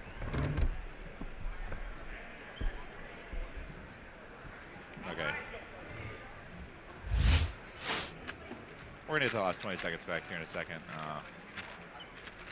All right, Ryan got a +2. Maddie's on his last solve here. Oh, third solve here. 13, 10, 14. Okay, so he's kind of 13. Yeah, I mean, this is kind of a cooked average for him. Yeah. Maybe jump over to Nam. He's got a higher potential here. Okay, yeah, we got Nam. Nam hasn't been doing too hot either. All right, 9, 11, 13, 12. But you get 11, 2. Yeah, that's the right response.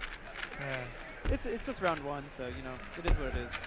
All right, Jerry got low 10 average according to chat. Very solid. Nice. Maddie's on 14. He's on PLL. He got a 15. Ugh. Nam is. This doesn't look like anything special. He's got an E-perm. And he's doing he's doing the RUF yeah. E-perm. The one that's like the big cube one. Yeah, that sounds right. Oh, we got the max replay up here. The last 20 seconds. Just look at.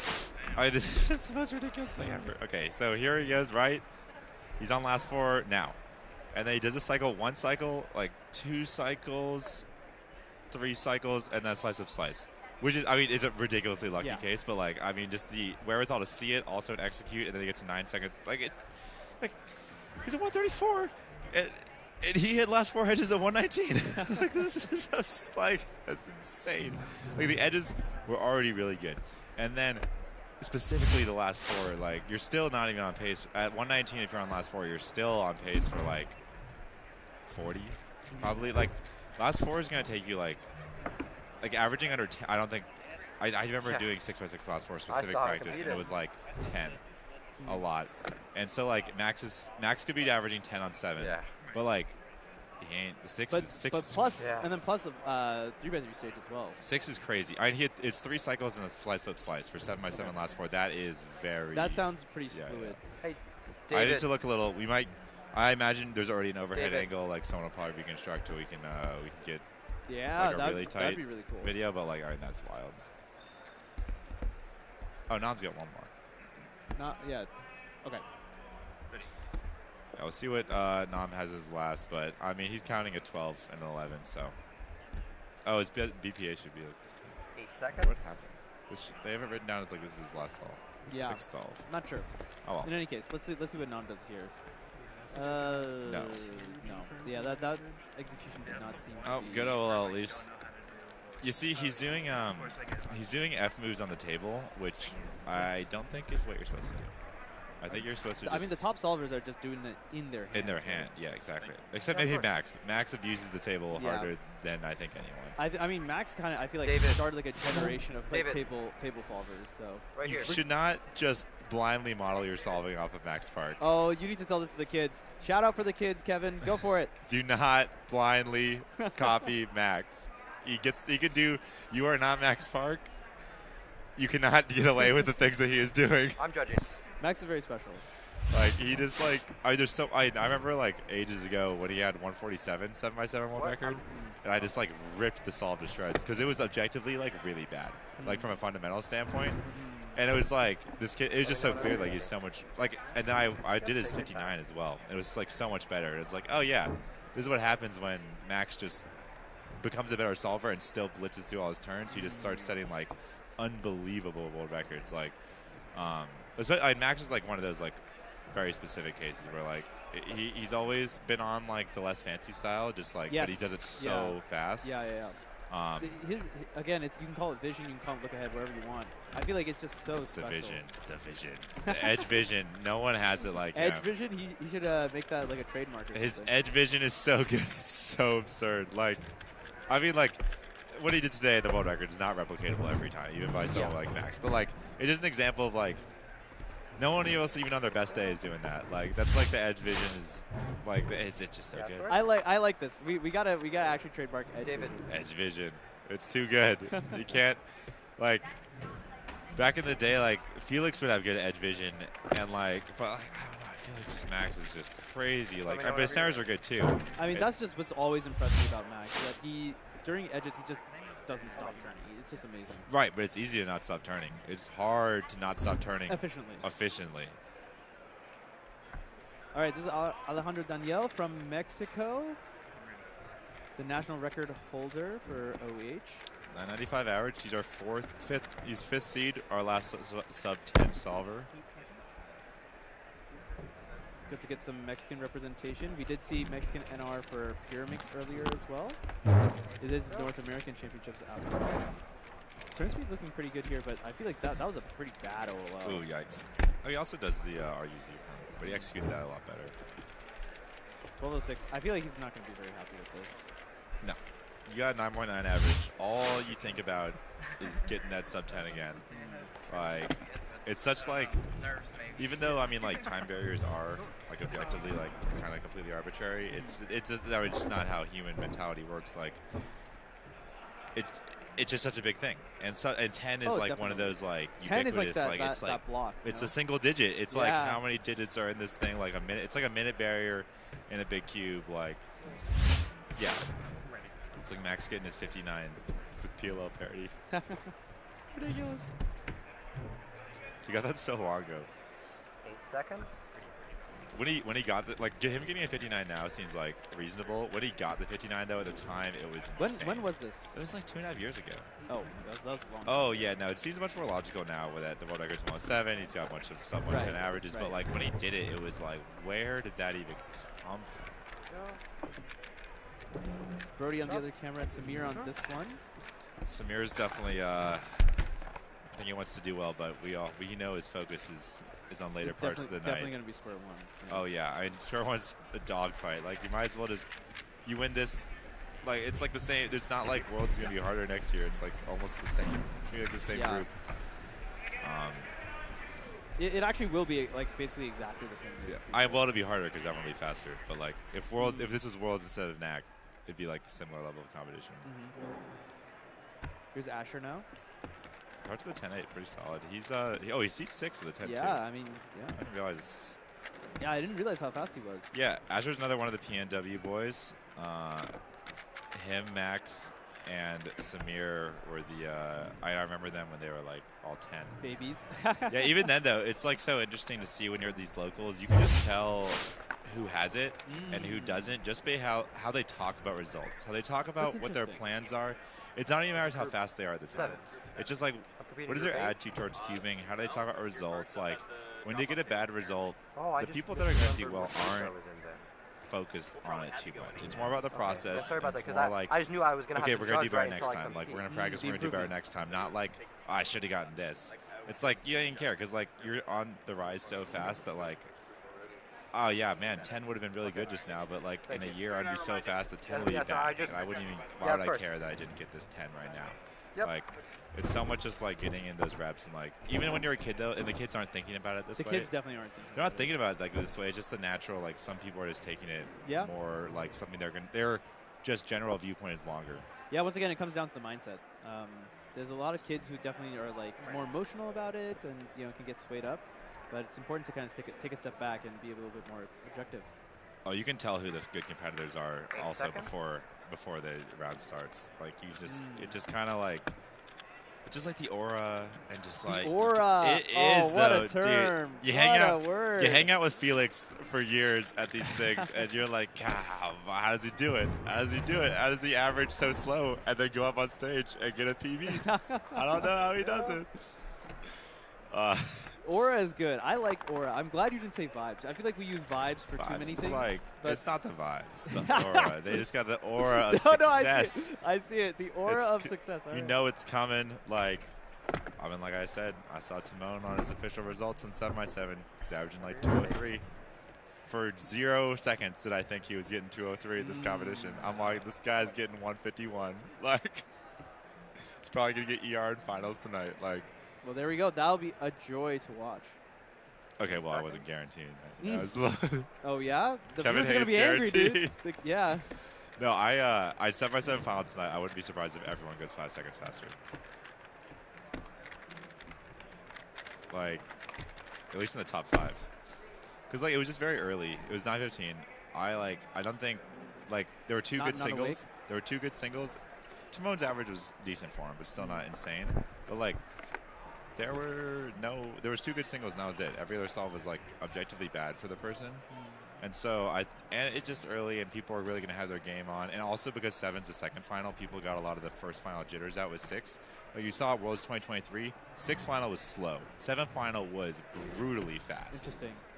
And so I think because of that combined with the morning round, it's going to make for a huge difference in speed in the 7x7 rounds today, where 7x7 final would just be so much faster than it was this morning. Interesting. Yeah, that's not something I thought about. I mean, I did see on the schedule that there's 6 and then 7. I was like, No. Well, and we were talking about this, like, oh, well, we don't really know if we're going to be able to interview the winner of 6 right before 7 because they're going to go into that immediately. So. No, like 155, like a low 155 would have gotten second this morning.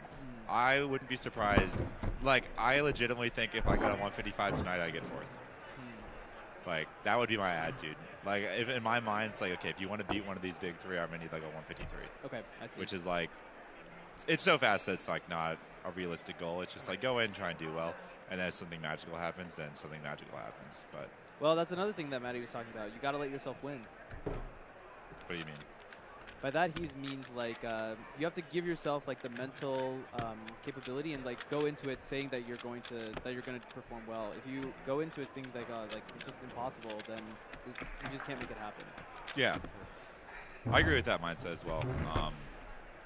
I guess, like, it is. I always found it was like a little bit of a balance. Like, I definitely in the past have been like very like, I'm going to win. I can do this. I can like, and then I guess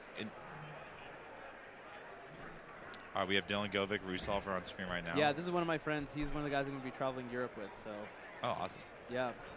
And the Euro crew. Yeah, Dylan has been grinding a ton. Dylan from Southern California. A lot of Rusolvers in SoCal. This is a pretty bad solve for him. I've seen him get like 11 very, very comfortably. So this, yeah, just not quite there. Oh, we got Asher up. He's got a 10 to 13 and a 12.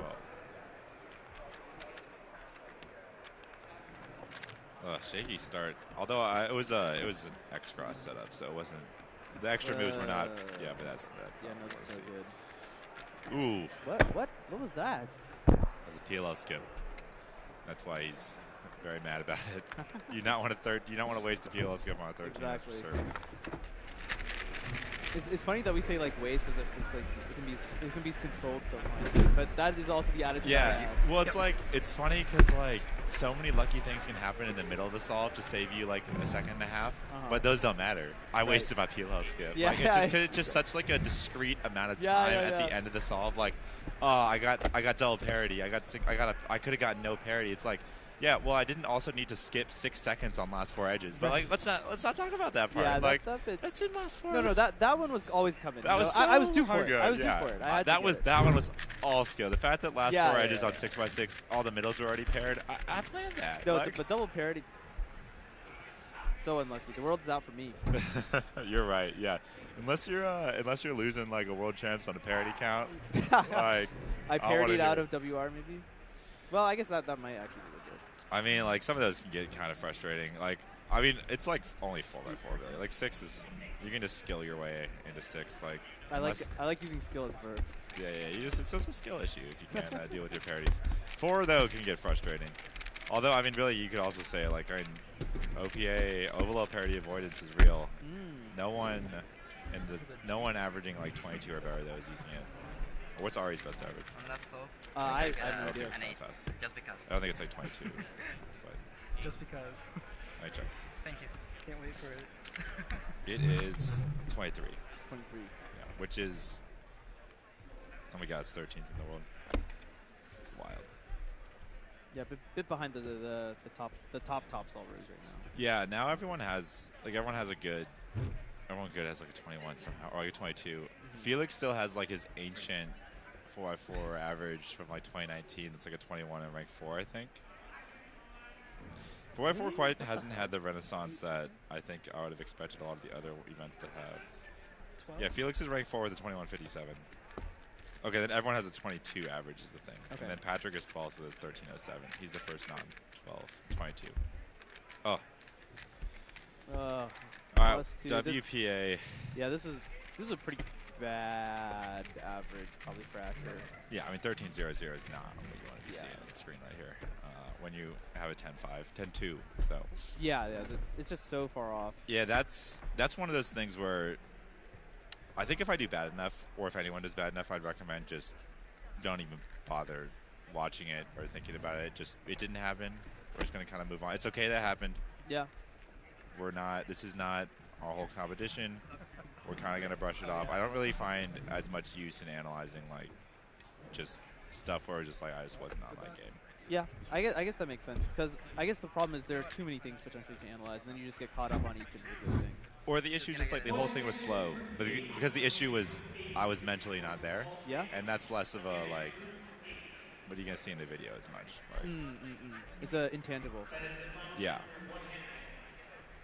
Like if your average was 9, 9, 13, 13, 9, I'd be like, okay, let's take a look at those 13s. Like, what happened on those? Because we were on our game. We got 3 9s. Like, what's going on here? What's like, was I going too fast to like get out of my zone here? Yeah. Like stuff like that. The turn speed that Danielle has is absurd. So this is the speed. It's actually. Is the speed. It's actually absolutely insane. Like at the end of the inspection, I realized I inspectioned wrong. So. Who's you talking about? Thank you so much. Yeah. To the judge. Yeah. His inspection was wrong. Okay, that was that weird cross, and then just. Jeez, yeah, at the end of F2L, just absolutely blasting. Oh man! Wow. Yeah. Yeah, that is some insane dexterity. The instant TPS on that solve was real good. We just like both looked to each other like, yeah, that was wild. I think we're a few years away from having 8 seconds? some AI generated TPS analysis here, but the AWS stats of like the top TPS on this song. Yo, now that's a good idea. That's a good idea. Yeah, I'm sure. We can. Let me just call up my boy Bezos and tell him to start analyzing. Oh wow. Well, Samir 859. Very nice. That's got to be like. That's got to be up there, right? PR just hit so close. All right. 8:30. Yeah, 8:30. Oh, 8:30. Very nice solve. Yeah. That's a great solve though. So nice. Can't be like that's It's something got to to be be happy about. pretty good, right? Yeah, it's one of those things like the way rankings and stuff are displayed on the website is it really it kind of encourages the idea of like if it's not a PR, what's the point? Which is not a good mindset to have. Well, I think it's the same similar problem to how, like, the world records are going to get tougher and tougher to beat, right? So then it's just like, okay, well, if it's just going to get tougher and tougher, all I see is this number. I'm always chasing this number. This number is basically impossible. We're going to see that with FMC. Someone's going to get a 15, and then we have to wait like 100 years until a 15 even gets generated.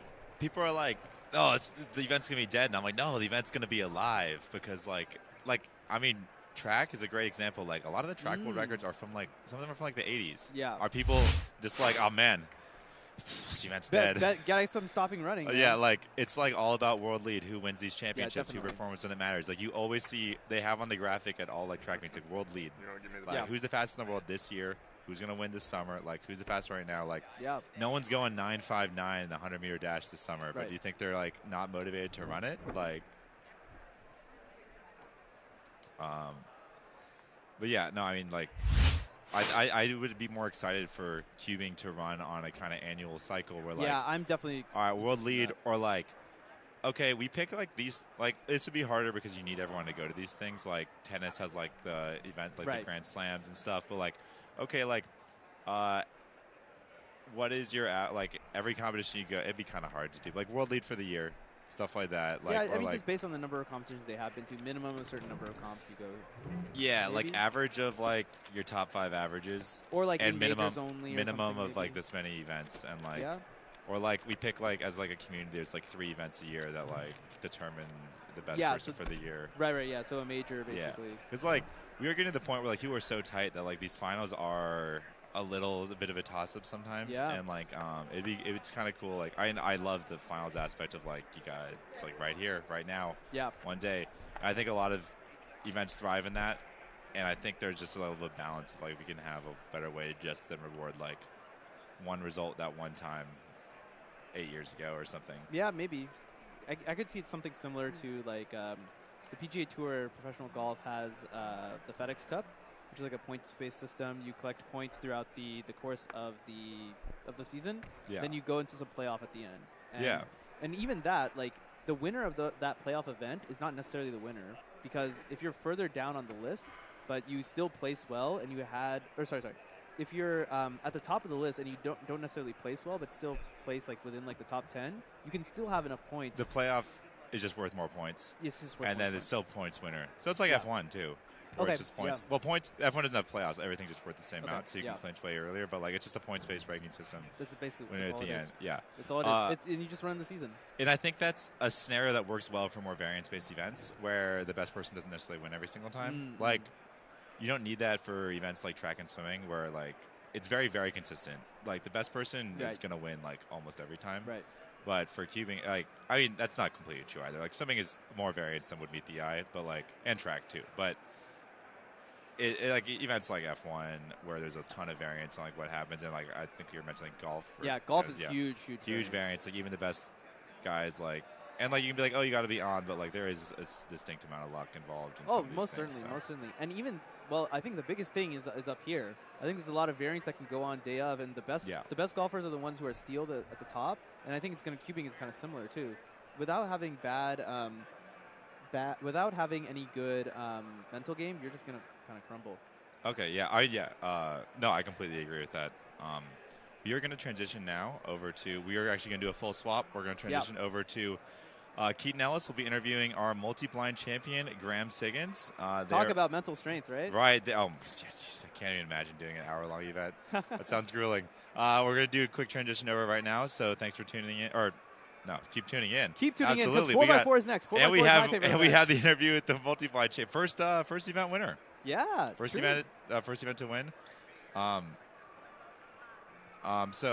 Max Park is up next for 4x4 or for OH. Okay. Max Park is up next for OH. So we got some fireworks here as well as the interview. But yeah, that's it for us for now, and we'll pass it off. See y'all soon.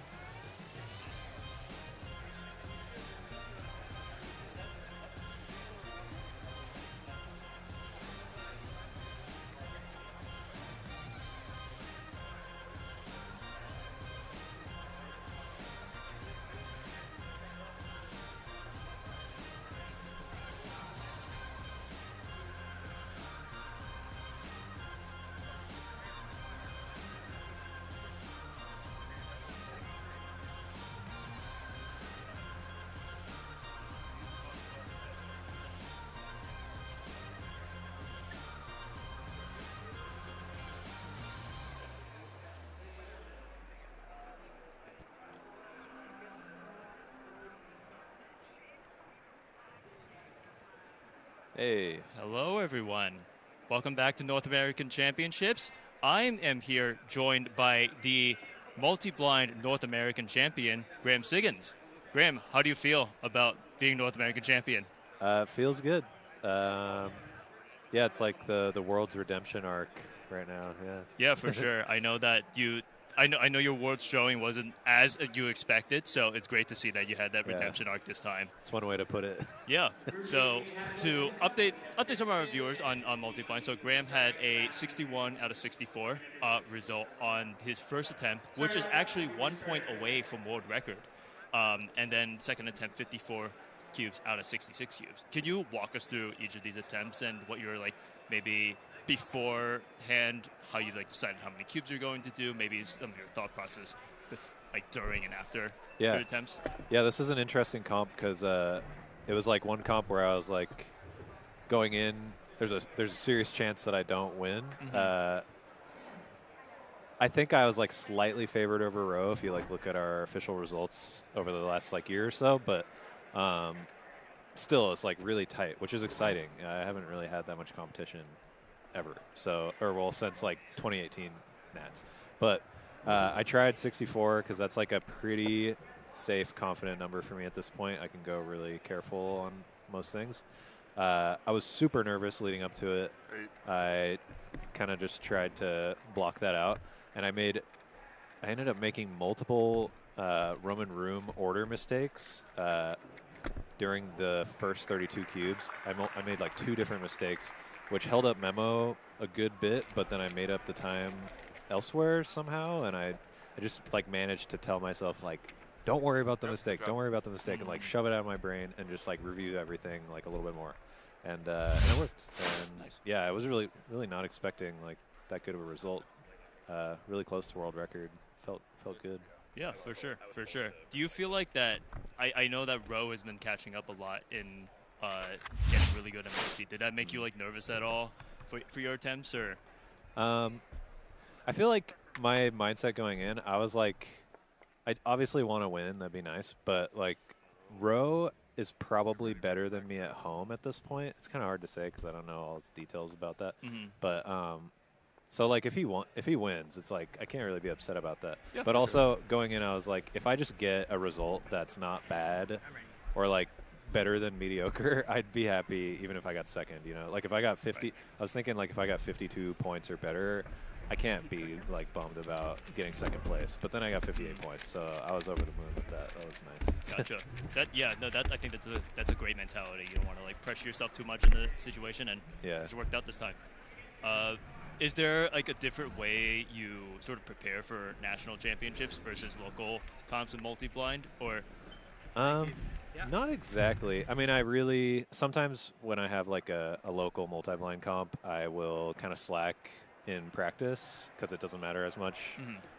But yeah, with a comp like this, I definitely am like doing a lot of practice leading up to the comp, and I really made sure to like I have like this strategy lately where I do way riskier kind of review systems at home than I plan to do in competition.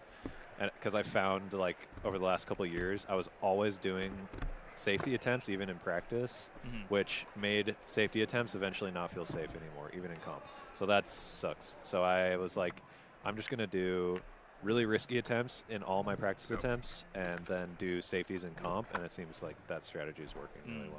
Would you say the like 61 out of 64 was one of those, I guess, on the spectrum of safety versus? Yeah, that was really safe. Yeah. Oh, okay. Yeah. Wow, 1 cube away, 1 point away from world record is I'm amazed. Thank you. I'm very amazed.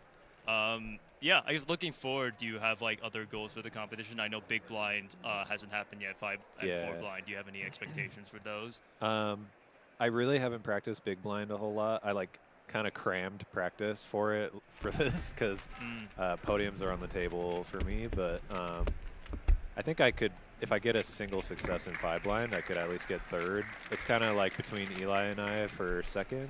He'd probably beat me if he gets a success, but if I get like 1 podium out of 4 blind or 5 blind, that'd probably be fine. Yeah. I practice more 3 blind honestly than big blind at this point, like way more. So Yeah. I'd like to like get a PR in 3 blind, like Pyraminx or something. That'd be cool. That'd be cool. Yeah. I have no chance at podium in 3 blind, but to make finals and get a PR or something would be sick. Yeah, I know you've been grinding a lot of just solo 3 blind without the multi. And I know that recently, I don't know how recently this is, but you started implementing like floating into multi-blind. Was that a recent thing, or how long? I think I dove into that right after I got the last world record in multi-blind. So it's been a really long grind to get like really used to it, because I learned a separate letter pair list for every floating buffer, which is massive. It like quadruples or something your like existing words that you use. And it's so hard to get used to in like really big attempts. It's kind of like overhauling your entire system and trying to get back to where you were before. So I started learning that, like learning the floating algs themselves is pretty easy, but learning a word for every single case is like, that like multiplies the work by like 10. Yeah. And so, yeah, I've been doing it for like 1.5 years, or almost 2 years, I guess. And finally like seeing good benefits from it. Nice. Yeah. How much would you say, I guess I don't know how to quantify the benefit that you've gotten from floating, but like would you say it's like been a significant difference? It's interesting. It's still hard for me to say if it's much of a benefit for memo in particular. Theoretically, you would think, since it's going to save like 5 cubes worth of words in a 69 cube attempt, you'd think that's going to help like significantly with the memo time. But I don't really find that it does. It might eventually because I still am not like perfect at it. It might eventually get to that point when I get better at it. But it definitely saves time with execution. And I'm finding my execution times in multi-blind getting definitely better and better. I'm like averaging probably under 17 seconds per cube. On like the safety attempts. I got 15.92 exec per cube on the 61 out of 64, so that's pretty good. That's wow, okay. Second time I've done 15 exec per cube, or sub 16 exec per cube in an official multi now. So that's pretty good. That's pretty good. That's pretty good. I mean that's a crazy execution time for like having that many cubes at your disposal, and you need to go through without pausing and trying to recall what's in your rooms. And whatnot. For that kind of times, you have to have like minimal pausing. I think I had like 2 pauses more than 10 seconds or something like that. Yeah, that's great. Yeah, cool. Yeah, I guess like just to wrap up, is there anywhere that you would that people can like find out about you a little bit more, or like learn more about multi-blind that you would recommend?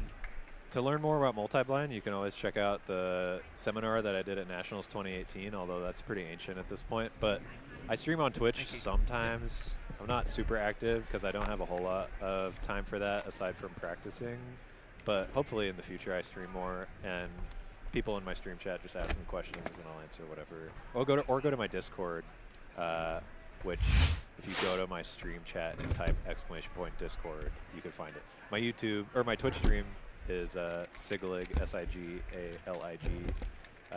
My YouTube channel is just Graham Siggins. Great. All right. Yeah. Well, thank you so much. Congratulations again. Thank you. On being multi-blind North American champion. Thanks. And yeah, looking forward to seeing your results in other events as well. Thanks, man. Yep. Cool. All right. Thank you. Bye. 8 seconds. 12.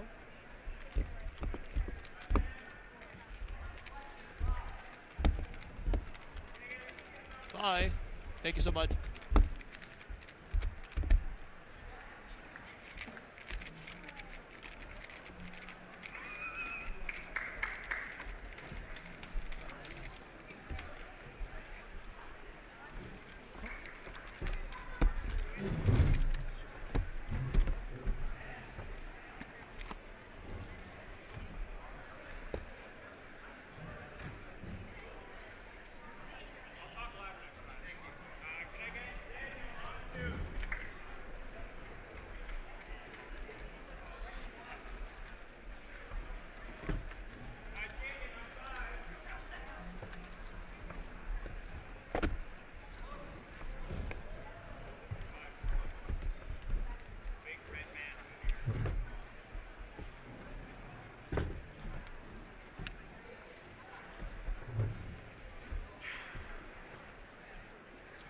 Hello, everyone. I am here back to back with another interview, this time with the one and only Brennan Lynn.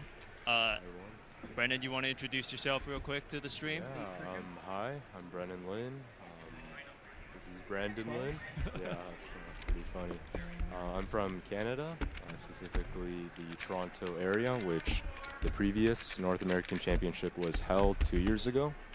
And yeah, I'm looking forward to being here and having a great time. Yeah. How have your results been so far this competition? So far, there's not too many events that I've been doing too much, to be honest.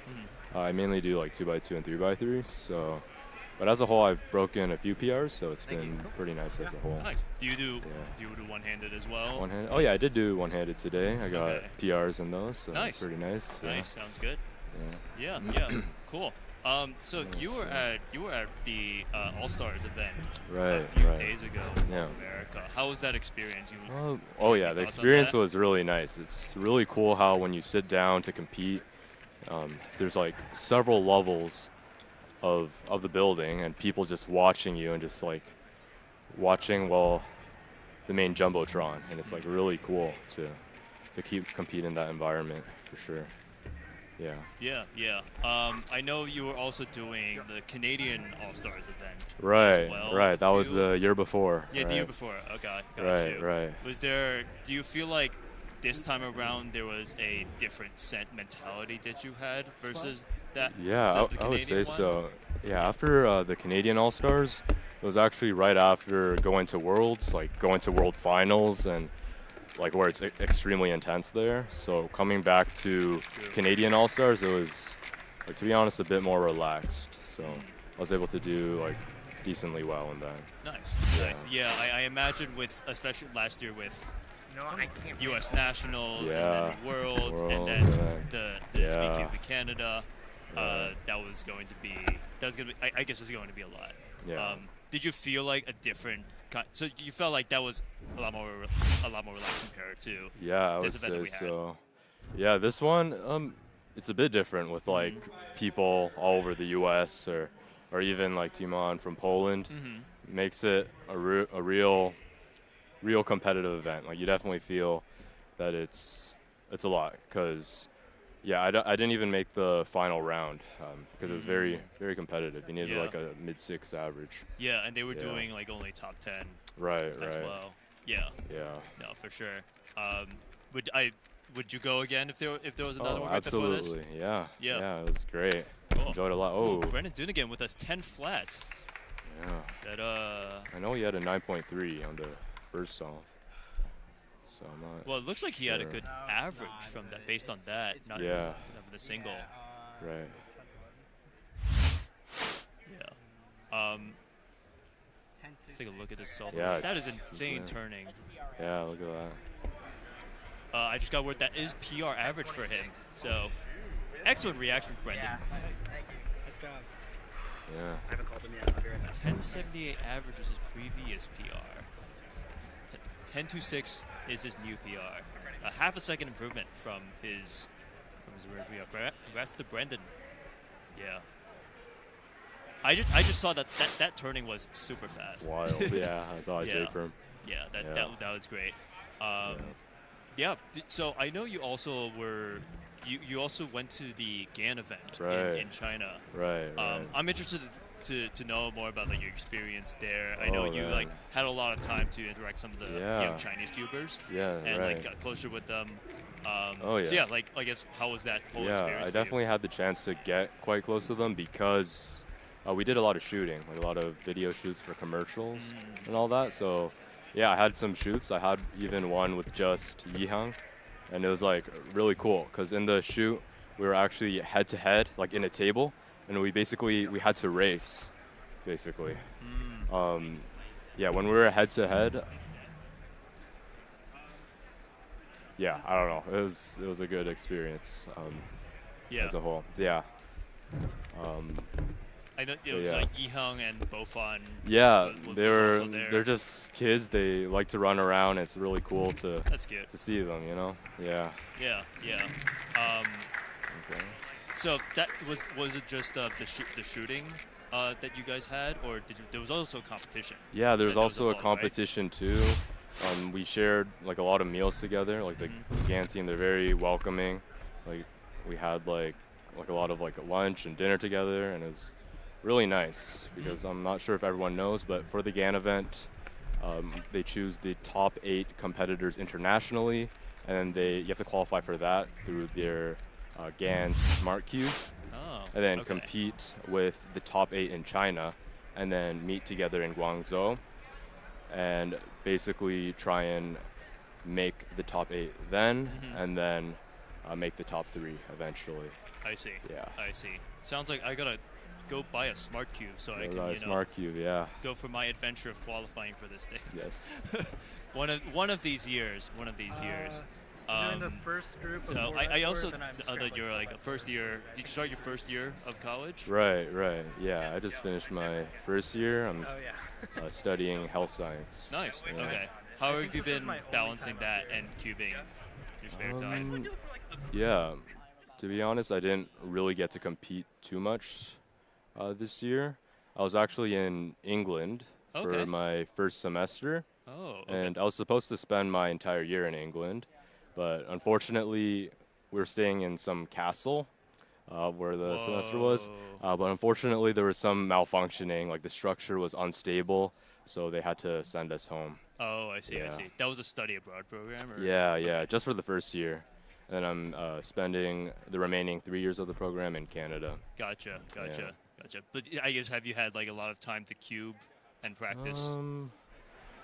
Yeah, a little bit. When I got back, I went to, I think, a few competitions. So, yeah, that's been nice. Especially, there was a competition that's just like 10 minutes away from the university I was. So that was very convenient. That's great. Yeah. Yeah. I love when comps are very convenient to get to, and you don't have to travel too far to get your official results. Yeah. I guess like as the last question, is there like anywhere? I guess what's the best way for people to reach out to you or check out your socials? Yeah. Social media. My social media, I have YouTube. You can just find me by searching up my name, Brennan Lynn. On Instagram, I believe. You could probably just find me like in the search bar, search up my name once again. My handle is like Bren Lynn, but yeah, once again, just search up my name. Yeah. Great. Well, thanks again for this interview. Good luck in the rest of your events. I know your main events are tomorrow, 3x3 and 2x2. Yeah. So good luck on that, and hoping for the best. Yeah, thank you. Thank you so much for having me. Yes, we are going to transition into 4x4 round 1. I'll be joined by Keaton Ellis. We'll cut to a short transition, and we'll see you guys on the other side. Bye. Great. That was awesome. Yeah, of course.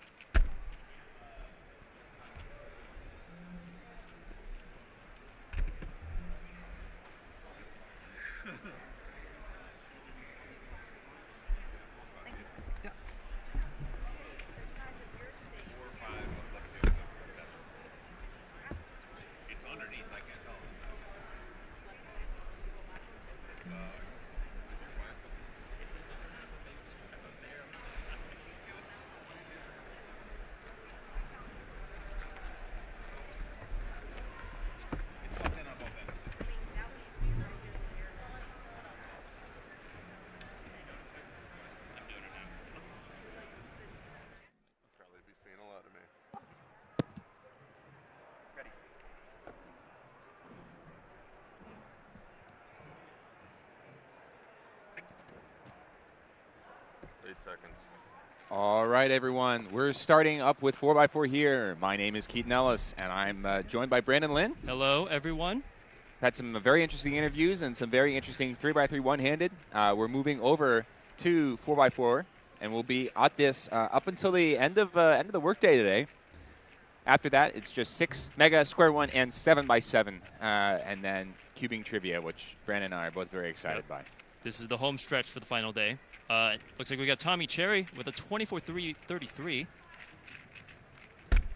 overall, 4x4 is marred by an enormous amount of inconsistency, which is inherent in an event where 50% of the time you're just going to add 2 seconds to yourself. Yes, yeah.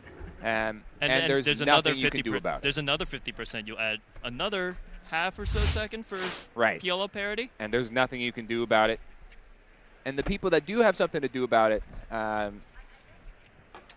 think we're slowly realizing over time that 4x4 OLO parity avoidance isn't a savior of the event like CSP or cube shape parity was for square one, which we'll see tonight quite a bit of.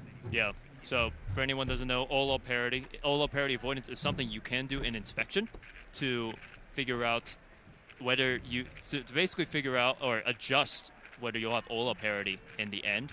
It does require a decent amount of inspection time, so you might have to trade it off with trying to play in your first 2 centers or something like that. So where there are a few people that have made this pretty successful, most notably Ari Randers Pearson, who is ranked number 5 on side sheet here. He notably does use OPA, OLO parity avoidance. So we'll see how that plays out in the rest of this round.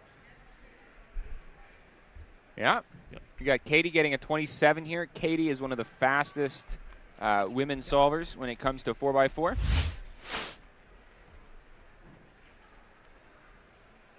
And I'm just checking the psych sheet now. I believe she is the fastest woman on the psych sheet. And she's ranked 24th with a 26.57 average. Where's And fun fact, Katie Hull typically does cross on top. For 4x4? For 3x3. Oh, for 3x3. Yeah, it's a sub 10. Oh, wow. We have some very interesting names in the chat. Eric Lineback. Shout out Eric Lineback. Veteran Canadian cuber, former world record holder for the most cubes solved in 24 hours. Oh, I remember watching that live stream. In Waterloo. I believe it's Z3 cubing that was just there. That was, I think so. Yeah.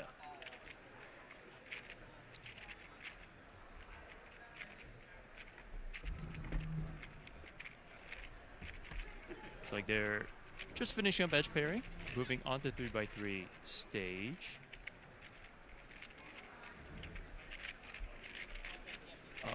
Hitting the OLO parity and the PLO parity. See, you go.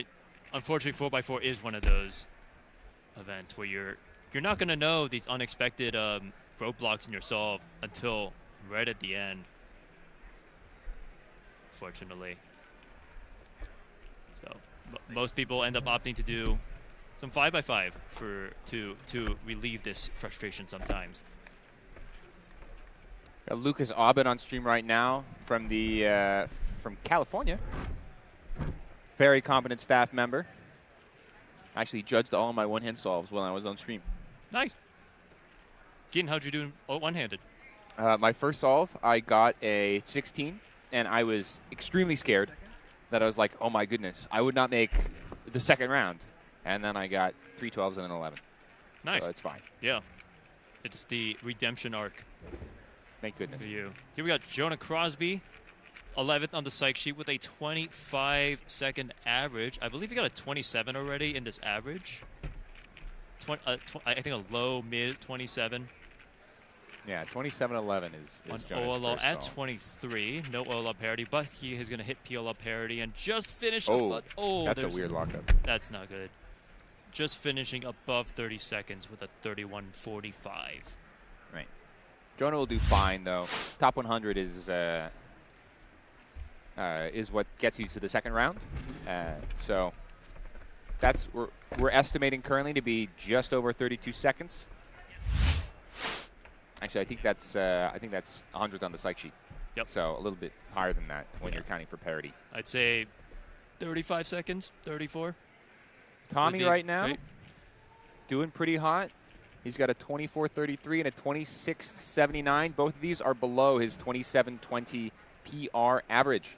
Yeah, he's on a pretty good run right now. Katie Hull is back. He does. She does. Yao edges on top. So not cross on top. but the next best thing. I know there's a decent amount of people that do basically do the Yao edges as if they were normal 4x4 edges and just put them on bottom or top and then continue with centers after that. This is a great solve. PLO was just the PLO parity out. 28-13 for Katie. Jerry Yao from New Jersey. Shout out Mid-Atlantic region. 25-second PR average. I thought you were about to shout out New Jersey for a second. I was surprised if a New Yorker could do that. Hey, I'm a nice person. Doesn't matter. Flying through Olo parity at 25. Finishing with a 27.83, slightly above his PR mean. His PR average. Jonah Crosby back on. Oh, Jonah dealing with another pop on his 4x4. Yeah. Right as he finishes Yao edges. Jonah's color neutral on Yao. He was doing orange in the last solve, and he's got white here. I know he is color neutral on 3x3, and I know quite a few people are color neutral on 3x3, but quite a few are color neutral on 3x3, but not on Yao. Do you know anyone else that is color neutral on Yao? Rob Yao? Rob Yao? Himself? Rob Yao is also color neutral on MegaMinx, which I don't fully understand. I think how he can do that. I think Patrick Ponce is also color neutral 4x4. And Max will do primarily white. Yep. But can do other colors. Ooh, that's a big lockup. No. Was that an internal piece or just the center piece? It just looked like a lockup. Yeah. We got. I think that's Trip Peters. 40.83 for Trip.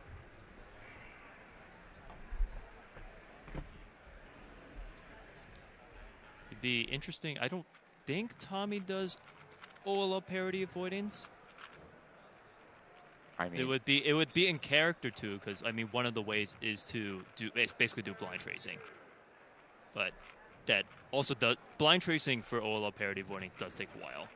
This is where you trace all 24 wings. Yeah, it does take a while versus the more conventional ways of doing OLO parity avoidance. At OLO at 25. No ZBLO. Finishes with a 30-37. Katie hitting OLO parity. Almost. Oh, that's a new out. Good job. I thought. Oh no. I thought she almost messed up the parity over there. Let's see. Oh, I think she was trying to transition into the OLO very quickly, because with OLO parity, you can easily predict your OLO right as you do it. So yeah. I think she was trying to cleanly transition into that, but ended up misaligning an additional layer. Because there are only 5 pieces that are affected. Your 2 corners will be swapped, and then your 2 adjacent, or your 2 the left and right edges. The left and right edges will be swapped, and then the edge in front of you will be flipped. Yep. So it's fairly easy to predict. Yeah, and you can control where you do OLO parity in order to influence the OLO that you end up getting. Jonah is on his last solve. He's not going to be able to break any PRs here. I mean, he can always go for the single PR, but I don't think that's going to be happening. But wait, this is not 2. Oh, he hit OLO parity. This Jonah's PR single, if I remember correctly, is from Nationals 2019. Which gave him second place at that competition. Yes. I think I remember witnessing that reaction. It was Jonah has great reactions. Definitely something to watch out for great solves. We have a question down in YouTube chat about how Max did in one-handed. I saw 4 of his solves. He had an 8.1, 9.4, 9.0, 10.1. Yeah, I think so it's like a mid-9. Sub 10, but it's not record-breaking. It wasn't even close. Which, the sub 10 average is still fantastic. Max just got put in. The last solve was a 923, so he had a 950 average. Oh. Yeah, my prediction was on point, mid-9, right in the middle. Yep, very nice. Jerry finishing Wypern on that 31-second solve.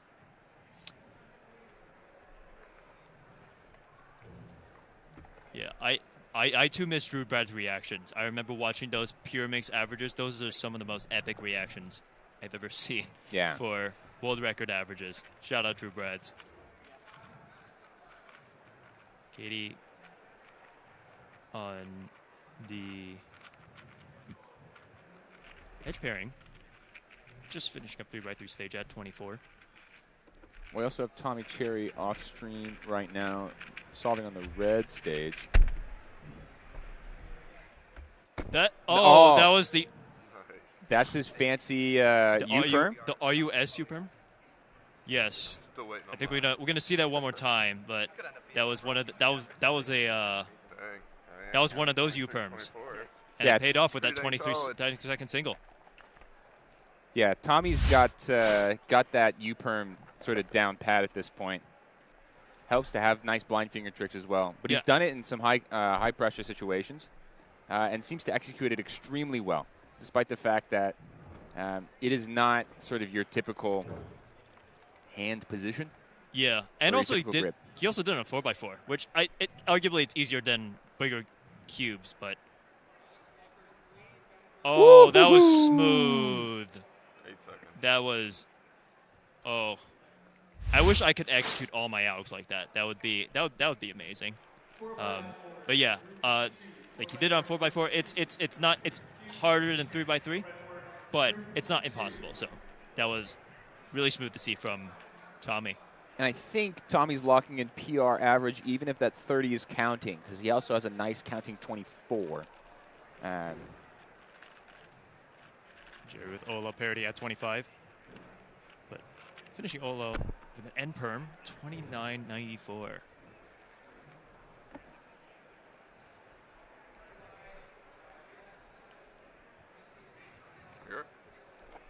You see Z3 cubing again.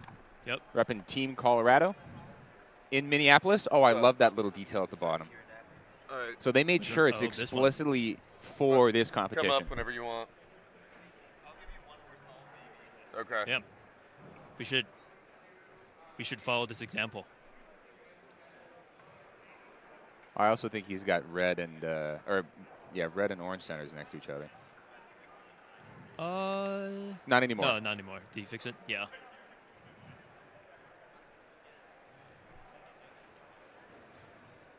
Looks like he's on 3x3 stage now.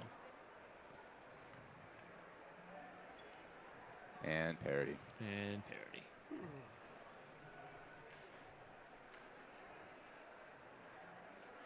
He's got the screen flipped up on his nice camera there. So we got a nice picture-in-picture of his solve. It's just that the picture inside the picture is still the picture that's outside the picture. Can you say picture one more time? Picture. Why did he do RUS? Tommy's good at it. Yeah. The execution was flawless, and it was fast. And that was the grip that he was in. And that was the angle that he had it from. So. 8 seconds.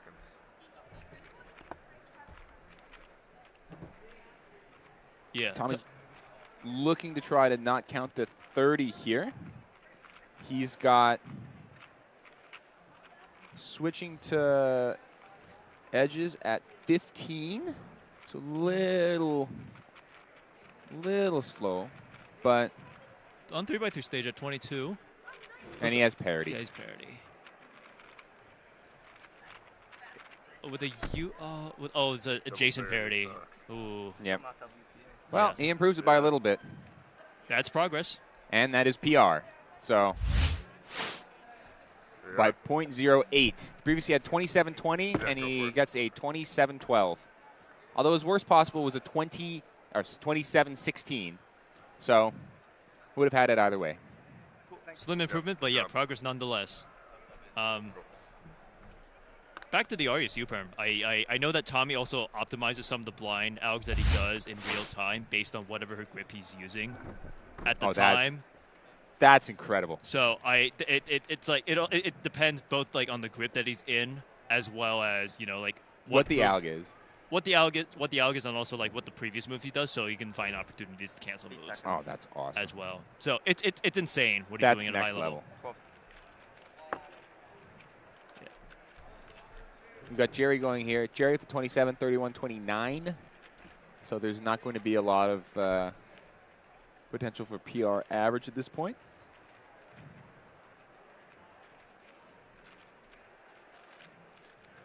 But 4x4 is an extremely luck-dependent event, just due to parity.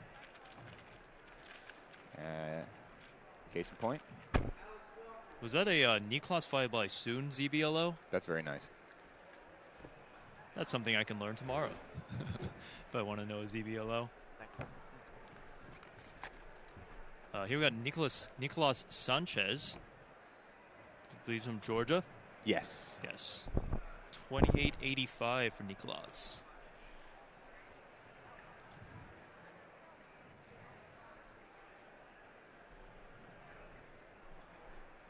So which final are you looking forward to the most tonight? Which final? There's 6x6, there's MegaMinx, there's Square One, and then there's 7x7.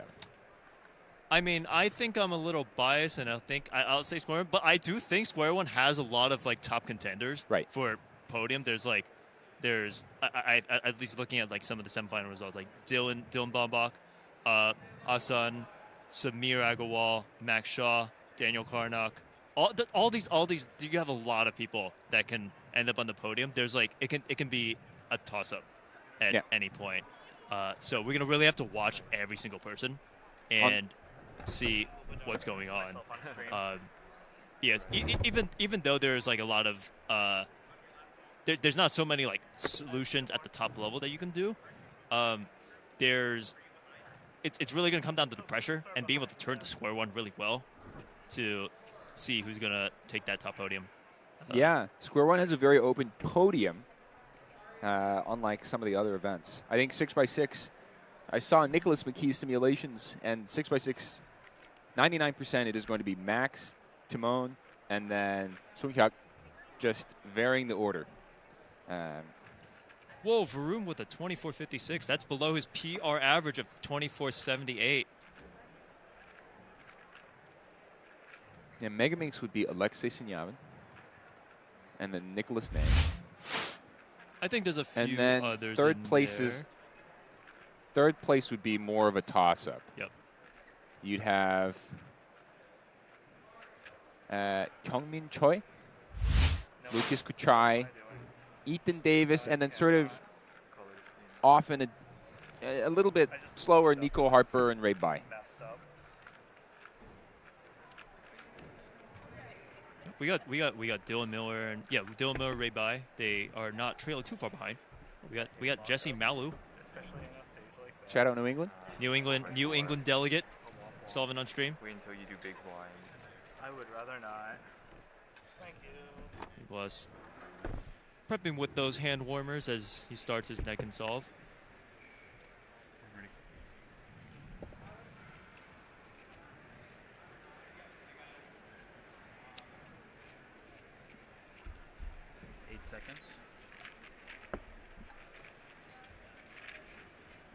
It's gonna be just finishing those yell centers at 7 seconds.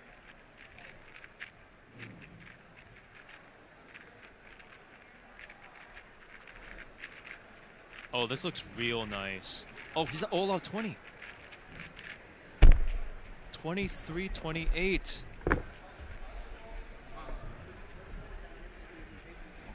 Doesn't shaking his head a little bit, but that I think that might be a pretty good solve for him. That's almost PR. Almost PR. That was a very awkward pause he had at the end. His PR is 23-12. I almost fell over. 23-28. I almost fell over trying to look at the display. Well, that's a pretty close. I think he was trying to do the AOF correctly and just making sure it wasn't a +2, because that would have been unfortunate.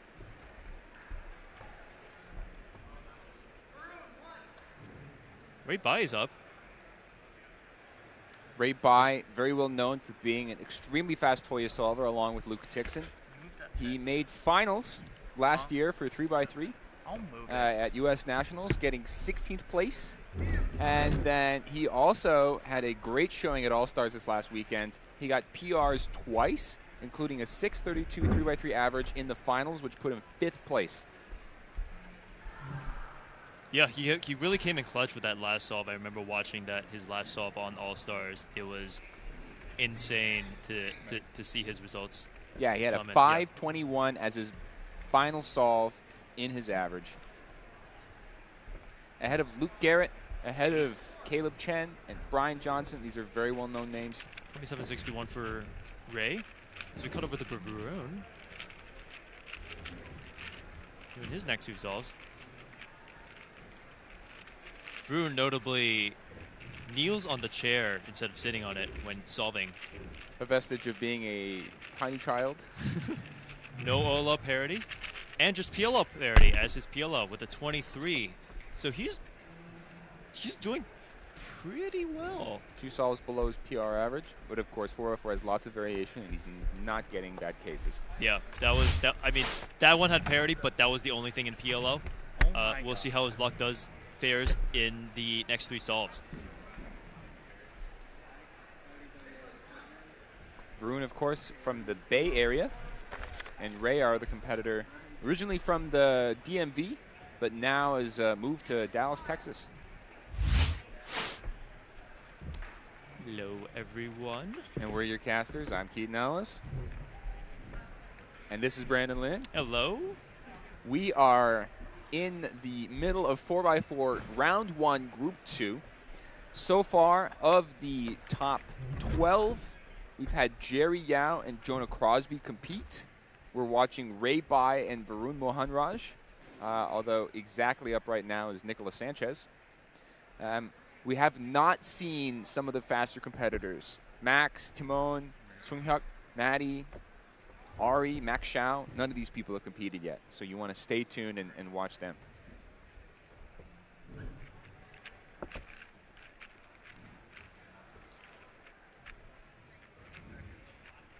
So we also have Kevin Hayes going on. Kevin is a below the table solver. And just out of view of the overhead camera. So close camera. to his body, and he's put the chair so far back. He's almost like he's hiding from the stream. Someone told Kevin to move his 4x4 forward a little bit. Oh, that's below his PR average, 27.16. Nicolas finishing, squeaking right below sub 30 with the 29.99.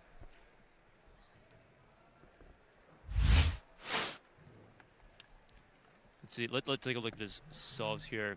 I think he had like a free. He had an F12 pair already done during edge pairing, but that's always risky to do. There are certain cases where you could just put in the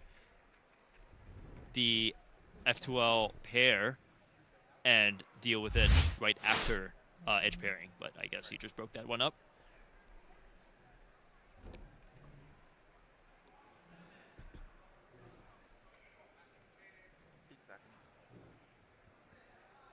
Ray by starting a second solve.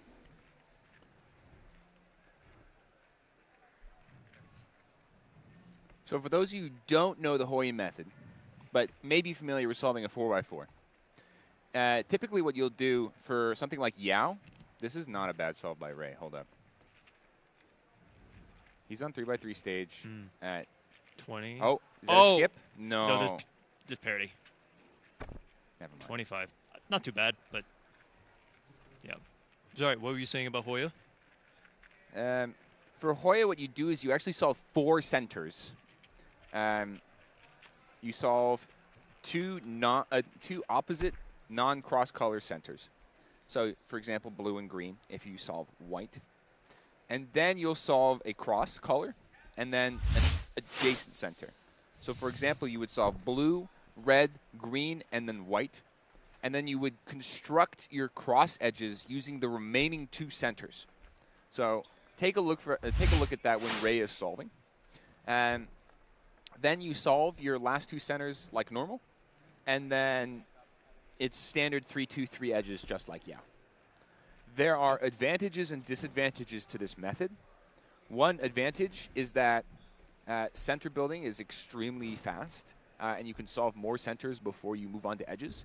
And you still get the advantage of having all of your cross edges on the D layer when you're doing edge pairing for a 3-2-3. The disadvantage, however, is that for Yao, in order to pair up 2 edges, it's usually 1, 2, 3 moves to have the edges paired, slice them together, and then bring them into usually the L layer.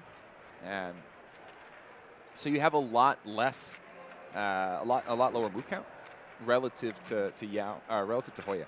Sorry. It's really interesting to see these alternative methods come into play at the top level, and seeing it at NAC.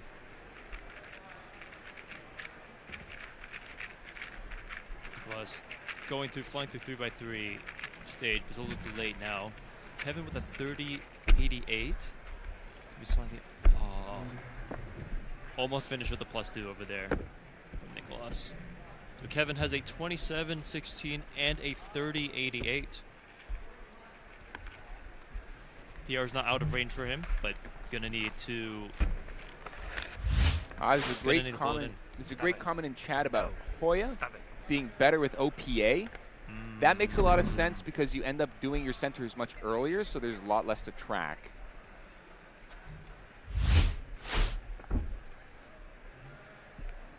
That's very interesting, actually. And then all of the moves you're going to do with Hoya, while you're doing your Yao edges, would also be 1, 2, 3.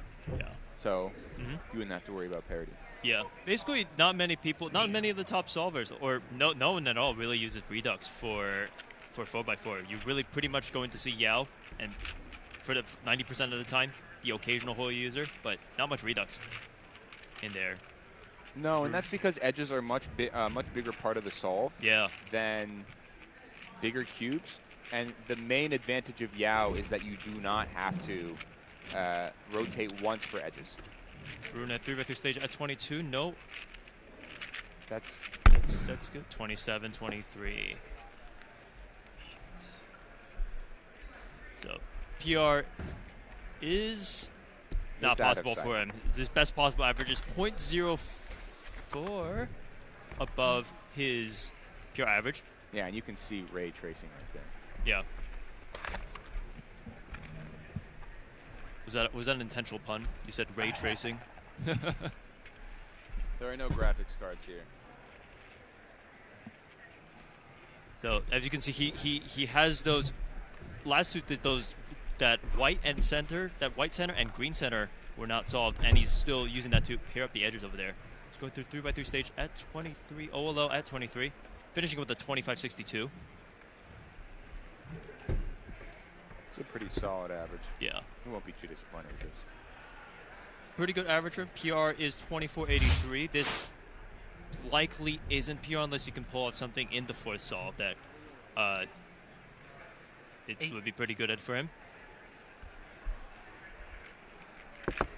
3x3 stage doesn't look too shabby either.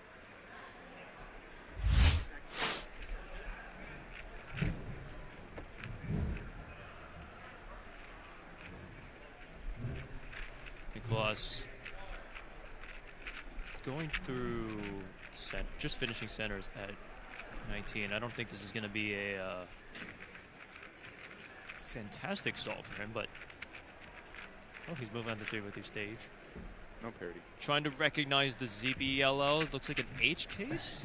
And that's always going to be weird for 4x4 because you're going to have PLL parity incorporated in your last layer. So recognizing ZBLL with the added possibility of having PLL parity is going to be much harder. Yeah. And it's something you can practice, but unless you're thinking of 4x4 as a main event, the marginal gain may be relatively small. Yeah. No. Yeah, you can see he does PLL parity, followed by that ZBLL. It's not the easy. It's not the easiest thing. It is possible. You gotta. It's like a skill and like pattern matching that you have to develop. Kevin, I believe on his third solve, unless we missed one of his solves from before. Yeah, Kevin's on solve 3. Ah, Kevin's solving in frame this time.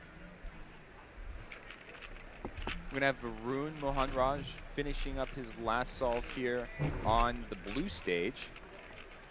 Kevin Olo parity at 22 into a Soon and a G perm. That was pretty lucky for him. 27.75 is going to be his result. Yeah, not too far from a PR. Again, depends on the fourth solve. Yep. Oh, he's also going to try and recognize. Oh, oh, he did PLO parity twice. Double PLO. Oh no. Parity. But that'll slot Varun into the next round. I mean, for the most part, 404 round 1 at a major competition like this, what you see in lots of these round progressions is you'll see the top 100 go to round 2, and then the top 20 go to the finals. So the first round is really for everyone. The second round takes everyone who possibly could be in finals, and then gives them all the same scramble set so that they can all perform on the same scrambles to see who goes to finals. So you get rid of that randomness in the quality of the solves. And then the final is to determine who the North American champion is supposed to be. So for these competitors, there is almost no pressure. Aside from a major mistake, there is almost no pressure. Looks like Ray's going on orange and yellow for his last two Hoya centers. That's so fast. That is crazy. And he has parity. He has parity. At 21. He turned so quickly. Wow, 25.41. That's not going to be PR average, but solid average nonetheless. And like Keaton said, most of these top solvers are just trying to make it into the second round, which usually isn't a challenge for them, but it's really just to really have some warm-up rounds in your pocket before you begin round 2, and the pressure's not as high. So we've got a very special person on stream right now, Matt Bonner, who you may know for a couple reasons. First off, he organized Doylestown Spring 2015. That's the competition where Colin Burns got the 3x3 world record time of 5.25 seconds. You may also know him for some of his antics with making puzzles. He previously made the MegaMinx, which is the world's largest Minx-based puzzle. I'm ready. He's also made a gigantic MegaMinx, which is the world's biggest MegaMinx. He had to roll it in on a luggage cart to bring it to a competition where the delegate promptly said, no. No. Which, come on. I don't want to scramble that. You couldn't protect the scramble secrecy. Recently, he's gotten the 34 by 34. He's created a 34 by 34 cube, which is the world's largest N by N by N. And as you can see right now, he is dressed up as Waluigi. Amazing costume. I love it. Honestly, Waluigi is my favorite of the Mario Party characters. Really? I love Waluigi. Why is that? I like the quirkiness of it. And he doesn't have his own game, so there's no way to play him other than the side games. At least he has his own Mario Kart racetrack. Waluigi's Pinball? Waluigi Pinball is, I think, objectively the best Mario Kart track. Kevin, with that 27.14 you saw very briefly, he's not going to be able to get PR average. Just barely off. But just barely. Oh, almost a +2 from Matt here. Go. Matt's not doing 66, Waluigi's. 6.9 seconds. Nice. Thank you. That'd be me. No problem. Now I gotta go. Looks like we're gonna get a quick replay of Kevin's solve here. Pretty quick first two centers. Kevin's primarily known for his bigger cubes, but has been able to hang with 4x4 for quite a while, just due to how much skill transfers over. We got a free pair on 3x3. And with OLO parity. Extremely unfortunate. But nice J-perm at the end will secure him a 27 single.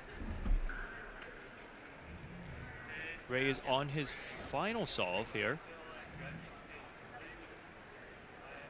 Probably. I just feel like He's on watching 3x3. Oh. Yeah, this 3x3 with the pause and a That's lockup. Sexy. Sexy into U-perm, 25. So this is a pretty solid average. Pretty nice for him.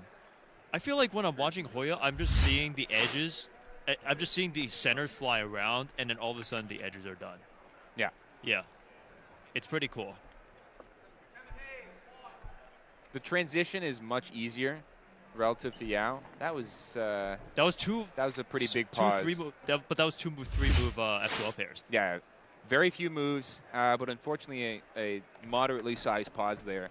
Still his best time, or second best time by 0.01. So again, like I was saying earlier, there's very little pressure to make the next round for these guys. These first rounds that you're seeing are for the 900 plus competitors that registered and attended this competition. So there are quite a few people who are going to be able to enjoy some solving in this beautiful venue with great lighting, and it's huge. Yep, I love this venue. We're in downtown Minneapolis. It's a great area. There's a park with a gigantic spoon sculpture close by. I believe, yeah, you ran to that this morning, didn't you? It was very fun. It was very pretty. Sounds like we need to go back, because it seems like I need to check this sculpture out as well. Yeah. Oh, that was not a solve. I was confused why he was doing white center, and then it was broken for immediately. 8 seconds. 12 seconds. Kevin on his last solve. I don't think this. I think this second solve was a 30-second solve, not a 27-16, 30.88 that we had. So Kevin is not going. But regardless, if Kevin can secure another 27-ish time here, that'll be pretty nice for him. Doesn't. He's on 3x3 now, but yeah, it doesn't look like he's gonna get that with a .OLO case and PLO parity. So that's going to land him around a 28 or so average once we get the it should be average a 28 there. average. Yeah, around a 28 average there for Kevin. What time was that? That definitely should make that definitely makes round 2. So Oh, okay. great for him.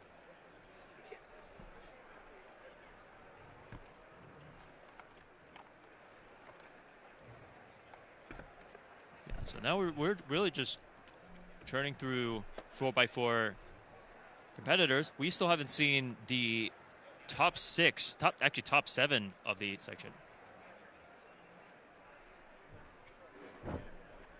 So we're going to take a look real quick at Max Xiao's first 4x4 solve, which we missed on stream, but we'll be able to get it here. Yeah, correct. Max is one of the toppest players here with a 20 single and a 23 average. Obviously, you're going to know him much more from Square One, which he's going to be in the finals tonight. He's got multiple world records and multiple NARs as well, but you can see he's doing quite well in 4x4 here. He does have OLO parity at 21, unfortunately. And a lockup doing that COLO. And a +2. Oh, no, that's going to hurt. So ending with a 28-32 here for Max. So he's more or less going to have to hope that that doesn't count. Yeah. We've got Bishwa Sankar on stream. 27-84. Bishwa from the Southeast, well known for his clock solving. We got Ryan Pila here from Texas. Ryan, of course, also a top Square One player, along with Max. I believe he has more 3-second solves than 4-second solves. Yep, I think that's true. Yes. Yeah, Ryan and Max are both incredible, all-rounders at every single event. So you're going to see them performing at the top level for pretty much every event that we're seeing.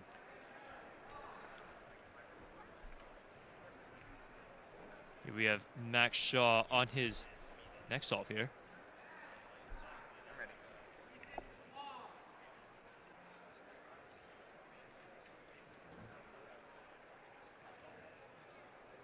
8 seconds.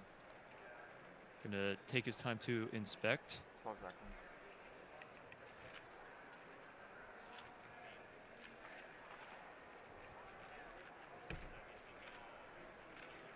If we look at the overhead cam, slightly out of frame. Finishing edges at 12. Sorry, his Yao edges at 12 seconds. Oh, already on to 3x3. Pretty easy OLO. 23, 24. Nice. 23.63 for Max. It's going to be below his PR average. So if he can make that 28 not count, that'll be good. We have Christopher Sun here on the stream right now with a 27-second flat single. Chris Sun is also from the Mid-Atlantic region. He is he's pretty fast at everything as well. Max Xiao, who we just saw, just barely making it to 7x7 finals. Nice. He ended up getting, I believe it was a 2:56 as one of his times, or just under 3 minutes. Just due to the cube, but he was able to bring it back, and Big Cube's, in particular 7x7, did not have a very fast first round this morning. So Did he come in the 20 seed? I believe he was 19th. Oh, that's really slipping in. Brian Pilot with his second solve of the round.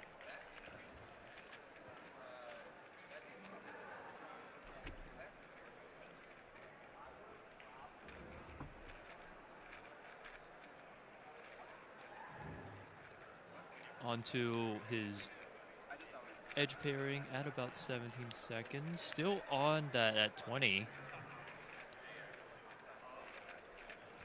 Slightly covering the overhand cam, but we can see he does have OLO parity. And PLO parity, unfortunately. Struggling a little bit with that PLO to end with a 32.94.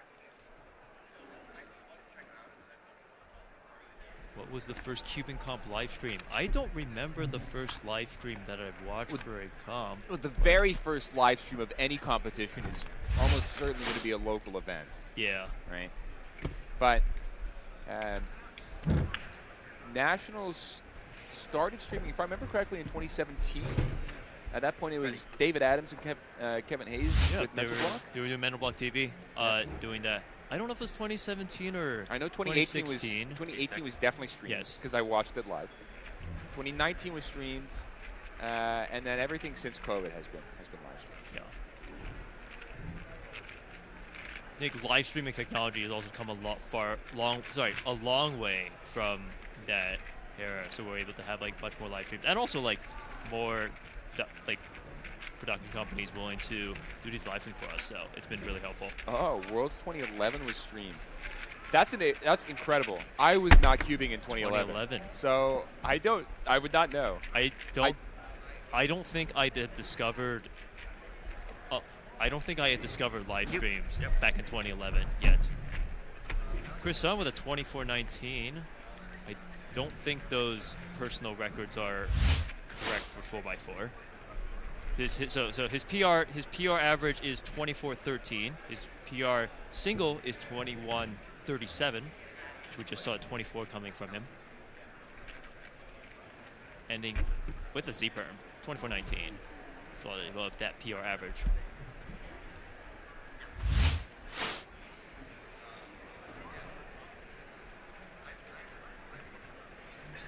Oh, 5x5 finals at Worlds 2011, or I think it was the 5x5 finals or one of the one-handed finals. Well, it was really crazy to see.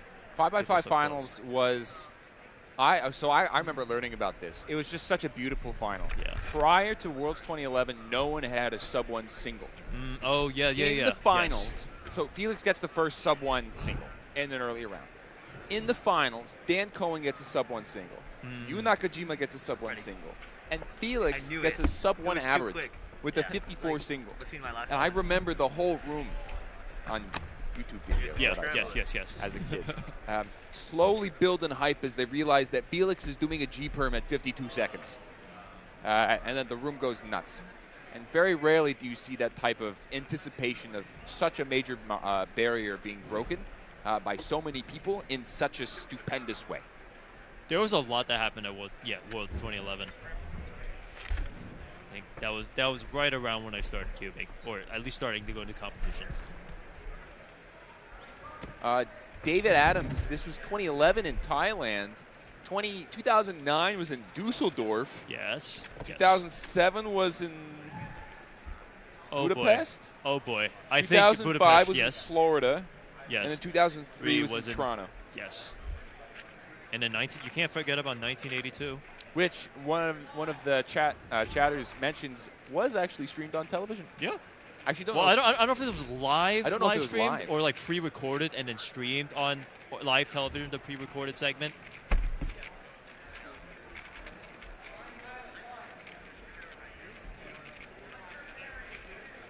Coming back to the stream here. Olo parody there.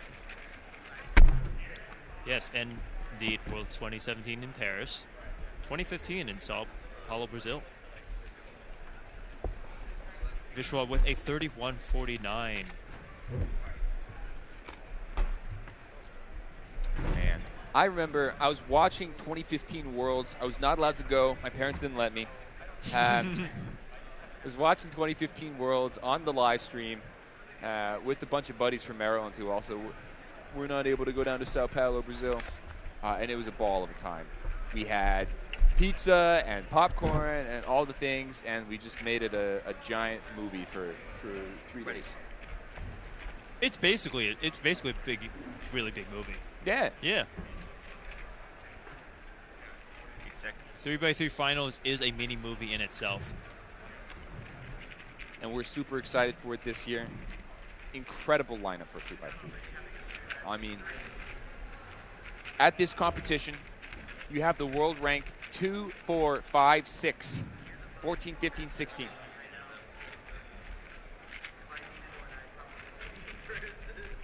Max Shaw. More than a dozen people with sub-6 averages. Max Shaw going at 3x3 stage. Nice Olo. Hit PLO parity into an A-perm. Just barely sub-30. That's unfortunately going to make that 28-32 count. So PR is out. I mean, that PR is out of the question here. But again, like we've been saying, it is 4x4 round 1.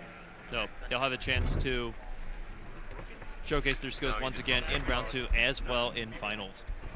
Yes, and as David Adams points out in chat, 2025 in Seattle. Woo! Very exciting World Championship. We are ecstatic to have the World Championship back in the United States for the first time in 12 years. I didn't go to the last Worlds in the U.S., and neither did you. I did not go to Worlds. I wish I could go so badly. I begged and begged and begged my parents. I don't think I had a winning argument there. I was still in high school, yeah, and I wasn't that good at cubing. Chris Sun, yeah, with a cube drop earlier, still managed to secure a 35.72.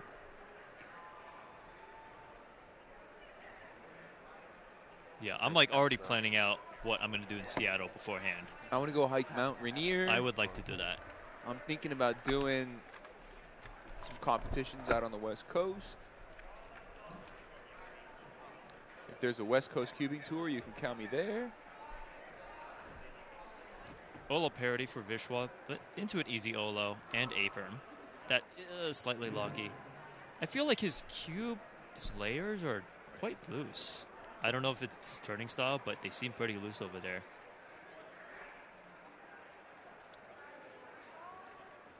8 seconds. No, Ryan Pilat starting his 4th solve. 12 seconds.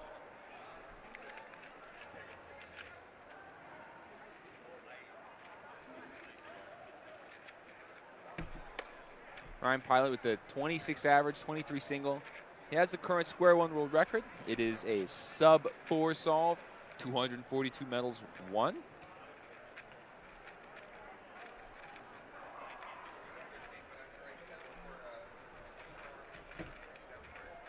Ryan hitting Olo parity again at 28. I think he's trying to recognize the ZBLO. I don't know if that was successful or not. That I don't think that was successful, but there was PLL parity in the end.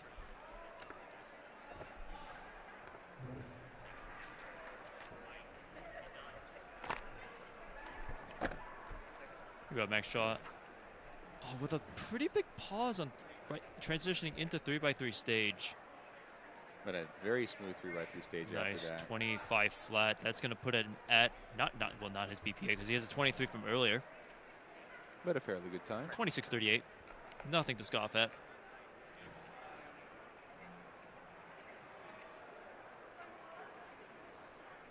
Pretty nice from Max. 12 seconds. Chris Sun starting his, what I believe is his 4th or 5th solve.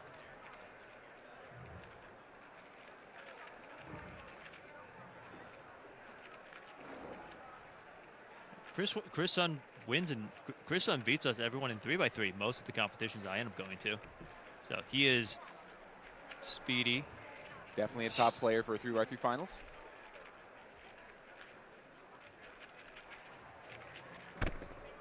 .31.72 from Chris Sun. Ryan Pilot, 1.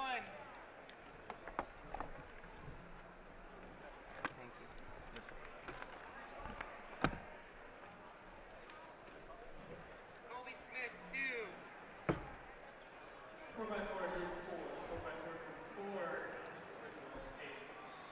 So we're calling up the next group of 4x4 right now. I am going to head out of here real fast, and I'm going to be replaced by the wonderful Alyssa Esperez. So she and Brennan Lynn will be able to take you through this next group. Thanks, Brandon. Yep, see you, Ken. 8 seconds.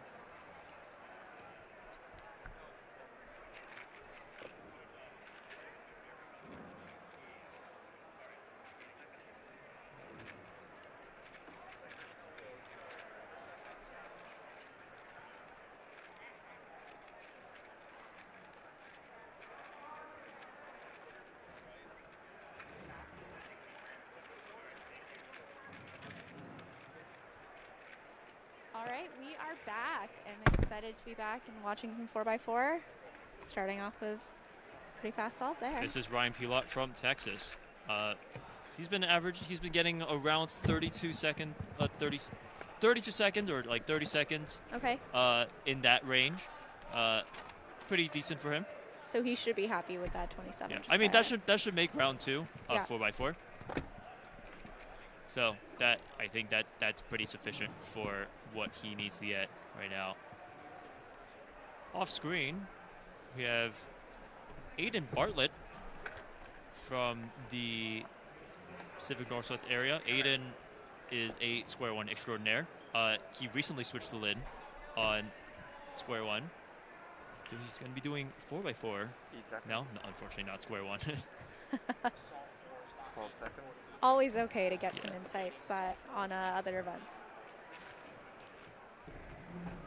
Finishing. Oh no. Popping on that white perm with parity. So Chris Sun is on his final solve.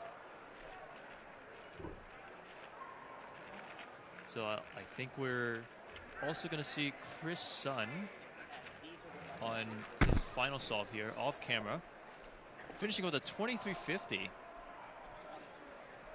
It's not going to be a PR average for him, but decent average nonetheless. Good job.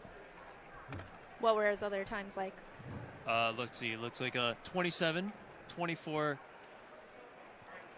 35, 31, and a 23. It's a little bit all over the place, but He got his BPA. Oh, he ended up getting the BPA. 27.54 average. Again, not going to be PR, but we'll secure him round 2. So coming up soon, we still have the top 5 seeds from the site sheet. We have Max Park, of course, Timon Koloshinsky, Sung Hyuk Nam, Ari Randers Pearson, who are the top 5 seeds. I don't think we've all seen Luke Garrett go yet in this. There's one time I did a 4-blind solve of like 13 minutes. And Yeah, we haven't seen Luke Garrett yet, so hopefully we'll be able to see him if he hasn't gone already. Here we have Mason believe his last name pronounced Lengendifer. He's also doing Hoya based on how he's doing those last two centers.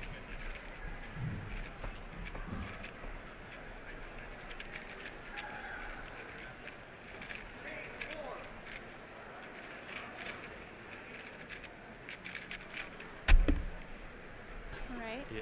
I love Hoya. Anything in a 4x4 that you're looking forward to seeing, Alyssa? I mean, you're always looking forward to seeing Yeah. Max Park. I Yeah. was commenting earlier that the last 2 times that Max Park broke the world record single, I was also competing on the same day, not in the same competition, but on the same day, and I did not get a 3x3 single faster than his 4x4 Oh, single no. on those days. So that is, he's really fast at 4x4. Let's Yeah. just put it that way. Yeah, yeah, he is unstoppable, unstoppable force in this. Yeah, Luke Garrett got a 21 FMC single yesterday just by block building. I believe he was literally just block building to M prime U prime, like MU M prime or some variation of that, and did it at 21. FMC is having its second attempt. I believe they probably just finished their second attempt today, so you can check out those live results. Yeah, I did see the second attempt. Yeah. It's inputting. Yeah. I mean, speaking of FMC, we have Aiden Bryant judging over here. Aiden, of course, is the most recent FMC world record single holder of 16 moves? 15 moves? 16 moves, I want to say. I will believe you. Yeah. Him and Levi Gibson broke it at the same competition on the same day. Yeah. Really impressive to Jacob. see that. Hello there. I'm actually unable to recall if it's 15 or 16 moves. This is actually kind of embarrassing. We'll look it up. Yeah, That's what we've got Yeah, it for. I'm or pretty- or chat can tell I'm us. pretty sure it's 16. Here we go, Luke Tixon from the 16. Pacific Thanks, Northwest. chat. 16. Yes. I was second guessing myself over here. You got it. Luke Tixon with a 28-27. This is Jacob Knox, I think.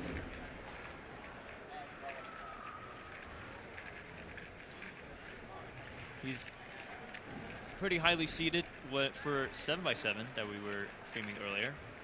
So those skills are going to translate over to 4x4. Double parity there. Yeah. Looks like he was going to execute something else, but instead went over to do PLO instead in a different PLO parity instead in a different way. So off screen, we do have the 5th seed of 4x4. We have Ari Randers Pearson here. Ari is from Virginia, as his t-shirt says. As noted before, Ari does also do Ola parity avoidance, which is, as you can see, now he's like sort of tracing around the cube to figure out. Well, sorry. Okay, that was a warm-up cube. I was like, why is he turning suddenly?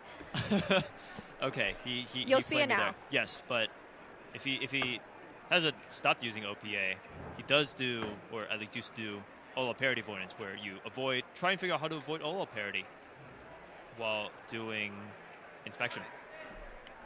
And so, in its basic form, you're basically counting the number of moves that you're doing in 4x4 in order to figure out how you should influence the cube in order to not get Ola parity. So, Ari just finishing his first 2 centers, moving to the Yao edges, finishing at 8 seconds. Flying through that at 12 seconds. So Ari is a 23.49 4x4 pure average. Oh, he's already hit. No Ola parity there. But he does a very interesting PLL algorithm. It's one of those strange ones. I'd like to see that again. I'd like to see that that PLL parity again. Maddie with a 24.33 here. I know there's a I wasn't sure if it was that alg or not, but there is an alg that looks like a T-perm, but it actually all it does is swap 2 corners, exactly 2 corners in PLO. So it looks like a combination of two T-perms, and you can execute it pretty decently fast. It looked like a very interesting execution as well. Yeah. You start with like a little slice move and proceed from there. 8 seconds. It's a pretty neat algorithm, actually. Right, this is Luke Tixon's second solve, I believe. Yeah, this is the second solve we're seeing from him. Looks like he's also doing some. Does he use Hoya? I could believe that he uses Hoya. Flying the 3x3 stage at this point. Ola parity into Soon. Peel up parity into U-perm. 32.54 for Luke.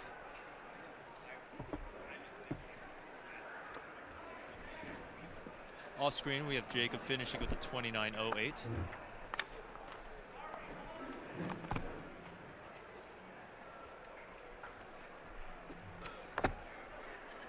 This is a very tiny 4x4. That is yeah, I know there's the, well, I'm not sure if that's the camera angle or it just looks small in his hands. Could be, or, could be. Yeah, I mean, there is the Aosu Mini that is a thing, so it could also just be that. 4x4 does get tricky to turn sometimes. Here we have Maddie on his second solve. I think I remember Maddie at NEC 2022 having a pretty good 4x4 showing. Yeah, I do remember that as well. Yeah. Maddie, of course, the 3x3 North American champion. Top contender for that 3x3 podium. Flying through, whoa, he's at 3x3 stage at 15 seconds. Oh, but hit Ola parity. Still a 23-second solve. 8 seconds. Shaking your head at a 23 is something else for sure. 12 seconds. Yeah, well, I mean, yeah, I think usually they're probably disappointed that they got Ola parity. It's like, but if you don't do Ola parity avoidance, it's not something you can control exactly. Yeah. That would have been crazy if he did. If he didn't have that Ola parity, for sure. Here we have Ari in the second solve with a 22.66. Let's go. I know severely little about OPA. So what are they? What's happening in inspection? In vaguely, the way when you do a slice move on a 4x4, what you're essentially doing is you're basically doing like a certain swap of the pieces. You're doing a 4-cycle of the pieces when you do a slice move on a 4x4, and that is basically the reason why parity happens. Right. Okay. And so what you're doing in Ola parity avoidance, this takes on many forms, many different ways of figuring out this. But basically, you're going to have like a odd or even number. You're going to figure out some number in the beginning, and then as you're solving 4x4 in the beginning, you're going to keep track of this number as you're doing certain moves. So if you do like a slice move on a 4x4, you are going to like change the number from odd to even, and vice versa. So basically, the hope is that by the time you finish your Yao edges, that number is even, because even means you have no parity. Right. So at a high level, that's how OPA works. The actual tracing of figuring out whether you have OPA or not it can vary. There's many different ways out there. You can do blind tracing, which is not very efficient. There's also there are a variety of methods that I'm not like too familiar with. There's one that Ari actually has a tutorial on, but no matter what, it's a very similar idea. Yeah. Luke with 29.53. Yeah. I mean, avoiding OLL is obviously super beneficial to shave a couple seconds off of a solve. Yeah, it's like for the top solver, it's going to be around 1.5 to 2 seconds. It's Maddie's third solve. We saw 23 from him on the last one, so. He was at, I think he moved the out edges. Oh, he's at 3x3 stage yeah. here. This one's going to be a little bit slower, and he's also going to end up all up parity. He knows the ZBL to do. over here. That was a lot to take in all at once. he just flew through the moving, stages. What I was meant to say, he hit Yao edges at 11 seconds. He started his 3x3 stage at around 20 seconds over there. So it wasn't going to be the best showing from him. And yeah, he ended up hitting Ola parity and having that slight lockup over him here. Here we have Ari transitioning into edge pairing at 13 seconds. 3x3 stage. And PLO at 22. Slightly Bit locky. locky, yeah. Yeah. 2381 from Ari.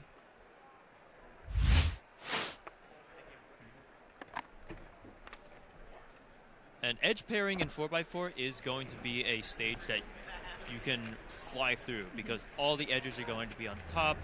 You can look ahead very cleanly to the next wing you're going to put in your E layer. So you can really just fly through that and figuring out a lot of what you're going to do in 4x4 in such a short amount of time.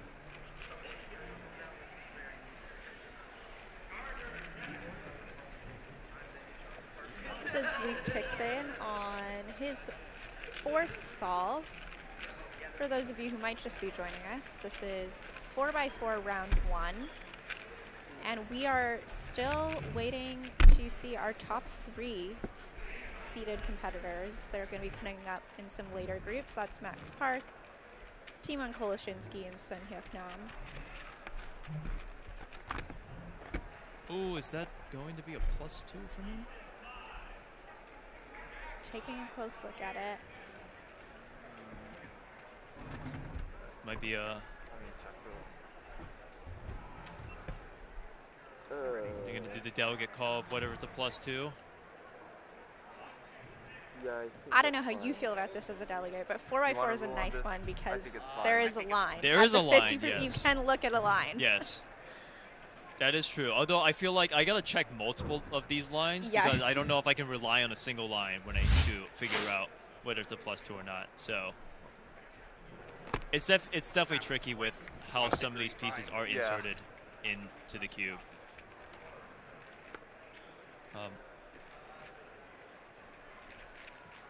Look, of course, looking a little confused there. I think the action replay would have not given us the best detail.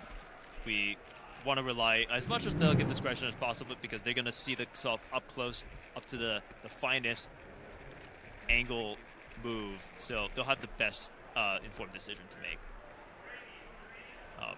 There's a good observation from the chat that once you have 4 centers done, OPA, you don't have to actually count the number of moves because you have to, because of how you slice and then invert the slice whenever you do the subsequent centers. So after you've done a certain amount of centers, you don't have to actually count that much. So by that point, you should have finished. Ari's going to be doing his 4th solve. So Ari has a 2266 and a 2381. The second and third solves are on PR pace for him. Let's see how it does in his 4th solve.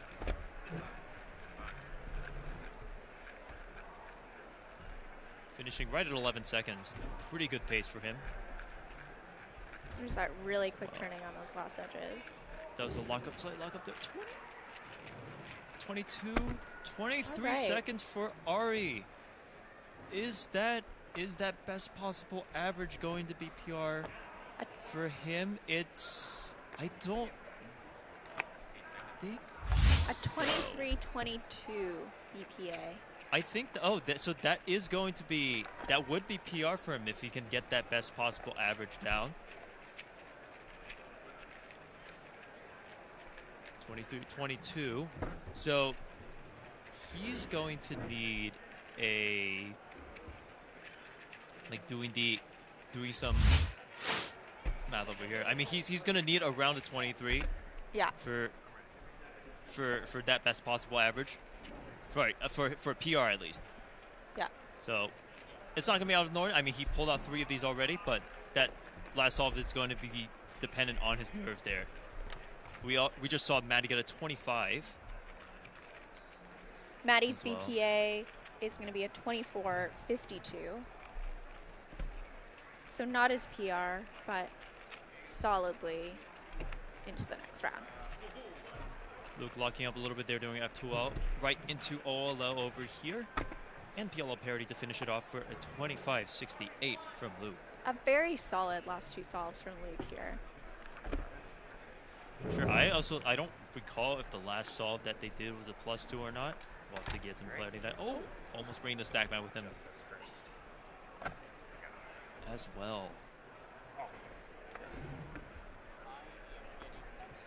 So, once again, we are still waiting for Ari's last solve, which actually we are on the verge of seeing, like, right now. Not quite fine. We are going to be seeing Ari Randis Pearson. Last solve. There we go. Thank you, production. Let's see if he can pull off this PR average of his. This is warm-up cube, not the actual cube.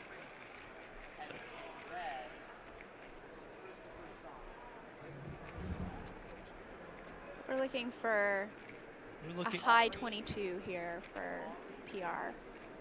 Yeah, high 22. I think the cutoff for him would be a 23.2. Okay. Around that Okay. is going to be his PR range. So any 23 or 2, sorry, 23.2 or better will get him his PR. Not much wiggle room in the best possible average though. I think maybe my first solve didn't have parity. A lot of parity.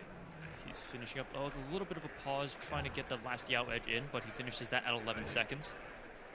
Flying through the rest of edges on the 3x3 stage at 16. This is really good for him. Here we That go. is, oh, and OLL parity. That might not be 23.11 for Ari. That is going to be his PR average. That is a 23.37 average.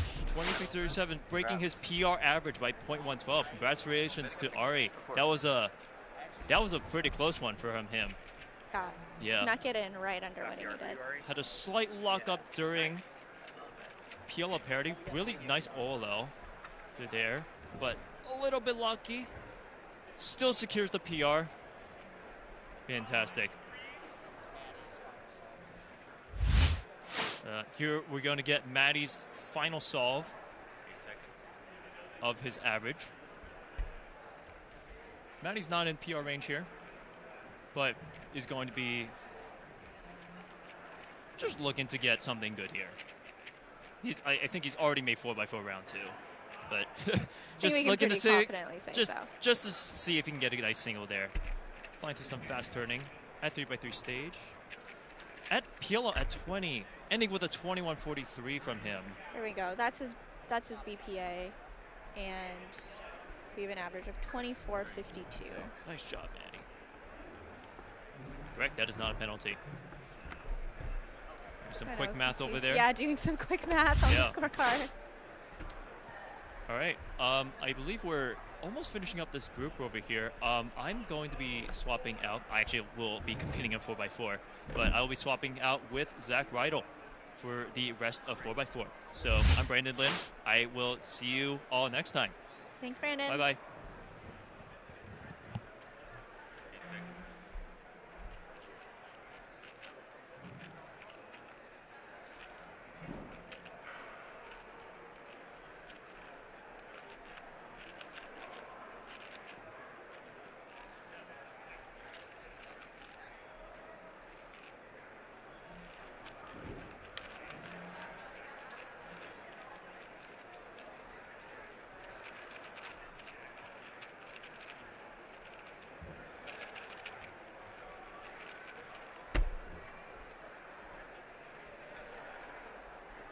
All right, welcome back, everyone. This is Zach Rydell, swapped out for Brandon Lynn currently, and I'm here with Alyssa Espras, and we're going to be taking you through these final groups of 4x4. We have the top 3 seeds in 4x4 here at this competition coming up in these next few groups. So some really fast solving coming up from Sunhyuk Nam in the 3rd seed for 4x4 round 1. Nam has a PR average of 21.67. Then we'll see Timon Koloshinsky, and also, of course, Max Park, world record holder, 19.38. Until just a couple weeks ago, he was the only person in the world to have a sub-20 4x4 average. I didn't even realize that until we saw another sub-20 average, that Max is like really dominant in this event. Like He's really dominant. one of 2 people in the world to have it, and he has 6 of them. And he's had one for how long now? Oh, Like I don't know that. years, But I feel? probably, yeah. And yeah, this 15-second single is wild. So we'll be keeping our eyes out for Max for sure. You just came back from competing in 4x4? I did just come back from competing in 4x4. How'd it go? Oof. I want to say terribly, but honestly, it was like average, probably below average. 3 out of 5 OLO parodies, and the solves I did not get OLO parody on were like terribly slow. So It's true. You got to capitalize on those I do, parody-less solves. but if you like wanna get average. I can't know I need to Yeah, you- capitalize yeah, on it you- until it's like too late to capitalize on it. You're like, oh. But it's all good. I have a terrible history with 4x4 and major championships, but I'm not too worried about it. I still have anything at the end of the day. You'll just yeah, That's that's like how a it's 33, 30. Yeah, I'm pretty sure I don't have anything going on except just casting, which will be pretty fun. That's awesome. We are seeing the group change now for 4x4, so we'll be seeing a bunch of new faces. Thank you. We'll also be talking to Luke Garrett in a little bit, so we'll have him on stream as a little bit of a guest commentator slash interviewee. He'll be competing, in this next group, and then once he's done competing, we'll get him on stream to guest commentate the final groups and share a little bit of his insights on the competition so far. Ready.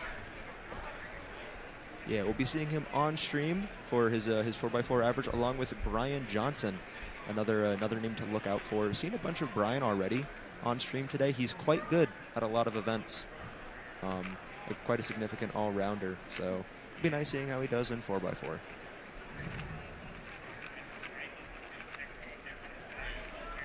Luke is the 10th seed for 4x4, so that's a little bit like lower on his rankings than he is in maybe some of the other events like OH or 3x3 obviously.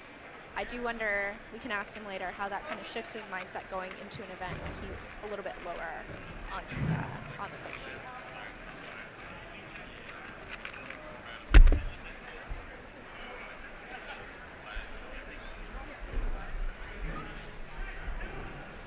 Okay, we're seeing Brian Johnson's first solve here.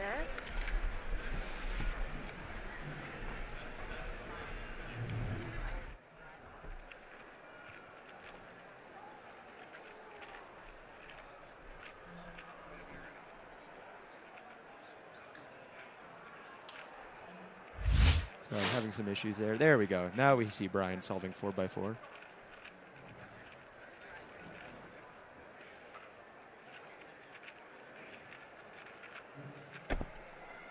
.2860 to start. Seems a little disappointed in that. A little shake of the head, but We are seeing him practice square one there. He will be making an appearance in square one finals later in the day. He's one of the top competitors going in. Might not be in total podium contention, but he still does have the potential to pull off something very impressive. In square one, yes. Yeah. Brian's PR average in 4x4 is 25.89, so hence the head shake there. Yeah, just outside the top 12 seeds. Yeah. But still someone to look out for.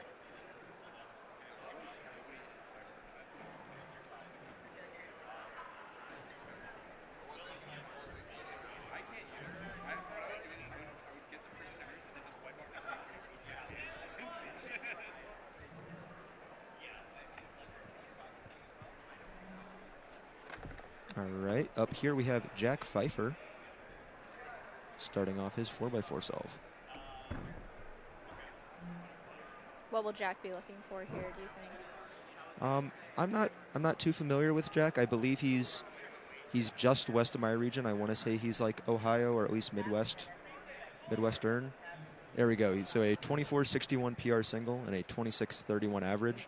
So probably looking for something like in the 25 range for Jack, which this looks to be outside of. A 30.20 for Jack. A little disappointed, but still keeping composure. This is Stanley Chapel giving us a 4x4 solve here. Stanley, of course, is more known for solving a 4x4 blindfolded, not sighted. I was gonna say. But still, if you can solve it fast with your eyes closed, I imagine you can still solve it fast with your eyes open. And 30 seconds is a respectable solve for someone, especially who doesn't main it. Okay, here's Luke Garrett. He rounds out our top 10 of top 10 on the psych sheet coming into this competition with a PR average of 25.06. So yeah, Luke quite fast, an all-rounder, I believe second in the world for some of ranks. He does it all. Yeah. He's recently gotten into blindfolded events, and before today was in first place for FMC. Yeah, a surprising, with a 21 single, but he's pretty much good at everything. A 25.9 single, but didn't seem too happy with it, even though it's pretty close to his PR average. I think he had a little fumble on his execution right at the end that caused the head I did see a little bit of stuttering with the PLL parity there.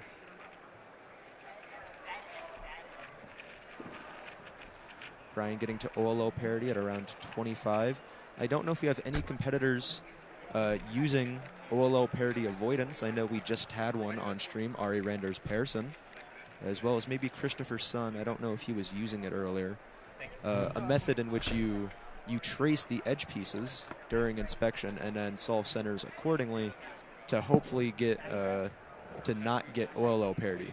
For those unfamiliar, since there are no fixed centerpieces on 4x4 and you have to build the centers yourself, you can have an odd number of swaps, and it causes you to need to refix a flipped edge at the end of your solve, like we're seeing here with Jack Pfeiffer. This algorithm for top level solvers takes 2 seconds, but in this range 2 seconds matters. Yeah. Jack there with a 28 single. He started instinctively backing away in case the cube fell on him. Can you explain why he was doing that, Alyssa? Well, the cube falling on you would be a penalty, a +2 penalty, because you are not allowed to touch the puzzle after you've completed your solve.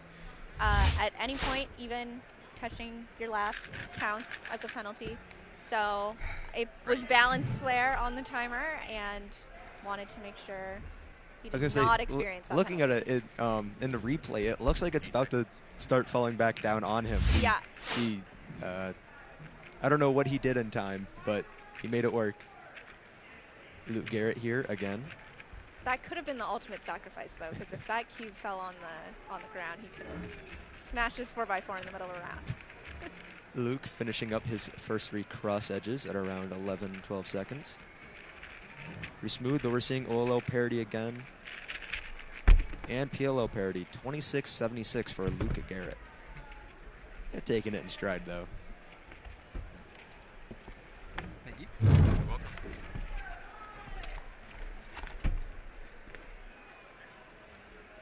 Seeing Stanley Chapel here again.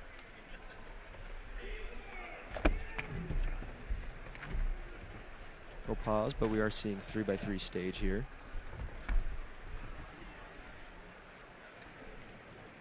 I'm ready. 28.55 from Stanley Chapel. Another shake of the head from Stanley, but I feel like we see a lot of shakes of the head from Stanley. Takes a lot for him to be pleased with the solve. I feel like the amount of time I've spent casting this in the entire day, seen a lot of head shakes and not a lot of head nods. In general, yeah, in general. A lot of these competitors do have high standards for themselves because they know they can get good results, but they forget how good they are sometimes, I feel. It's true. Seeing Olo parity again, I think every solve so far we've seen has a Olo parity of at this Olo point. parity. It's realistically only a 50% chance, but if you're watching a stream, you wouldn't believe it.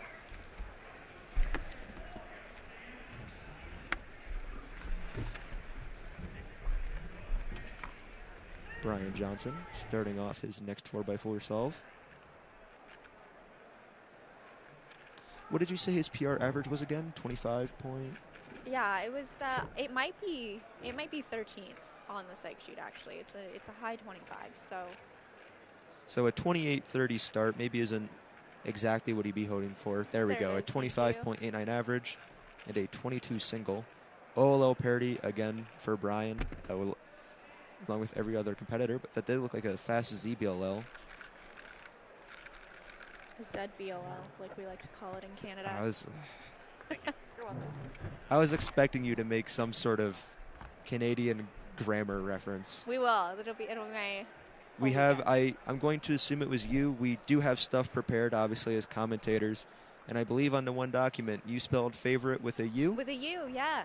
And someone switched it back, but that's all right. Very fast turning there from Luke. We're seeing PLL parity, and that is a +2 penalty. That is a 29.30 for Luke Garrett. Again, one move away from being solved. Is very close to being solved, but we can't just let it slide without any kind of penalty. So competitors get a 2-second penalty added on. It's not enough to be a huge detriment, but enough to make you want to solve the puzzle all the way next time. And those +2-second penalties can be costly. We saw yesterday in Square One. We had Samir Agarwal +2'd his first solve of Square One, which if he did not do, he would have gotten a 4.7, not sure in a decimal, world record average, which is quite unfortunate, but it's at least good it didn't happen on the last solve and instead happened on the first one. Yeah. Jack finishing cross edges there at around 13 seconds. And a 3x3 stage here. There's Olo parity again.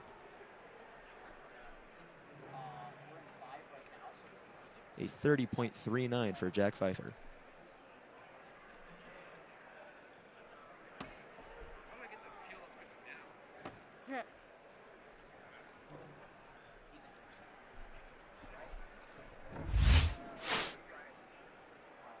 Seeing a replay here of that 3x3 stage. A little smooth, and there we go into OLL parity.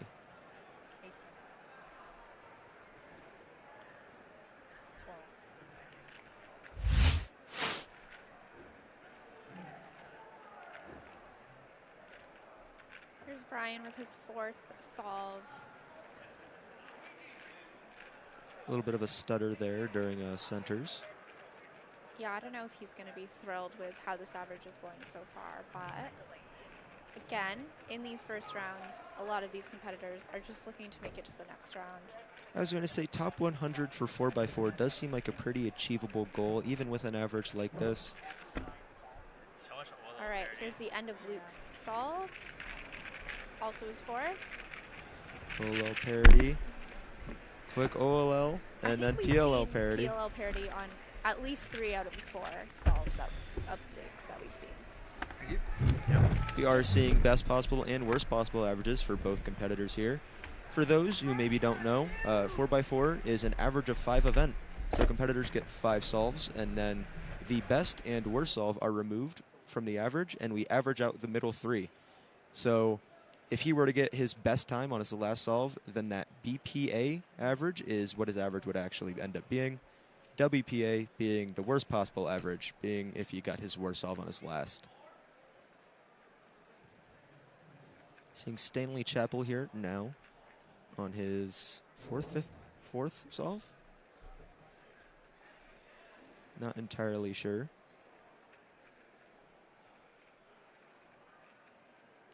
Either way, still looking pretty smooth. Nice 6-move OLL G perm, 27-24. That's a beautiful OLL. Everyone loves that one. Yeah. A solve without parodies is beautiful enough. It's true.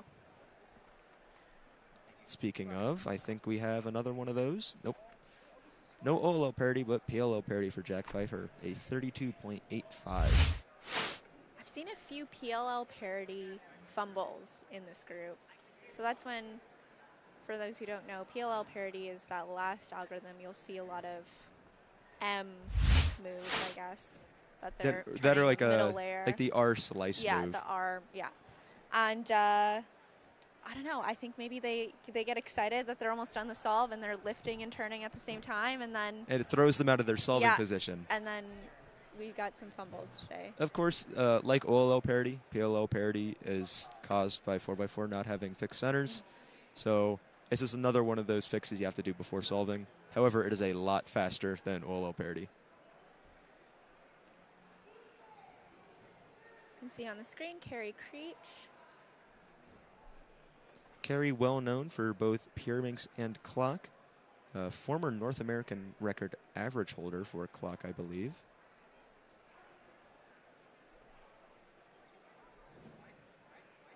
Was on a few podiums at the last North American Championship, I believe. And Ooh, timer not stopped, so there is no penalty there, but that is still a 39.65 for Carrie Creech. He was very close to having a +2, let alone a DNF. Or a DNF, yeah. But the timer was still running, so he still was allowed to fix it. If he were to make a move, though, after the timer stopped, that would end up being a DNF. So good catch for him to react in time and make sure the timer was still running. Although it may have taken him 2 seconds to fix that +2 penalty, so he might have wished he just took it in the end. Let's see, 37. Yeah. Yeah, it would have been close, but then he risked. It was close to a DNF as well. So. This is Luke Garrett's final solve. His BPA is 2667. We'll be looking for a solve better than 2590 to achieve that. Solve sub 2590 is still above his PR average, so this is very doable for him. But OLL parity might be costing him.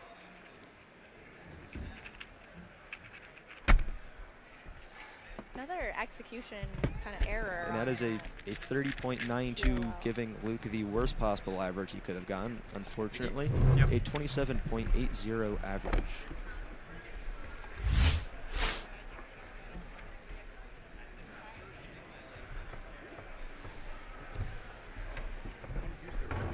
Yeah, big lockup there, and two awkward F2L pairs. He went for the ZBL, but it looks like he may have misrecognized it and given himself an H-perm instead.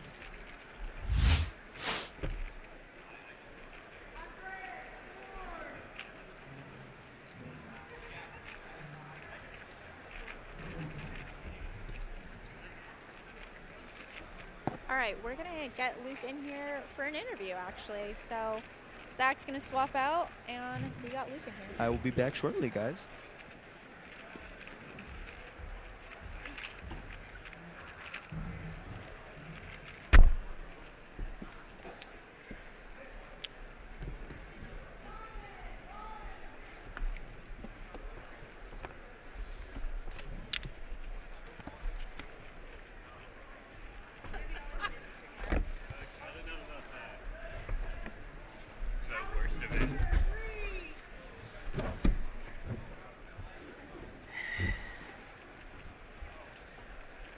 I'm ready.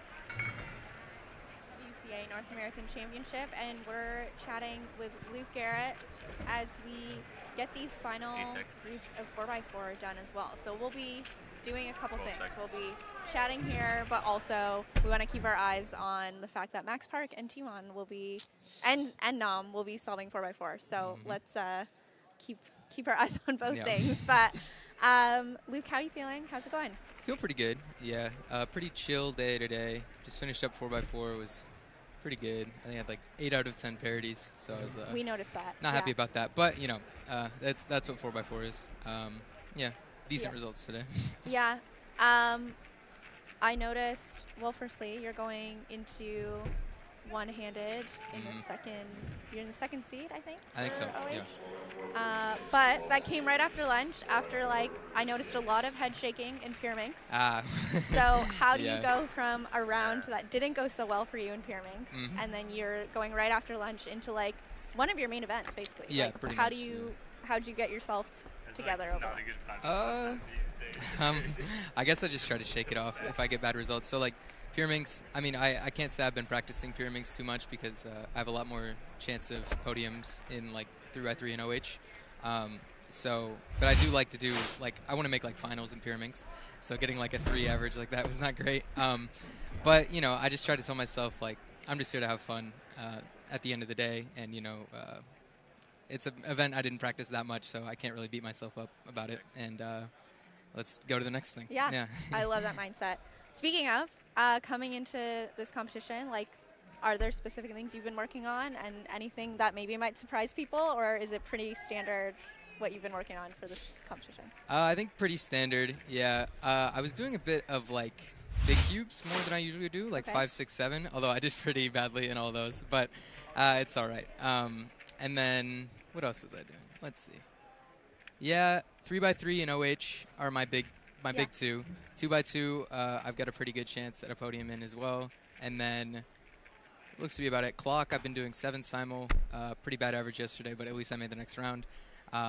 So yeah, I think 3x3 and OH and 2x2 are my big 3. But everything else, yeah, I've got no secret practice regimen that I'm gonna unveil at this comp. Yeah. You're gonna get what you're gonna get from me. All right, good to know. You've had a busy week. We started off with North American All Stars at the Mall of America. How was that experience for you? It was awesome. Yeah? It was completely unlike any other competition experience I'd had.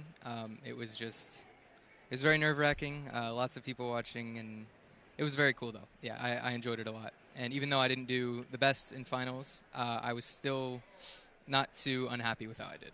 Yeah, good. You went into the finals as the first seed, so. Yeah, that's always tough. It's you know. How does that feel? Like, how does that impact your, like, you get to know what you know, how everyone. I mean, you don't know how everyone else did, but you kind of like you then have to wait for everyone else to go before you get to go. It's just, man.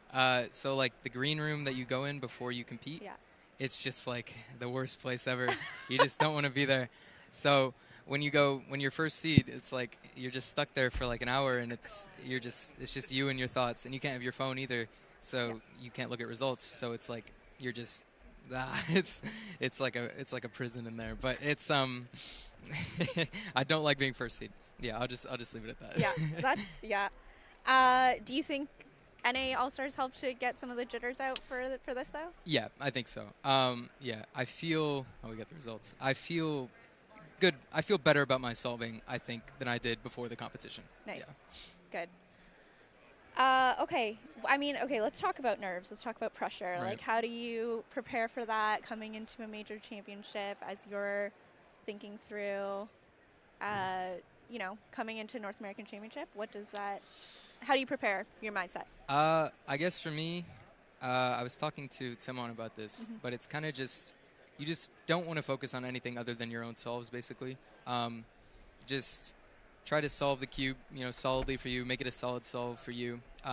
Don't think much about what other people are getting or your other times in the average even. Just try to go for solid solves, and hopefully it works out in the end. Yeah. Yeah. Do you do anything, do you change your practice coming into a major competition at all? Not really the way I practice. I kind of just change the amount that I practice certain events. So like, I don't really practice like other than during like championship season. I don't really practice 3x3 that much. Interesting. Because I'm kind of focused on all-rounding Yeah. a lot, and I've been having a lot of fun with that. But this past like month or two, it's been a lot of 3x3.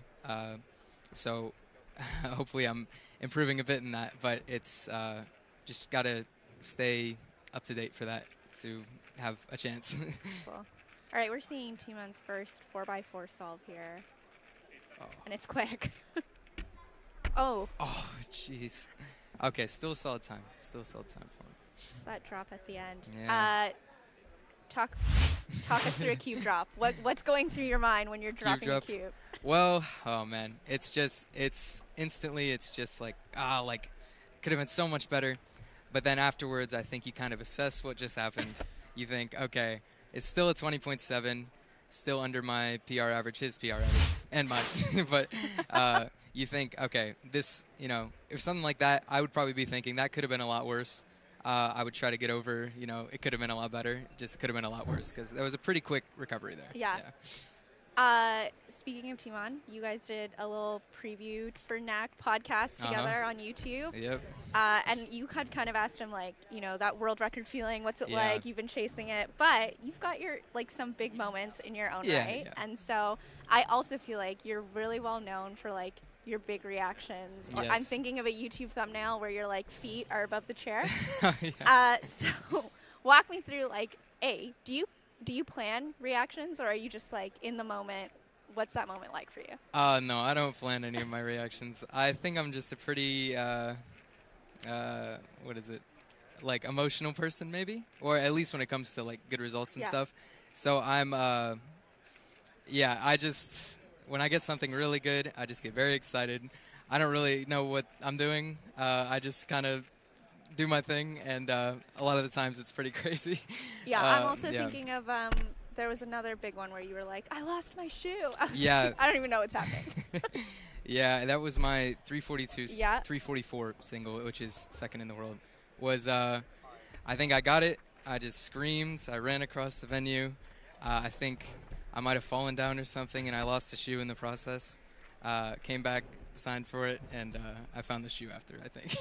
For those that don't know, that solve is second in the world. Yeah, it's still second in the world. Second in the world. Sorry, I don't know that. I should know that. Jeez. All right. Let's watch Timon solve here. And chat, if you have any questions for Luke, feel free to put them in the chat, and we'll try and get some questions answered here as we take in this next solve from Timon, which he started off with a real speedy 20 points. Even with the drop, it's still a great start for him.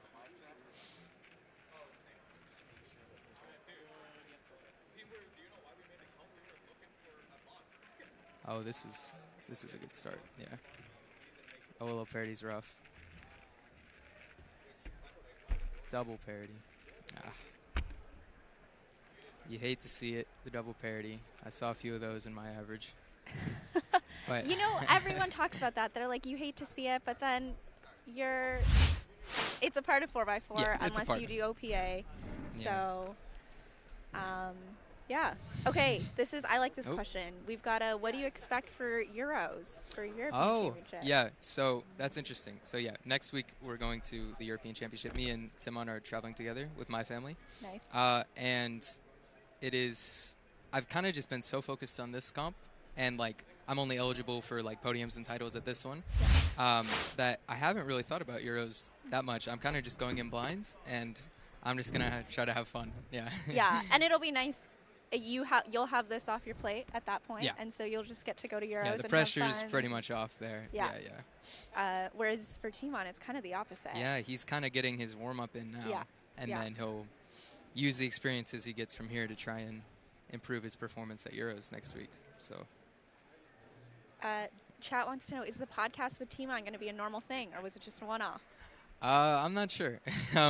It was more Timon was kind of.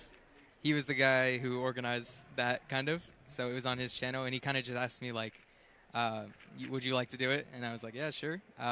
So that's kind of up to him, I guess. Yeah, I think you guys should at least do a Euros preview now. Maybe from the airport. Yeah, maybe. From the airplane. Yeah, that would be, I'm down. If he's down, I'm down. It'd be a really long podcast if you guys did a full plane ride podcast. Yeah. Okay. Keep putting those questions in the chat. And here's Senhyuk-nam.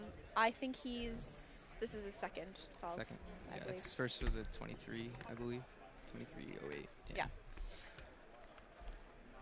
All right, let's take a look. When you watch other people solve, Mm-hmm. I'm always curious about this because I'm not at this level. So what are you seeing and what are you looking at? So I'm seeing. It looks like he might have messed up his first 2 centers or something at the start. It was kind of something went wrong here. But I guess I'm just seeing. I mean, he's doing Yao. He's solving centers, solving edges, doing it quicker than I usually do. But I guess you can kind of tell with like, I don't know, like the smoothness of a solve is very big for me. So like if it's kind of choppy, I guess it depends on the person's turning style. But if it's kind of choppy and it kind of looks a little unconfident in their turning, you might be able to tell that they're doing a little worse on that solve. And if they're just going very smooth, it's probably a good solve. But for people like, I don't know, you have people like Maddie, he turns so quick in little bursts that you can't really tell. But like Timon is very smooth, and if he's just not pausing that much and just is continuously solving, you can kind of see that he's doing pretty good. Oh, a little parity. Double parity. All right, so that's accounting 23 for Timon, I believe, because his last one was a 23. So he's not going to be getting PR average, probably not, but yeah. Okay, chat wants to know, do you have any tips for all-rounding? Okay, so I think just learning new things in events is very big. So you want to get good at 2x2, you just learn like CLL and like EG. You want to get good at Scube, you just learn NS. You want to get good at 3-blind, you learn 3-style. You want to get good at, I don't know, 5x5. Maybe you switch to Yao or something. I did that recently. Okay. But there's, for a lot of events, there's kind of like a set path to be good. And it usually takes a lot of effort, but you kind of just have to follow that path. And, you know, it should work out in the end. But I guess also cubing a lot helps. So when I'm practicing, I practice like maybe like 5 to 6 events per session, just like kind of whatever I'm feeling. And I guess for me, for some reason, whatever I'm feeling is usually it changes around a lot. So I'm kind of able to maintain a lot of events at once just because my personality, I guess. I don't know. That's just how I practice. Do you find that any like specific skills have transferred between events? Does that make sense? Like, are there certain events that you're like, oh, if I get really good at this event, it's like helping me get good at another event? Yeah, so you'll definitely see that in like obviously the big cubes, like 5, 6, 7. If you get good at 7x7, you're probably going to be good at 6x6. But you know, like look ahead is good in all events. I guess maybe not like 2x2 Impera if you're one looking every solve, but 3x3. So like yeah, I started my cubing career basically with only 3x3 for probably like 3 or 4 years. It was basically the only event I cared about. But I think I was able to build up a very solid kind of look ahead in my head. And that transfers basically to all other events. Look ahead is probably the most important skill in cubing, I'd say. So I've heard. Okay, yes, can you tell us about the 21 FMC single? You know, so the first FMC solve, I got a 21, which is overall PB. My old overall PB was a 23, which was also official. I don't do much FMC out of competition. I was going to say, overall PB, are you doing it at home? Like yeah, I mean, I have fun with it, but I'm not learning much. I'm kind of just, every once in a while, maybe I'll do one, see if I get something decent. But this one it was a pretty average, if not below average scramble for the DR users, who are the better FMC solvers than me. It was actually a very bad scramble. So I was able to just find some block building solution that got a very lucky finish, luckier than I've ever had before, and was able to get a 21. And it was the first, I was first after the first attempt. Oh, here's Timon with a 23. Yeah, not what he's going to want there, but it's all right. Yeah, but I was able to get a 21, which was first in the attempt. I don't even know. It's still in disbelief about that. It was pretty crazy. Yeah. Okay, this question says, I like this question. It's kind of a mindset question. Are you going to grind for a sub-5 3x3 average, or is it just going to happen when it happens? Yeah, so I've kind of been of the mindset for the past, I don't know, maybe a year and a half since I got my 5.03 average that it'll probably just happen when it happens. But as I've kind of been losing my practice streak of 3x3 and like, I don't think I'm getting worse, but I'm definitely not improving. And I'm thinking about maybe after these championships, or maybe just sometime in the near future, kind of locking in on 3x3 and trying to actually improve for the first time in a while. And I don't know. It could definitely still just happen when it happens in the middle of all that. Yeah. But, like, I think I will get a sub-5 average is what I'll say. Like, I think I will at some point. When's the last time you, like, really locked into an event with a specific goal, and what did that look like? Okay, let's see. Last one, 5 blind. Okay. 5 blind. I was trying to get just a good single. So I kind of grinded that like maybe a month or 2 ago, and I had like an 18-minute single or something, which is like I pretty much only did it in competition. Oh no. Oh no. Nam messes up PLO parity. That is unfortunate. Oh jeez. Yeah. So 5 blinds. That was the last event where basically I just used the same like beginner method, or not beginner, I guess just like the method most people use. But you basically just had to practice. And 5 blind is one where it is pretty difficult to get yourself to practice. But I was kind of able to push through, and then at some point I kind of started liking it. And then I think last month I was able to get like a 10-minute single, and I might be done for a little bit. But I'm happy you with don't that like for it now. that much. Yeah, I'm happy with it for now, but I haven't done an attempt since then. Does liking an event, like, I mean, this seems obvious, but like, I feel like liking an event really helps with how well you're going to do in it. Right. Yeah, I think I've just been lucky where every event that I put in any like significant amount of time in, I've kind of started to like it. I think probably every event except maybe like Scube, I've had one of those phases where like I really do like this event. Like I'm enjoying practicing it a lot. I'm enjoying learning stuff about it, and that kind of has helped me improve. So yeah, I mean, liking it. Yeah, if it's your favorite event, there's like such a high probability that that'll be your best event. You know. Totally. Yeah. That answers a question that came up in the chat earlier, which was, when are you going to become world class at Scube? Oh, jeez. I mean, if I want to get good at my sum of ranks and stuff, which I've been focusing on, Scube is one that I need to improve. I've taken I do Sarah's Intermediate, which is not the method you want to be using, but I've taken that about as far as I can take it. And I think maybe after some stuff, maybe by the end of this year, I'll try to learn some algorithms. But I think it's probably my worst turning event. Like, turning is another big thing. Just like, I think kind of just natural or acquired skill in turning, but natural turning skill helps a lot in events. Scube is one where I just can't really figure it out. I haven't tried too hard, but it's like, it just doesn't make sense to me how some of these people turn it so fast. But I don't know, maybe Yeah. Maybe one day. So I'm hearing that turning might be the limiting factor for you on that one. Well, yeah, and my solutions are really bad too, but yeah.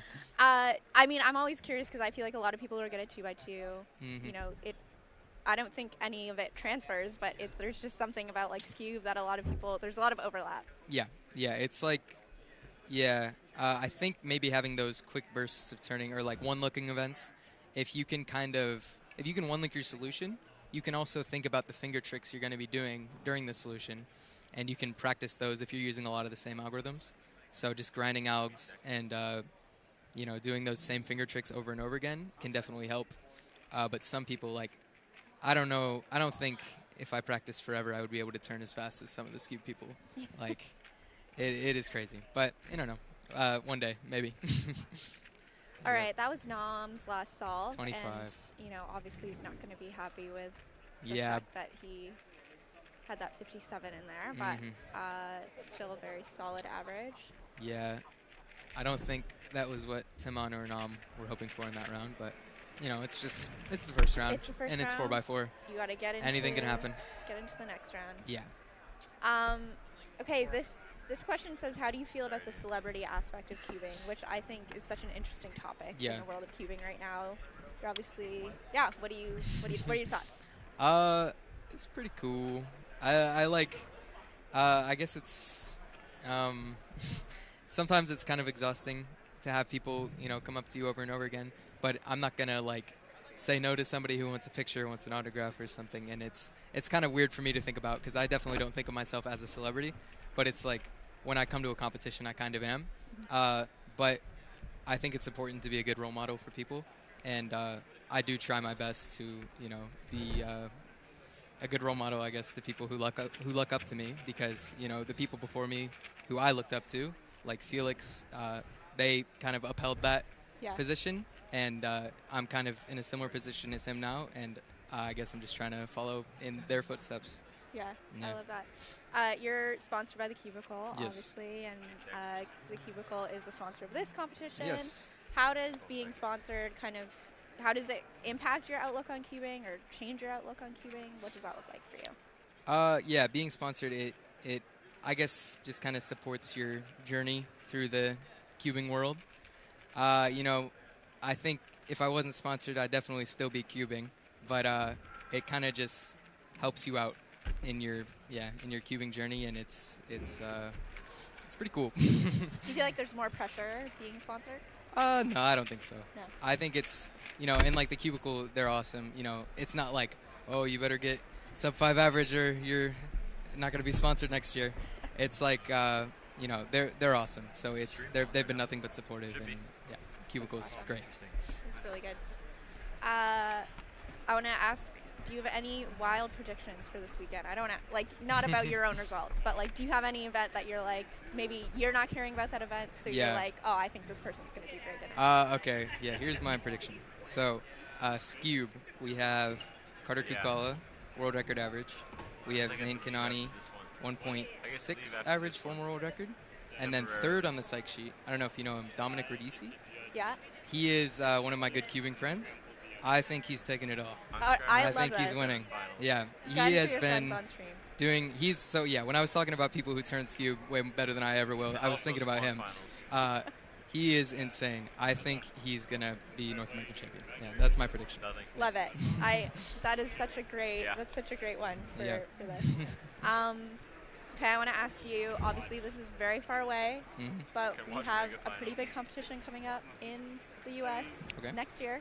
Yeah, pretty big. Just a little one. It's World Championship. Decent, yeah. Is that on your mind already, or how does that impact how you're looking at the year coming up? I haven't really been thinking about it. I'll be honest. Yeah. But it's I guess I'm just focusing on this for now. But I guess I know I'll still be cubing then. I'll still be practicing. I guess maybe depending on the results of this and Euros, I may focus on a certain event more than others. Maybe if I do poorly in 3x3 here, maybe I'll grind for the whole year or something for 3x3 for Worlds. But I think I'll probably just be doing the same thing I'm doing now in the year, and just try to have fun. Yeah, of course. Awesome. Well, Luke, I think we'll wrap this up, and maybe the last thing I'll ask you is, where can people follow along? Where do you want people to find you? So Luke Garrett is my YouTube channel. Instagram is Luke Garrett Cubing. I think that's it. Awesome. Instagram and YouTube, find Luke there. Yeah. Luke, thanks so much for joining us on stream, and awesome. Good luck with the rest of the weekend. Thank you. Yeah. Awesome. 8 seconds. 12 seconds.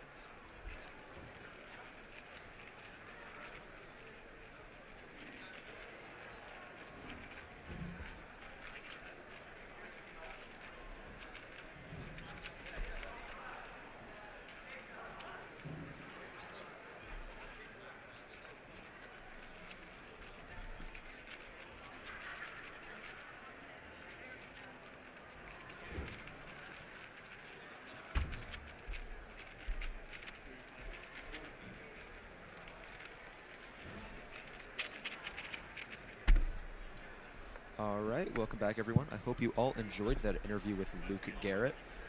Wasn't a part of it, but I watched from afar, and it seemed pretty interesting. Luke is, to me, one of the most interesting cubers, in one of the most interesting people in our top players here at this competition, just in cubing in general, and such a kind person as well. So he's awesome. Whenever he does visit our region in the Mid-Atlantic, he's always a helpful competitor. He's always nice, always spreading positivity. Yeah. It's hard to be around him and not smiling. Yeah. So it's nice getting to talk with him, I imagine. It's true. Yeah. About himself. And such not that, like, we were talking about, you know, some of his, like, famously big reactions to some of his big solves. Like, we were laughing about the solve where his second in the world 3x3 single, and he lost his shoe. And he was remember just watching like, that. but he was just like, you know, I'm just a really kind of like authentic in the moment person, and that comes through when talking to him and all of that. So thank you, Luke, for coming on stream with us. So we are in the last group here of 4x4 round 1. I believe it's the last group. This is, yes. Yeah. And we're going to see Max Park. So. And then we get started with all of our final events of today, which we are going to be seeing 6x6, MegaMinx, Square 1, and 7x7. Maybe not in that order. It is in that order. You got it right. 6, Mega, Spun, 7. Cool. So all of you that are in the chat, as you just heard, we've got Max Park 4x4 round 1 coming up, and then 4 final rounds. So if you're tuned in, I hope you're tuned in for the rest of the evening. Don't go anywhere. I did mention on stream earlier, Square 1 finals is going to be one to watch. Do you have any wild predictions? Maybe not any wild predictions. They're definitely all reasonable predictions. Hassan's going to get a world record average. I'm going to say it, and maybe it's the Mid-Atlantic love in me and trying to represent people from my region, but... It's okay to have a little bit of bias. That's my opinion. It's not bias if I believe it. Well, yeah, sure. Okay, maybe it is. Yeah, no, I'll allow it. No, he's worked so hard, and I've seen him work so hard at comps, and he deserves it, so I'm really hoping to see a stellar performance from him. Do you have any goals or wild picks for finals? Ooh, well, I don't know that I have. Actually, we do have a Canadian trying to sneak onto the podium for MegaMinx. We've got Lucas Kuchai from Alberta, Canada. He has been 4th in the first 2 rounds of MegaMinx. And so you never know. We might see our first Canadian on a North American podium. You might. Henry here with a 28.53 single. It would be nice to see some more Canadian representation here. I don't know how much there is, but it'd be nice to see more. Going back to my region, though, enough of Canada. Back to the Mid-Atlantic region, we are seeing here Carson Wijaya, 26.89 single, stellar 3x3 competitor in the region, winning both Pennsylvania and New Jersey championships. Being a New Jersey resident, but still winning both competitions because he's that good. We're looking at Schwan Park, who is Max Park's dad, as you can see on the screen. And we're going to get to talk to him a little bit later this weekend, I believe. But I'm just always so interested in, like, what are the nerves like as a parent watching this go down? I know watching a friend solves myself, I get extremely nervous, but I can imagine as a father watching someone such a high level. Speaking of, we have Max Park here, double 4x4 world record holder. What is there to say about Max that has not already been said? Yeah. He's great, arguably the best, and absolutely dominant at this event. This solve really shows why. Already onto edges at like 8 seconds. He is flying. And an 18.02 single to start off is absolutely amazing. Just flew through that even with PLL parity. Having no issue there is incredible. Max Park, formerly being the only person in the world with a sub 24 by 4 average, only filled just recently by Sebastian Weyer. I wanted to make sure I got the right Weyer brother. But again, so dominant in this event for so long.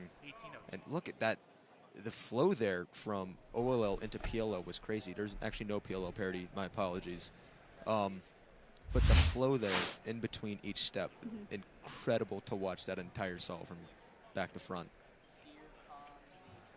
Wendy. Wendy, can you get? Oh, switch it out. I know we're switching it because we didn't have anybody, so I'm like, he didn't even. This is Henry on his second solve.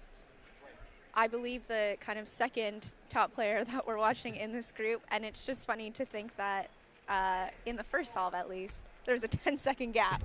I was gonna say when you're that good, you are the best. But Henry with a 23.45 single, still very very good. That also did have PLL parity on it, so did slow him down a little bit. Seeing again Carson Wijaya. I've seen him pop off a couple times in 4x4 at local competitions, so I'm looking forward to seeing what all he can do here. Ready. A little bit of a fun fact, definitely a fun fact while we're waiting for Carson to start his solve. In both state championships that he has won in the last year, head-to-head finals, he has spilled his drink on him. Before the average both times, and then still managed to win. Showing nerves of steel. There you go. Carson flying through edges here on the 3x3 stage at mid-17. Does he know the ZBLL? He does. He does. A 23.55 from Carson Wijaya. Pretty shocked by that time. He looks a little surprised. I'm not sure if we are able to pull up his PRs, but definitely a solid solve from Carson Wijaya. Carson, flowing through here. Getting done with edges at a low 17, it looks. And then a fluid 3x3 stage, of course, being a predominant 3x3 solver. A lot of skills in that area. There's that reaction from him. He does have a 4.05 3x3 single. So definitely he's accustomed to speed. Okay, here's Max getting prepped for his second solve, doing some warm-up turning here.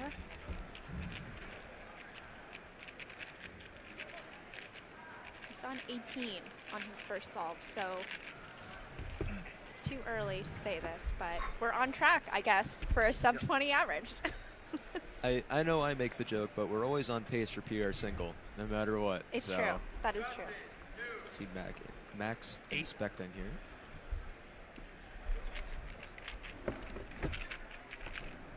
Starting off on those cross edges for Yao.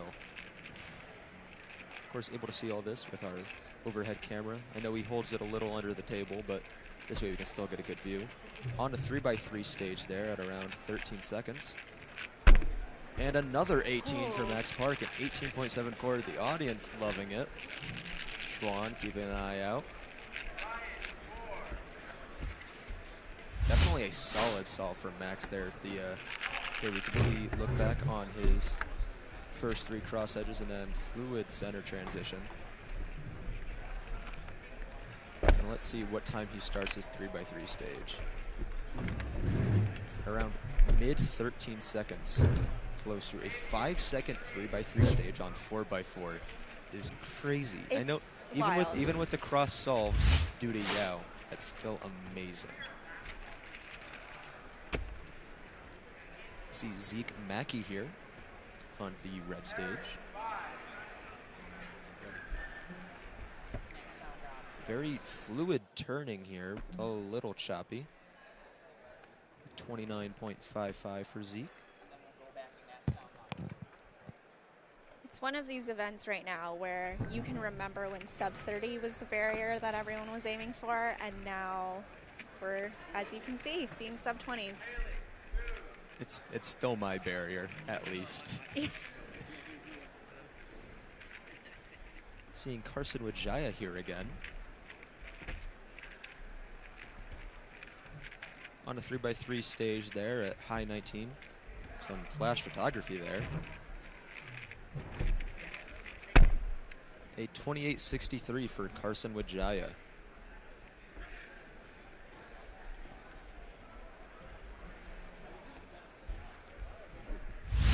Maybe a little less thrilled with that solve.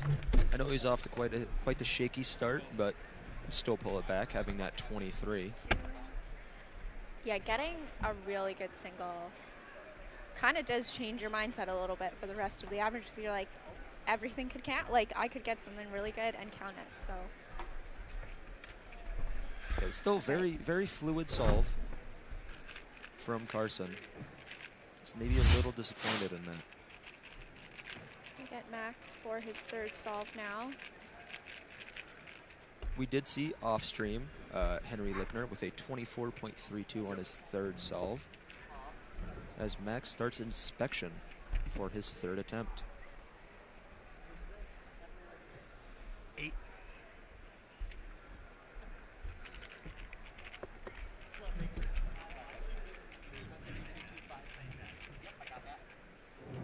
Done with centers and cross edges at 7 seconds. 3x3 stage at 14. And there's OLL parity. A 22-27 for Max Park. It's a little behind his pace from his first two solves on that one, but still an incredibly fast solve. Right there just then you saw him flip. So for those that don't know how Yao works, he's going to be solving with the white and yellow on the sides to start with. And then you're looking for that moment that he flips to have yellow facing upwards. Yeah, so for those unfamiliar with 4x4 as a method, you do break it down into a 3x3 first. And a popular method, especially at a top level, is Yao, as you mentioned, solving most of the cross at the start of your solve. The cross being the first step of 3x3 stage, getting that out of the way while you're still pairing up a lot of stuff helps cut down on some of the time that you would just normally reducing it.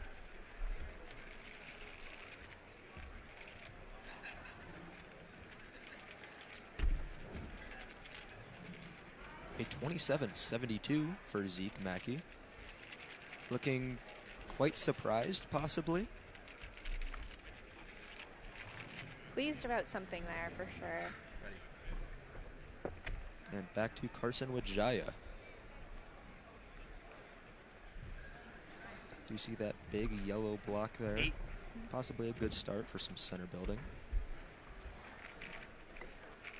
He did preserve it there.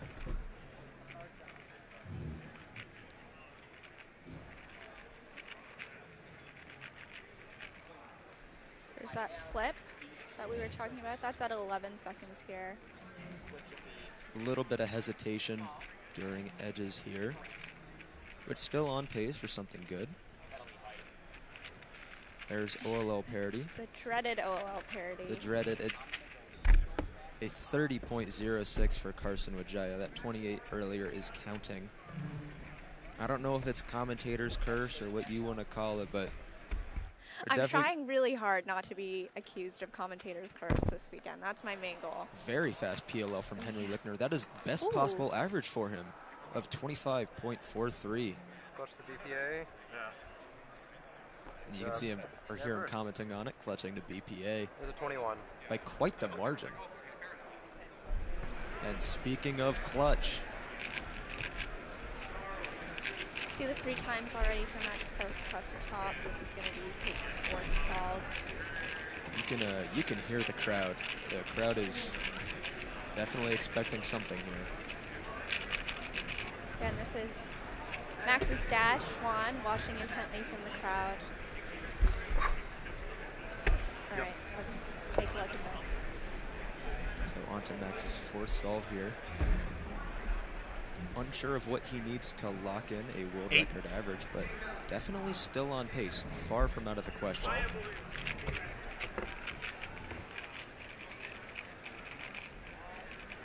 Cross edges are done. Done with centers that flip at 8 seconds. Now onto his edge pairing.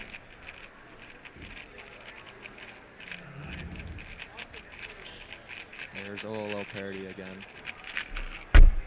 A 21.93 for Max Park. All right, so we've got our BPA now.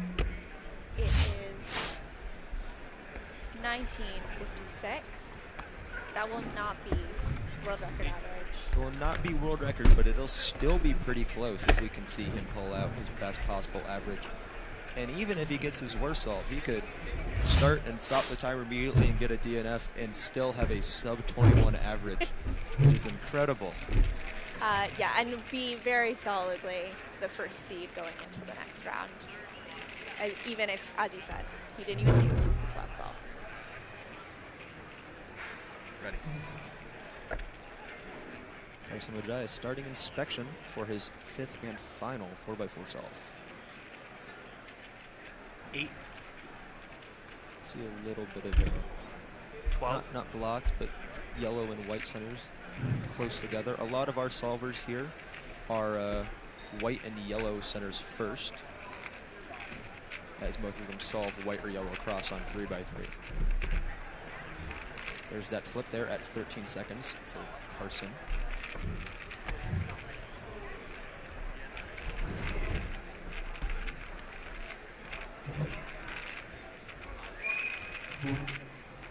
OLL parity again. And PLL parity.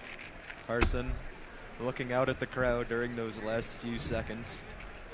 Now here's a factor for a lot of people solving in this group, is that they are solving with the Max Park crowd in front of them, something that they might not be used to. I can speak for it myself. I solved in front of a Max Park crowd for 5x5 last year at US Nationals. Terrifying is the only word I can use to describe it. I averaged probably like 40 seconds slower than him on 5x5, and I felt like every eye was on me. He was next to me. Yeah. You know, like they were all watching him, definitely. But still, it was nerve-wracking. I can only imagine being him and knowing the eyes are actually on him. Speaking of, here's our 5th solve. 8.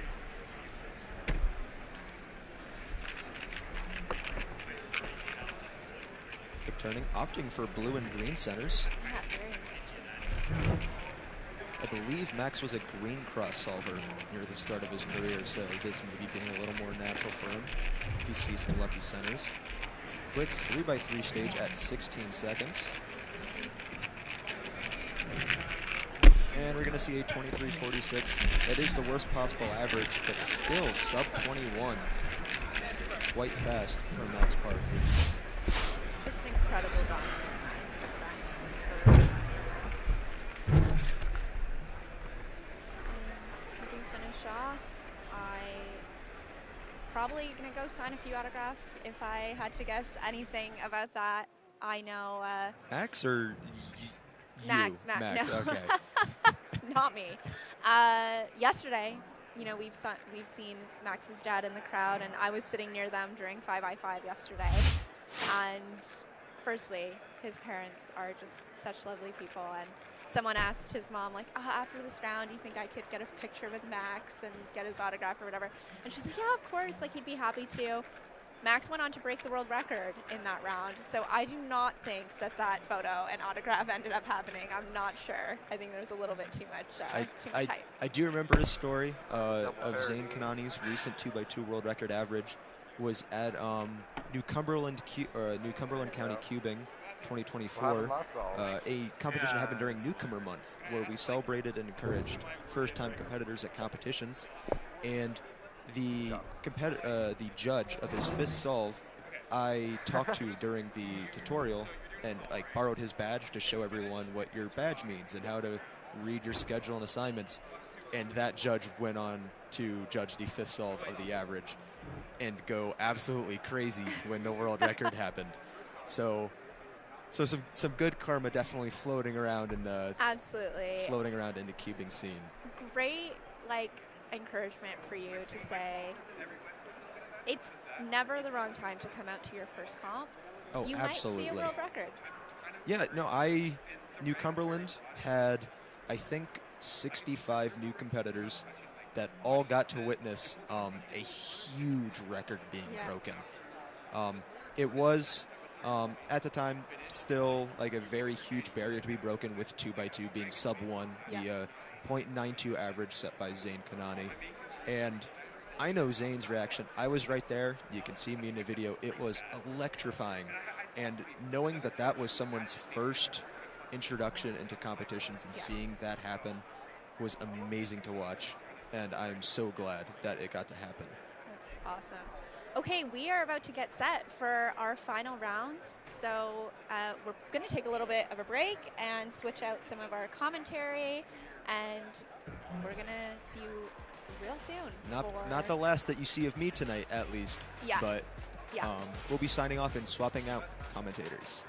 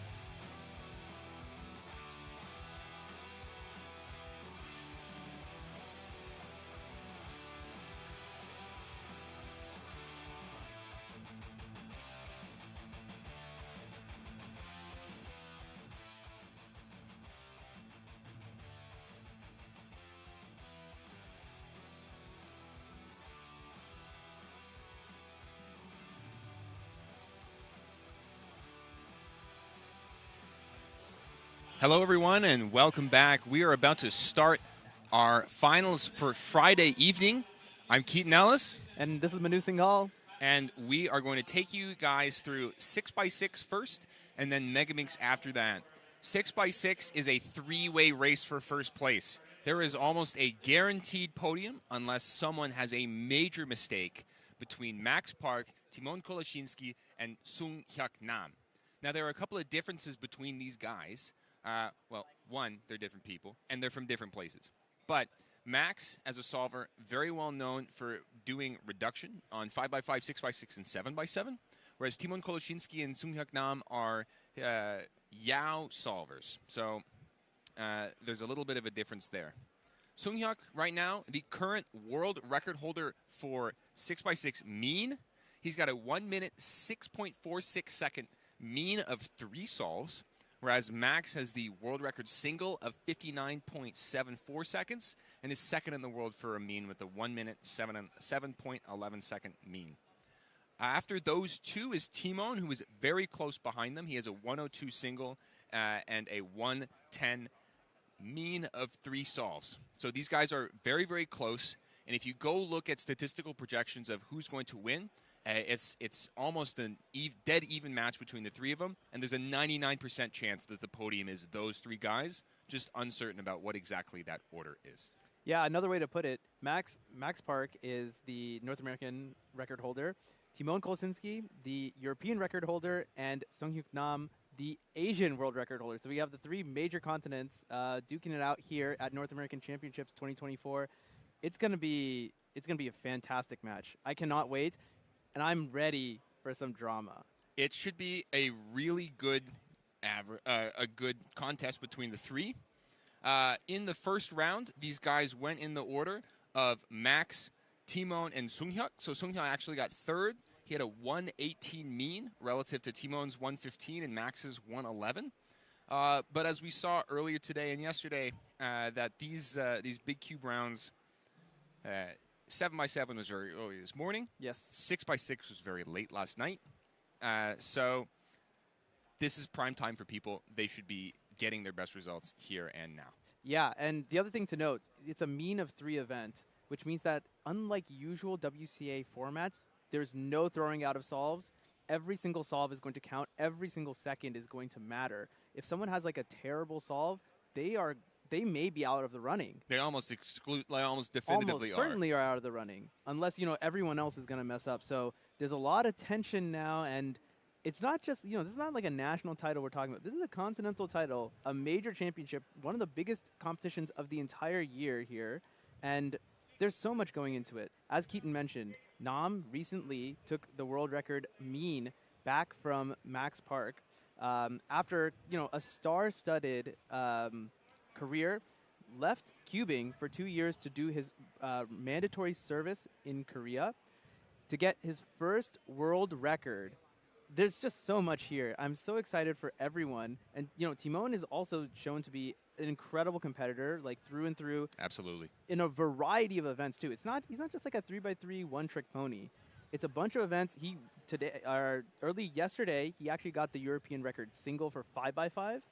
And, And this morning, he got national record for 7x7 single, a 1 minute, 45 second single. I didn't know that there were national records that he didn't hold. Yeah, so 7x7, there's a bit of competition in Europe. Okay. Janos Barecki of Romania has a 142, and Kieran Behan of Ireland has a 143. And so things are pretty tight there. Last thing I want to mention, Timon also is the current world champion. Right. So, he has that going for him, too. So there's single world record holder, average world record, or mean world record holder, and world champion. What a match, Keaton. We got a treat. We got a treat. Yes, it's going to be a great matchup. They're announcing the solvers right now. As we go over to, I believe everyone is going to be doing stationary solving during finals, which means that no one is going to move. Everyone is going to be in the same spot, but thanks to our new cameras that we have this year, we can actually look at the majority of stations. So we can actually look at basically everyone who's competing at any given time. Of course, some cameras are going to be higher quality. Those ones we will have for the top seeds. But if someone does manage to get an insane average or is on a really good pace, We can always move over. I'm really excited for that. Right, so we'll have top-down solving for Max and Timon. Sunghyuk will be on tertiary station, and so we're only going to have a front-facing camera for him. Unfortunately, big cubes are very well known for people solving in their lap instead of up on the table, because the solve takes a non-trivial amount of time. And in this case, if you're looking at him from the front, there's only going to be so much we can. You're going to see a lot of blue and a lot of red. Yeah, a lot of blue and a lot of red. It is what it is.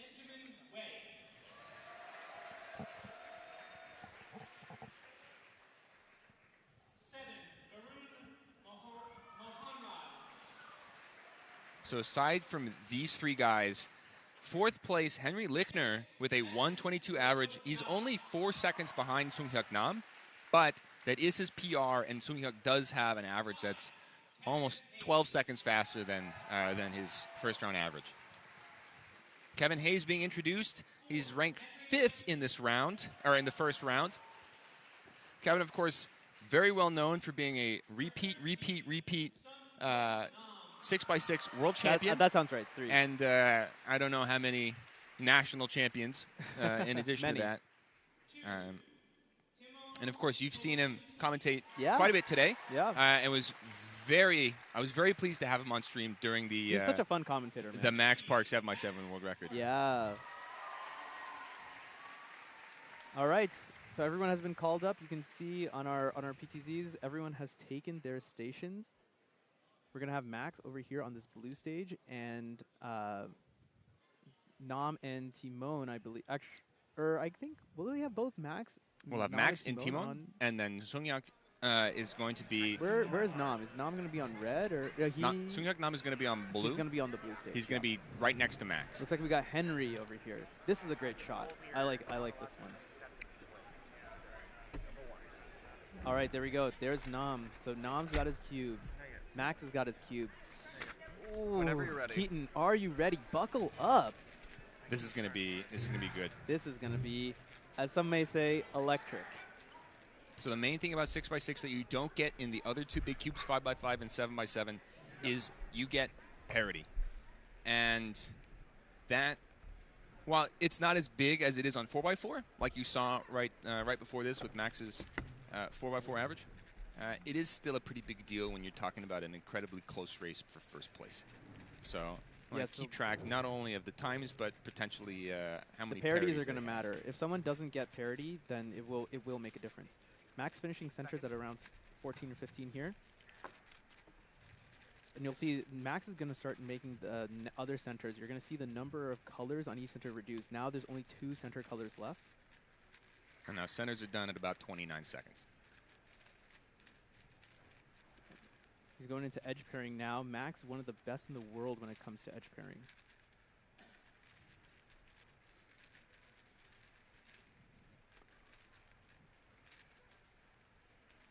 Uncharacteristically, he looks like he's pausing a little bit more than I would have expected. But 6x6, there are so many pieces. This is like a very, very critical step. He was at last 4 edges at 53. And it looks like on Redux. No parity. PLL parity. 106. You can hear how excited he is there. Let's go over to Timon now. Better start than the Red 3 semifinals. So Timon's at 55 and still going through his edges. Better Note that because he does better do start Yao, than a 3x3 he semifinals. already has 4 edges done. But not 3. So this is not a good time for Timon. No. He's really behind the pace right now. He's gonna finish edges almost at 120. It looks like Nam is done. We can check up on him once Timon is finished up here. 125 for Timon to start. He's quite far behind Nam with 115 there before the timer reset. So there's a 10-second difference between Max and Sunghyuk and Timon. So really starting things off by differentiating these competitors from each other. And note that Max also does do a different method than both Timon and Sunghyuk. Max does reduction, which, as Manu pointed out, solves the centers first, and then solves the edges, and then after that does a 3x3 solve. Whereas for Yao, what you do is you first solve 2 centers, you then solve 3 edges according to your cross color, and then you finish the centers after that point.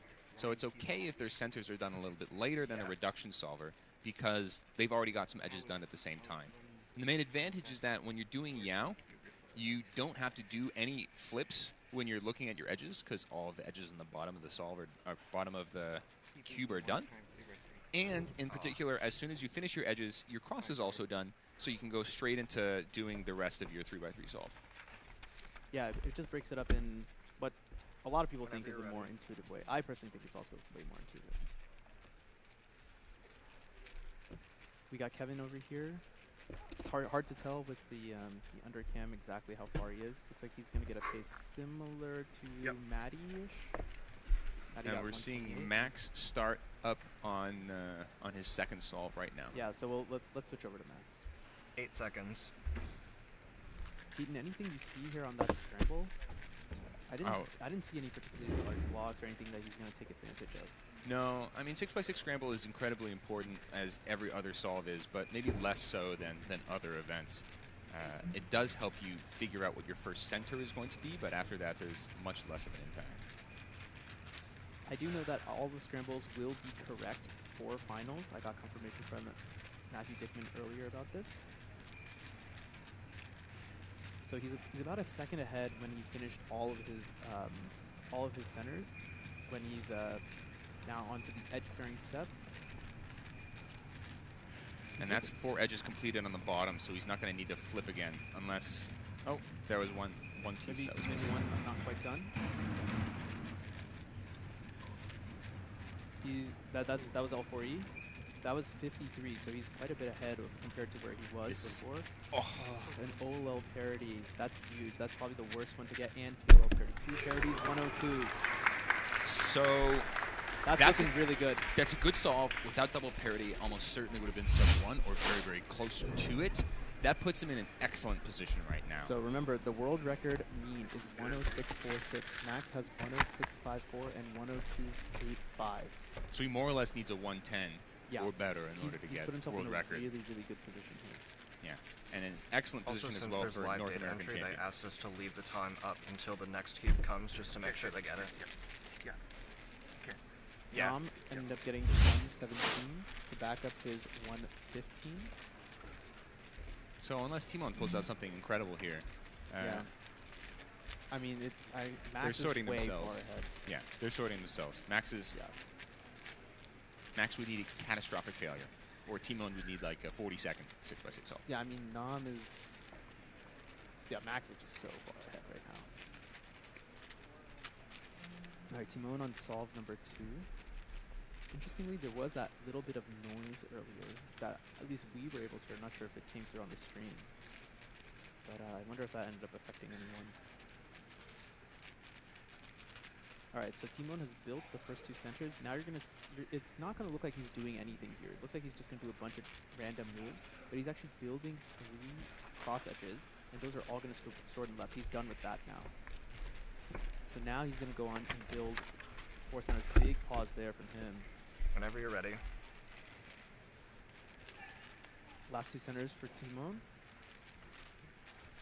That looked pretty unlucky. Ooh, he had to do 2 commutators there. Yeah, that is not very efficient. Okay, there's that last Yao edge. Now he's going on to normal edge pairing. The rest of the solve is going to be the same as reduction here. So 8 more edges for him. And then we'll go into redux. Yep. Max also has his cube now, starting his inspection. Let's see how much we can get, but once Max starts, we're going to switch over to him.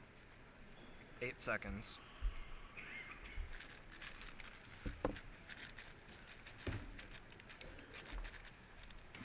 Alright, Timon with 117. Max is about 8 seconds into his solve right here. He's got first 2 centers done at 12. Slightly ahead of the previous 2 solves that he's done. Now, remember everyone, 110 roughly needed for world record. If someone in the chat wants to calculate exactly, that would be appreciated. As he's on to last 2 centers. Good case. Last 2 centers done at roughly 31-32. So it's a little behind the 102 that he had, but still plenty of time. Lots of room to make that up too. Yeah. And Max is a monster on edges. I mean, he's done that flip. I don't think he's... Okay, well, looks like he did need to flip back. Yeah. He's got 2 on each. Last 4 now? No, 1 more? Yeah. It looks like Max, did he accidentally do an extra edge? This is Max is about 5 seconds left. It's gonna he's be got really it. tight. Yes! That's it. That's world record mean, everyone. Max Park should have taken back the world record mean. Let's just run the calculation exactly. It should be a 105.91. I got nervous at the end. Let's go. Oh, and you can hear what he said there. Hey, can I have my phone, Mom? Max Park, everyone, with 108 with the final solve. That gives him 106, 102, 108.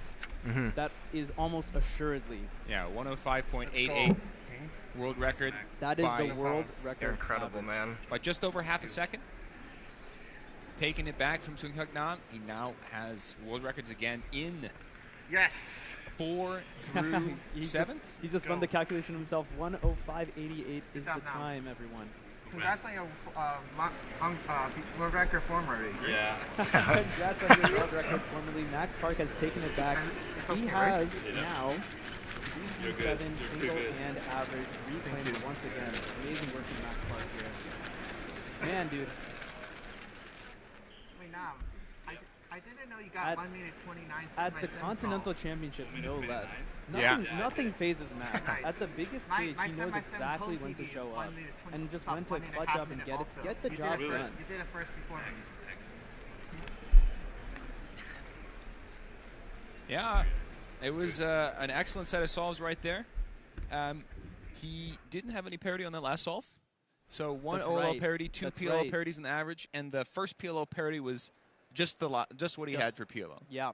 And you know what, Keaton? It's often quoted that, and you can correct me on this, that parities cost about 2 seconds. Yeah. So there you go. It may have made the difference. Absolutely. If all 3 of those solves had double parity, I don't think we would be looking at a world record right now. What, he got like 3 out of 9? 3 out of 6? 3 out of... No, there are 3. Oh, he did not. But we don't know. No, I'm just looking at last layer. I don't think we know whether or not he had edge parities. Okay, I guess I didn't pay enough attention. All right, looks like we got Timon on his last solve here. Our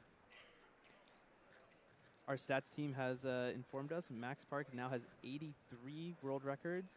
He's gotten 3 world records in 2 days, everyone. I think 3 world records in less than 24 hours. Just incredible. And he's got an average for 5x5. He's got an average or a mean for 6x6, and then he also has 7x7 single.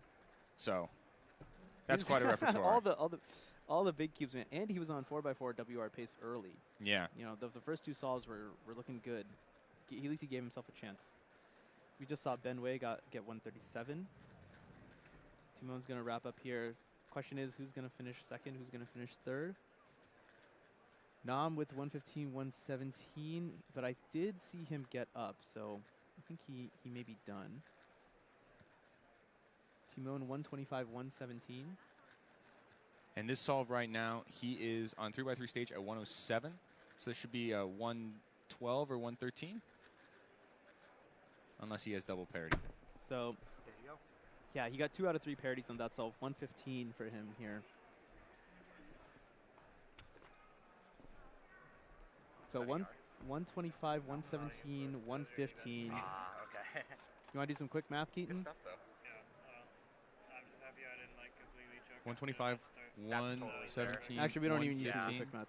It should be a 119 mean? 119. Yeah. I'll take your word for it. So we're not exactly sure what Seung-Hyuk's last solve was. But if it's a 119 for Timon, then Seung-Hyuk would need something like 126 in order to lose. I'm trying to pull it up because they are doing live entry. It looks like Nam ended up with 118 final solve, so 117 mean for him, 119 mean for Timon. And that's it. That's your podium. World record, Max Park, 105. Well, I guess there are a couple more to be entered. But very likely it's going to end up being... It's almost certainly a podium between Max, Seung-Hyuk, and Timon. Yeah. This is essentially what was being predicted at the start by some simulations and sort of borne out in person here. Nice little Wow, Timon doing some pseudo sliding on 6x6 right there, but unfortunately giving himself diag PLL. Yeah. But he seems pleased. Third place. Third place here. I mean, I wonder how much for Timon is it warm up for Euros. Well, I mean, he takes competing very seriously at Of course, all yes. levels. But he's not eligible for North American champion. But here in North America, we recognize the entire podium, regardless of what nationality they're from, and give special attention to the North Americans as well. So Timon is eligible for prizes here, including prize money. Prize money, yes. Unlike Americans at the European Championship. And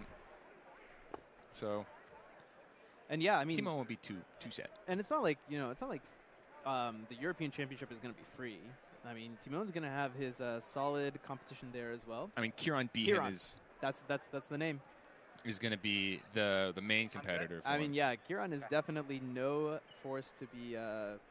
he's a force to be reckoned with. That's for sure. Not to be taken lightly. I believe he was on the podium at World Championships as well. So yeah, so as we wait for 6x6 to wrap up here, fourth is going to end up being Maddie Inaba from Hawaii. We were just talking to him earlier as well. 125.60 mean.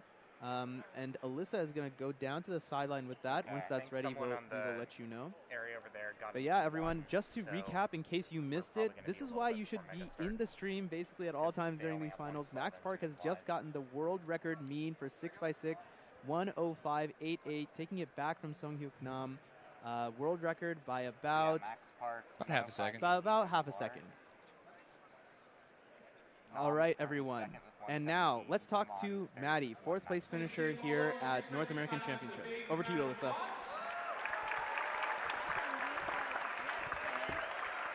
6x6. We have just finished 6x6 finals, and you could hear the crowd just then clapping. And I'm here with Maddie Inaba, who is second on the North American podium for 6x6. How are you feeling, Maddie? I feel pretty good about those solves. I mean, the first one I +2'd it, so I was like, eh. But then I knew, bad solves are going to happen. So then I kind of like locked in, And then I got 123, 122, which is good for me. So, yeah, I'm pretty happy. We saw a world record in that round. I know you didn't see it, but what do you think about it? It feels pretty cool to just hear the crowd reaction. Even though it's not for me, it's a momentous occasion for a world record to happen. So I'm happy for Max. Awesome. You're starting off your weekend with a North American podium, and what should we expect for the rest of the weekend to come? Hopefully more podiums, and maybe a win. You never know. I love it. Okay, thanks, Maddie. That was 6x6 finals. Maddie was our second place on the North American podium, and we will send it back to commentary coming up next with 3 more final rounds. Excellent sideline reporting from Alyssa. Sideline reporting, I think, is really fun. Like, the round has just ended. Let's just get your emotions, like, right now. And Maddie, an amazing competitor, as always. It's great to hear in cubing that, like, Maddie didn't even get onto, like, the podium. He got onto the North American podium, but, he didn't get onto, like, the actual podium, right? But still, he's like, yeah, that was amazing to watch. Like, it's so cool to see the world record happen. That is one of the coolest things about cubing. It's like, the hard feelings, I'm sure inside he's like, okay, like, what could I have done better? But externally at least, he's like, yeah, like Max is just a great competitor, and just respect to him. So awesome, good to hear. Yeah, good to hear. I think from Maddie's perspective as well, he understands that that there's a very favorite, heavy favorite, very favorite podium here of Max, Sunghyuk, and Timon in whatever order, and we saw that specific order today. And, Maddie's a very stand-up guy. He's extremely mature. And he's a great role model for everyone out there. Working very hard in cubing, but also very hard in many other endeavors, including his school grades, which he posts on Instagram. Yes. And does extremely well, much better than I did when I was in high school. But also, it's not his main event. Yeah. Right? Yeah. So, Maddie's extremely good at this event. But 3x3 seems to be the place where he's dedicating an enormous amount of time and energy. And so I would presume that the North American podium is a nice garnish on the North American Championship dish. Yes, I think that's an excellent metaphor. Well put, Keaton, as always. So we've got 3 more finals here this evening. We've got MegaMinx coming up next, and we're finishing up, I believe, a couple of straggler 7x7, 6x6 solves right now. Okay. And then after that, we've got Square One, which has one of the most exciting. Dude, like, oh my goodness. You don't want to miss Square One. Square One is going to be insane. If you look at the results from the previous rounds, you'll see why. You'll see why. Just look at those, man. Right. We've got the world's 4 fastest solvers here. Yes, they're all here. Max Xiao, Hassan Kanani, Samir Agarwal. Yes. Ryan Pilot. Yep. That's it. Fantastic setup. And they're going to be duking out for 3 podium spots. Oh, and Dylan Boemach. Yes, let's not forget. Indeed. So there are 5 Americans going for 3 spots. It is very unclear who's going to win. We've seen multiple +2, 3 +2 equal 5s today, and yesterday as well. Oh. Yeah. Hassan has 2 3 +2 equals 5s, and he has a 4:15 PR single. We've seen not a +2 out of a world record, but a world record without the +2. Samir's average in the Samir's first round average. So things are incredibly competitive there. And then for 7x7 again, we're going to see the same set of, pretty much the same set of competitors duking it out for first place. There's a little bit less of a grip that the top 3 have on those top 3 spots, but they're still very much the favorites. Max, of course, getting world record single earlier today. Timon getting national record single as well, and Sunghyuk, as always, being a very top player there as well. Does Nam have Asian record in 7x7? I believe so. I would be surprised if he didn't. I believe he's ahead of Lim Hung and Do Kwang Hung. Okay. Correct. And there's also Dongshu Park and Ziyu from China. Okay. But yeah, he's ahead of all these guys. Sung Hyuk is definitely the second behind Max. All right. And as the graphic has shown, and Kian is calling up everyone right now, MegaMinx Finals is going on. And we have not previewed this yet, so let's talk about this, Keaton. 4 people to watch out for here. You're going to look at the top 4 names on your screen right now. Alexei Sinyavin, Nicholas Nyang, Kyungmin Choi, Lucas Kuchai. These 4 are the ones to watch. It's a bit of a 2-and-2 race. Alexei and Nicholas going for the top spot here, and Kyungmin and Lucas going for number 3. So 4 names, 3 podium spots. It's going to be tight. Let's see who's going to win. Right. Nicholas Nyang, for those of you who have been around for quite a while, know that he used to be a MegaMinx one-trick pony in the sense that he would literally only do MegaMinx at a competition and do nothing else. It's still true. It's still true. He's registered only for MegaMinx Only for today. MegaMinx here. But he, as a competitor, has stayed very consistent across an 8-year period at this point. He knows full MegaMinx OLL and full PLL, and is consistently been in the top 5 for the last 8 years. Alexei Sinyavin, however, has actually taken his North American records away in the past few years.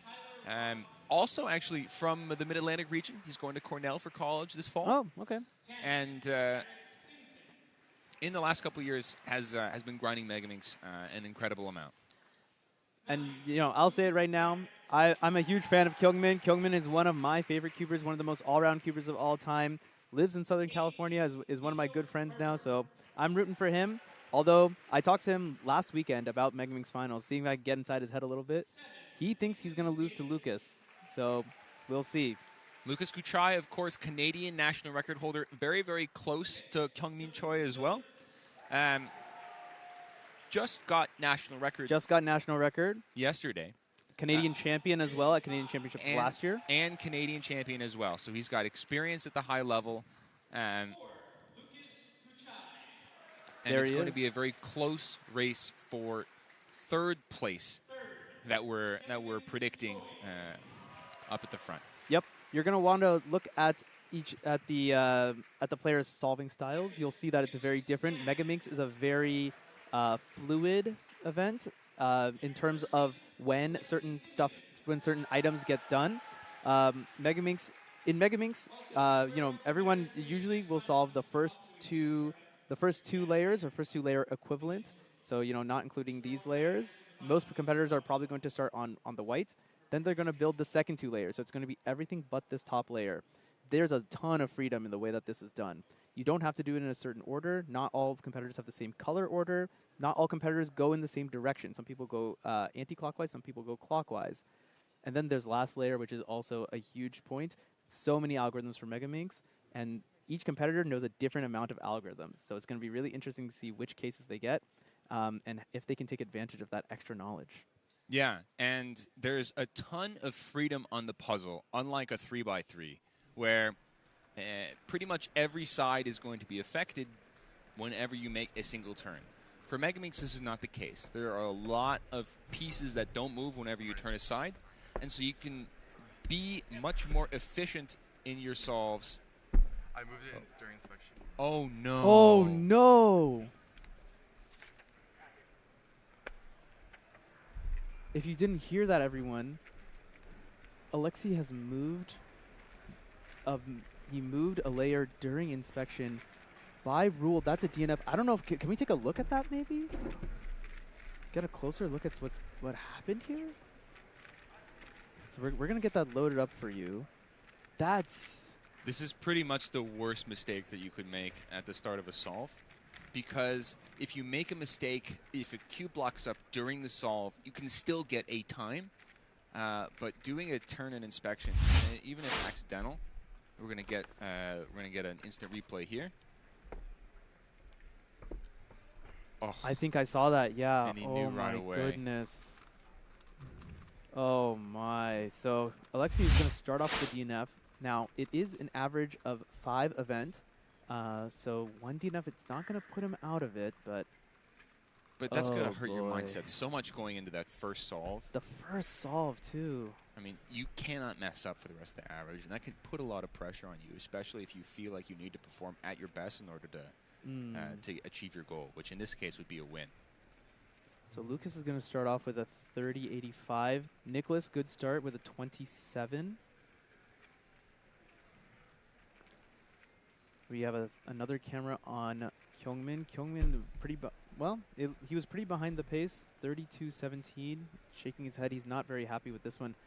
Ladies and gentlemen, when I said I wanted drama, I don't know if I meant like this. This is wild. We're off to very interesting start here. So here's the tail end of Nicholas Nying's solve. This is a .OLL. Almost no one knows these .OLLs. OLL is a huge subset. Nicholas knowing both full OLL and full PLL, showing that off here. 2 looking the last layer. That's just incredible. 151 MegaMinx PLLs and a ton of OLLs too. So many, I don't even know the exact number. Keaton, what are your thoughts after this?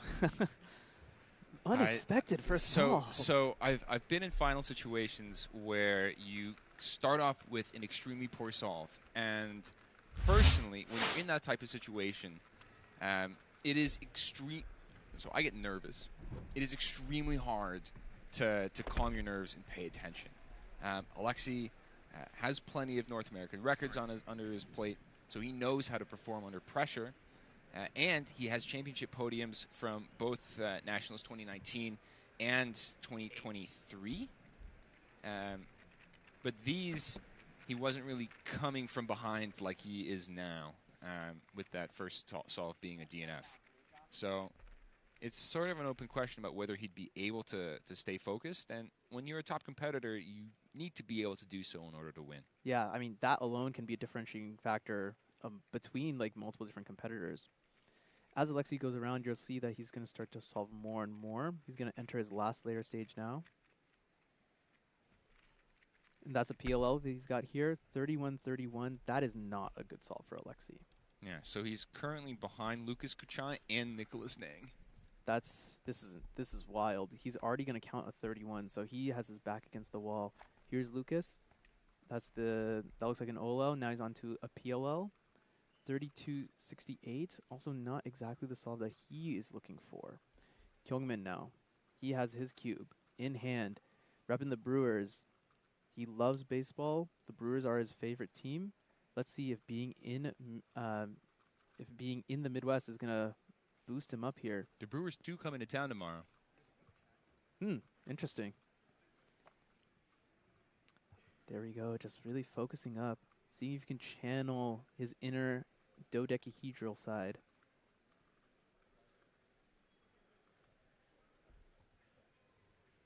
Nicholas still waiting on his cube, if anyone was wondering. And Kyungmin is a very interesting solver. He is kind of in between a lot of different solving styles. Sometimes he turns really quickly, sometimes he turns slowly. He says it depends on the day for him. Sometimes he has really efficient solutions, and sometimes he just does what he sees first. Moving relatively fluidly here.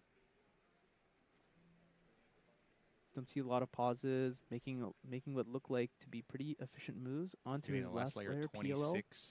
This is a good solve. 29.90 for him. Good work for Kyungmin. Comparing Kyungmin against Lucas, it's pretty neck and neck. Kyungmin hasn't beat by half a second on one solve and 1 second on another solve. So, yeah, that's intense. Now, other thing to note, everyone watching at home, the competitors don't really know what the others are getting. No one is announcing the times or anything like that. So they are all in it as if it's just an average of 5. The only thing they're looking at is their own puzzle here. Looks like Alexi is going to start solve number 3 as Nicholas starts solve 2. We'll keep you updated on where everyone is. So Alexi is doing a ton of rotations here. Looks like first in the one direction, then the other direction. If he finished F2L when I think he finished F2L, this is pretty far behind. It's onto his last face. There. Last layer at 27.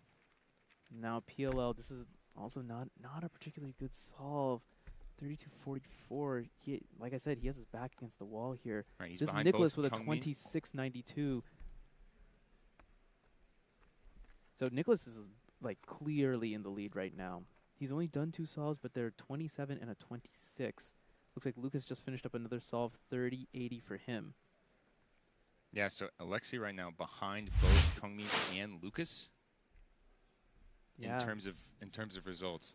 Yeah, so everyone, watch Nicholas's solving here. You'll see he isn't turning super quickly, but he doesn't make any mistakes. He doesn't go back and change anything. Takes only the short pause to recognize PLL and then execute. You're going to see a lot more of that from him, and that's really what gives him an advantage. I'm not quite sure what he's doing right there. I think he's squaring away all his corners. Or I'm not sure what the angle is on MegaMinx. 120 degrees, right? That sounds right to me. All right, next up, looks like Kyungmin has his cube.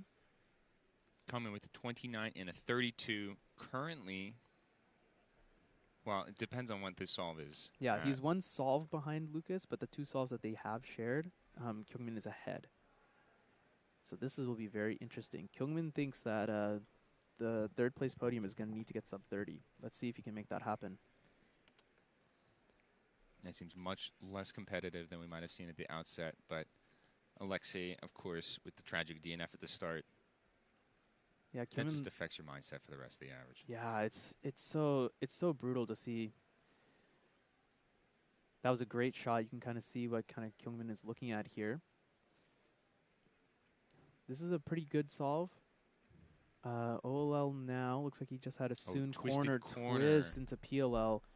32.23. He's not very happy with this. I think he's feeling the pressure a lot more than he should be right now, given I the wonder fact that if he knows about Alexi. I know. There's no way he would. There's no way he should. There's no way he should unless it was loud enough to where... I didn't think Alexi was loud per se. Yeah. But I didn't think... But maybe he managed to catch it. He is sitting right next to Alexi, so... Oh, this is true. He must know. It's 108 angle.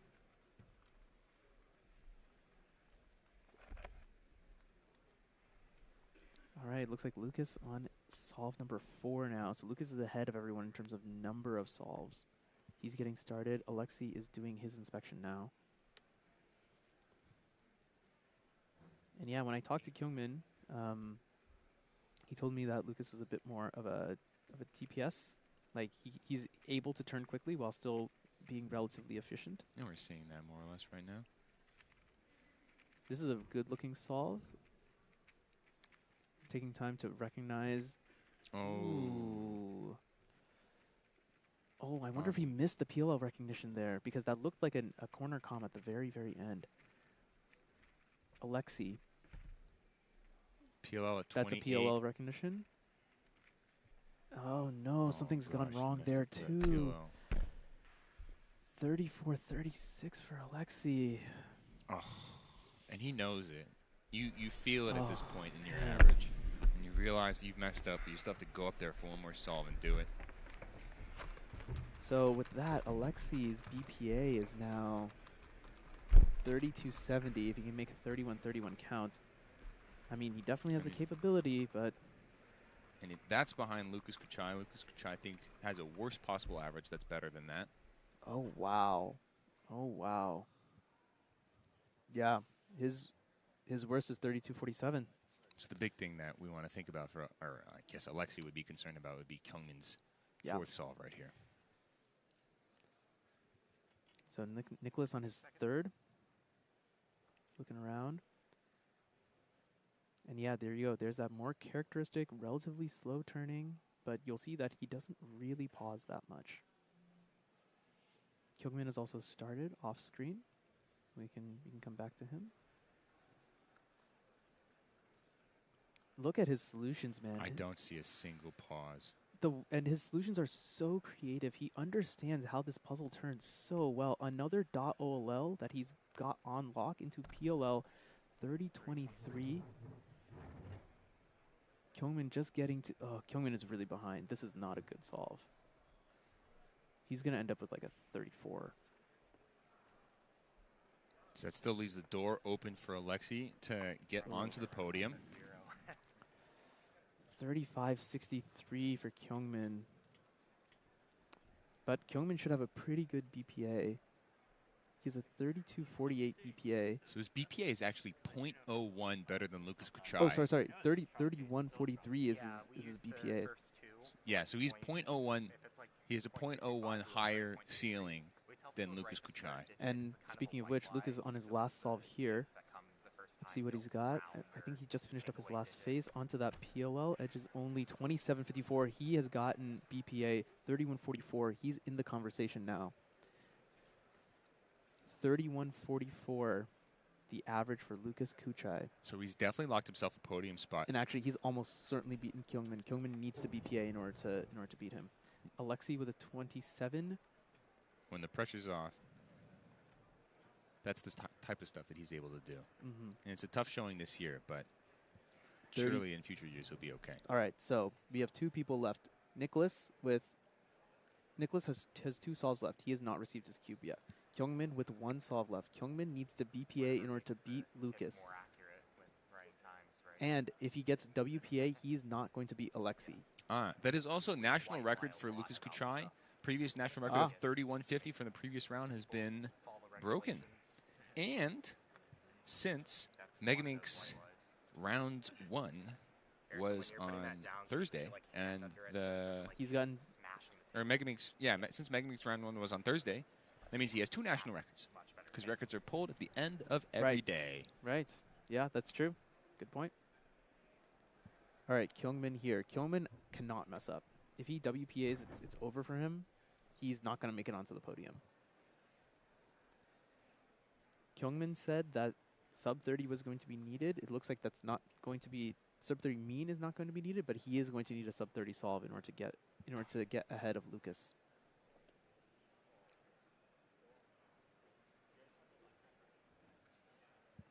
All right, off to the races.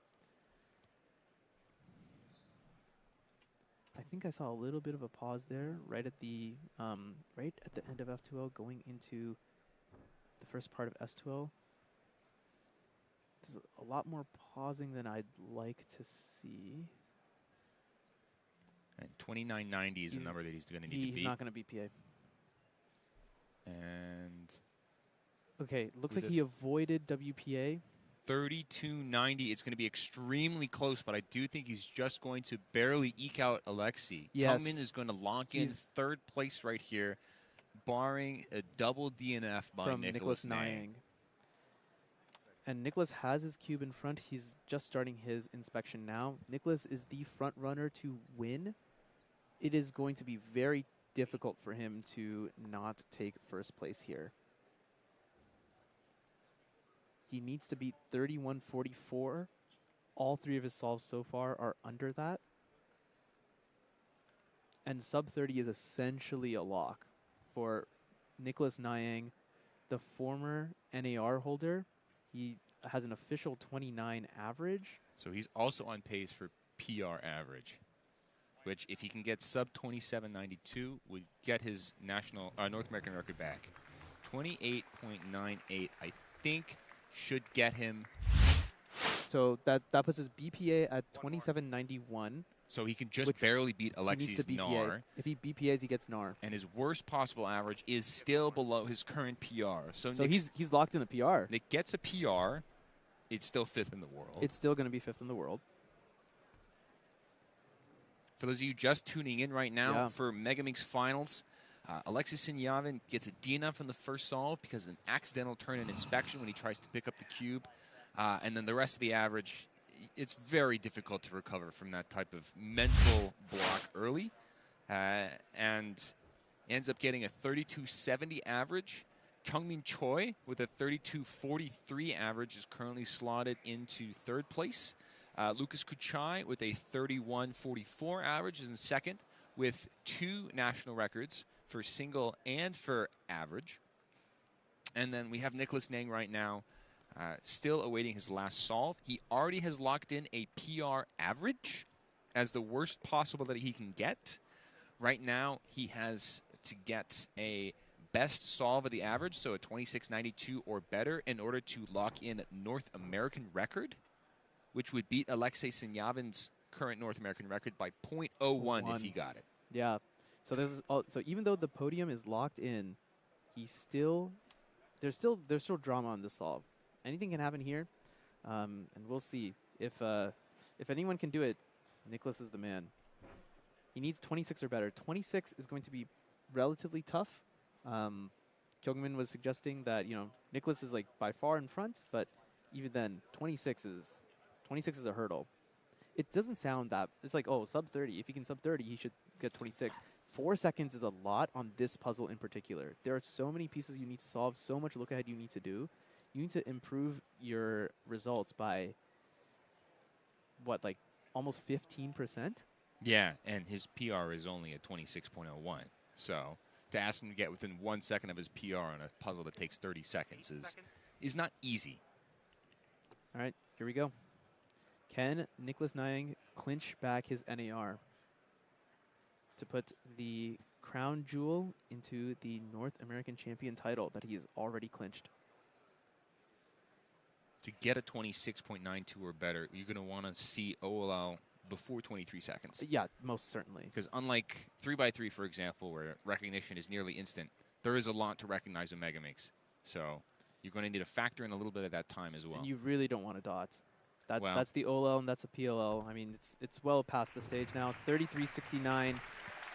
That's going to be WPA, worst possible average, but as we mentioned, that he had already locked in 29.01. That is a new PR for Nicholas Nyang in MegaMinx Finals here. And that is all she wrote. Once again, folks, Nicholas Nyang, #1 with 29.01 average. Lucas Kuchai, the Canadian champion, getting a Canadian national record, 31.44 in 2nd place. And Kyungmin Choi, not even from North America, from Korea, 32.43 to beat out Alexei Sinyavin for 3rd place onto the podium.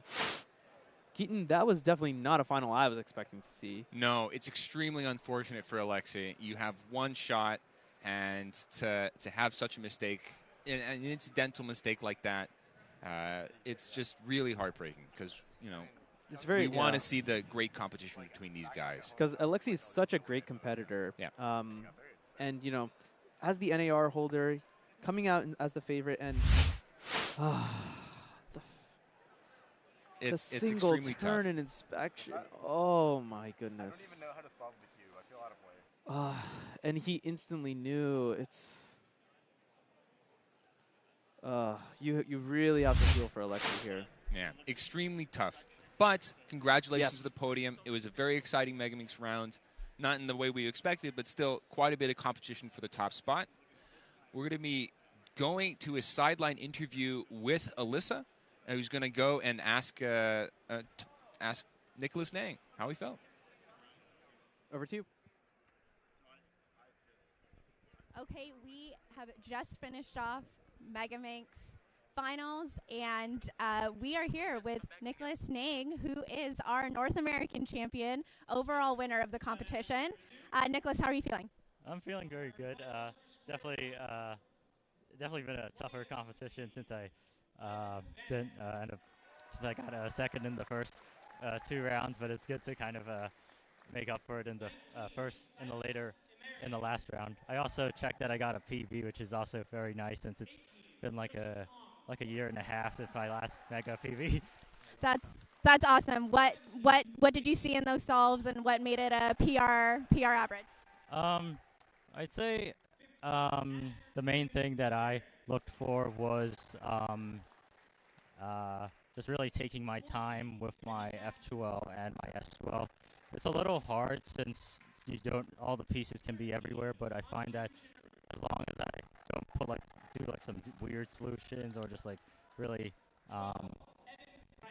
really get too nervous, then I'll be fine. Then my times end up being fine later on. That's awesome. You have been, can we call it a little bit of a rivalry between you and Alexi? So how's it feel to pull out the win? Yes, that feels very good to kind of get the win over Alexi here. He did beat me at the previous competition that we went to, which was in like Westchester in the just like a couple months ago. The same thing kind of happened last year as well, where he beat me at a Westchester comp, and then I beat him at a later comp. So kind of get to repeat that again. Sweet. Well, Nicholas, congratulations, and best of luck for the rest of this weekend and the summer. Awesome. All right, back to commentary. All right. Hello, everyone, to Square One Finals at North American Championship 2024. I'm Brennan Lynn. I am Zach Reidel. And this is going to be an insanely hyped final. Zach, why is that here?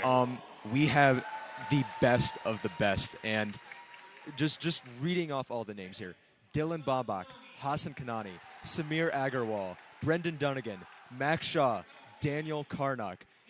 6 of, I would argue, the best Square One solvers in the world, and we're going to see them all compete in the next 15 minutes. Yeah. And So I am it's very hard to express my excitement for this. I am absolutely thrilled to be able to watch this live and commentate. For sure. Yeah, it's going to look like this Square One final is going to be anyone's game. Like, looking at the shift between the rankings in the first round and second round is an indication that it pretty much is going to come down to nerves. Square One is a puzzle that is going to require the utmost precise turning, and because it's such a quick event, most of these guys are going to be doing cube shape parity, OBO, and then PBL. So just solving the Square One in 3 different steps. We may also see, especially from Hassan, Dylan, and Samir, OBLP, a method that has gained a bunch of traction where you predict OBL during inspection and execute it immediately after cube shape. Going through a bunch of our top names here, Samir is hunting for the Triple Crown. He is hunting for a North American Championship title, as he already has a world and national title. Gonna take a quick break to watch Dylan solve here. Dylan Boemach.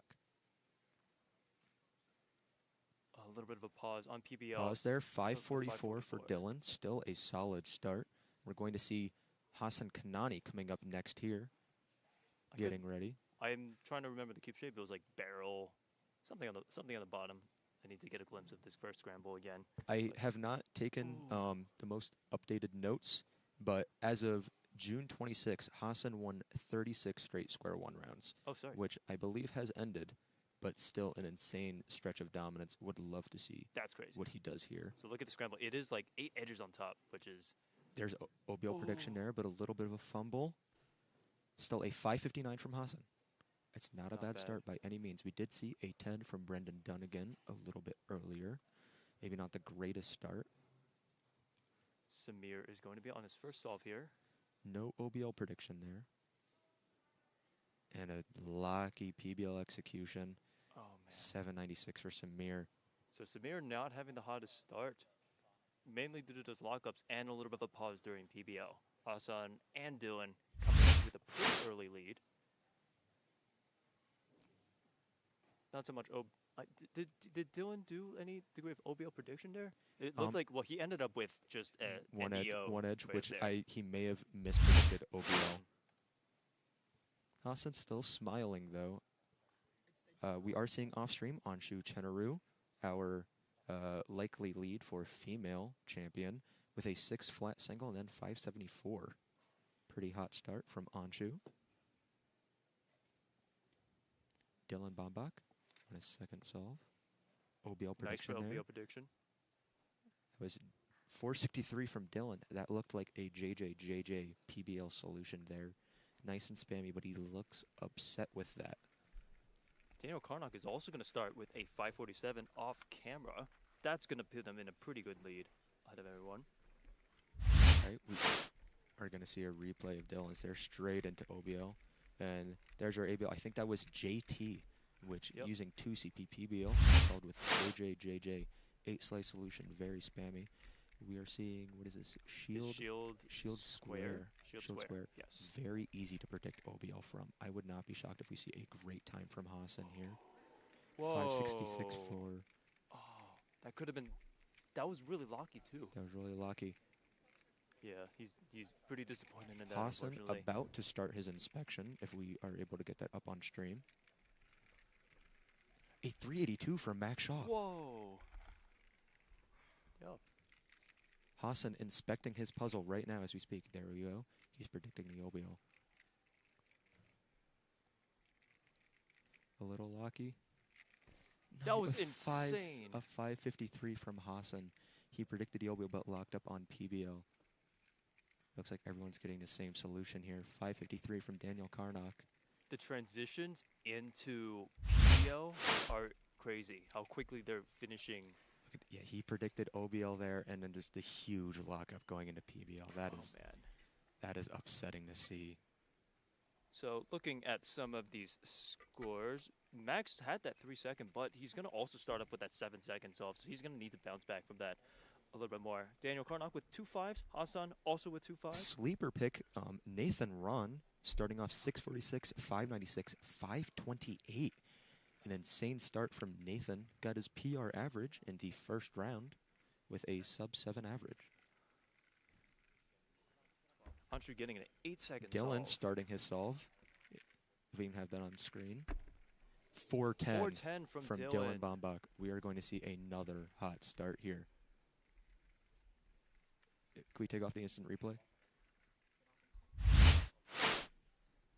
Max Shaw about to inspect his third attempt here. This looks like a good scramble. We saw Dylan do really good on it. I'd love to see what Max gets.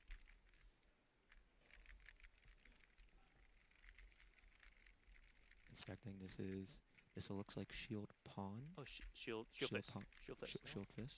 Shield fist or? Shield fist. Okay. Oh, starting with the lockup in the beginning. Lockup, and then 649 for Max Shaw. I'm unsure the timer start, but it looks like the judge is ruling it good. We're going to see Daniel Karnock as well, about to start his inspection. Daniel, maybe a sleeper pick for the conversation. Samir, actually, starting his solve right now. 6 flat for Samir. It is good.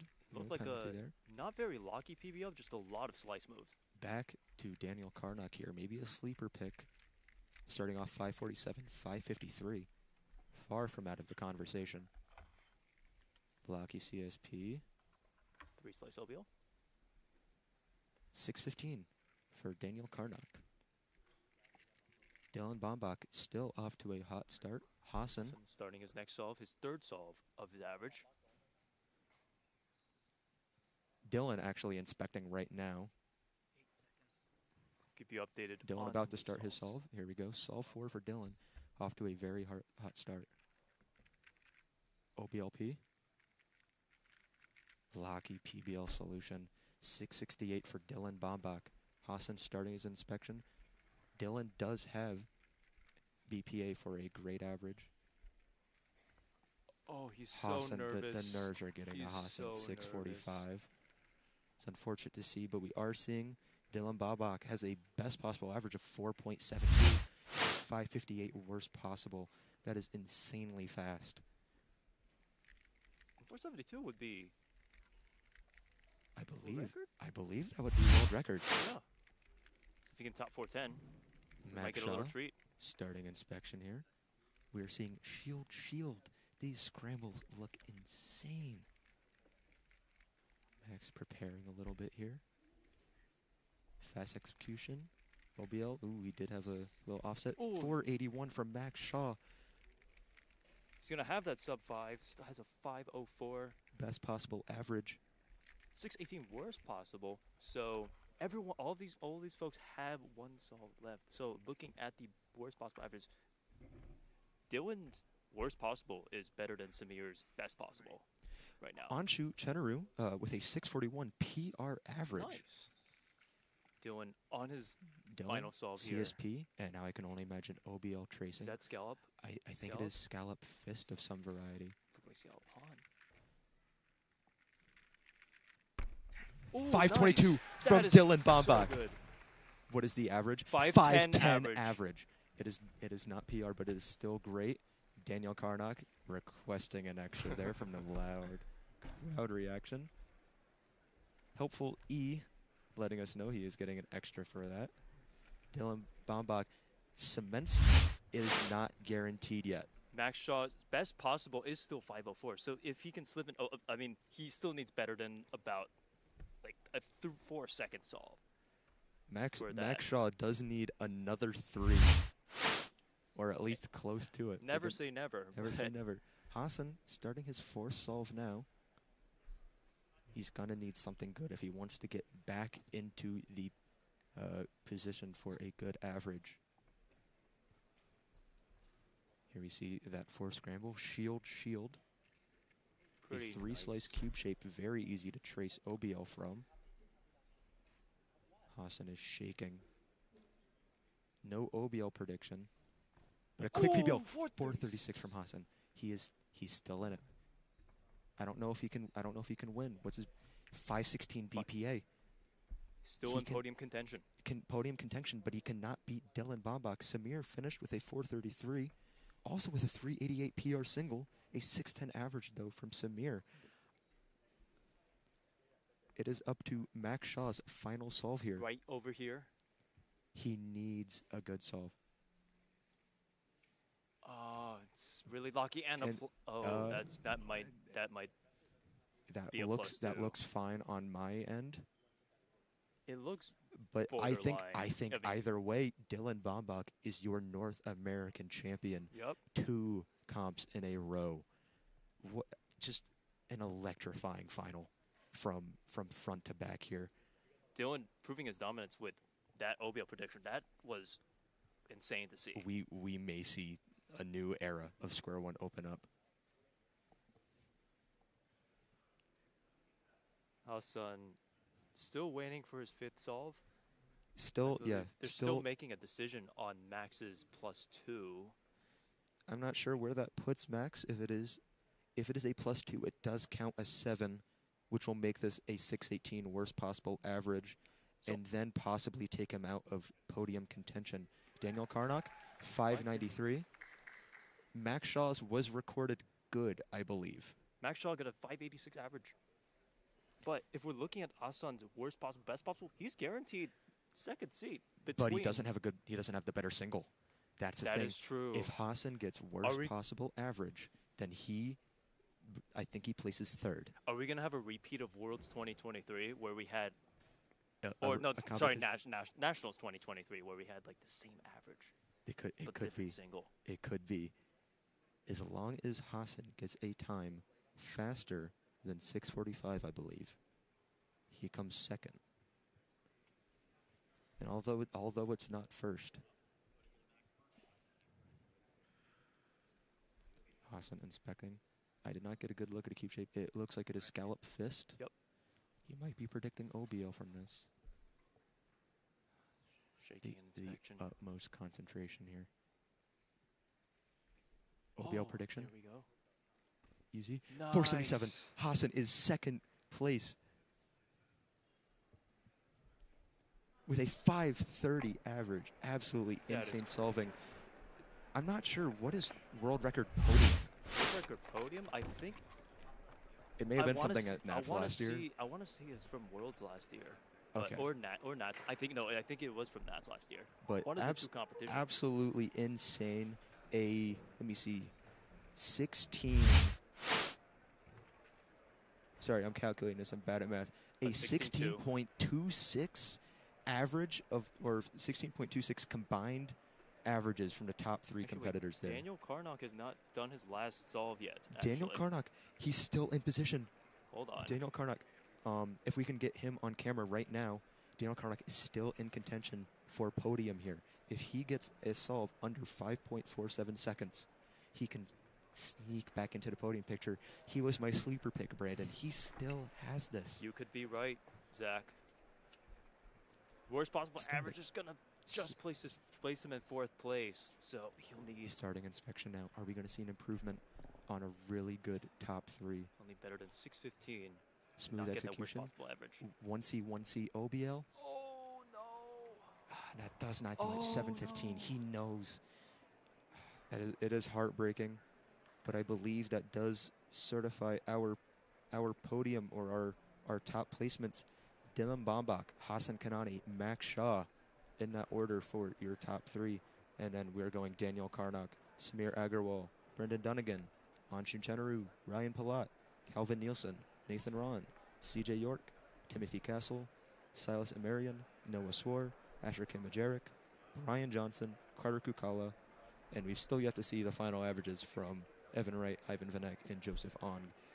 Either way, Brandon, electric final. That was down to the wire.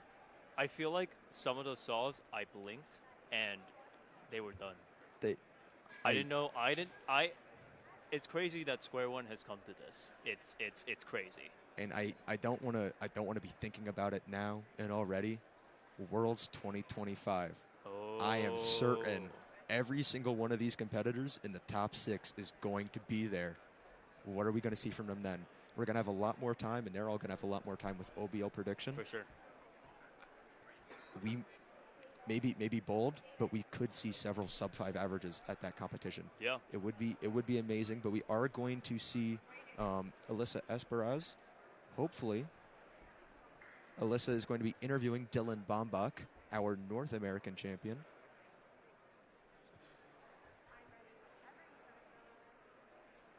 All right, we are going to now go with Alyssa live with Dylan Boemach, your North American Square One champion. All right, we just finished Square One finals. I am here with Dylan Boemach, who just won. He's our North American champion for Square One. Dylan, how are you feeling? I'm feeling amazing. Thank you. And you had a PR in the first round of this event. Like, you've had a dominant performance in this competition. So what goes into that? What went into your preparation coming into this competition? I mean, I've been on a really the best streak of my life in terms of competing. I think I'm at like maybe 10 sub-6 averages in a row now, which is, I mean, insane. So I think it's something of a combination between like the right mindset, the right amount of practice. I think a lot of it is mindset, but also for this particular competition, I really made sure to prepare myself physically, and so I made sure to eat like an hour before I competed, and you know, just make sure that I'm ready in every way possible. This is a stacked event. Like, there are a lot of people who could win, and so you know, how does that impact you as you come into a final like this one? I don't know. I mean, all the top competitors are my close friends, and so I was really rooting for them, and I was mourning their, you know, not as great time. But I mean, yeah, I just try to do my best, the best solving that I could do, and just try to focus on myself and my cube. That's awesome, Dylan. Congratulations once again, and thanks so much for your time.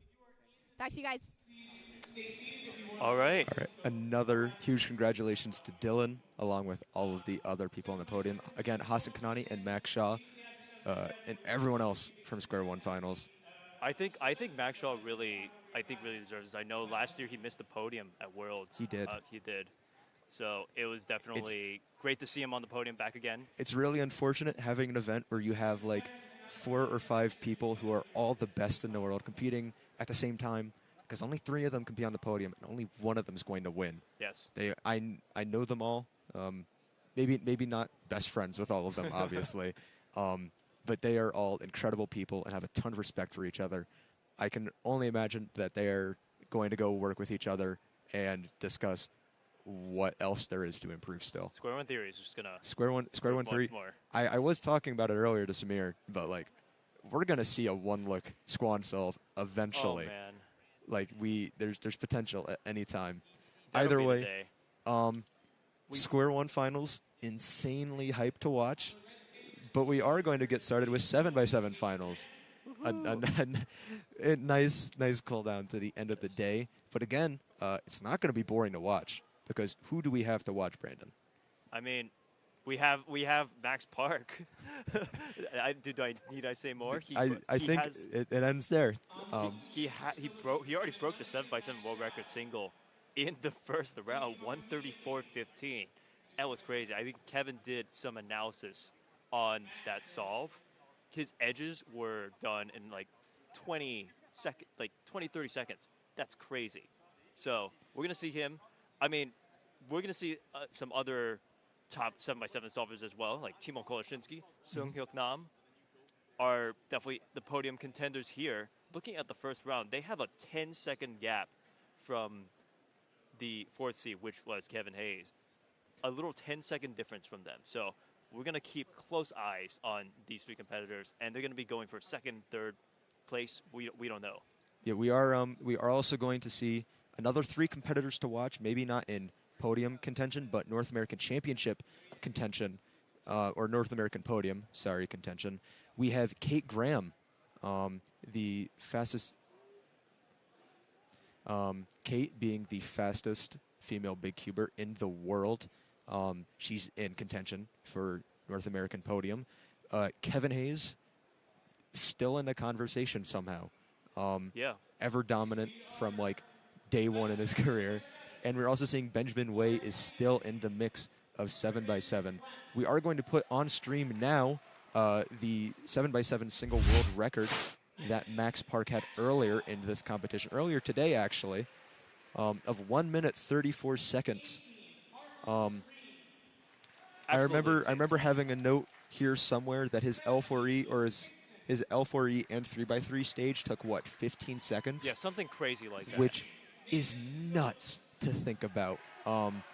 Even as someone who doesn't know anything about, or doesn't know a whole ton about big cubes and methodology going into it, insane doing all that, keeping track of every single piece. We're going to have an amazing showing, regardless of what all happens. And add to that, like, having the mental to continue this look ahead for that entire duration is, I mean, all the top 7x7 solvers are doing that, but this is, like, what Max is doing is crazy. So as you can see, he was just finishing centers at 54 seconds. That's already like pretty good for the 54 seconds, and then taking 40 seconds to do all edges and 3x3 stage. Did I do my math right? I did. Yeah. I mean, if you look at his solve, there's even like subtle pauses he did the flip. every once in a while. All right, and look at the timer. 1:13, starting his L4E. Look at that. No pause. Just that one pause there for those last 2 pairing. 1:26, he's on 3x3 stage. And a pretty standard 3x3 honestly, stage. in 8-second 3x3 stage is this record. Yeah. Still has so much further to go. No, I wouldn't. I would say there was nothing like especially special about the 3x3 stage. Just the reduction part was crazy. Oh yeah. Yeah. Max maybe not notoriously, but one of the only Redux users, I think, in this final. Everyone here, or a lot of people here, use Yao, a method where you build your first 2 centers and then your first 3 cross edges and then finish centers. Max does reduction, so he goes centers and edges in that order. I don't know if he does. I imagine he's got to do some sort of preservation stuff if he sees a huge block, but I'm sure. Just impressive to watch. Yeah. And we're going to get to see 3 of his solves along with a bunch of other solves. We see it here. He is so fast that he is... He's already had world records broken for every single one of the big cubes so far. Yes. That's this competition. And he's... Yeah, he's already outdated our graphic. He is that fast. Starting inspection now, obviously. Let's see how Max does on the first solve of 7x7 finals. We'll also give you some updates on Timon and Sunghyuk as they do their solves as well. As well as some of our other competitors in contention for North American podium, such as Kevin Hayes, Ben Wei, and Kate Graham. I will mention that Kevin also does Redux as well. Oh, he still does. Yeah, my apologies. Yep, no worries. Max He part? and Max are still definitely in that old Redux camp. I know. I don't know if he put it into the notes himself. I believe he did. He wrote himself in the third person as Old Man Kevin. So he's still got it. He's still got some spirit in him. And he's seeded what, 3rd, 4th in this final? For sure. He's got it. He just finished the last slot of the third to last center at 45 seconds. And centers are now done at 56 seconds for Max Park. 139 is the world record mean to watch out for as well.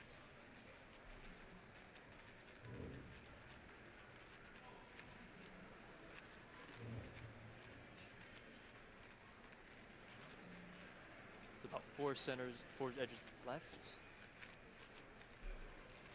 All right, starting L4E at 123.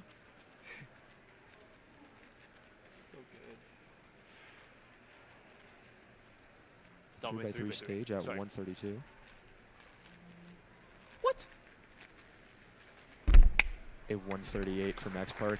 138.6. If I can be honest, Brandon, I don't know what happened there. What was that F12? What? When you're the best, you're the best. Sunghyuk Nam next to him solving right now. Let's see what he gets. Unable to tell how far in he is. It's looking like he's wrapping up here. Wrapping up with a 148. 148. Nice. 148 to Sung.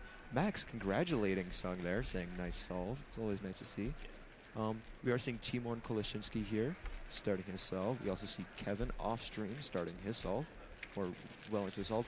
Timon here, if you want to talk about Timon a little bit, Brandon. Yep, Timon. I mean, he is last year's 4x4 and 6x6 world champion, so he has like plenty of proficiency because the graphics are actually outdated as well. He got a 145 PR single in the first round of 7x7, so he is definitely obviously a top contender for this, for 7x7 finals. So yeah, it's impressive seeing him keep up with all the N/Ns and balance 3x3 at the same time, finishing that last cross edge there for Yao. Yeah, seeing him juggle so many things is impressive, especially in a world of N/Ns. But you gotta imagine that having all of that help is helpful. a lot. I mean, a lot of stuff translates over between these N/Ns. So much stuff. I mean, the one skill that's going to translate over, or the 2 skills rather, is look ahead and efficiency. And there's nothing about efficiency and look ahead as big cube. We are seeing Timon here finishing centers at 120 and still having 8 edges to do. Just a huge gap between Timon and Max Park currently.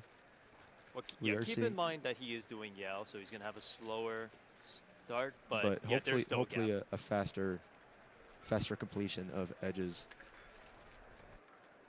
We are going to see him wrapping up shortly, as well as Kevin Hayes wrapping up shortly. Timon onto 3x3 stage at 150. Kevin with a Timon with a 156 and Kevin with a 206. A 10-second gap between the competitors. Kevin looking a little disgusted. But Timon there with a very quick ZBLL finish to last layer. Kevin maybe shaking off the nerves. Our current standings, as you can see on screen, out of our competitors. Maddie Inaba with a 212. So maybe he's also in a conversation for North American podium. Sung Hyuk starting his second solve. As well as Max, 24 seconds into his solve. I don't know if we have any update on Kate Graham on her first solve.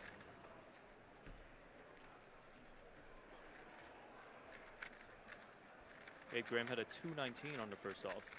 Okay, so maybe a little slower than what she's hoping for, but definitely not out of the conversation. Hopefully, let's hopefully see Max's solve from under the table. Yeah, if we're able to get the overhead camera up for you guys, there you go. Now you can see it. Center solved at 51 seconds. Wait, that's faster than record single phase, I think, because he was done at center 54 last time. We'll see.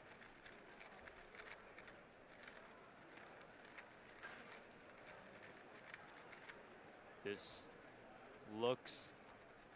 He's got 7 edges left at 116. Onto L4E at 120. He's on L4E at 120. Hold. Well, maybe a little lucky here, but it's Max. Don't count him out till it's over. On the last 2 edges here. Parity there. We're still going to see a very fast single here from Max. Right into the soon. A 142.53 from Max Park.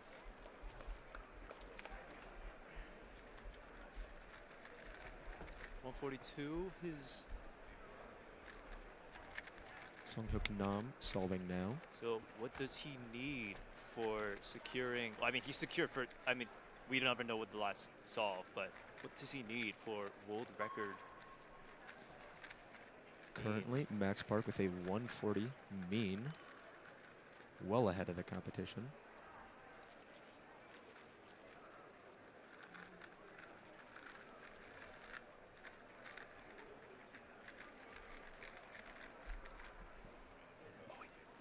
Sunghyuk Nam finishing at 2 flat. A lot slower than what he was shooting for. That is going to change his, smooth transition there. Awesome work from our graphics. A 154 mean currently with 1 solve left to go. You see Jack Pfeiffer just updated, currently at a 221 mean with 1 solve to go.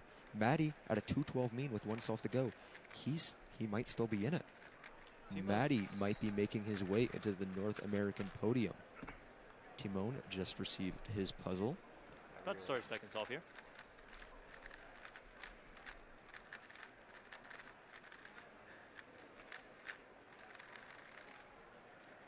And I'm trying to pull up Max's.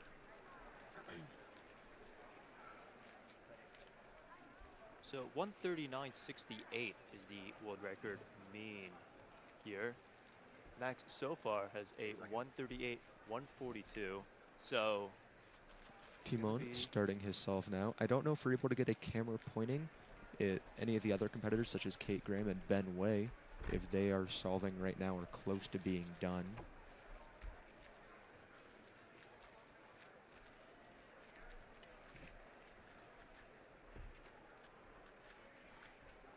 Max is also about to start his third solve. If Max gets to 138 here, that is world record.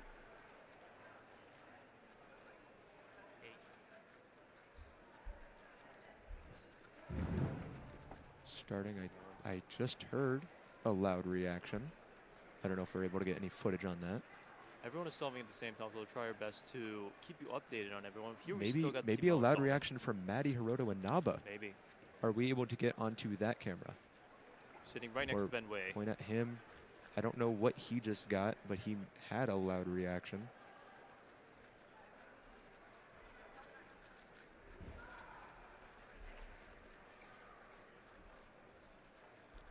Timon hitting the 110 mark if we're able to get him on stream to show you all. He's getting relatively close to finishing, or he's on his last 8 edges now. Probably on pace to similar to the last solve. Maybe a little bit quicker here. Max is crossing the 52-second mark. Would be, we get some eyes on Max as well. Off stream, we do have Kate Graham about hitting the 1 minute mark. Ben Wei close to starting his attempt. Timon on parity now, and then 3x3 stage. Quick F2L. Forcing. Oh, never mind. 155 from Timon. So let's see what Max is up to. He is on the last 4 edges at 124. Doesn't look like world record pace, but he is trying to fly through these last 2 edges right now. There you go.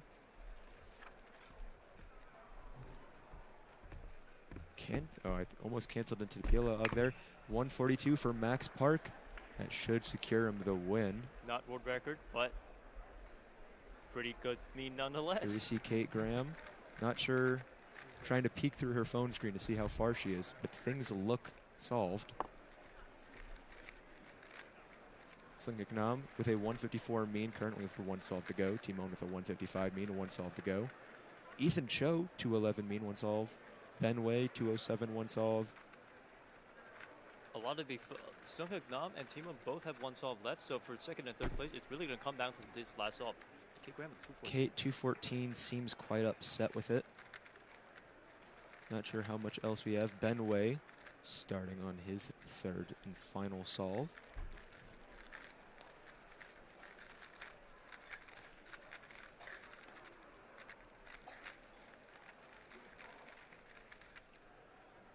Wonder if Sunghyuk is starting his... Kevin off stream with a 203 single, so he has a 204 mean right now with 1 solve to go. Currently the favorite for 2nd in North America.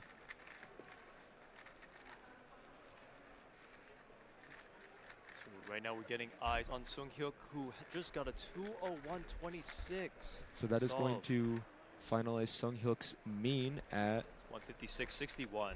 156.61, still an impressive mean. Timon is going to be close to it, so it's just a matter of who's going to take 2nd place and 3rd place, and then as well as the North American podium. Timon is about to solve his 3rd solve, his last solve of the mean. Ben Wei maybe 30 seconds away from being solved.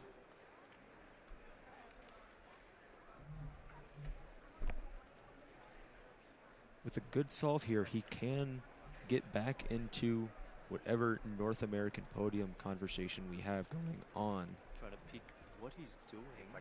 It's kind of hard to see. Wish we had 20 overhead cameras, Brandon. I know. Seeing some more results come in. Maddie Inaba with a 214 mean locked in.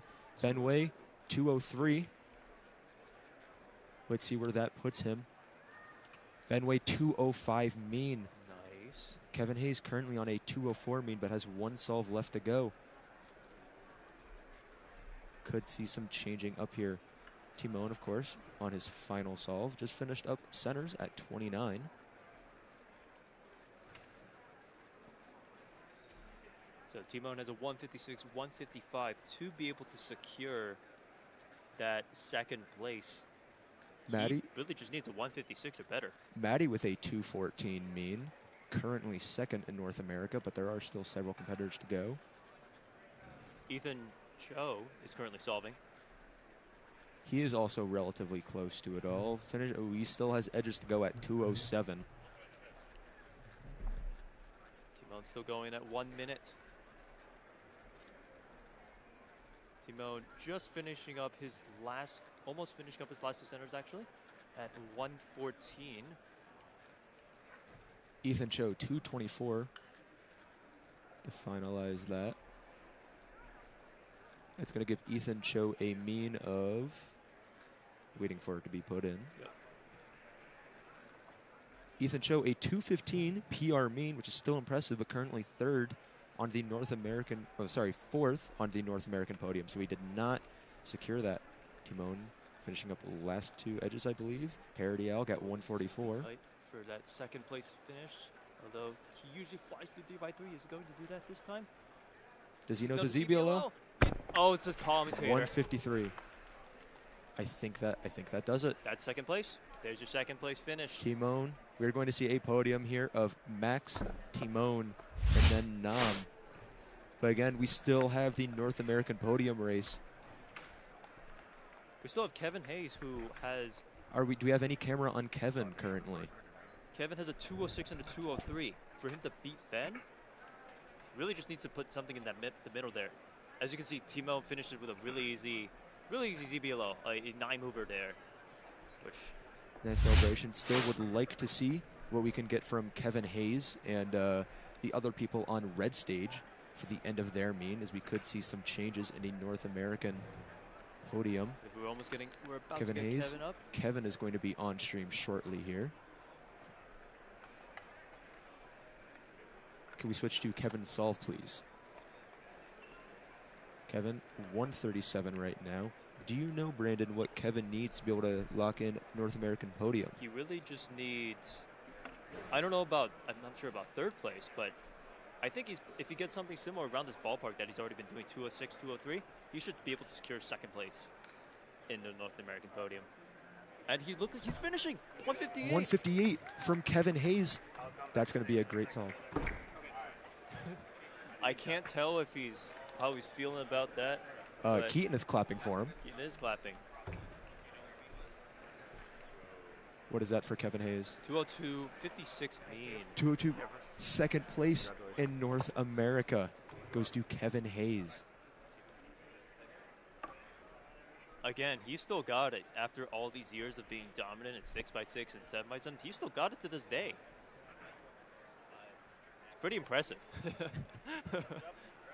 And there you see our graphic updating to show Kevin Hayes in fourth place, second in North America. I remember in 2018 talking to Kevin when Max just broke the 7% world record with 147, and we were just in disbelief that that could happen. And here we are with everything consistently below that time now. I am pretty sure, I'm confident that our North American podium is going to end up being Max Park, Kevin Hayes, Ben Wei. Our main podium, Max Park, Timon, and Sunghyuk Nam. We are going to go with Alyssa Esperaz right now for an interview with Timon, second place in 7x7. Alyssa, off to you. We just had our final of the day, 7x7, and I'm here with Timon Koloshinsky, who has locked in a second place finish overall at the competition. Timon, how did that that mean feel? Very, very nerve-wracking. Like, each solve was decent, but not good enough to solidify a really good mean without having to clutch on the last few. So yeah, I don't know. I was really nervous for 6x6 and didn't do very well, which that doesn't really happen for me usually. If I'm nervous, I do well. So I didn't know what was gonna happen this round, and I was really happy to get pretty much better than my average time. Awesome. You're obviously not eligible to be the North American champion at this competition. So how does that impact your mindset, and what are your goals when you sit down at that table? I think it doesn't really impact it at all, because at Euros it was the opposite, where I was fighting for the championship and Patrick wasn't. But when I heard that I wasn't first overall, I didn't really care if I won too much. Obviously later on it kicked in that I'm European champion, and that was fun, but I think I always just want to win the competition or do my best. Yeah, absolutely. So you're going into this left solve, you need to clutch it. What goes through your head? Well, I didn't know what times I needed. I don't think it was even within possibility to beat Max on that last solve, because I probably would have needed a 120 or something. But just trying not to think too much. Don't think, just solve. Don't think, just solve. All right, that wraps up our day. Thank you, Timon. Congratulations. And we are wrapping up a really exciting day. Make sure you're back with us tomorrow. Thanks, Alyssa. So that concludes day one of North American Championships here at Minneapolis, Minnesota. In terms of what to look for tomorrow, we have the main event of the event, which is 3x3. So we're going to be starting off with 3x3 blindfolded second round in the morning, followed by a slew of 3x3 solves. It's going to be pretty much 3x3. There's going to be 5x5 blindfolded that happens in the side room after that. So we're going to have 3x3, 2x2 as well. A lot of 2x2 in the morning there. Fewest moves final. So we're going to determine the fewest moves national champion or Continental. Champion. Continental. Yeah. Thank you for the correction. Of course. Cube first round and 3x3 second round. So it's going to be very focused on 3x3, 2x2 Scube. So. Okay. It's going to be an awesome day. Today was awesome. On stream, commentary-wise, had an amazing production here. Looking forward to tomorrow. Brandon, you got anything else you want to say? Or nope, this is really fun. I'm looking forward to tomorrow and see, what the day brings. All right. Awesome. Again, it was awesome being able to bring the stream to you all. We are going to see you bright and early tomorrow with 3x3 blindfolded second round. Yeah. Have a good night, everyone. Good night.